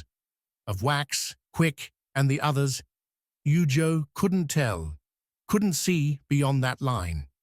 How much more abuse Svarda could take was a question without a firm answer. One Yujo didn't want to see determined today, tonight, now. Livier led the charge into the Najan rear, running in a berserker's assault past the stairwell that descended to the Skar chamber. 5 crossbowmen turned at the noise, their 2 leaders in gold-fringed robes twisting with them. That those twists didn't include fast draws of the blades at their belts meant the 2 leaders died first, Livier delivering a wide, sweeping cut across their necks. Their collapse would have left Livier open for a blind volley if Bliss and Sawi, following close, hadn't run right past, with their own Najan swords leading. The crossbowmen dropped their shooters and went for close combat, bringing swords of their own to answer the charge. Yujo and Tawny closed, followed by Livier, into an even melee. Yujo's enemy, a woman who looked even younger than Yujo herself, answered the Queen's first straight thrust with a standard upward counter, done well enough to expose Yujo, who was used to a rapier's slighter weight and faster redirect. As it was, the poor soul tried to punch Yujo, a blow that sank into Yujo's robes. Yujo twisted her grip on her sword, let it fall past the Najan's block, and drove the pommel right into the Najan's too young face. The Najan stumbled back as Yujo reset her posture and hesitated. So young. Caught up in a fight beyond her experience, did the Najan deserve to die? "Your left!" Sawi's shout sent Yujo swinging that way, catching a sideways stab from Sawi's Najan, even as the swordsman kicked out at Sawi's knees and dropped her. As Sawi recovered, the Najan pressed Yujo with another fast jab, darting the cut in at Yujo's face and forcing the Queen into a frantic slap, losing a few hairs, but nothing worse. Sawi dove back in, stealing the Najan's focus and letting Yujo regain her footing. Her heart thundered, her ears rang with clashing blocks and softer thuds as strikes found fleshy homes. Cries and curses intermingled, just like the night of the Najan raid on the storm's edge, the night when Yujo thought she lost Wax and almost lost her own life. Yujo retreated as her own Najan, eye puffing up, found a shaky stance. Around the soldier, chaos enveloped the center level. With their archers ambushed, Svardi's indomitable assault on the shielded line found better results, aided by sudden black slashes, each of which lanced into a Najan on the sides. The soldiers shook, dropping to the ground without a sound. The barbarian took advantage, swinging hard at the left side end and crushing the soldier without protection into his partner. Svarda took another vulge to the chest as a price, but the barbarian's dead. Set face didn't react. Yujo did, pointing over her enemy's shoulder with her own sword. "Run, Najan," Yujo called. "This battle is over." As if raising a shroud, the Najan spun a fast look around, saw her squad's devastation, and circled back into a step towards Yujo and the hallway behind her with pure terror guiding her flight. The Najan made it one more stride before Livia cut the woman down from behind. A slash that landed the Najan on the floor at Yujo's feet. The Queen stared, a familiar ice taking shape in her gut, her arms, her mind. The same she'd adopt during a royal appearance, a job going awry. Yujo would be resilient because she had no other option, and others depended on her. This Najan had died because Ami wanted the Skars tonight. This Najan had died because of their choices. Wax had better make this worth all the blood. Chapter 48. A Dagger's Offer. The wild charge had never done anything for Tawny, and watching Livier, a man who'd been trying to murder them all until recently, lead this one into the Najan crossbowmen didn't change that fact. Sawi and Yujo went right along with the assault, though they could have waited, because Livier killed without mercy. Tawny knew little about the Vientas and their training, but when Livier opened his attack by throwing his stolen blade in a single looping toss to impale the archer on the left, ducked a sloppy, frantic swing from the next one in, and withdrew his thrown blade only to sweep it into the foolish attacker, Tawny gathered the assassin group knew their stuff. "Come on," Tawny said to Bliss. "We've got better places to be." The Vis gave Tawny a curious glance, perhaps owing to Tawny's still stinging, seething wound, but followed when Tawny broke for the stairs. Sure, the battle raged behind them, but that outcome was already decided. The Najan were fighting for time, waiting for reinforcements. Cutting those off was more important. Returning to the landing, where Tawny had nearly met her end, a landing still sporting reminders of the fight in the scattered table, chairs, and flecked blood on the walls, made the bandit twitch. Not quite the same as returning to Yarvik's cave, but still. If there'd been another Najan guard standing there, Tawny wasn't sure she could have approached the Vulge. Thankfully, she didn't need to make that choice, as the landing and hallway beyond was empty. Fassel must have put all his faith in the squad up there, Tawny said, as she and Bliss reached the Skar chamber door. Then again, more than 12 Najan, plus all the guards in our tower. Poor man probably thought he was being paranoid. Not the first time he's made a mistake. Bliss's signed crack might have brought a smile if Fassel's penchant for traps hadn't been made so evident in the last couple days. Tawny pushed open the Skar chamber door, expecting to find the Najan leader and his toadies, grinning and ready to launch into some speech about how obvious Wax's crew was. Then there'd be a zap, a burst of flame, or a dagger plunged into Tawny's heart, and that'd be the end. But all they found were a few low-lit lanterns, the chamber empty. Peering over the descending stair showed the Skars piled in their cases, the central slab clear. Shadows abounded, sure, but none wielded teeth, or came whirling towards the pair with death in mind. "Wow," was all Tawny said, as she caught the faint salty air making its way up from the crumbled hole, descending to the sea. "I thought he'd have more. Then we'd take advantage." Bliss was right about that. Tawny flashed down the stairs, gritting through the pain by telling herself in seconds it'd be gone. That wasn't a lie. The bandit cracked the Vis Skar case with her blade's hilt and picked up a couple turquoise stones. At once, the Vis babble shimmied in her mind, and the stab began to dissipate, as did the lingering aches from the near-death Vulge, stabbing she'd received right above this damn room. Tawny made a promise to herself as she located the other Skars she wanted. After tonight, she'd never come back to this tower again. "Went Skars," Bliss signed, using her hands to gather up more Vis stones. "Just another one of my brilliant ideas." Tawny didn't add any more, because Bliss trusted her, and that was the best feeling in all the Isles. The battle was done by the time Tawny and Bliss made it back to the central landing. Most of the Najan were dead or badly wounded, with the rest surrendered and bound up by Ami and Sawi. 3 Najan had the shriveled, devastated look delivered by Annalise's strange device, one she'd blasted here and there as they ducked out of side rooms in the tower's opening hallway. Beyond minor injuries, nobody in their group was especially hurt, so Bliss handed the Skars to those Najan who might survive.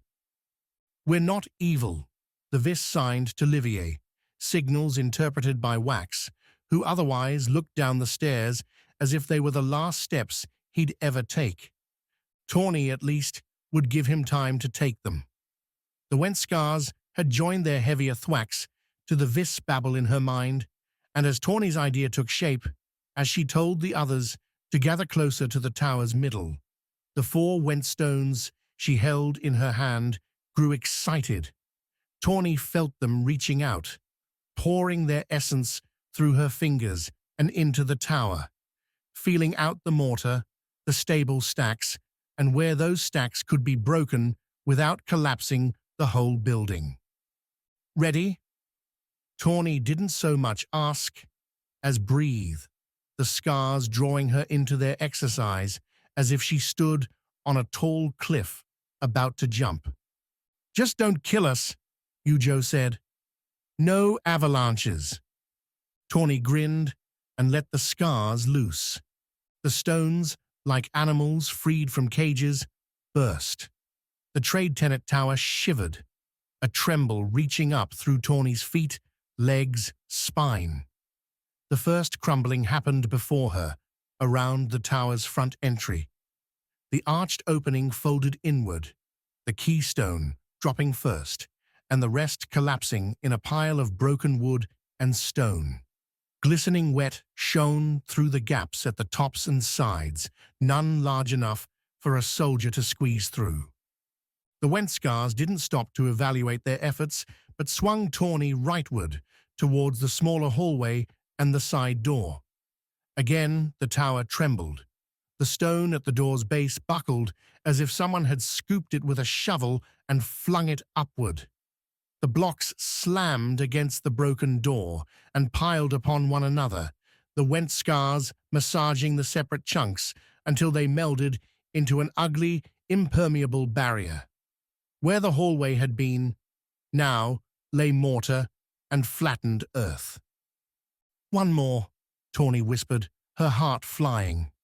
The Skars hadn't yet drawn much from her, but as Tawny looked upward, she felt the stones drink from her well. The upward staircase, winding, led to other levels that might hold reinforcements. Even a brave scholar who found a dagger might cause surprise or help Fassel turn things around. Cut off all access, save one. Her Skars didn't shatter the staircase. For one, raining rubble on wax and the others wasn't a great idea, but though it took more effort, the Skars sculpted the stairs to match Tawny's vision. What had been flat steps became studded with small, sharp spikes, others twisted, sloping towards the center, and guaranteeing a misstep would send the poor soul plunging to a painful end below. "I'm impressed," Livier said, as the Skars continued reaching up the tower, malforming the steps as they went. A diabolical idea. Livier, standing before Tawny now, studied the bandit. "I thought you were a simple thief, but perhaps you might consider the vientas when this is over." The Skars dwindled, snapping Tawny back to the present. The Skar babble, dwindling enough for her to catch Livier's question. Bliss stood behind the assassin, frowning at Livier's back. Even so, to be invited to a group like that? A family again, after Yarvik's end? Tawny met Bliss's eyes as Livier repeated the offer, began going over the benefits. In Bliss's look, though, Tawny saw something far different. Nights flush with peach wine and music, days running through beautiful jungle, a soul at peace. "Maybe next time, Livier," Tawny said, then nodded past the man to where Wax and the others had already descended. "Besides, the world's probably going to end in the next hour, so let's not get our hopes up." Chapter 49. Hold the Tower. Crossbows were rapidly rising to the top of Quick's least favorite weapons list.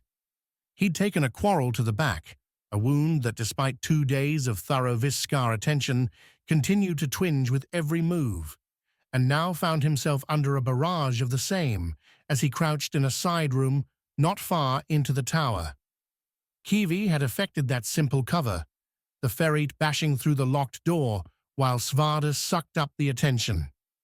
By the time Quick and Annalise ducked in between withering rounds, the only safe spot lay in a simple space meant, Quick figured, for chatter over grain exchange rates and the volume of Tamas ale imports.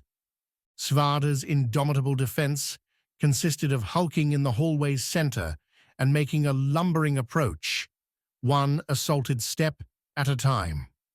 Though the barbarian insisted he continued to feel pain, Svarda didn't show it. Quick, with Annalise behind him, peeked around the doorway and watched as bolt after bolt pierced the man's slate, hairless skin. Svarda would brush off each barrage, picking and throwing the quarrels aside as he kept up his march, bellowing out some floaty song. "He's invincible," Quick muttered. "He can't die while he holds the blade," Annalise replied. "That's not the same thing. Now move." Annalise swapped spots with Quick and began shooting, sending black noctia lightning from her device past Svarde towards the Narjan. Quick expected the men to die, but the death shots weren't immutable. They sparked off of Narjan's shields, fading away to nothing and forcing Annalise to correct her aim. A task that became easier when Svarde collided with the Narjan line, his black blade and torn body drawing attention, turning the Narjan line inward and giving Annalise bigger targets. Then, too, came the surprise shouts from behind, the bloody sprays, and the fast collapse. Afterward, with the Narjan tied up and dumped around the central room, isolated thanks to Tawny's work with the Went Skars, Quick thanked Svarda, reached to shake the man's non-sword hand, only to find it broken, fingers splayed or missing. The barbarian's Narjan robe hung in tatters, skin and bone beneath similarly flayed. Deep purple edges formed along the wounds, bubbling up in grim revival. "It doesn't feel any better than it looks," Svarda said, pulling from Quick's ill expression. "At least I didn't lose an eye this time." "Have you before?" Svarda ruffled up a broken-toothed, split-lip grin. "The only thing I haven't lost is the hand holding onto this sword." The grin died as fast as it came. "Can't wait for the day I can let it go." The barbarian limped past Quick, then joining the others heading downstairs to the Skar chamber. Quick didn't follow, and his hesitance made Annalise stop too. The hunter twisted at the scientist's unspoken question, taking in the central level and its hallways. No easy ways in, tight confines. Short of planting Svarda in the doorway to the Skar chamber, this would be the best place to hold their ground. "We can delay them, at least," Quick finished to Annalise. "I don't know how long my brother will need to do something that's never been done before." "Tawny collapsed the doors," Annalise said. "No Narjan crew is going to get them cleared for hours. Fassel has Skars too, and the Narjan have been training more." Quick let the facade slip ever so slightly. "And Annalise, I don't want to be in that room. Not this time."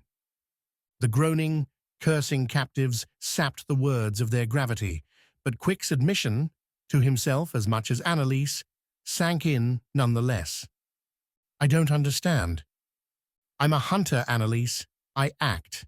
In that room, with all those Skars, I'll just be watching as Wax either does something miraculous or dies. We've both seen what those stones can do, what they can take, and I won't watch it happen to Wax." A sound, a sharp crack, echoed from the tower's front door. The first strike of a hammer, a pick on stone. Quick found a smile. "See, they're already here. Will you help me?" "You're asking me to miss out on the greatest event the Isles have ever seen." Annalise started to shake her head when a second crack sounded, followed by fresh pebbles running onto cobblestones. "Bold move, Quick." A hunter had to read signs, find clues, and in Annalise's quipped tone, the slight curl on the left side of her lips, Quick saw something he'd never seen before and felt a rush no jungle vine, no tracked fiend had ever given him. He put a hand on Annalise's back, pulled her in, as another crack echoed through the tower. She let him, with the tiniest laugh. Just a kiss at the end of the world. Crossbows were the bane of Quick's life, and the hunter didn't even know how to use them. Quick's short stint among the Narjan had given him rudimentary skills with the vulge, chakram, and swords in common use among the purple and black. But the Went crossbows were reserved for more experienced soldiers. As a result, he had no answer for the hole chipping through the rock wall. Annalise did. Despite Quick's continued misgivings about the death-dealing device, it was effective. Annalise waited until the hacking knocked enough stones clear to give her a shot at the Najan on the other side. The scientist, though, didn't fire right away. Instead, with her and Quick standing on the hallway's opposite side amid flickering lanterns and growing Najan voices, the scientist held the device out to him. "Why?" Quick said, not taking the tool. "Because you need to understand," Annalise said. "And because I see how much you're still hurting. I don't need—" Another crack. Rocks shifted. A hoarse cheer went up from soldiers still waking up. The dead of night, a harsh time to rise and fight. "I do," Annalise said. "I need you to take this, just for a time." She showed him how, a seconds-long lesson accompanied by the Noctia Skar's irregular clanging in Quick's mind. Far from the pleasant vis burble or a Cancer Skar's frantic whispers, Noctia charged around, demanding action. Quick could give it that. He crouched and walked along the rubble's back end. The stone joined at odd angles or melted together by Tawny's random work. The Najan reinforcements had gauged one side thinner than the other, had hacked almost halfway through. Quick had expected Skars, but so far there'd been no sign of the magic stones. At least, not by the Najan. The hunter curled, raising the device and aiming it at the Najan soldier, swinging the Foti pickaxe. The soldier, robe replaced by drenched leathers, didn't notice Quick until the hunter pulled the trigger. The Noctia Skar leapt, the black bolt flashed, and the pickaxe wielder flinched mid-swing. He twitched twice and collapsed, the pickaxe clattering over his body. Behind him, Najan ranks fell silent, stunned. And Quick, the hunter, was a new man. The shoulder ache disappeared. Lingering exhaustion from a long day and little sleep vanished. Almost as good as meeting Annalise's lips just a few moments ago. As nice as a bunch of vis peach wine, music, and a bright tropical night. Annalise yanked him aside as a crossbow bolt flashed into the opening, bouncing off the wall near Quick's head. The hunter leaned on Annalise for a long moment as the rush faded, though his shoulder ache didn't return, nor did his exhaustion. Instead, Quick was ready to fight, to run, to hold fast against all the Najan could send. "See what I mean?" Annalise asked. "It's incredible." "I didn't understand," Quick replied. "But you're right." Before Quick could dig into the feeling, what something like this might mean for war, for hunting across the Isles, the tower trembled. A new noise came from the other hallway, echoing toward them. Quick and Annalise broke off their conversation and ran back to the center, skidding to a stop as they saw fresh Najan soldiers climbing through a smooth opening in Tawny's collapsed barrier. Leading them, head held high and showcasing a Skar-sporting necklace, was Cassava. As Quick raised the device, Cassava snapped her fingers, catching Quick's eye and halting the Najan advance. The hunter hesitated. He had distance, time aplenty to squeeze off a shot. Behind him, Annalise was edging towards the downward stairs. A fighting retreat would buy Wax more time, but if the Najan wanted to talk first, well, those were free minutes to burn. "Quick," Cassava said. "I'm lucky you're here, because of them all, you might be reasonable." The woman could see the captives behind Quick, the bodies too.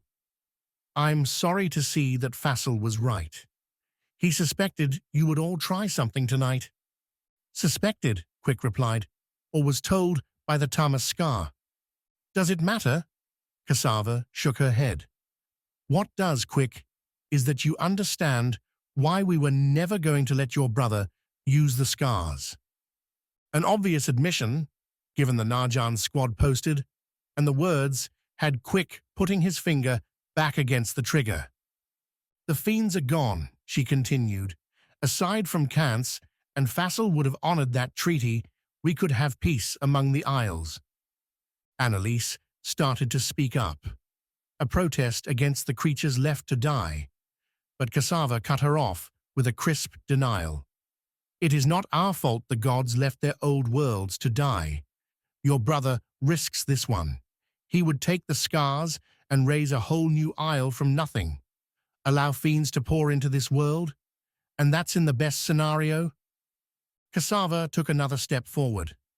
A clack echoed down the first hallway, the squad there resuming its more mundane breakthrough. "What happens if he fails, Quick? What happens if the Skars overpower him? Would Noctia collapse, burying not just the ringed city, but every went in the dark below? Could the fiends appear elsewhere, streaming onto Vis and Kansi, killing with mad abandon?" "That won't happen," Quick said. "No, where's your confidence?" Wax himself admitted he couldn't reopen the gates without more power. It's never been done before, not by Demian, not by any other Aegis. Cassava took another step, only 3 strides apart now, though her escort hadn't approached with her. "He's going to destroy our world, Quick. Your family, mine, all could die." Quick flicked a look towards Annalise.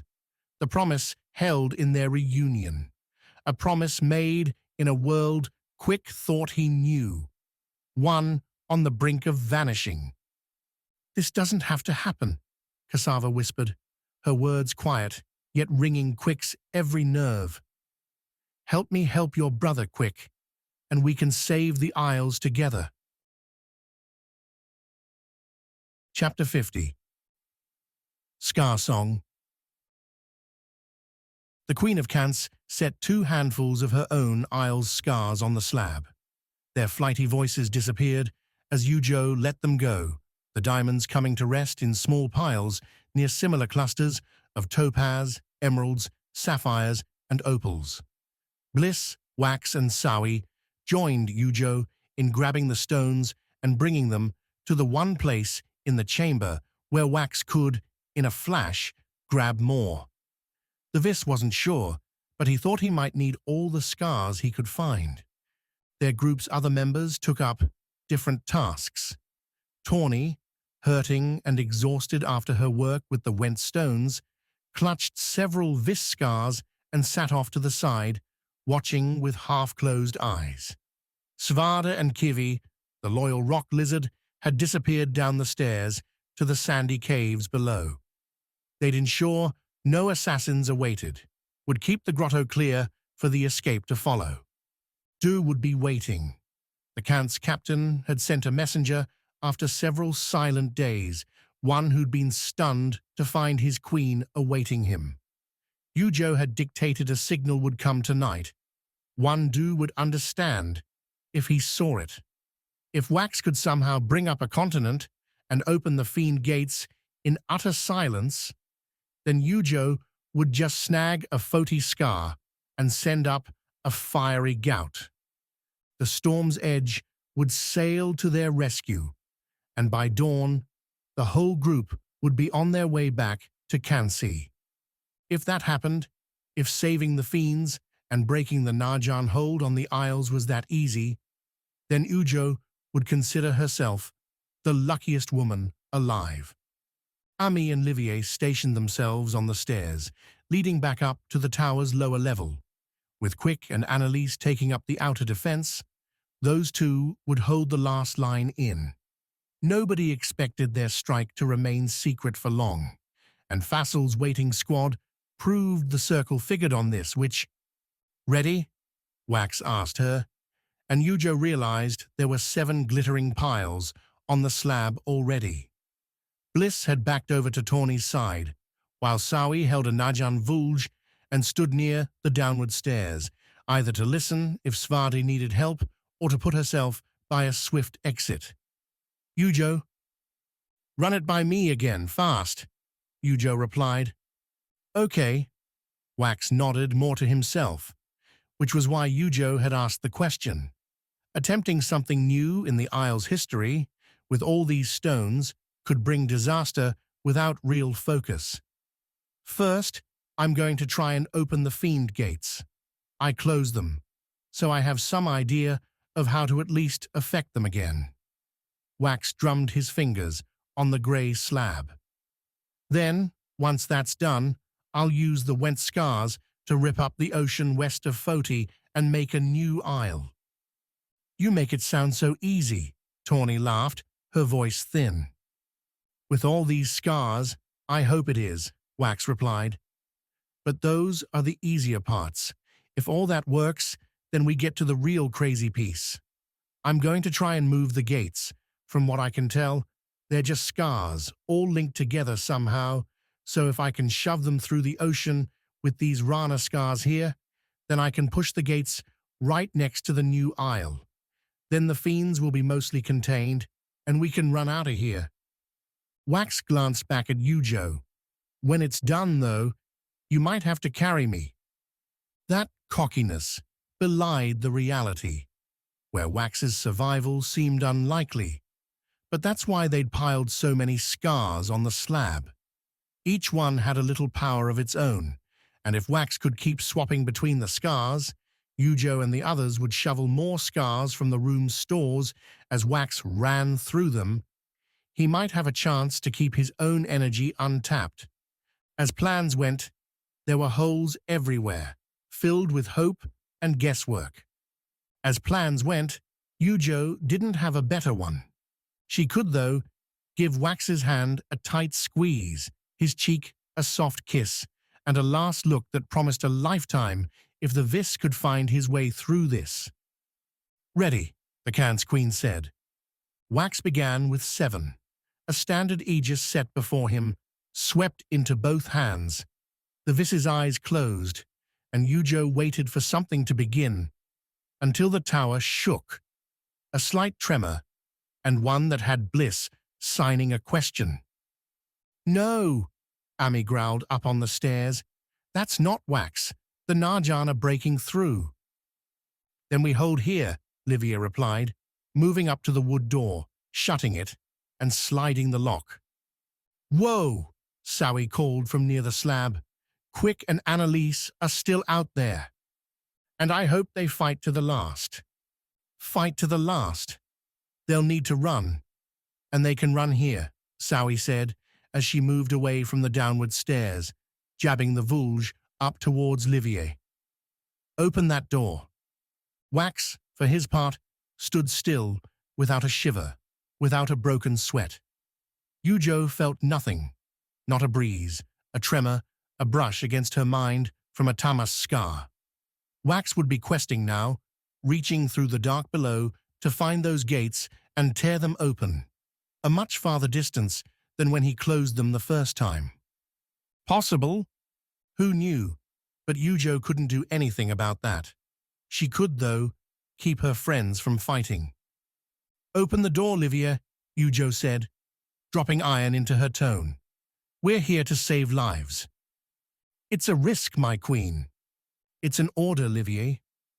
The assassin bowed, slid the lock aside, and swung the door open. Sawi flashed Yujo a thanks, only to find herself pushed aside as Bliss, also holding a Najan Vulge close enough to a staff, or so Wax's sister signed, scampered up past her. Ami let the young woman go by, as did Livier, with Bliss vanishing out of the chamber and up, where cracking sounds continued in steady rhythm. Where's she going? Ami asked. To help her brother, Sawi replied, before continuing up after Bliss. Vis don't abandon each other. Ami and Livier didn't follow the two women. The assassin instead, putting himself where he could watch down the hallway. If he had to lock the door, it wouldn't buy them much time, but hopefully they wouldn't need all that much. Right, Wax, Yujo muttered, turning back to the Vis. Raising a new isle ought to be real quick and easy. Wax shuddered. Whether he'd heard Yujo or not, the Vis shook his head at nothing, slow, before turning towards her. The Viss's eyes opened, a flicker, and in them, Yujo didn't see the Viss's pupils, his bright cheer, but swirling, shifting color. Blood red, ocean blue, the jagged lines of yellow lighting.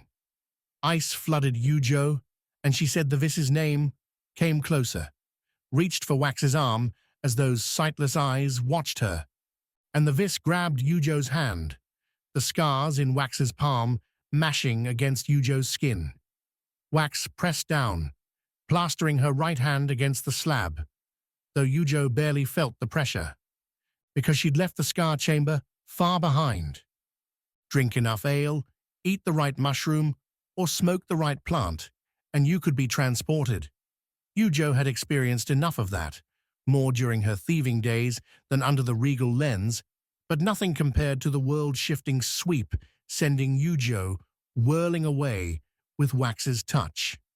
As the stone chamber blurred, Yujo's heard Skar voices tumble through her mind. No, not voices, music. Wax had mentioned the symphony, but Yujo hadn't ever heard the orchestration before. Now, it came through clear and in cadence, with the Rana and Kansis Skars flying through higher notes in a constant melody, while Foti and Went offered lower beats, their grumbles alternating, playing, driving towards the depths far below.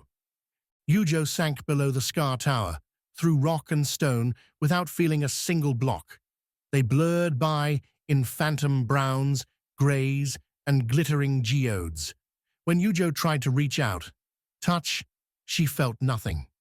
The song sped up, along with Yujo's descent, the earth whirling by in a dark miasma, until space. A chamber, a pool, but a broken one. Fallen rock and jagged columns rested amid black waters. A single flame flickered low on one end, but Yujo didn't go towards it. Instead, the same force that had brought her this far pushed her further, into the water and beneath its surface. Yujo, Wax said, and didn't say, the words of thought interrupting the Skar's continuing music. As Wax's voice echoed in her head, the man appeared, a stretched blur, distorted by the water. I need your help. Wax explained the rest without words, with impressions, a simple truth, passed along through the Tamas Skar, whose presence played into the symphony as a background buzz. Together with the other Skars, the Tamas stone pulled their awareness all the way down here, to where Wax could see the dead gates. He pointed them out to Yujo. Each dead cluster sparked to life with an underwater swirl from the Rana Skar. What next? Yujo asked. I need all the Viss and Noctia Skars you can get me, Wax said. Every single one. Yujo didn't fly back, but snapped free back to the Skar chamber. She fell, catching herself on the slab. Tawny asked what was going on, but Yujo didn't answer, getting herself to her feet and looking back at Wax. The Viss had his eyes closed, but his left hand had its palm upturned, waiting. Viss and Noctia Skars, Yujo said to the bandit, and Tawny lurched up, joining Yujo in pushing a stack of the dark and green stones towards Wax's open hand. Where'd you go?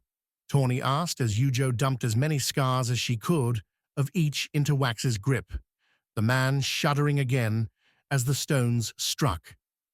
He brought me in, Yujo said, stepping back and watching. He's going to need our help, Tawny. It's not going to be easy. Oh, well, thank goodness. I was getting bored. As Wax closed his grip on the Skars, a new sound bounced into the room. Metal on metal, a shouted Viss curse, Sowi's voice. Worse, the noise didn't come just from the open door. Fighting had begun, both above and below. Chapter 51. Undoing the Impossible.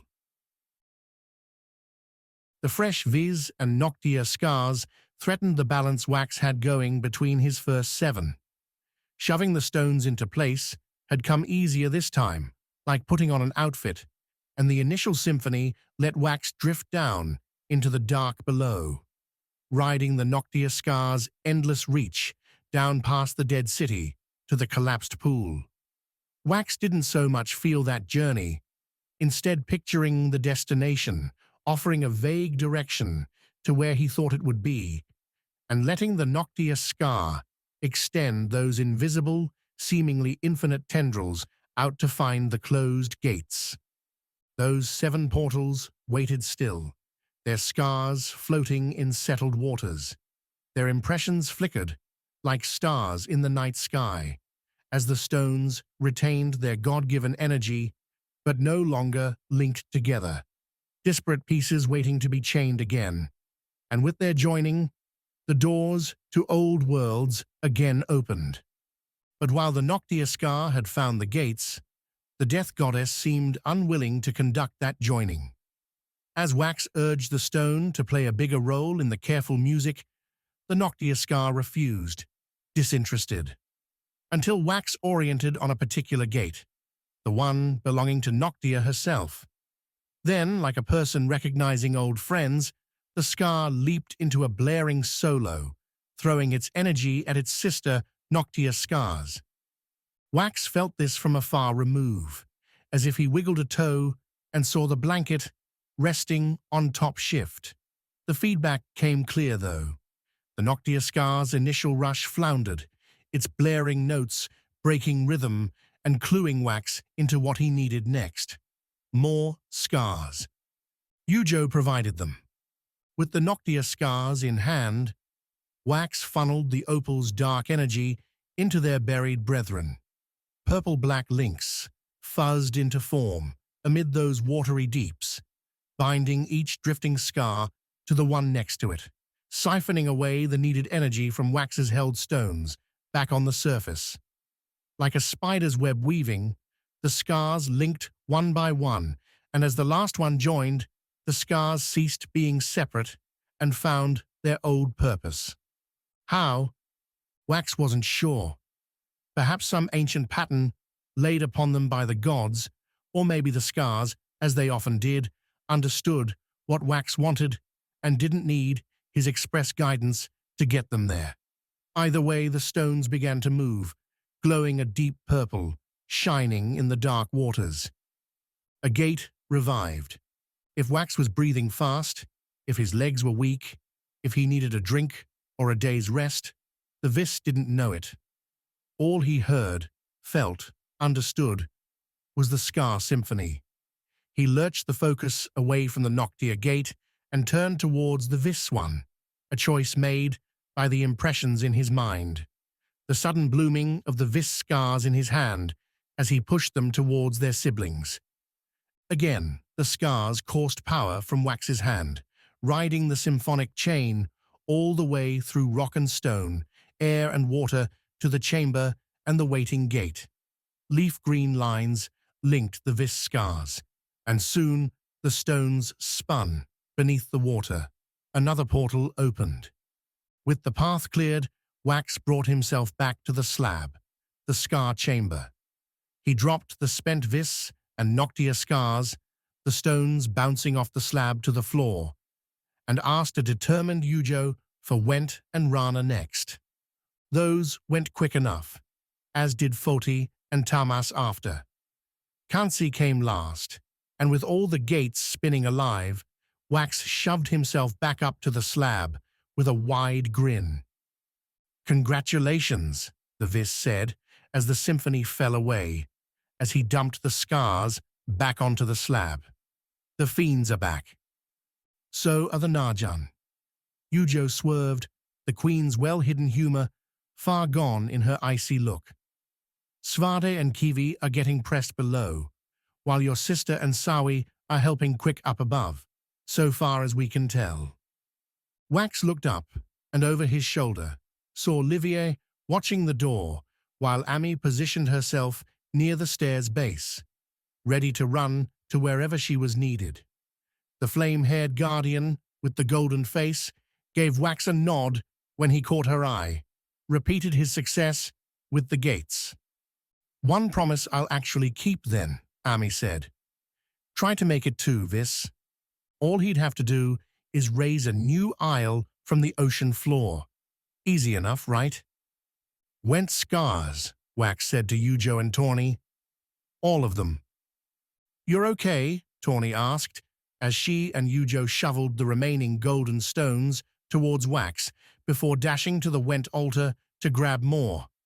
I'd think after what you just did, you'd be exhausted. As long as we have Skars to churn through, I'll be fine, Wax said, then blinked at the wonder of it all.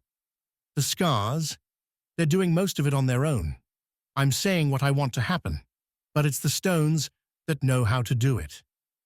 Remnants of the gods, Yujo said, adding enough Went stones to give Wax at least 5 in each hand, plus more than double that number piled before him. Figures they might remember a few things.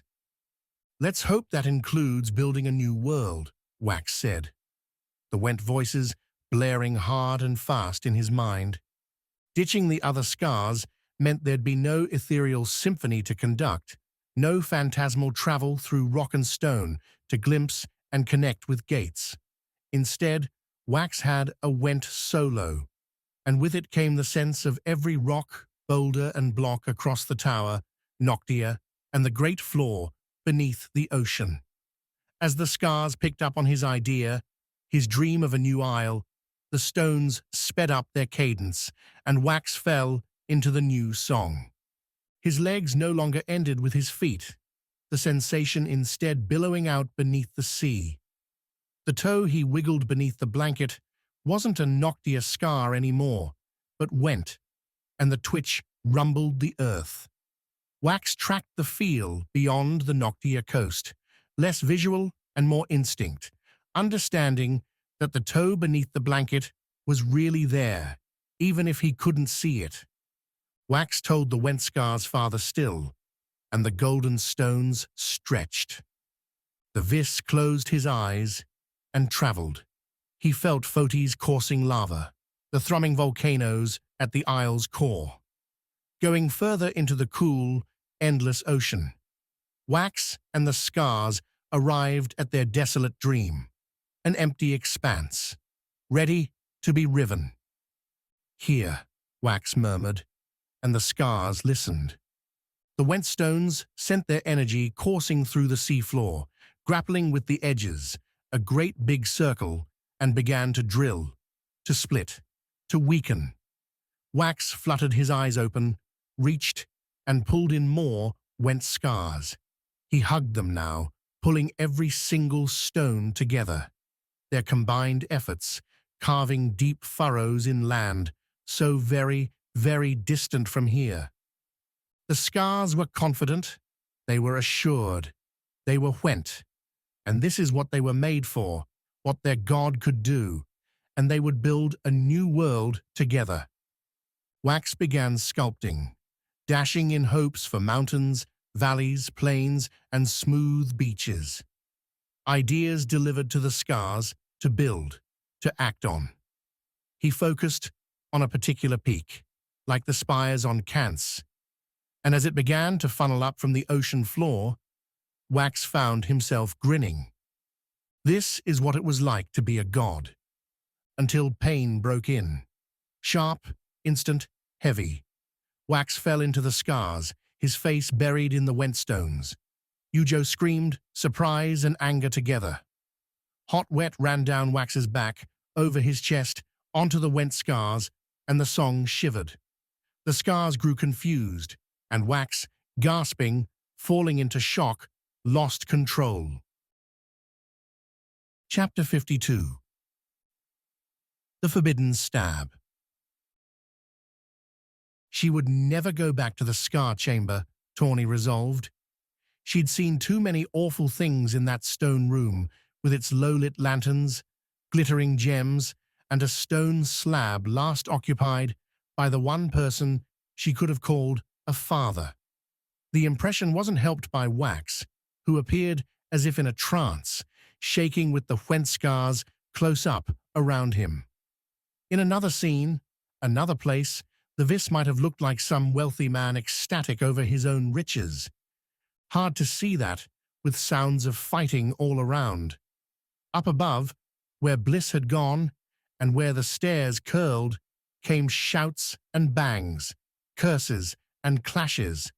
What had happened to Annalise and Quick? Tawny didn't know, and it was easier to follow Yujo's orders to grab more went Skars, give them to Wax, than speculate. Below, familiar bellows rang out, Svade sounding out his Foti song. His big blade would be swinging, bashing, killing. So many killed in a few days' time, not even counting the nimble fingers, her thieving friends, either already dead or soon to be. The bandit linked her dire heaviness to the went Skars, their action.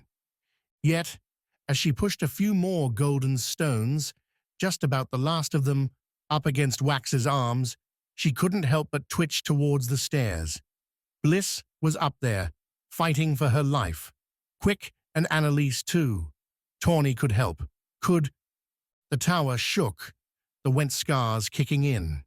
Both Tawny and Yujo grabbed the slab to steady themselves, the bandit again looking up towards the chamber's exit, searching for Bliss. Skar cages cracked, the stones on the slab tumbling off. Ami, on the stairs, pressed herself to the wall to keep from falling. Livier appeared in the doorway, rapier flashing as he danced with the tower's tremble. The Najan fighter pressing him didn't keep his feet quite so well, with Livier slipping back into the Skar chamber only to pull the Najan with him, a grip and toss that sent the robed body flying down to crash near Wax. Tawny groped around the slab, drew her stolen sword, steeling herself to put an end to the groaning Najan. The black robes and knife belt suggested third hand, a killer, one who'd deserve whatever Tawny did, a fact Tawny used to salve her strike. A single clean cut, the job finished, and Tawny wiped the blade on the dead man's garment. "Throw us another!" Tawny called up to Livier, while Yujo gathered, threw more went Skars at Wax, who continued to shovel all the golden stones into his arms. The avalanche on Went, the destruction of a mountain, hadn't taken more than a handful of the stones. Wax had so many now. Unease splashed in. Tawny gripped her sword, as if the stolen weapon might fortify her against disaster. Bliss had a better head for all this, but the vis hadn't yet appeared in the door above. Another face she recognized did, though. Quick, the vis hunter, looking battered, bloodied, and dazed as he stood on the stair's edge, looking down at his brother. Holding a vulge, one Tawny thought she recognized, thought had been in Bliss's hands a moment ago. Another Najan fighter rushed past Quick, interrupted Livier's questioning with another knife flurry, which the Kant's assassin countered by retreating down the steps. Again, the tower rattled, harder than before. Quick planted the vulge, steadying himself. Another woman came through the door, stepping as nimbly as Livier despite the rumbling earth. Tawny recognized this one Cassava and swore as the woman wrenched the vulge from Quick's stupefied hands. The vis hunter tumbled as the weapon and its support left him, the man curling into a fall right near Wax. Yujo shouted something, but all Tawny could do, one hand holding her sword and the other snatching the slab to stay upright, was watch as Cassava threw the vulge down at Wax.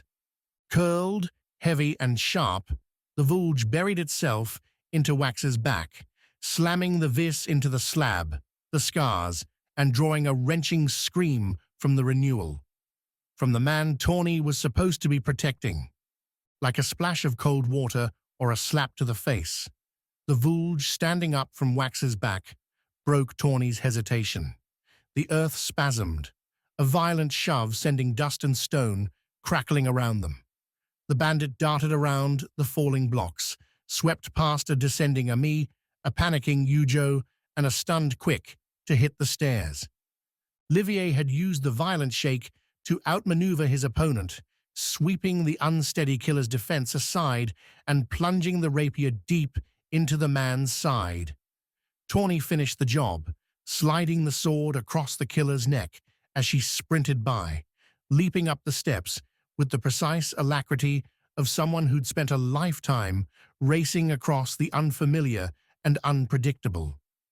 Cassava still stood at the stair's top, steadying herself against the tower's wall as mortar cracked, blocks slid free. The door itself warped its hinges, the wood hanging at an angle across the exit. Tawny ignored it all, made the landing at speed, heading right for her target, and saw the topaz scars around the woman's neck, caught the woman's eyes, her frown, and Tawny, despite the shaking tower, Wax's wound, the chaos all around her, stumbled to a stop. The bandit couldn't kill this woman, couldn't hurt her. That wouldn't help Wax, wouldn't save anything anymore. The only thing that Tawny could do now, with the tower collapsing, was run. Get out, find Bliss, and flee. Go, Cassava said, the Tamas scars sparkling around her neck, and Tawny twisted towards the doorway, abandoned her sword, and dove through. The hallway beyond the Skar chamber danced. The floor buckled and broke, stones lurching free from their spots. Wall art and lanterns smashed to the ground, the former offering fuel for the fire, liberated from the latter. Tawny navigated the disaster towards the tower's central room, jumping, weaving, and hoping Bliss was still alive. At the hallway's end, a familiar circle waited. The table and chairs had been overturned. Several more Najan bodies lay in bloody pools. Tawny's focus went, though, to the three forms tied and pressed against the far wall, in the upward, curling stairs' shadow. Bliss, Sawi, and Annalise. Tawny, Sawi shouted at the bandit's appearance. Help! Doing that, the bandit said, closing as rubble rained around them. Tawny went to Bliss first, found the Viss's head, lolling to the side, but still breathing. Her eyes closed, hands and legs limp. The knots holding Bliss were simple, hasty, and easy enough to pull free. A sign their would-be captors hadn't expected any rescue, or didn't care. Tawny fought off a sudden urge to go back to the Skar chamber.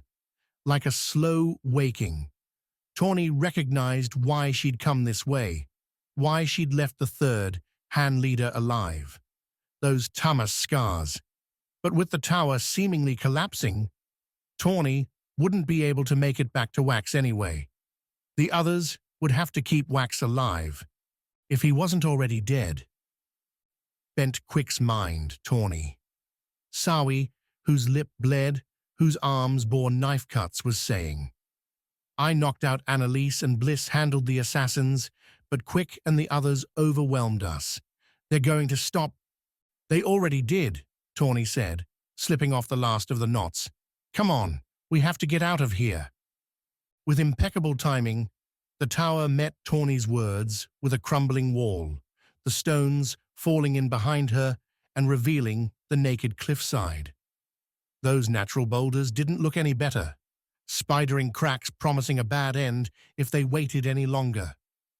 You carry Annalise, Tawny snapped as Sawi stood. The bandit scooped up Bliss, no lighter than Tawny herself, but desperation made miracles. Tawny couldn't quite throw Bliss over her shoulder, but she could shuffle with the Viss over to the stairs. The quake almost made it easier, the lurching tower offering momentum to stumble forward. Together, the pair made the bottom step, Sawi and Annalise not far behind. Climb up, run for the exit, and the golden gash had vanished in a tremendous avalanche. A cascade Tawny and the others had dodged by hiding behind stuck boulders. She hadn't been in it, hadn't felt the world sliding beneath her feet. The bandit felt it now, not a twitching shake, but a grinding, hideous cracking as the tower broke apart, snapped in a wrenching totter as mortar, stone, and the grit beneath separated from its ancient home. "Hold on!" Sowie yelled, though to what Tawny wasn't sure. The whole tower bent to their right, throwing the foursome against the stair-cupping wall. Sparks flew, stone fell, and Tawny rolled to put herself on top of Bliss. Unknown objects crashed into her back, stealing Tawny's breath as the tower slammed onto the Noctia street as it plowed through other buildings beyond as it went off the cliff. The bandit's stomach dropped along with the plummeting tower. Tawny screamed, tears rolling with the fear, the anger that she hadn't saved herself, hadn't saved Bliss. At the sound, the Viss's eyes opened, found Tawny's. One last look, until the ocean took it away. Chapter 53. Dazed Defiance. His head rang with aching clarity. The rain splattering his face helped as the water came down in a torrent. Guilt, shame, and fear roiled, clenching Quick's fists and forcing his eyes to shut as the hunter tried to cut back through bent memories. The past few minutes each a jagged knife, cutting into his soul. That cassava had broken his mind, just like Gladring was obvious now. She'd used those damn Tamas stones to wedge an opening in Quick's concerns, his worry for Wax, and what might happen if the Skars were let loose. A narrow gap became a wide swath as Quick met his sister and Sowie down the stairs. They'd already decimated several third-hand assassins, the stealthy killers not well versed to open combat, but against Quick they hesitated. Every swing threatened to break Cassava's hold, and those were the flashes Quick returned to now, those brief moments of terrifying clarity after he'd caught Bliss's Volge and ripped it away, or pinned Sowie against the wall, letting Cassava and other third-hand assassins bind the women. It had been a careful dance. Every time Quick fluttered, Cassava pressed the Skars again, driving Quick's fear to the forefront. Wax had to be stopped before he destroyed the Isles, wrecked Viss, and to do that, Quick had to be willing to fight, to break through everything, including Annalise. She'd been the first. A curious question in the tower's center, one Quick answered by knocking away her device, letting the third hand wrap her up and dump her against the wall. Along with Bliss and Sowie, the trio would be safe, would survive, no matter how much their stares of confused betrayal lacerated Quick. Such wounds were nothing against the Isle's survival, against Viss's untarnished beauty. And now, Quick sat up, bracing himself as the ground continued rattling beneath him. The tower had disappeared, dust and dirt drifting on the storm's wind. Roars, cracks, and close curses snuck around the raging weather, and the hunter tracked them all, found his own place in the chaos. To his right, on a broken stair, Livier clung to a cracking pillar. The Vientus didn't seem to have a weapon anymore, the man's robe soaked, his feet slipping in a mix of mud, blood, and water. Yet Livier's look stayed sharp, and he called a question to his queen. Yujo stood on Quick's left, her thief's talents on display as she moved with the shaking earth to scoop and deliver Skars by the handful to Wax. Viss, from the looks of them, but why would... Quick growled, a wordless mix of rage, pain, and frustration as he saw the Volge sticking from Wax's shoulder. Not his strike, never his strike, but Quick knew it had been his offense that had confused Bliss and Sowie, his traitorous turn that had brought about his brother's death. The hunter rose, lurching right to the stair's base, only for something hard to smash his shoulder and spin him back around to the ground. Quick felt his teeth strike stone, a bloody splash in his mouth. "Stay down, Vis," Ami snarled, the Guardian pressing a stolen wet sword to Quick's back. "Move again, and I'll kill you." "Wax," Quick said, his cheek pressed to the wet stone. "What's happening?" "Your third-hand friend's blown this whole thing open, that's what." Ami leaned in, near Quick's ear. "Now the whole damn world's breaking apart. Wax might be dead, and all the scars are washing away. Nice work." Out ahead, Quick saw the open air, slashed with rain, lightning, and dark clouds. Beyond the Noctia coast should have been sea, a clean horizon. Instead, new shapes loomed, giant and glistening, lit by lightning. Smaller lumps jolted and jumped, flinging rocks high overhead.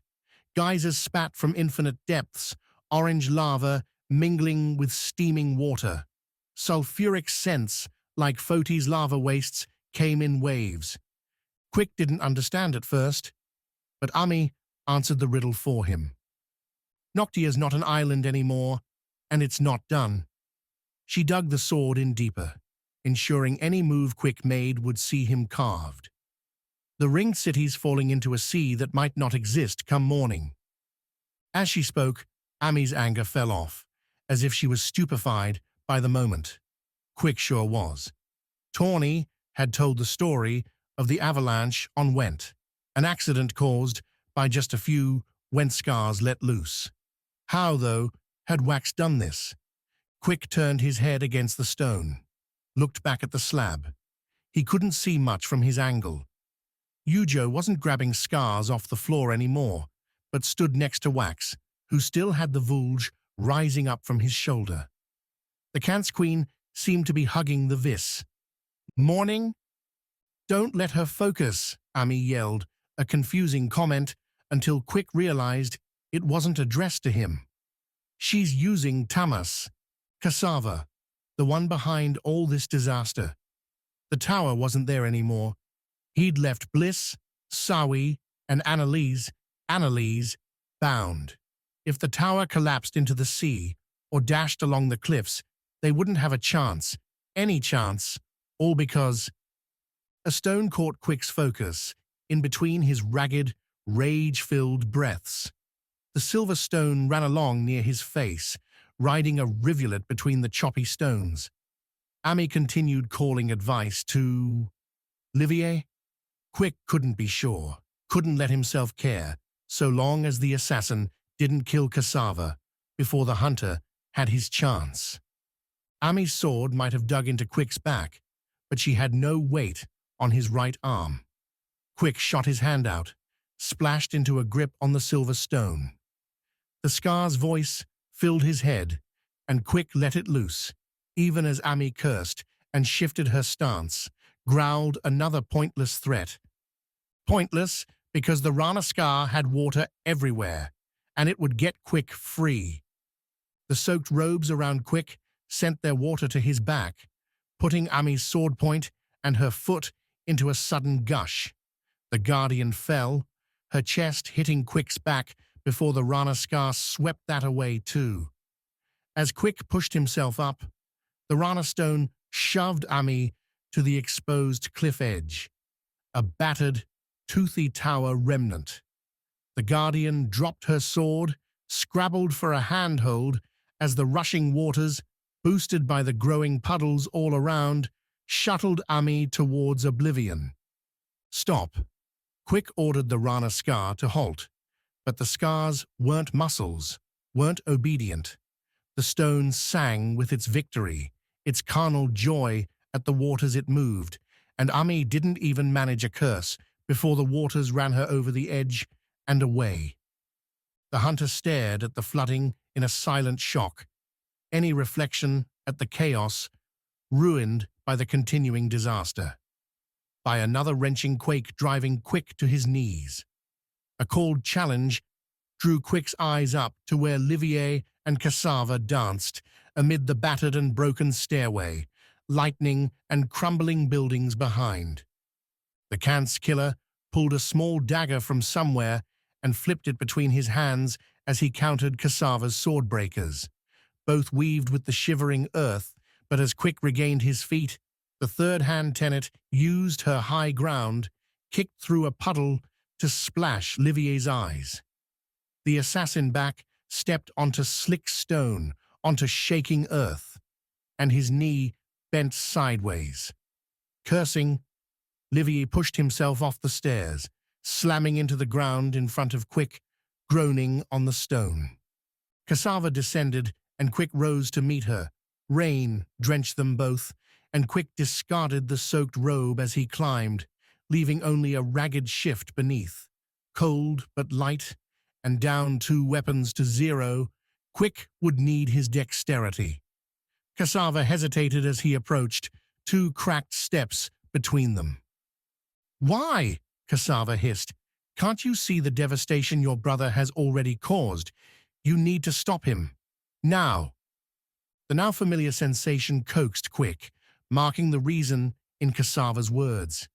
He ought to turn right around and separate Wax from the Skars, kill him if need be, preserve the Isles, stop the carnage.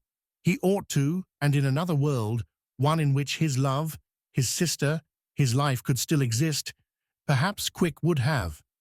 But that world was gone, and Cassava had been the one to destroy it.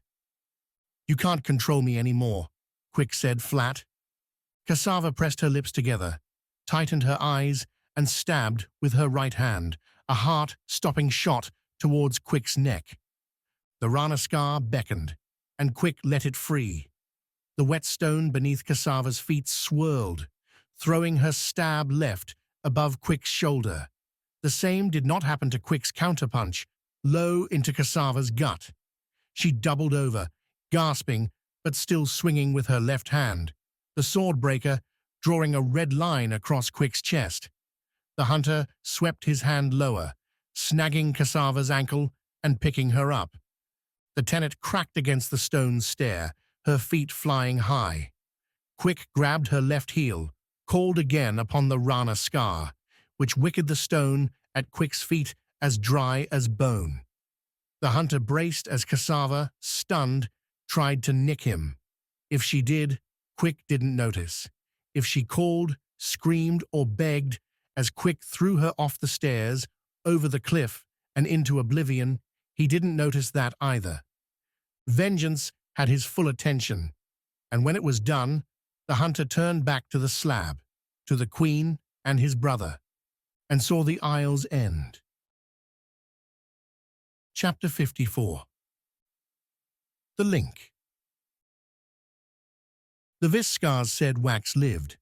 The Noctia Skars would keep him that way. Yujo traveled from life to death, fast after the Vulge struck Wax and bent him down over the table, as those first crimson moments delivered him into unconsciousness. Wax didn't grab the Vis Skars Yujo shoveled his way, didn't respond when she yelled at him to do so.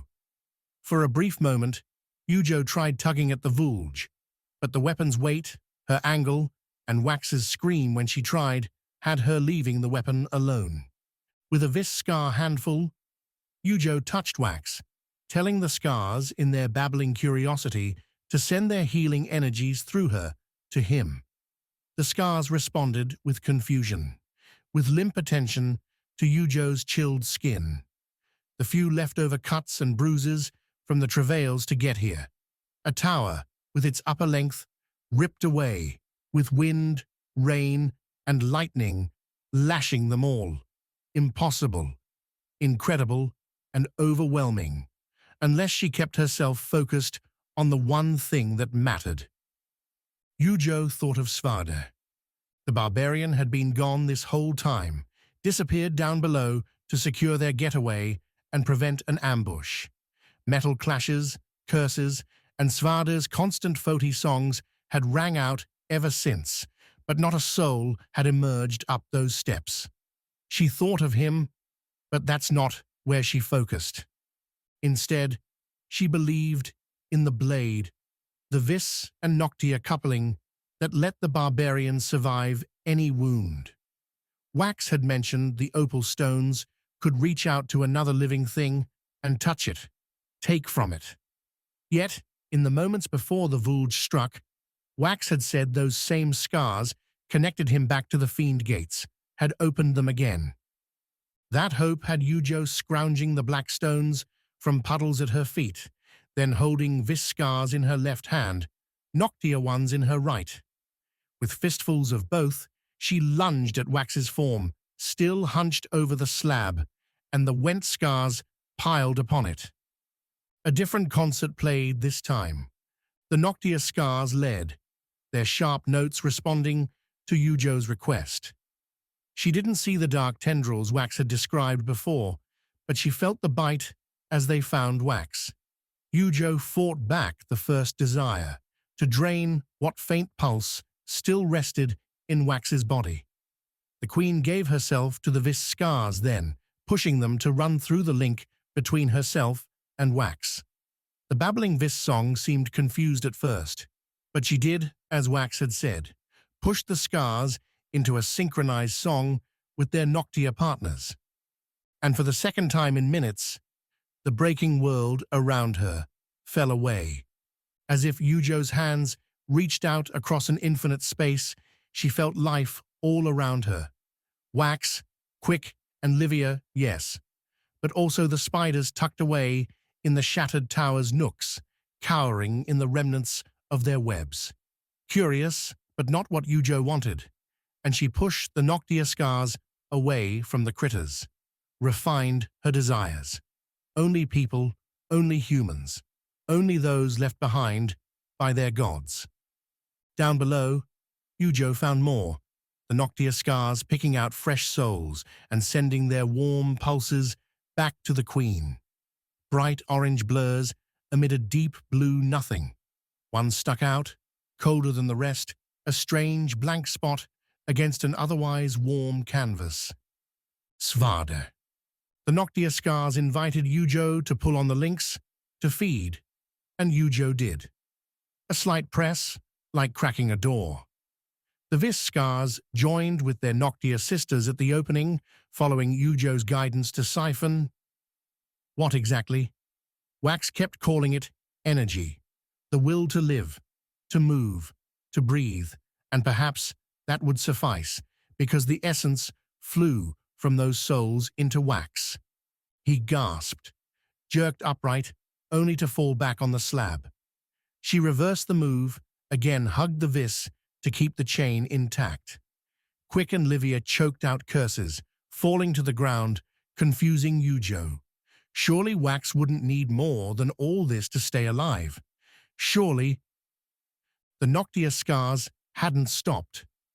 The song continued, the scars reaching out further and further, tying Yujo to Najan around the tower, in the collapsing quarter and the devastated ringed city. Many were hurt, and those who weren't found their lives sapped to aid their brethren. The scars sang louder and louder, and as the Queen gathered what was happening, she refused to stop. Wax was breaking the world. She could hold its best part together. The Kant's Queen didn't know how long their symphony lasted, only that, at some point, Livier and Quick shuffled more scars into her hands. Wax, too, muttered requests for Rana and Foti stones, receiving what the assassin and hunter could collect from the soaked stones around them. The pair also, at last, extracted the Vulge from Wax's shoulder, pulling the weapon free and staring as the wound sealed like sewn fabric before their eyes. Noctia and Vis continued their synchrony, scattering out beyond Noctia to the seas, the isles, the dark below, and Yochi's dreamhold. Yujo found the sick, the hurt, the scared, and salved them all. She erased poisons and cuts, knit bones broken from fresh falls and old accidents. The Noctia scars took what they needed as they crawled along, binding everyone throughout the aisles. Yujo, Livier said, his voice close to her ear, slipping through. What are you doing? I'm healing the aisles, Yujo replied, blending the assassin's drawn look with her distant impression, a great blue expanse filling with orange souls. Every single person. You're killing them, Yujo. You're killing us. What? No, she was restoring. The queen shut her eyes, focused on the song, on how the Skars were continuing their work. The stones weren't infinite. They drank from their sources and from those linked to them. Yujo had tied the isles together, and in doing so, was drinking from the healthy to save the hurt. Healing a broken bone meant another man might lose his strength and fall. Curing a dire illness might cause a heart attack in someone else. Someone at Noctia's door might rack several others with pain or shriveled muscles just to survive. The Skars were hungry, indiscriminate, and they needed power. The idea came as Wax fell away, eyes closed and limp, from the wet scar pile into his brother's arms, revealing the dimmed golden stones on the slab. So many scars, so much potential, so terrible, so beautiful, the cause of so much fear and hurt, power and anger. The gods had left a part of themselves, whether they meant to or not, but perhaps it was time to sever the bond. Use the Skars for what the gods themselves had never done, and save the Isle's souls. Yujo added a new beat to her Vis and Noctia song, one the black stones took to with zeal. More motes appeared in Yujo's discordant vision, but these weren't people, weren't living things at all. The Skars drank from themselves, Yujo bringing the god stones into her web and sending their power coursing into the wounded, the torn, the broken. Yujo found stones all around Noctia, then reached and grabbed the jewels in the golden gash, in Foti's grand forge. She found the hidden gems in Tamas's back rooms and atop the cancer spire, beneath the Rana whirlpool, and in the fresh buds atop the great Sana. With everyone, Noctia drank deep, and Vis gave it away, those motes flashing bright before fading.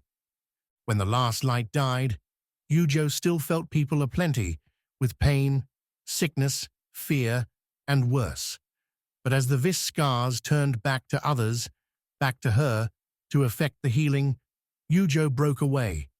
That split sent her falling back, dropping the dead Skars from her hands and landing on the wet stone. A breaking, cracking stone. Behind and above her, the Narjan quarter shook. Livia and Quick tried to steady themselves, failed. Wax fell back from the slab, landed beside Yujo, still unconscious, soaked in his own blood, but breathing. Yujo reached out, grabbed Wax's hand as the tower broke loose, as the cliff collapsed and they fell, plunging into a cold, wet, dark. Chapter 55. Grotto. Sharp pains brought Wax back to the world he'd ruined. Dark pervaded, distant flashes casting grey light into the soggy, stone gloom. Heavy rocks and dirt coated his legs, but by some fortune, the Vis hadn't been crushed outright. Neither had the woman who held his hand, though a bloody line dripping down Yujo's forehead suggested her eyes weren't closed by choice. Waves crashed close, and salty rivulets tickled Wax's feet. Shouts called out between thunder cracks, between collapsing earth. Voices Wax recognized. Was that Svada bellowing as only that barbarian could? Here, Wax called, trying to move his arms, his legs, and finding them trapped by the rubble. That he could feel his toes and fingers indicated his body wasn't broken, but he wouldn't be digging himself out. Yujo and I are in here. Wax turned to the queen, pulled her to him, and clutched her tight. Yujo had dodged the worst of the fall, save the knock on her head, and her limp form moved easily enough. Wax repeated the calls as he pulled Yujo in close. When the answer came, Wax found a sigh. In the dark, as the lightning continued, he marveled. He wondered. He shook his head at what they'd done. The aisles had been remade, broken, and forged anew. But into what? Hours passed amid the rubble.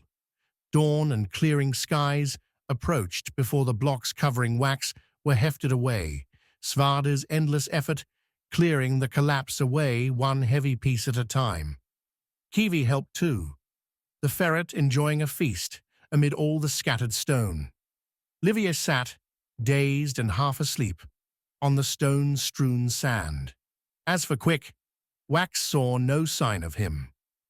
"You're not the only ones who needed rescuing," Svarda replied when Wax asked. The barbarian, to put it simply, appeared in bony shreds. The man's flesh had been cut by man-made blades and god-forged scars, a tale Svarda relayed as he continued digging Wax and Yujo out. Third-hand assassins had been reinforced by Fassel himself, the man bringing more Najan with him in a bravura sweep down the cliff with a cancer Skar's aid. "Bastard would have torn me apart without the whole island falling on him," Svarda said. "He dodged the first few rocks, then those Skars stopped working, and so did he." The barbarian didn't look particularly pleased about that last bit. "Would have thought I'd go down with the stones, but seems this blade's not one to give up its power so easy."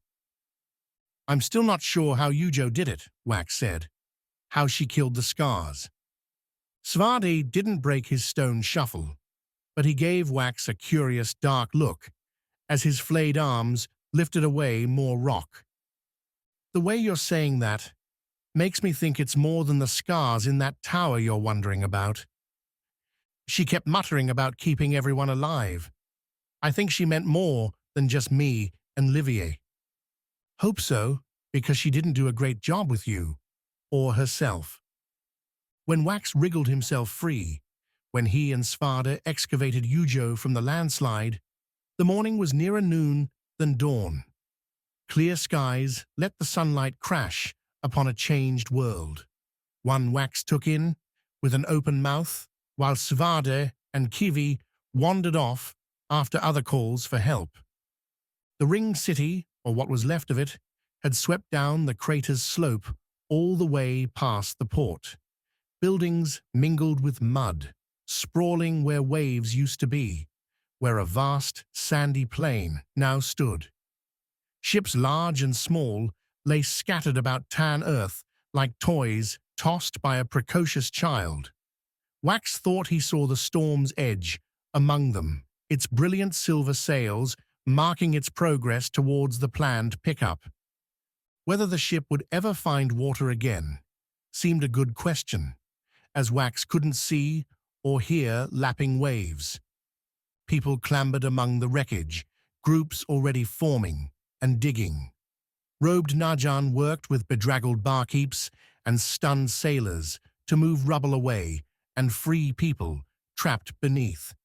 Back up the cliff face, above Wax, the Najan quarter's majestic spires had all tumbled, their broken ruins jutting out around him. What started as awe began curdling into a sick terror. Like Tawny and the Avalanche, Wax had started with a noble premise, only to have his dream undercut by rogue Skars. He'd done more than lift a new aisle for the fiends, he'd remade everything with a blunt hand. No, not Wax, the leavings of a dead god. That's what had caused all this. "Blaming yourself's not the way to go," Wax muttered to himself. "No self-pity either." He set Yujo down as gently as he could among the muddy blocks. "You wake up, Yujo. Just yell. I need to find my brother and sister." Quick wasn't far off, helping Svarda lift a battered Ami from a sinkhole.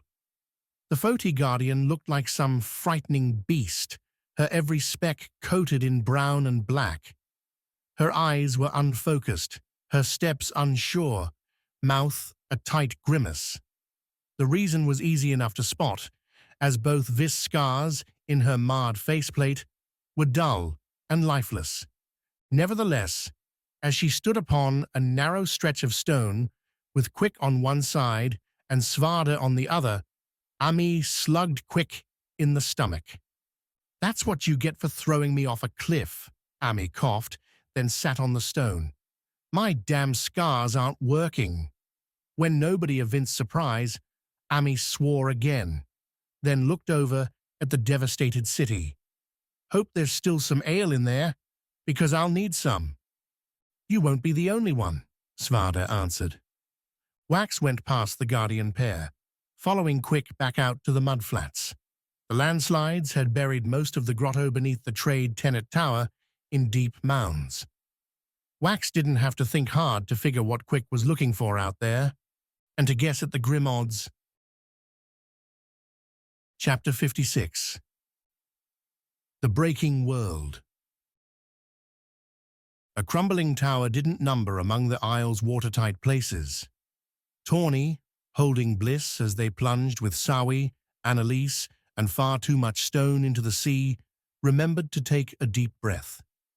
This turned out to be unnecessary, as the blocks and rocks that struck first didn't sink immediately, instead hollowing out the waves and buying the quartet a gasping moment to take stock of their battered bodies, bit lips, and confused souls. "What's going on?" Sawi yelped, the Vis grabbing Annalise's hand with her own and pulling the pair towards Bliss and Tawny, themselves at the higher end of the sinking tower. The duo's path to reunite with Thief and Hunter was a perilous few strides, interrupted by the tilting tower's upper stories. Those 6 or 7 floors kept their momentum, mortar splitting under forces its makers couldn't conceive, and Tawny looked upward to find the stone ceiling collapsing down upon them. "Under the stairs!" Tawny yelled, dragging Bliss along the sloping stone floor beneath the cracking, crumbling, curling blocks. Using collapsing steps as a shelter might have ranked among Tawny's worst decisions, but the choice validated itself as rubble rained down. Sawi took a strike on her shoulder, the blow knocking the Vis's left arm into an angle that had haunted Tawny's nightmares. Yet the foursome reunited in a close-knit, terrified huddle. The upper onslaught hit hard for several brief seconds before Tawny saw the tower's pointed spire and its attached length crash into the sea beyond them. A sea that was now soaking in around the sinking stones, drenching Tawny's Najan boots. Lightning and rain matched the ocean in ferocity, blanketing the air with thunder and lashing the tower's final moments with hard-flung drops. As last moments went, Tawny figured this was about as bad as it could get. "We have to swim," Annalise said. "No chance," Sawi hissed between gritted teeth, her right hand now holding her ruined shoulder. "I can't anyway, and with all this current, we'll be sucked beneath the waves." Tawny took those words and the doom they projected with a quiet acceptance. It'd be painful, it'd be terrible, but soon her life would be over. The struggle done, and she'd go with Bliss in her arms. Maybe this last moment wasn't so bad after all, until Bliss broke the spell by surging up from Tawny's grip, stumbling towards the falling stairs. Her feet splashed through growing water, the Vis's left hand signing words only Tawny and Sawi could understand. "We're not done yet." A simple, doubtful phrase, and one that prompted a question from Annalise and a curse from Tawny. "She says, 'Get your ass going,'" the bandit growled, casting off the drenched Najan robe and its added weight to follow the Vis.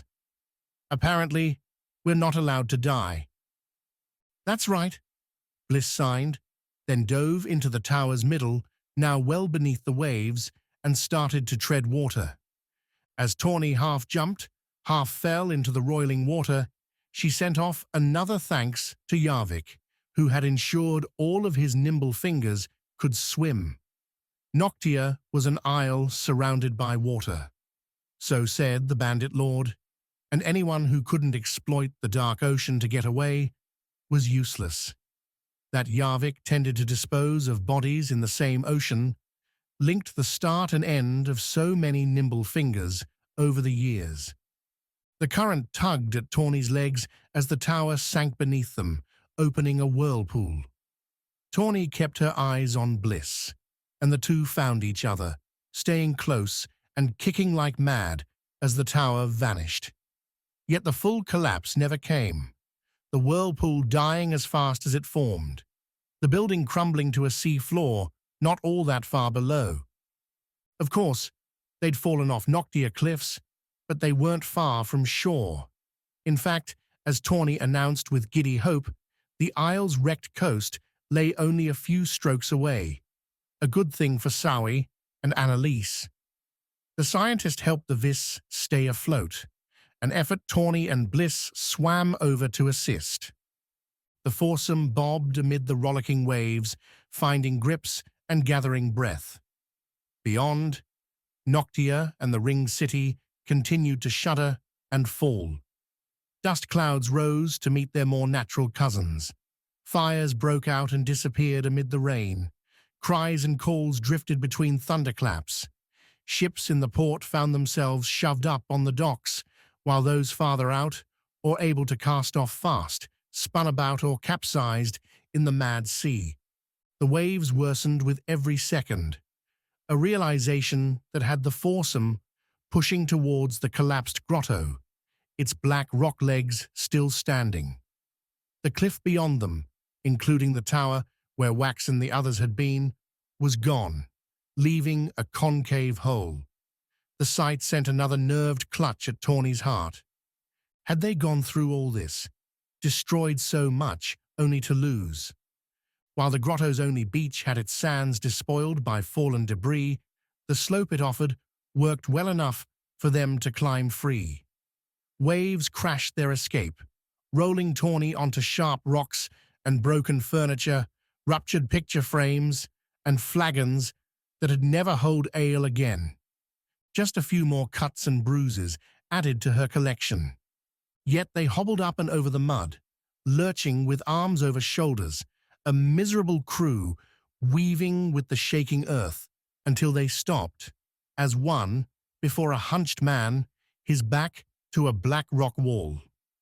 Fassel seemed asleep, a red line across his chest delivered through unnatural means. If Tawny had to guess, Svada's black blade had done the work, a supposition aided by the other bodies scattered around. More third-hand assassins, prompting Tawny to wonder just how many killer spies the Najan had. After today, at least, that number would be much reduced. "Looks like he got what he deserved," Sawi said, shambling near Tawny. "Svada must have held his ground." "The barbarian did more alone than all of us together," Annalise mused, staring along with the others. "I'm not sure I like what that says about our abilities." "Doesn't matter if Wax isn't alive," Bliss signed, before spitting on the ground at Fassel's feet and heading on up the beach. Sawi slumped near Fassel, her eyes nearly shut against her busted arm. Annalise crouched beside her, tearing cloth off a nearby third-hand body and wrapping it into a makeshift sling. Bliss kept going on by, ignoring Fassel for the rubble wall and what might lay beyond. Tawny, though, wasn't one to leave a kill unconfirmed. Like Wax had when the bandit had first met him on Foti, Fassel wore a Najan necklace. Little slots along its metal length served to hold scars, and all of these were filled with gems of every color. More than 7, and Tawny counted several Foti stones among them.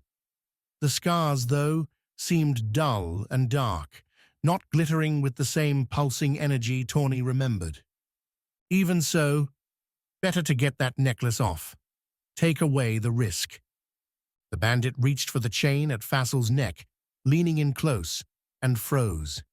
Fassel was still breathing, air coming from his lips and landing on her neck. She stopped herself from cursing, worked those fast fingers, and slipped the necklace off, pulled it away, only to notice Fassel's bloodshot eyes watching her. The man's sharp face, calculating features, broke in a pained smile. "They're only gemstones now," Fassel said, hoarse. "The Skars are dead, and so are we." Tawny glanced at the necklace in her hand, realized she heard no whispering voices, no scattered song in her head. Fassel might be right, and if so, she threw the necklace aside, let it be buried in the sand. Nearby, another fallen assassin still held his knives, as if the man had been struck dead and refused to let them go. Tawny could walk right over, grab one of the blades, and put Fassel, at last, into Noctia's grasp. Instead, as Fassel stared at the necklace's resting place, Tawny muttered a curse to herself and a wholly alien sense that stayed her hand. Instead, she crouched back over Fassel, looked at the wound across his chest. Gnarly, but shallow. The mark of someone who'd been falling back as the sword swung. The man wouldn't die, at least not today. So Tawny snorted, flicked Fassel's nose, which drew an offended yelp. "Quit moaning," Tawny said, aware that Bliss, Sawi, and Annalise had their eyes on her. "We're not going to die, but a lot of other people might if you don't get your act together." "Me?" Fassel asked. "My act? How?"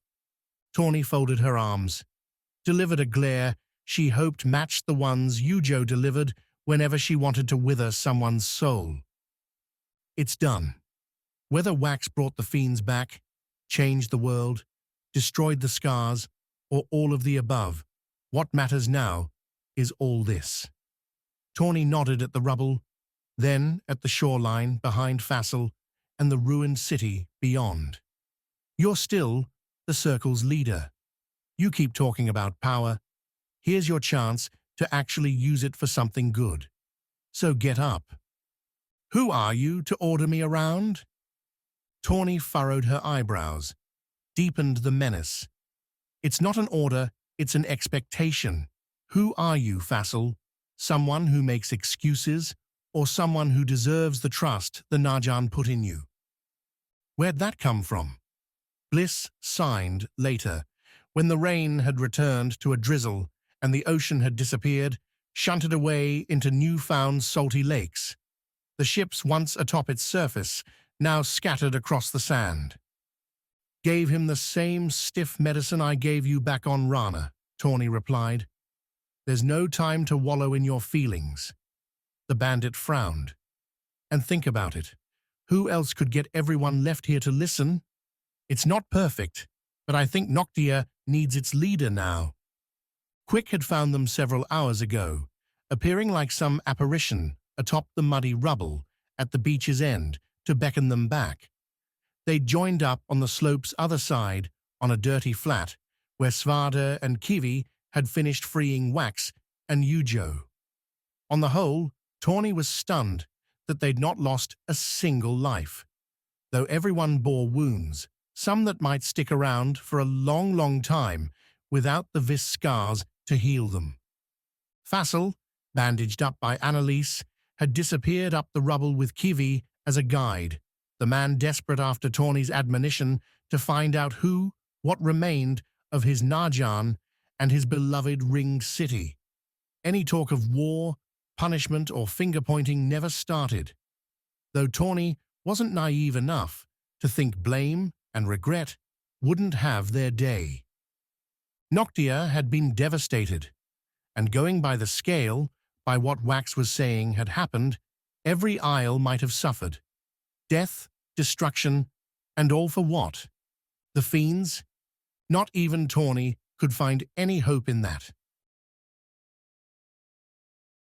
Chapter 57. Fresh Sand. The lines were hard. Borders once carved by the bodies of dead gods had been erased by risen earth, and nobody wanted to give up any ground. The summit happened at Noctia, of course, because what had been the central isle was now the center of a lake-spotted landmass. Quick confirmed that himself, taking his relatively unscathed self out with Annalise for long hikes, some lasting several days, into the drying mudflats. What had once been the sea floor held the matted fertilizer of plants, and animals yanked from their homes into a slow death. New life replaced it, sprouted as spring crawled along.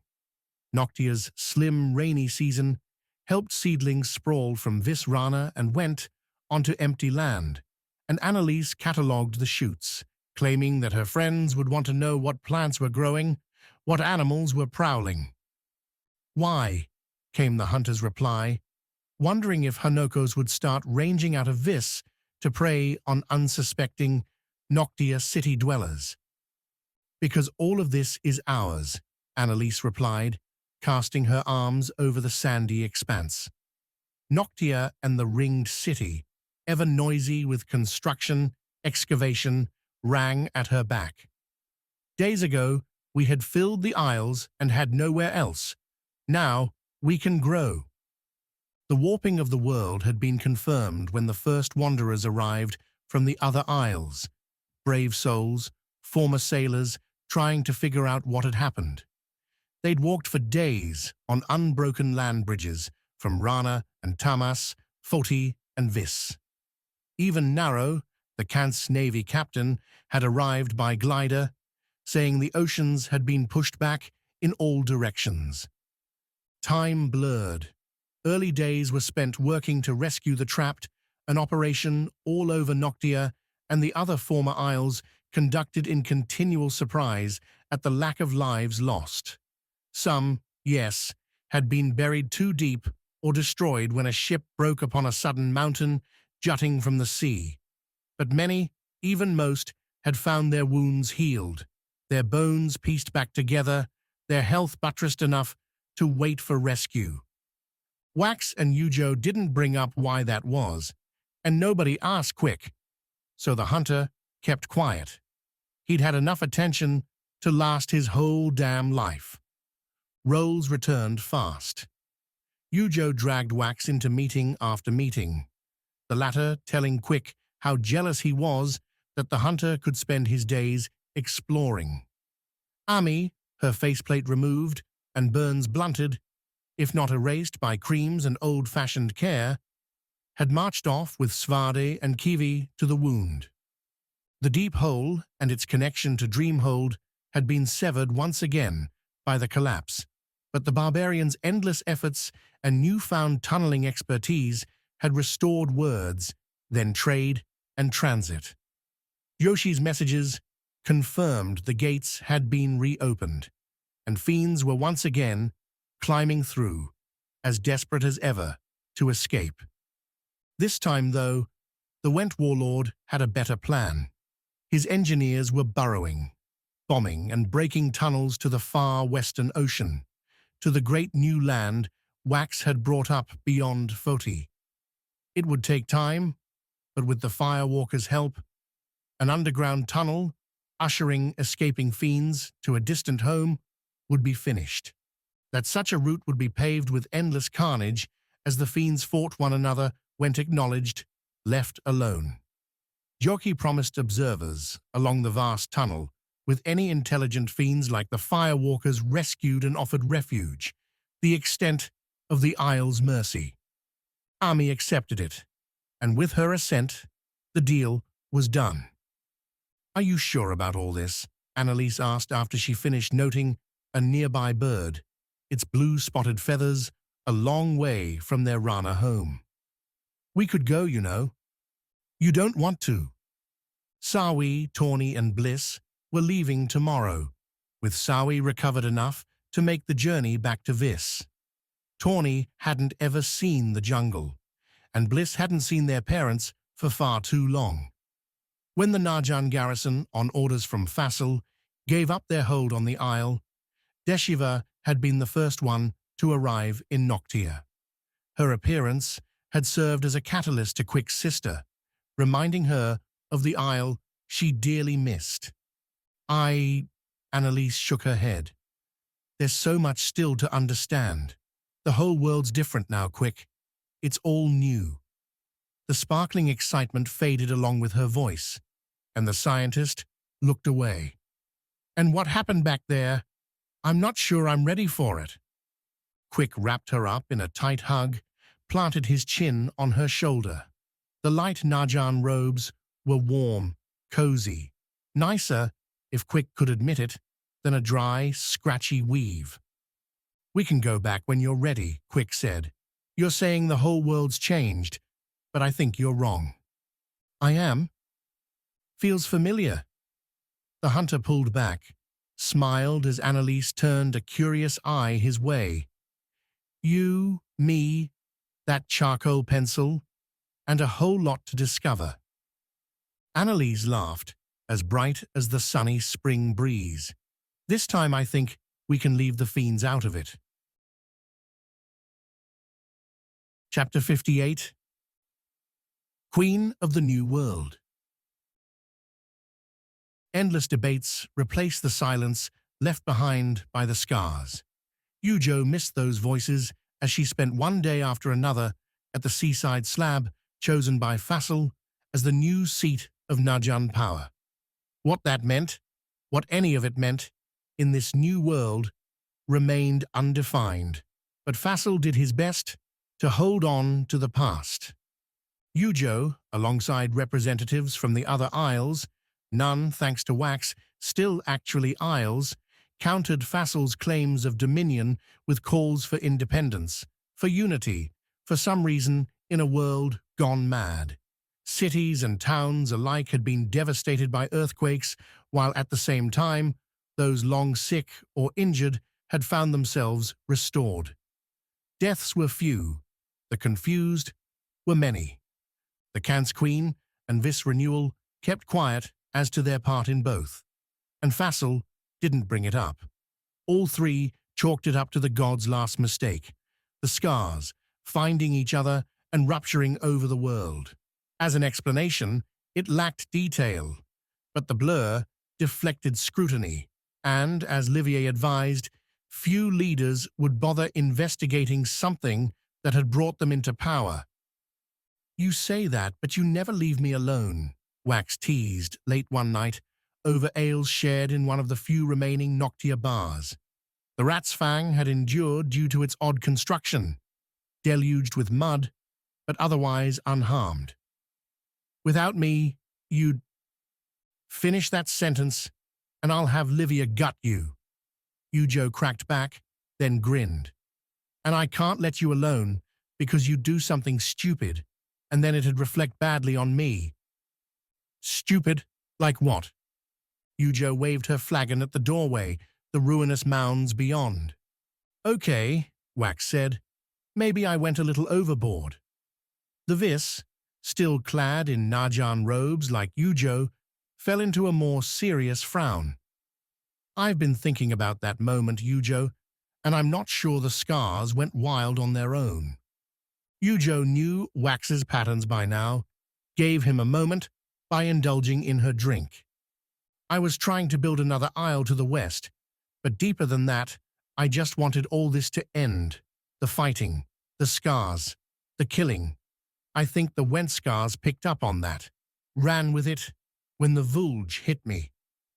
And their response was to link everyone by land? How's that going to stop all the fighting? Hasn't it? This stopped Yujo short. It was true that in a stroke, the war between Noctia and Kansi had ended. The occupation of Vis was being negotiated away. Common borders would make trade easier, communication faster.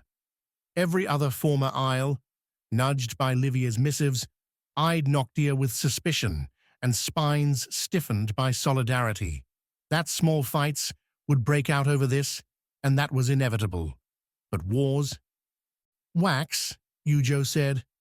I think you might have brought peace for a while, but the gods made us, and the gods didn't play nice. Gods and war, though, were far from Yujo's thoughts as they walked into Kitai. The jungle city emerged from morning fog, its lagoon and nearby lakes retaining their tropical blues. The Kant's Queen and her escort, Du had abandoned the storm's edge, selling her for more practical wagons and went oxen, entered the city under Wax's enthusiastic guidance, their first stop being a particular stand set up along the city's north side. There, worried eyes blending with a vigorous smile and a stocked stall, stood Wax's mother. As the Vis made introductions, Wax's father emerged too, both settling their gazes on Yujo with kind curiosity. That stories needed telling was obvious. That selling mushrooms could wait equally so. "You know," said Wax's mother, after several cups of peach wine, fires, and song lacing the warm summer night, "my son is a wild man. He needs someone strong." Yujo laughed as Wax protested, then took over. "So do I, and so did the Isles. I'm lucky I met him." She gave Wax a lilting grin. "And you better believe you're lucky to meet me." Wax didn't argue, just reached for the wine. His attempt was bested by Sowi's faster swipe, as it had been so many times. Tawny, sharing the fire, and Bliss's hand, clicked her tongue. "Never would have made it on the streets, with hands that slow, Wax," Tawny said. "Shouldn't my guardian be helping me?" Wax shot back, grinning the whole way, while Sowi refilled their wood cups. Tawny flicked her eyes at Bliss. "Think that gig's up, isn't it? We've wrapped up the fiends, stopped the war. What else is there?" "A vacation," Bliss signed, "and some lessons." "Lessons?" "Jumping across rooftops is nothing next to swinging from tree to tree." "You want to give it a try?"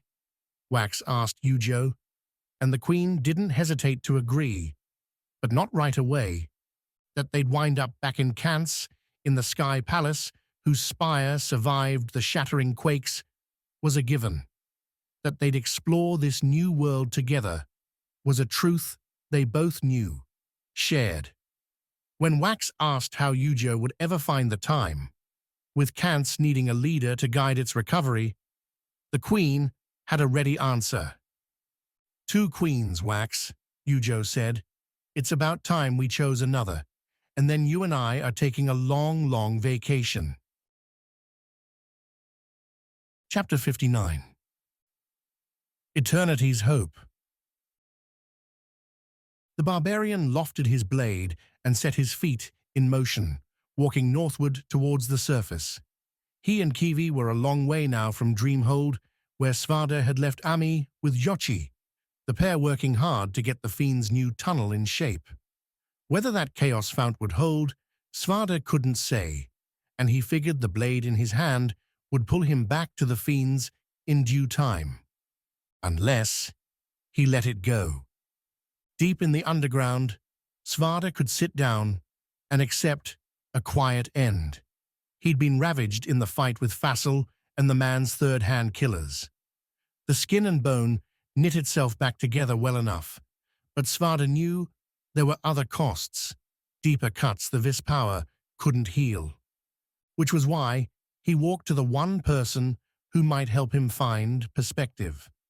Not the dead king, a desolate mind so rotted by time as to be an unfeeling obelisk and nothing more.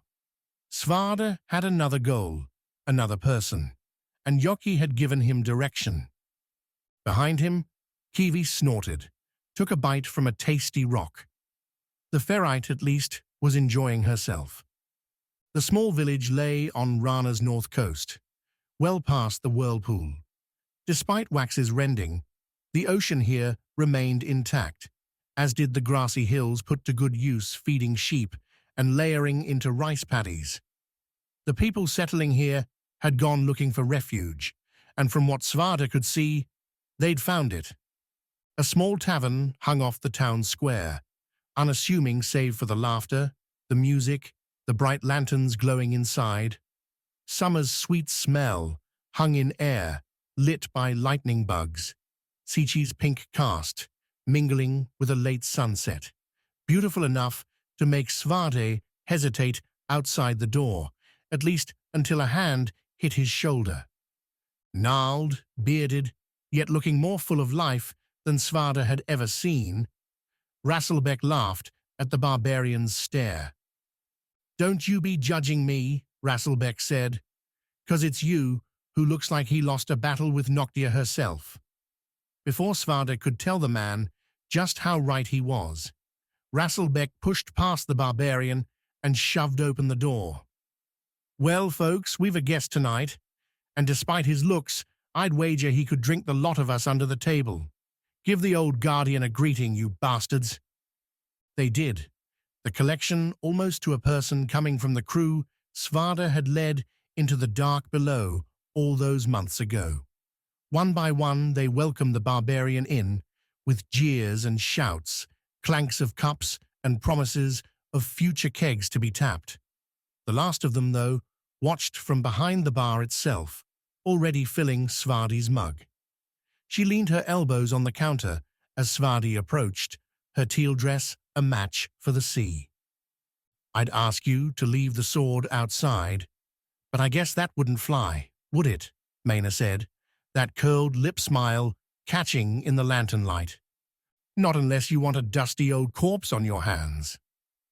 "Had enough of those for a lifetime, I think," Mire replied, pushing Svarde a fresh mug. "What brings you this far, Guardian?" "Last time, when I thought I'd done the job, I went off alone," Svarda said. "Was thinking I might try something different this time." "Well, might be I could find a new job for you. Ever run a bar before?" Kivi, at Svarda's feet, snorted. The barbarian, blade over his shoulder, picked up the mug in his right hand, clinked it against Maena's own. "I haven't, but I'm always up for a challenge."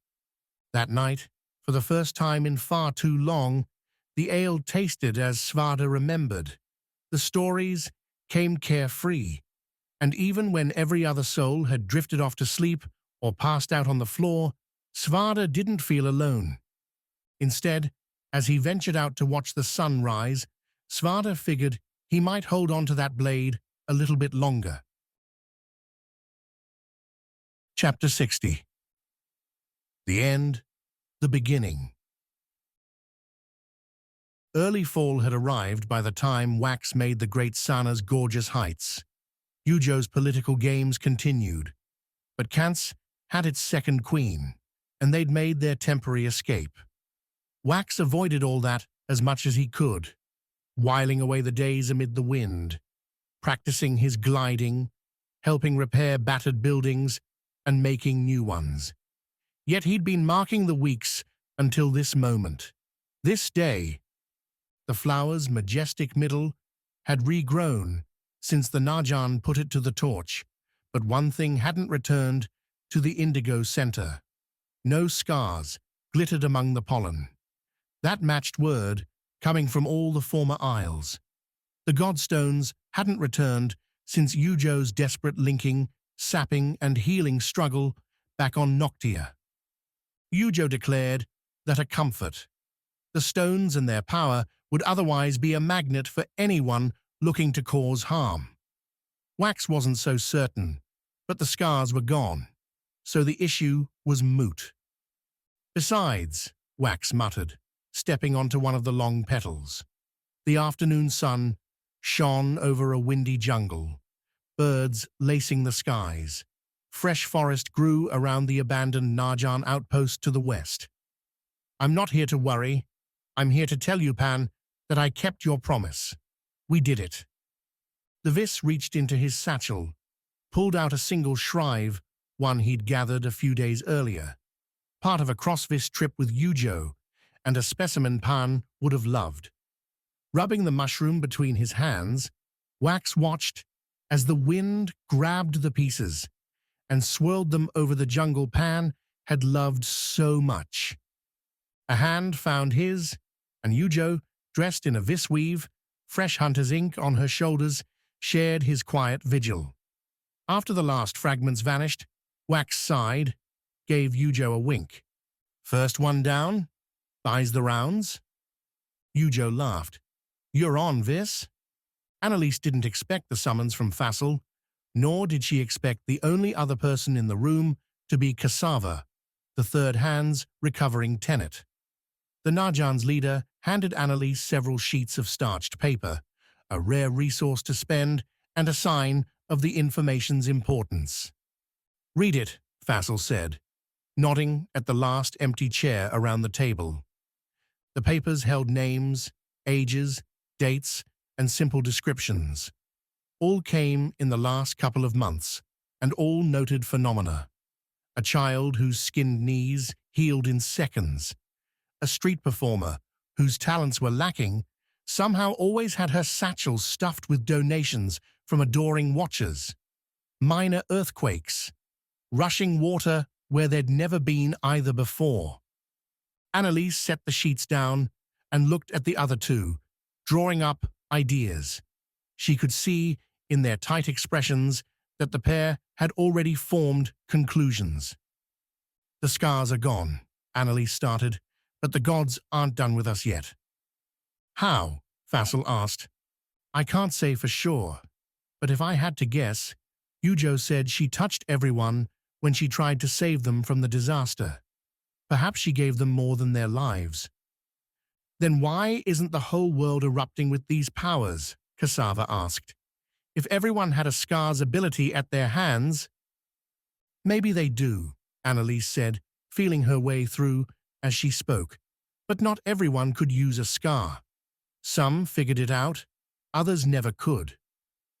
If what you're saying is true, Fassel drummed his fingers, then everyone, ourselves included, might be a weapon. Or a tool, a miracle worker. Annalise pushed the sheets back towards Fassel. How we handle this, Fassel, will decide which way this goes. Fassel nodded. Together then, as the Isles have always done, we will forge our futures as one. He turned to Cassava.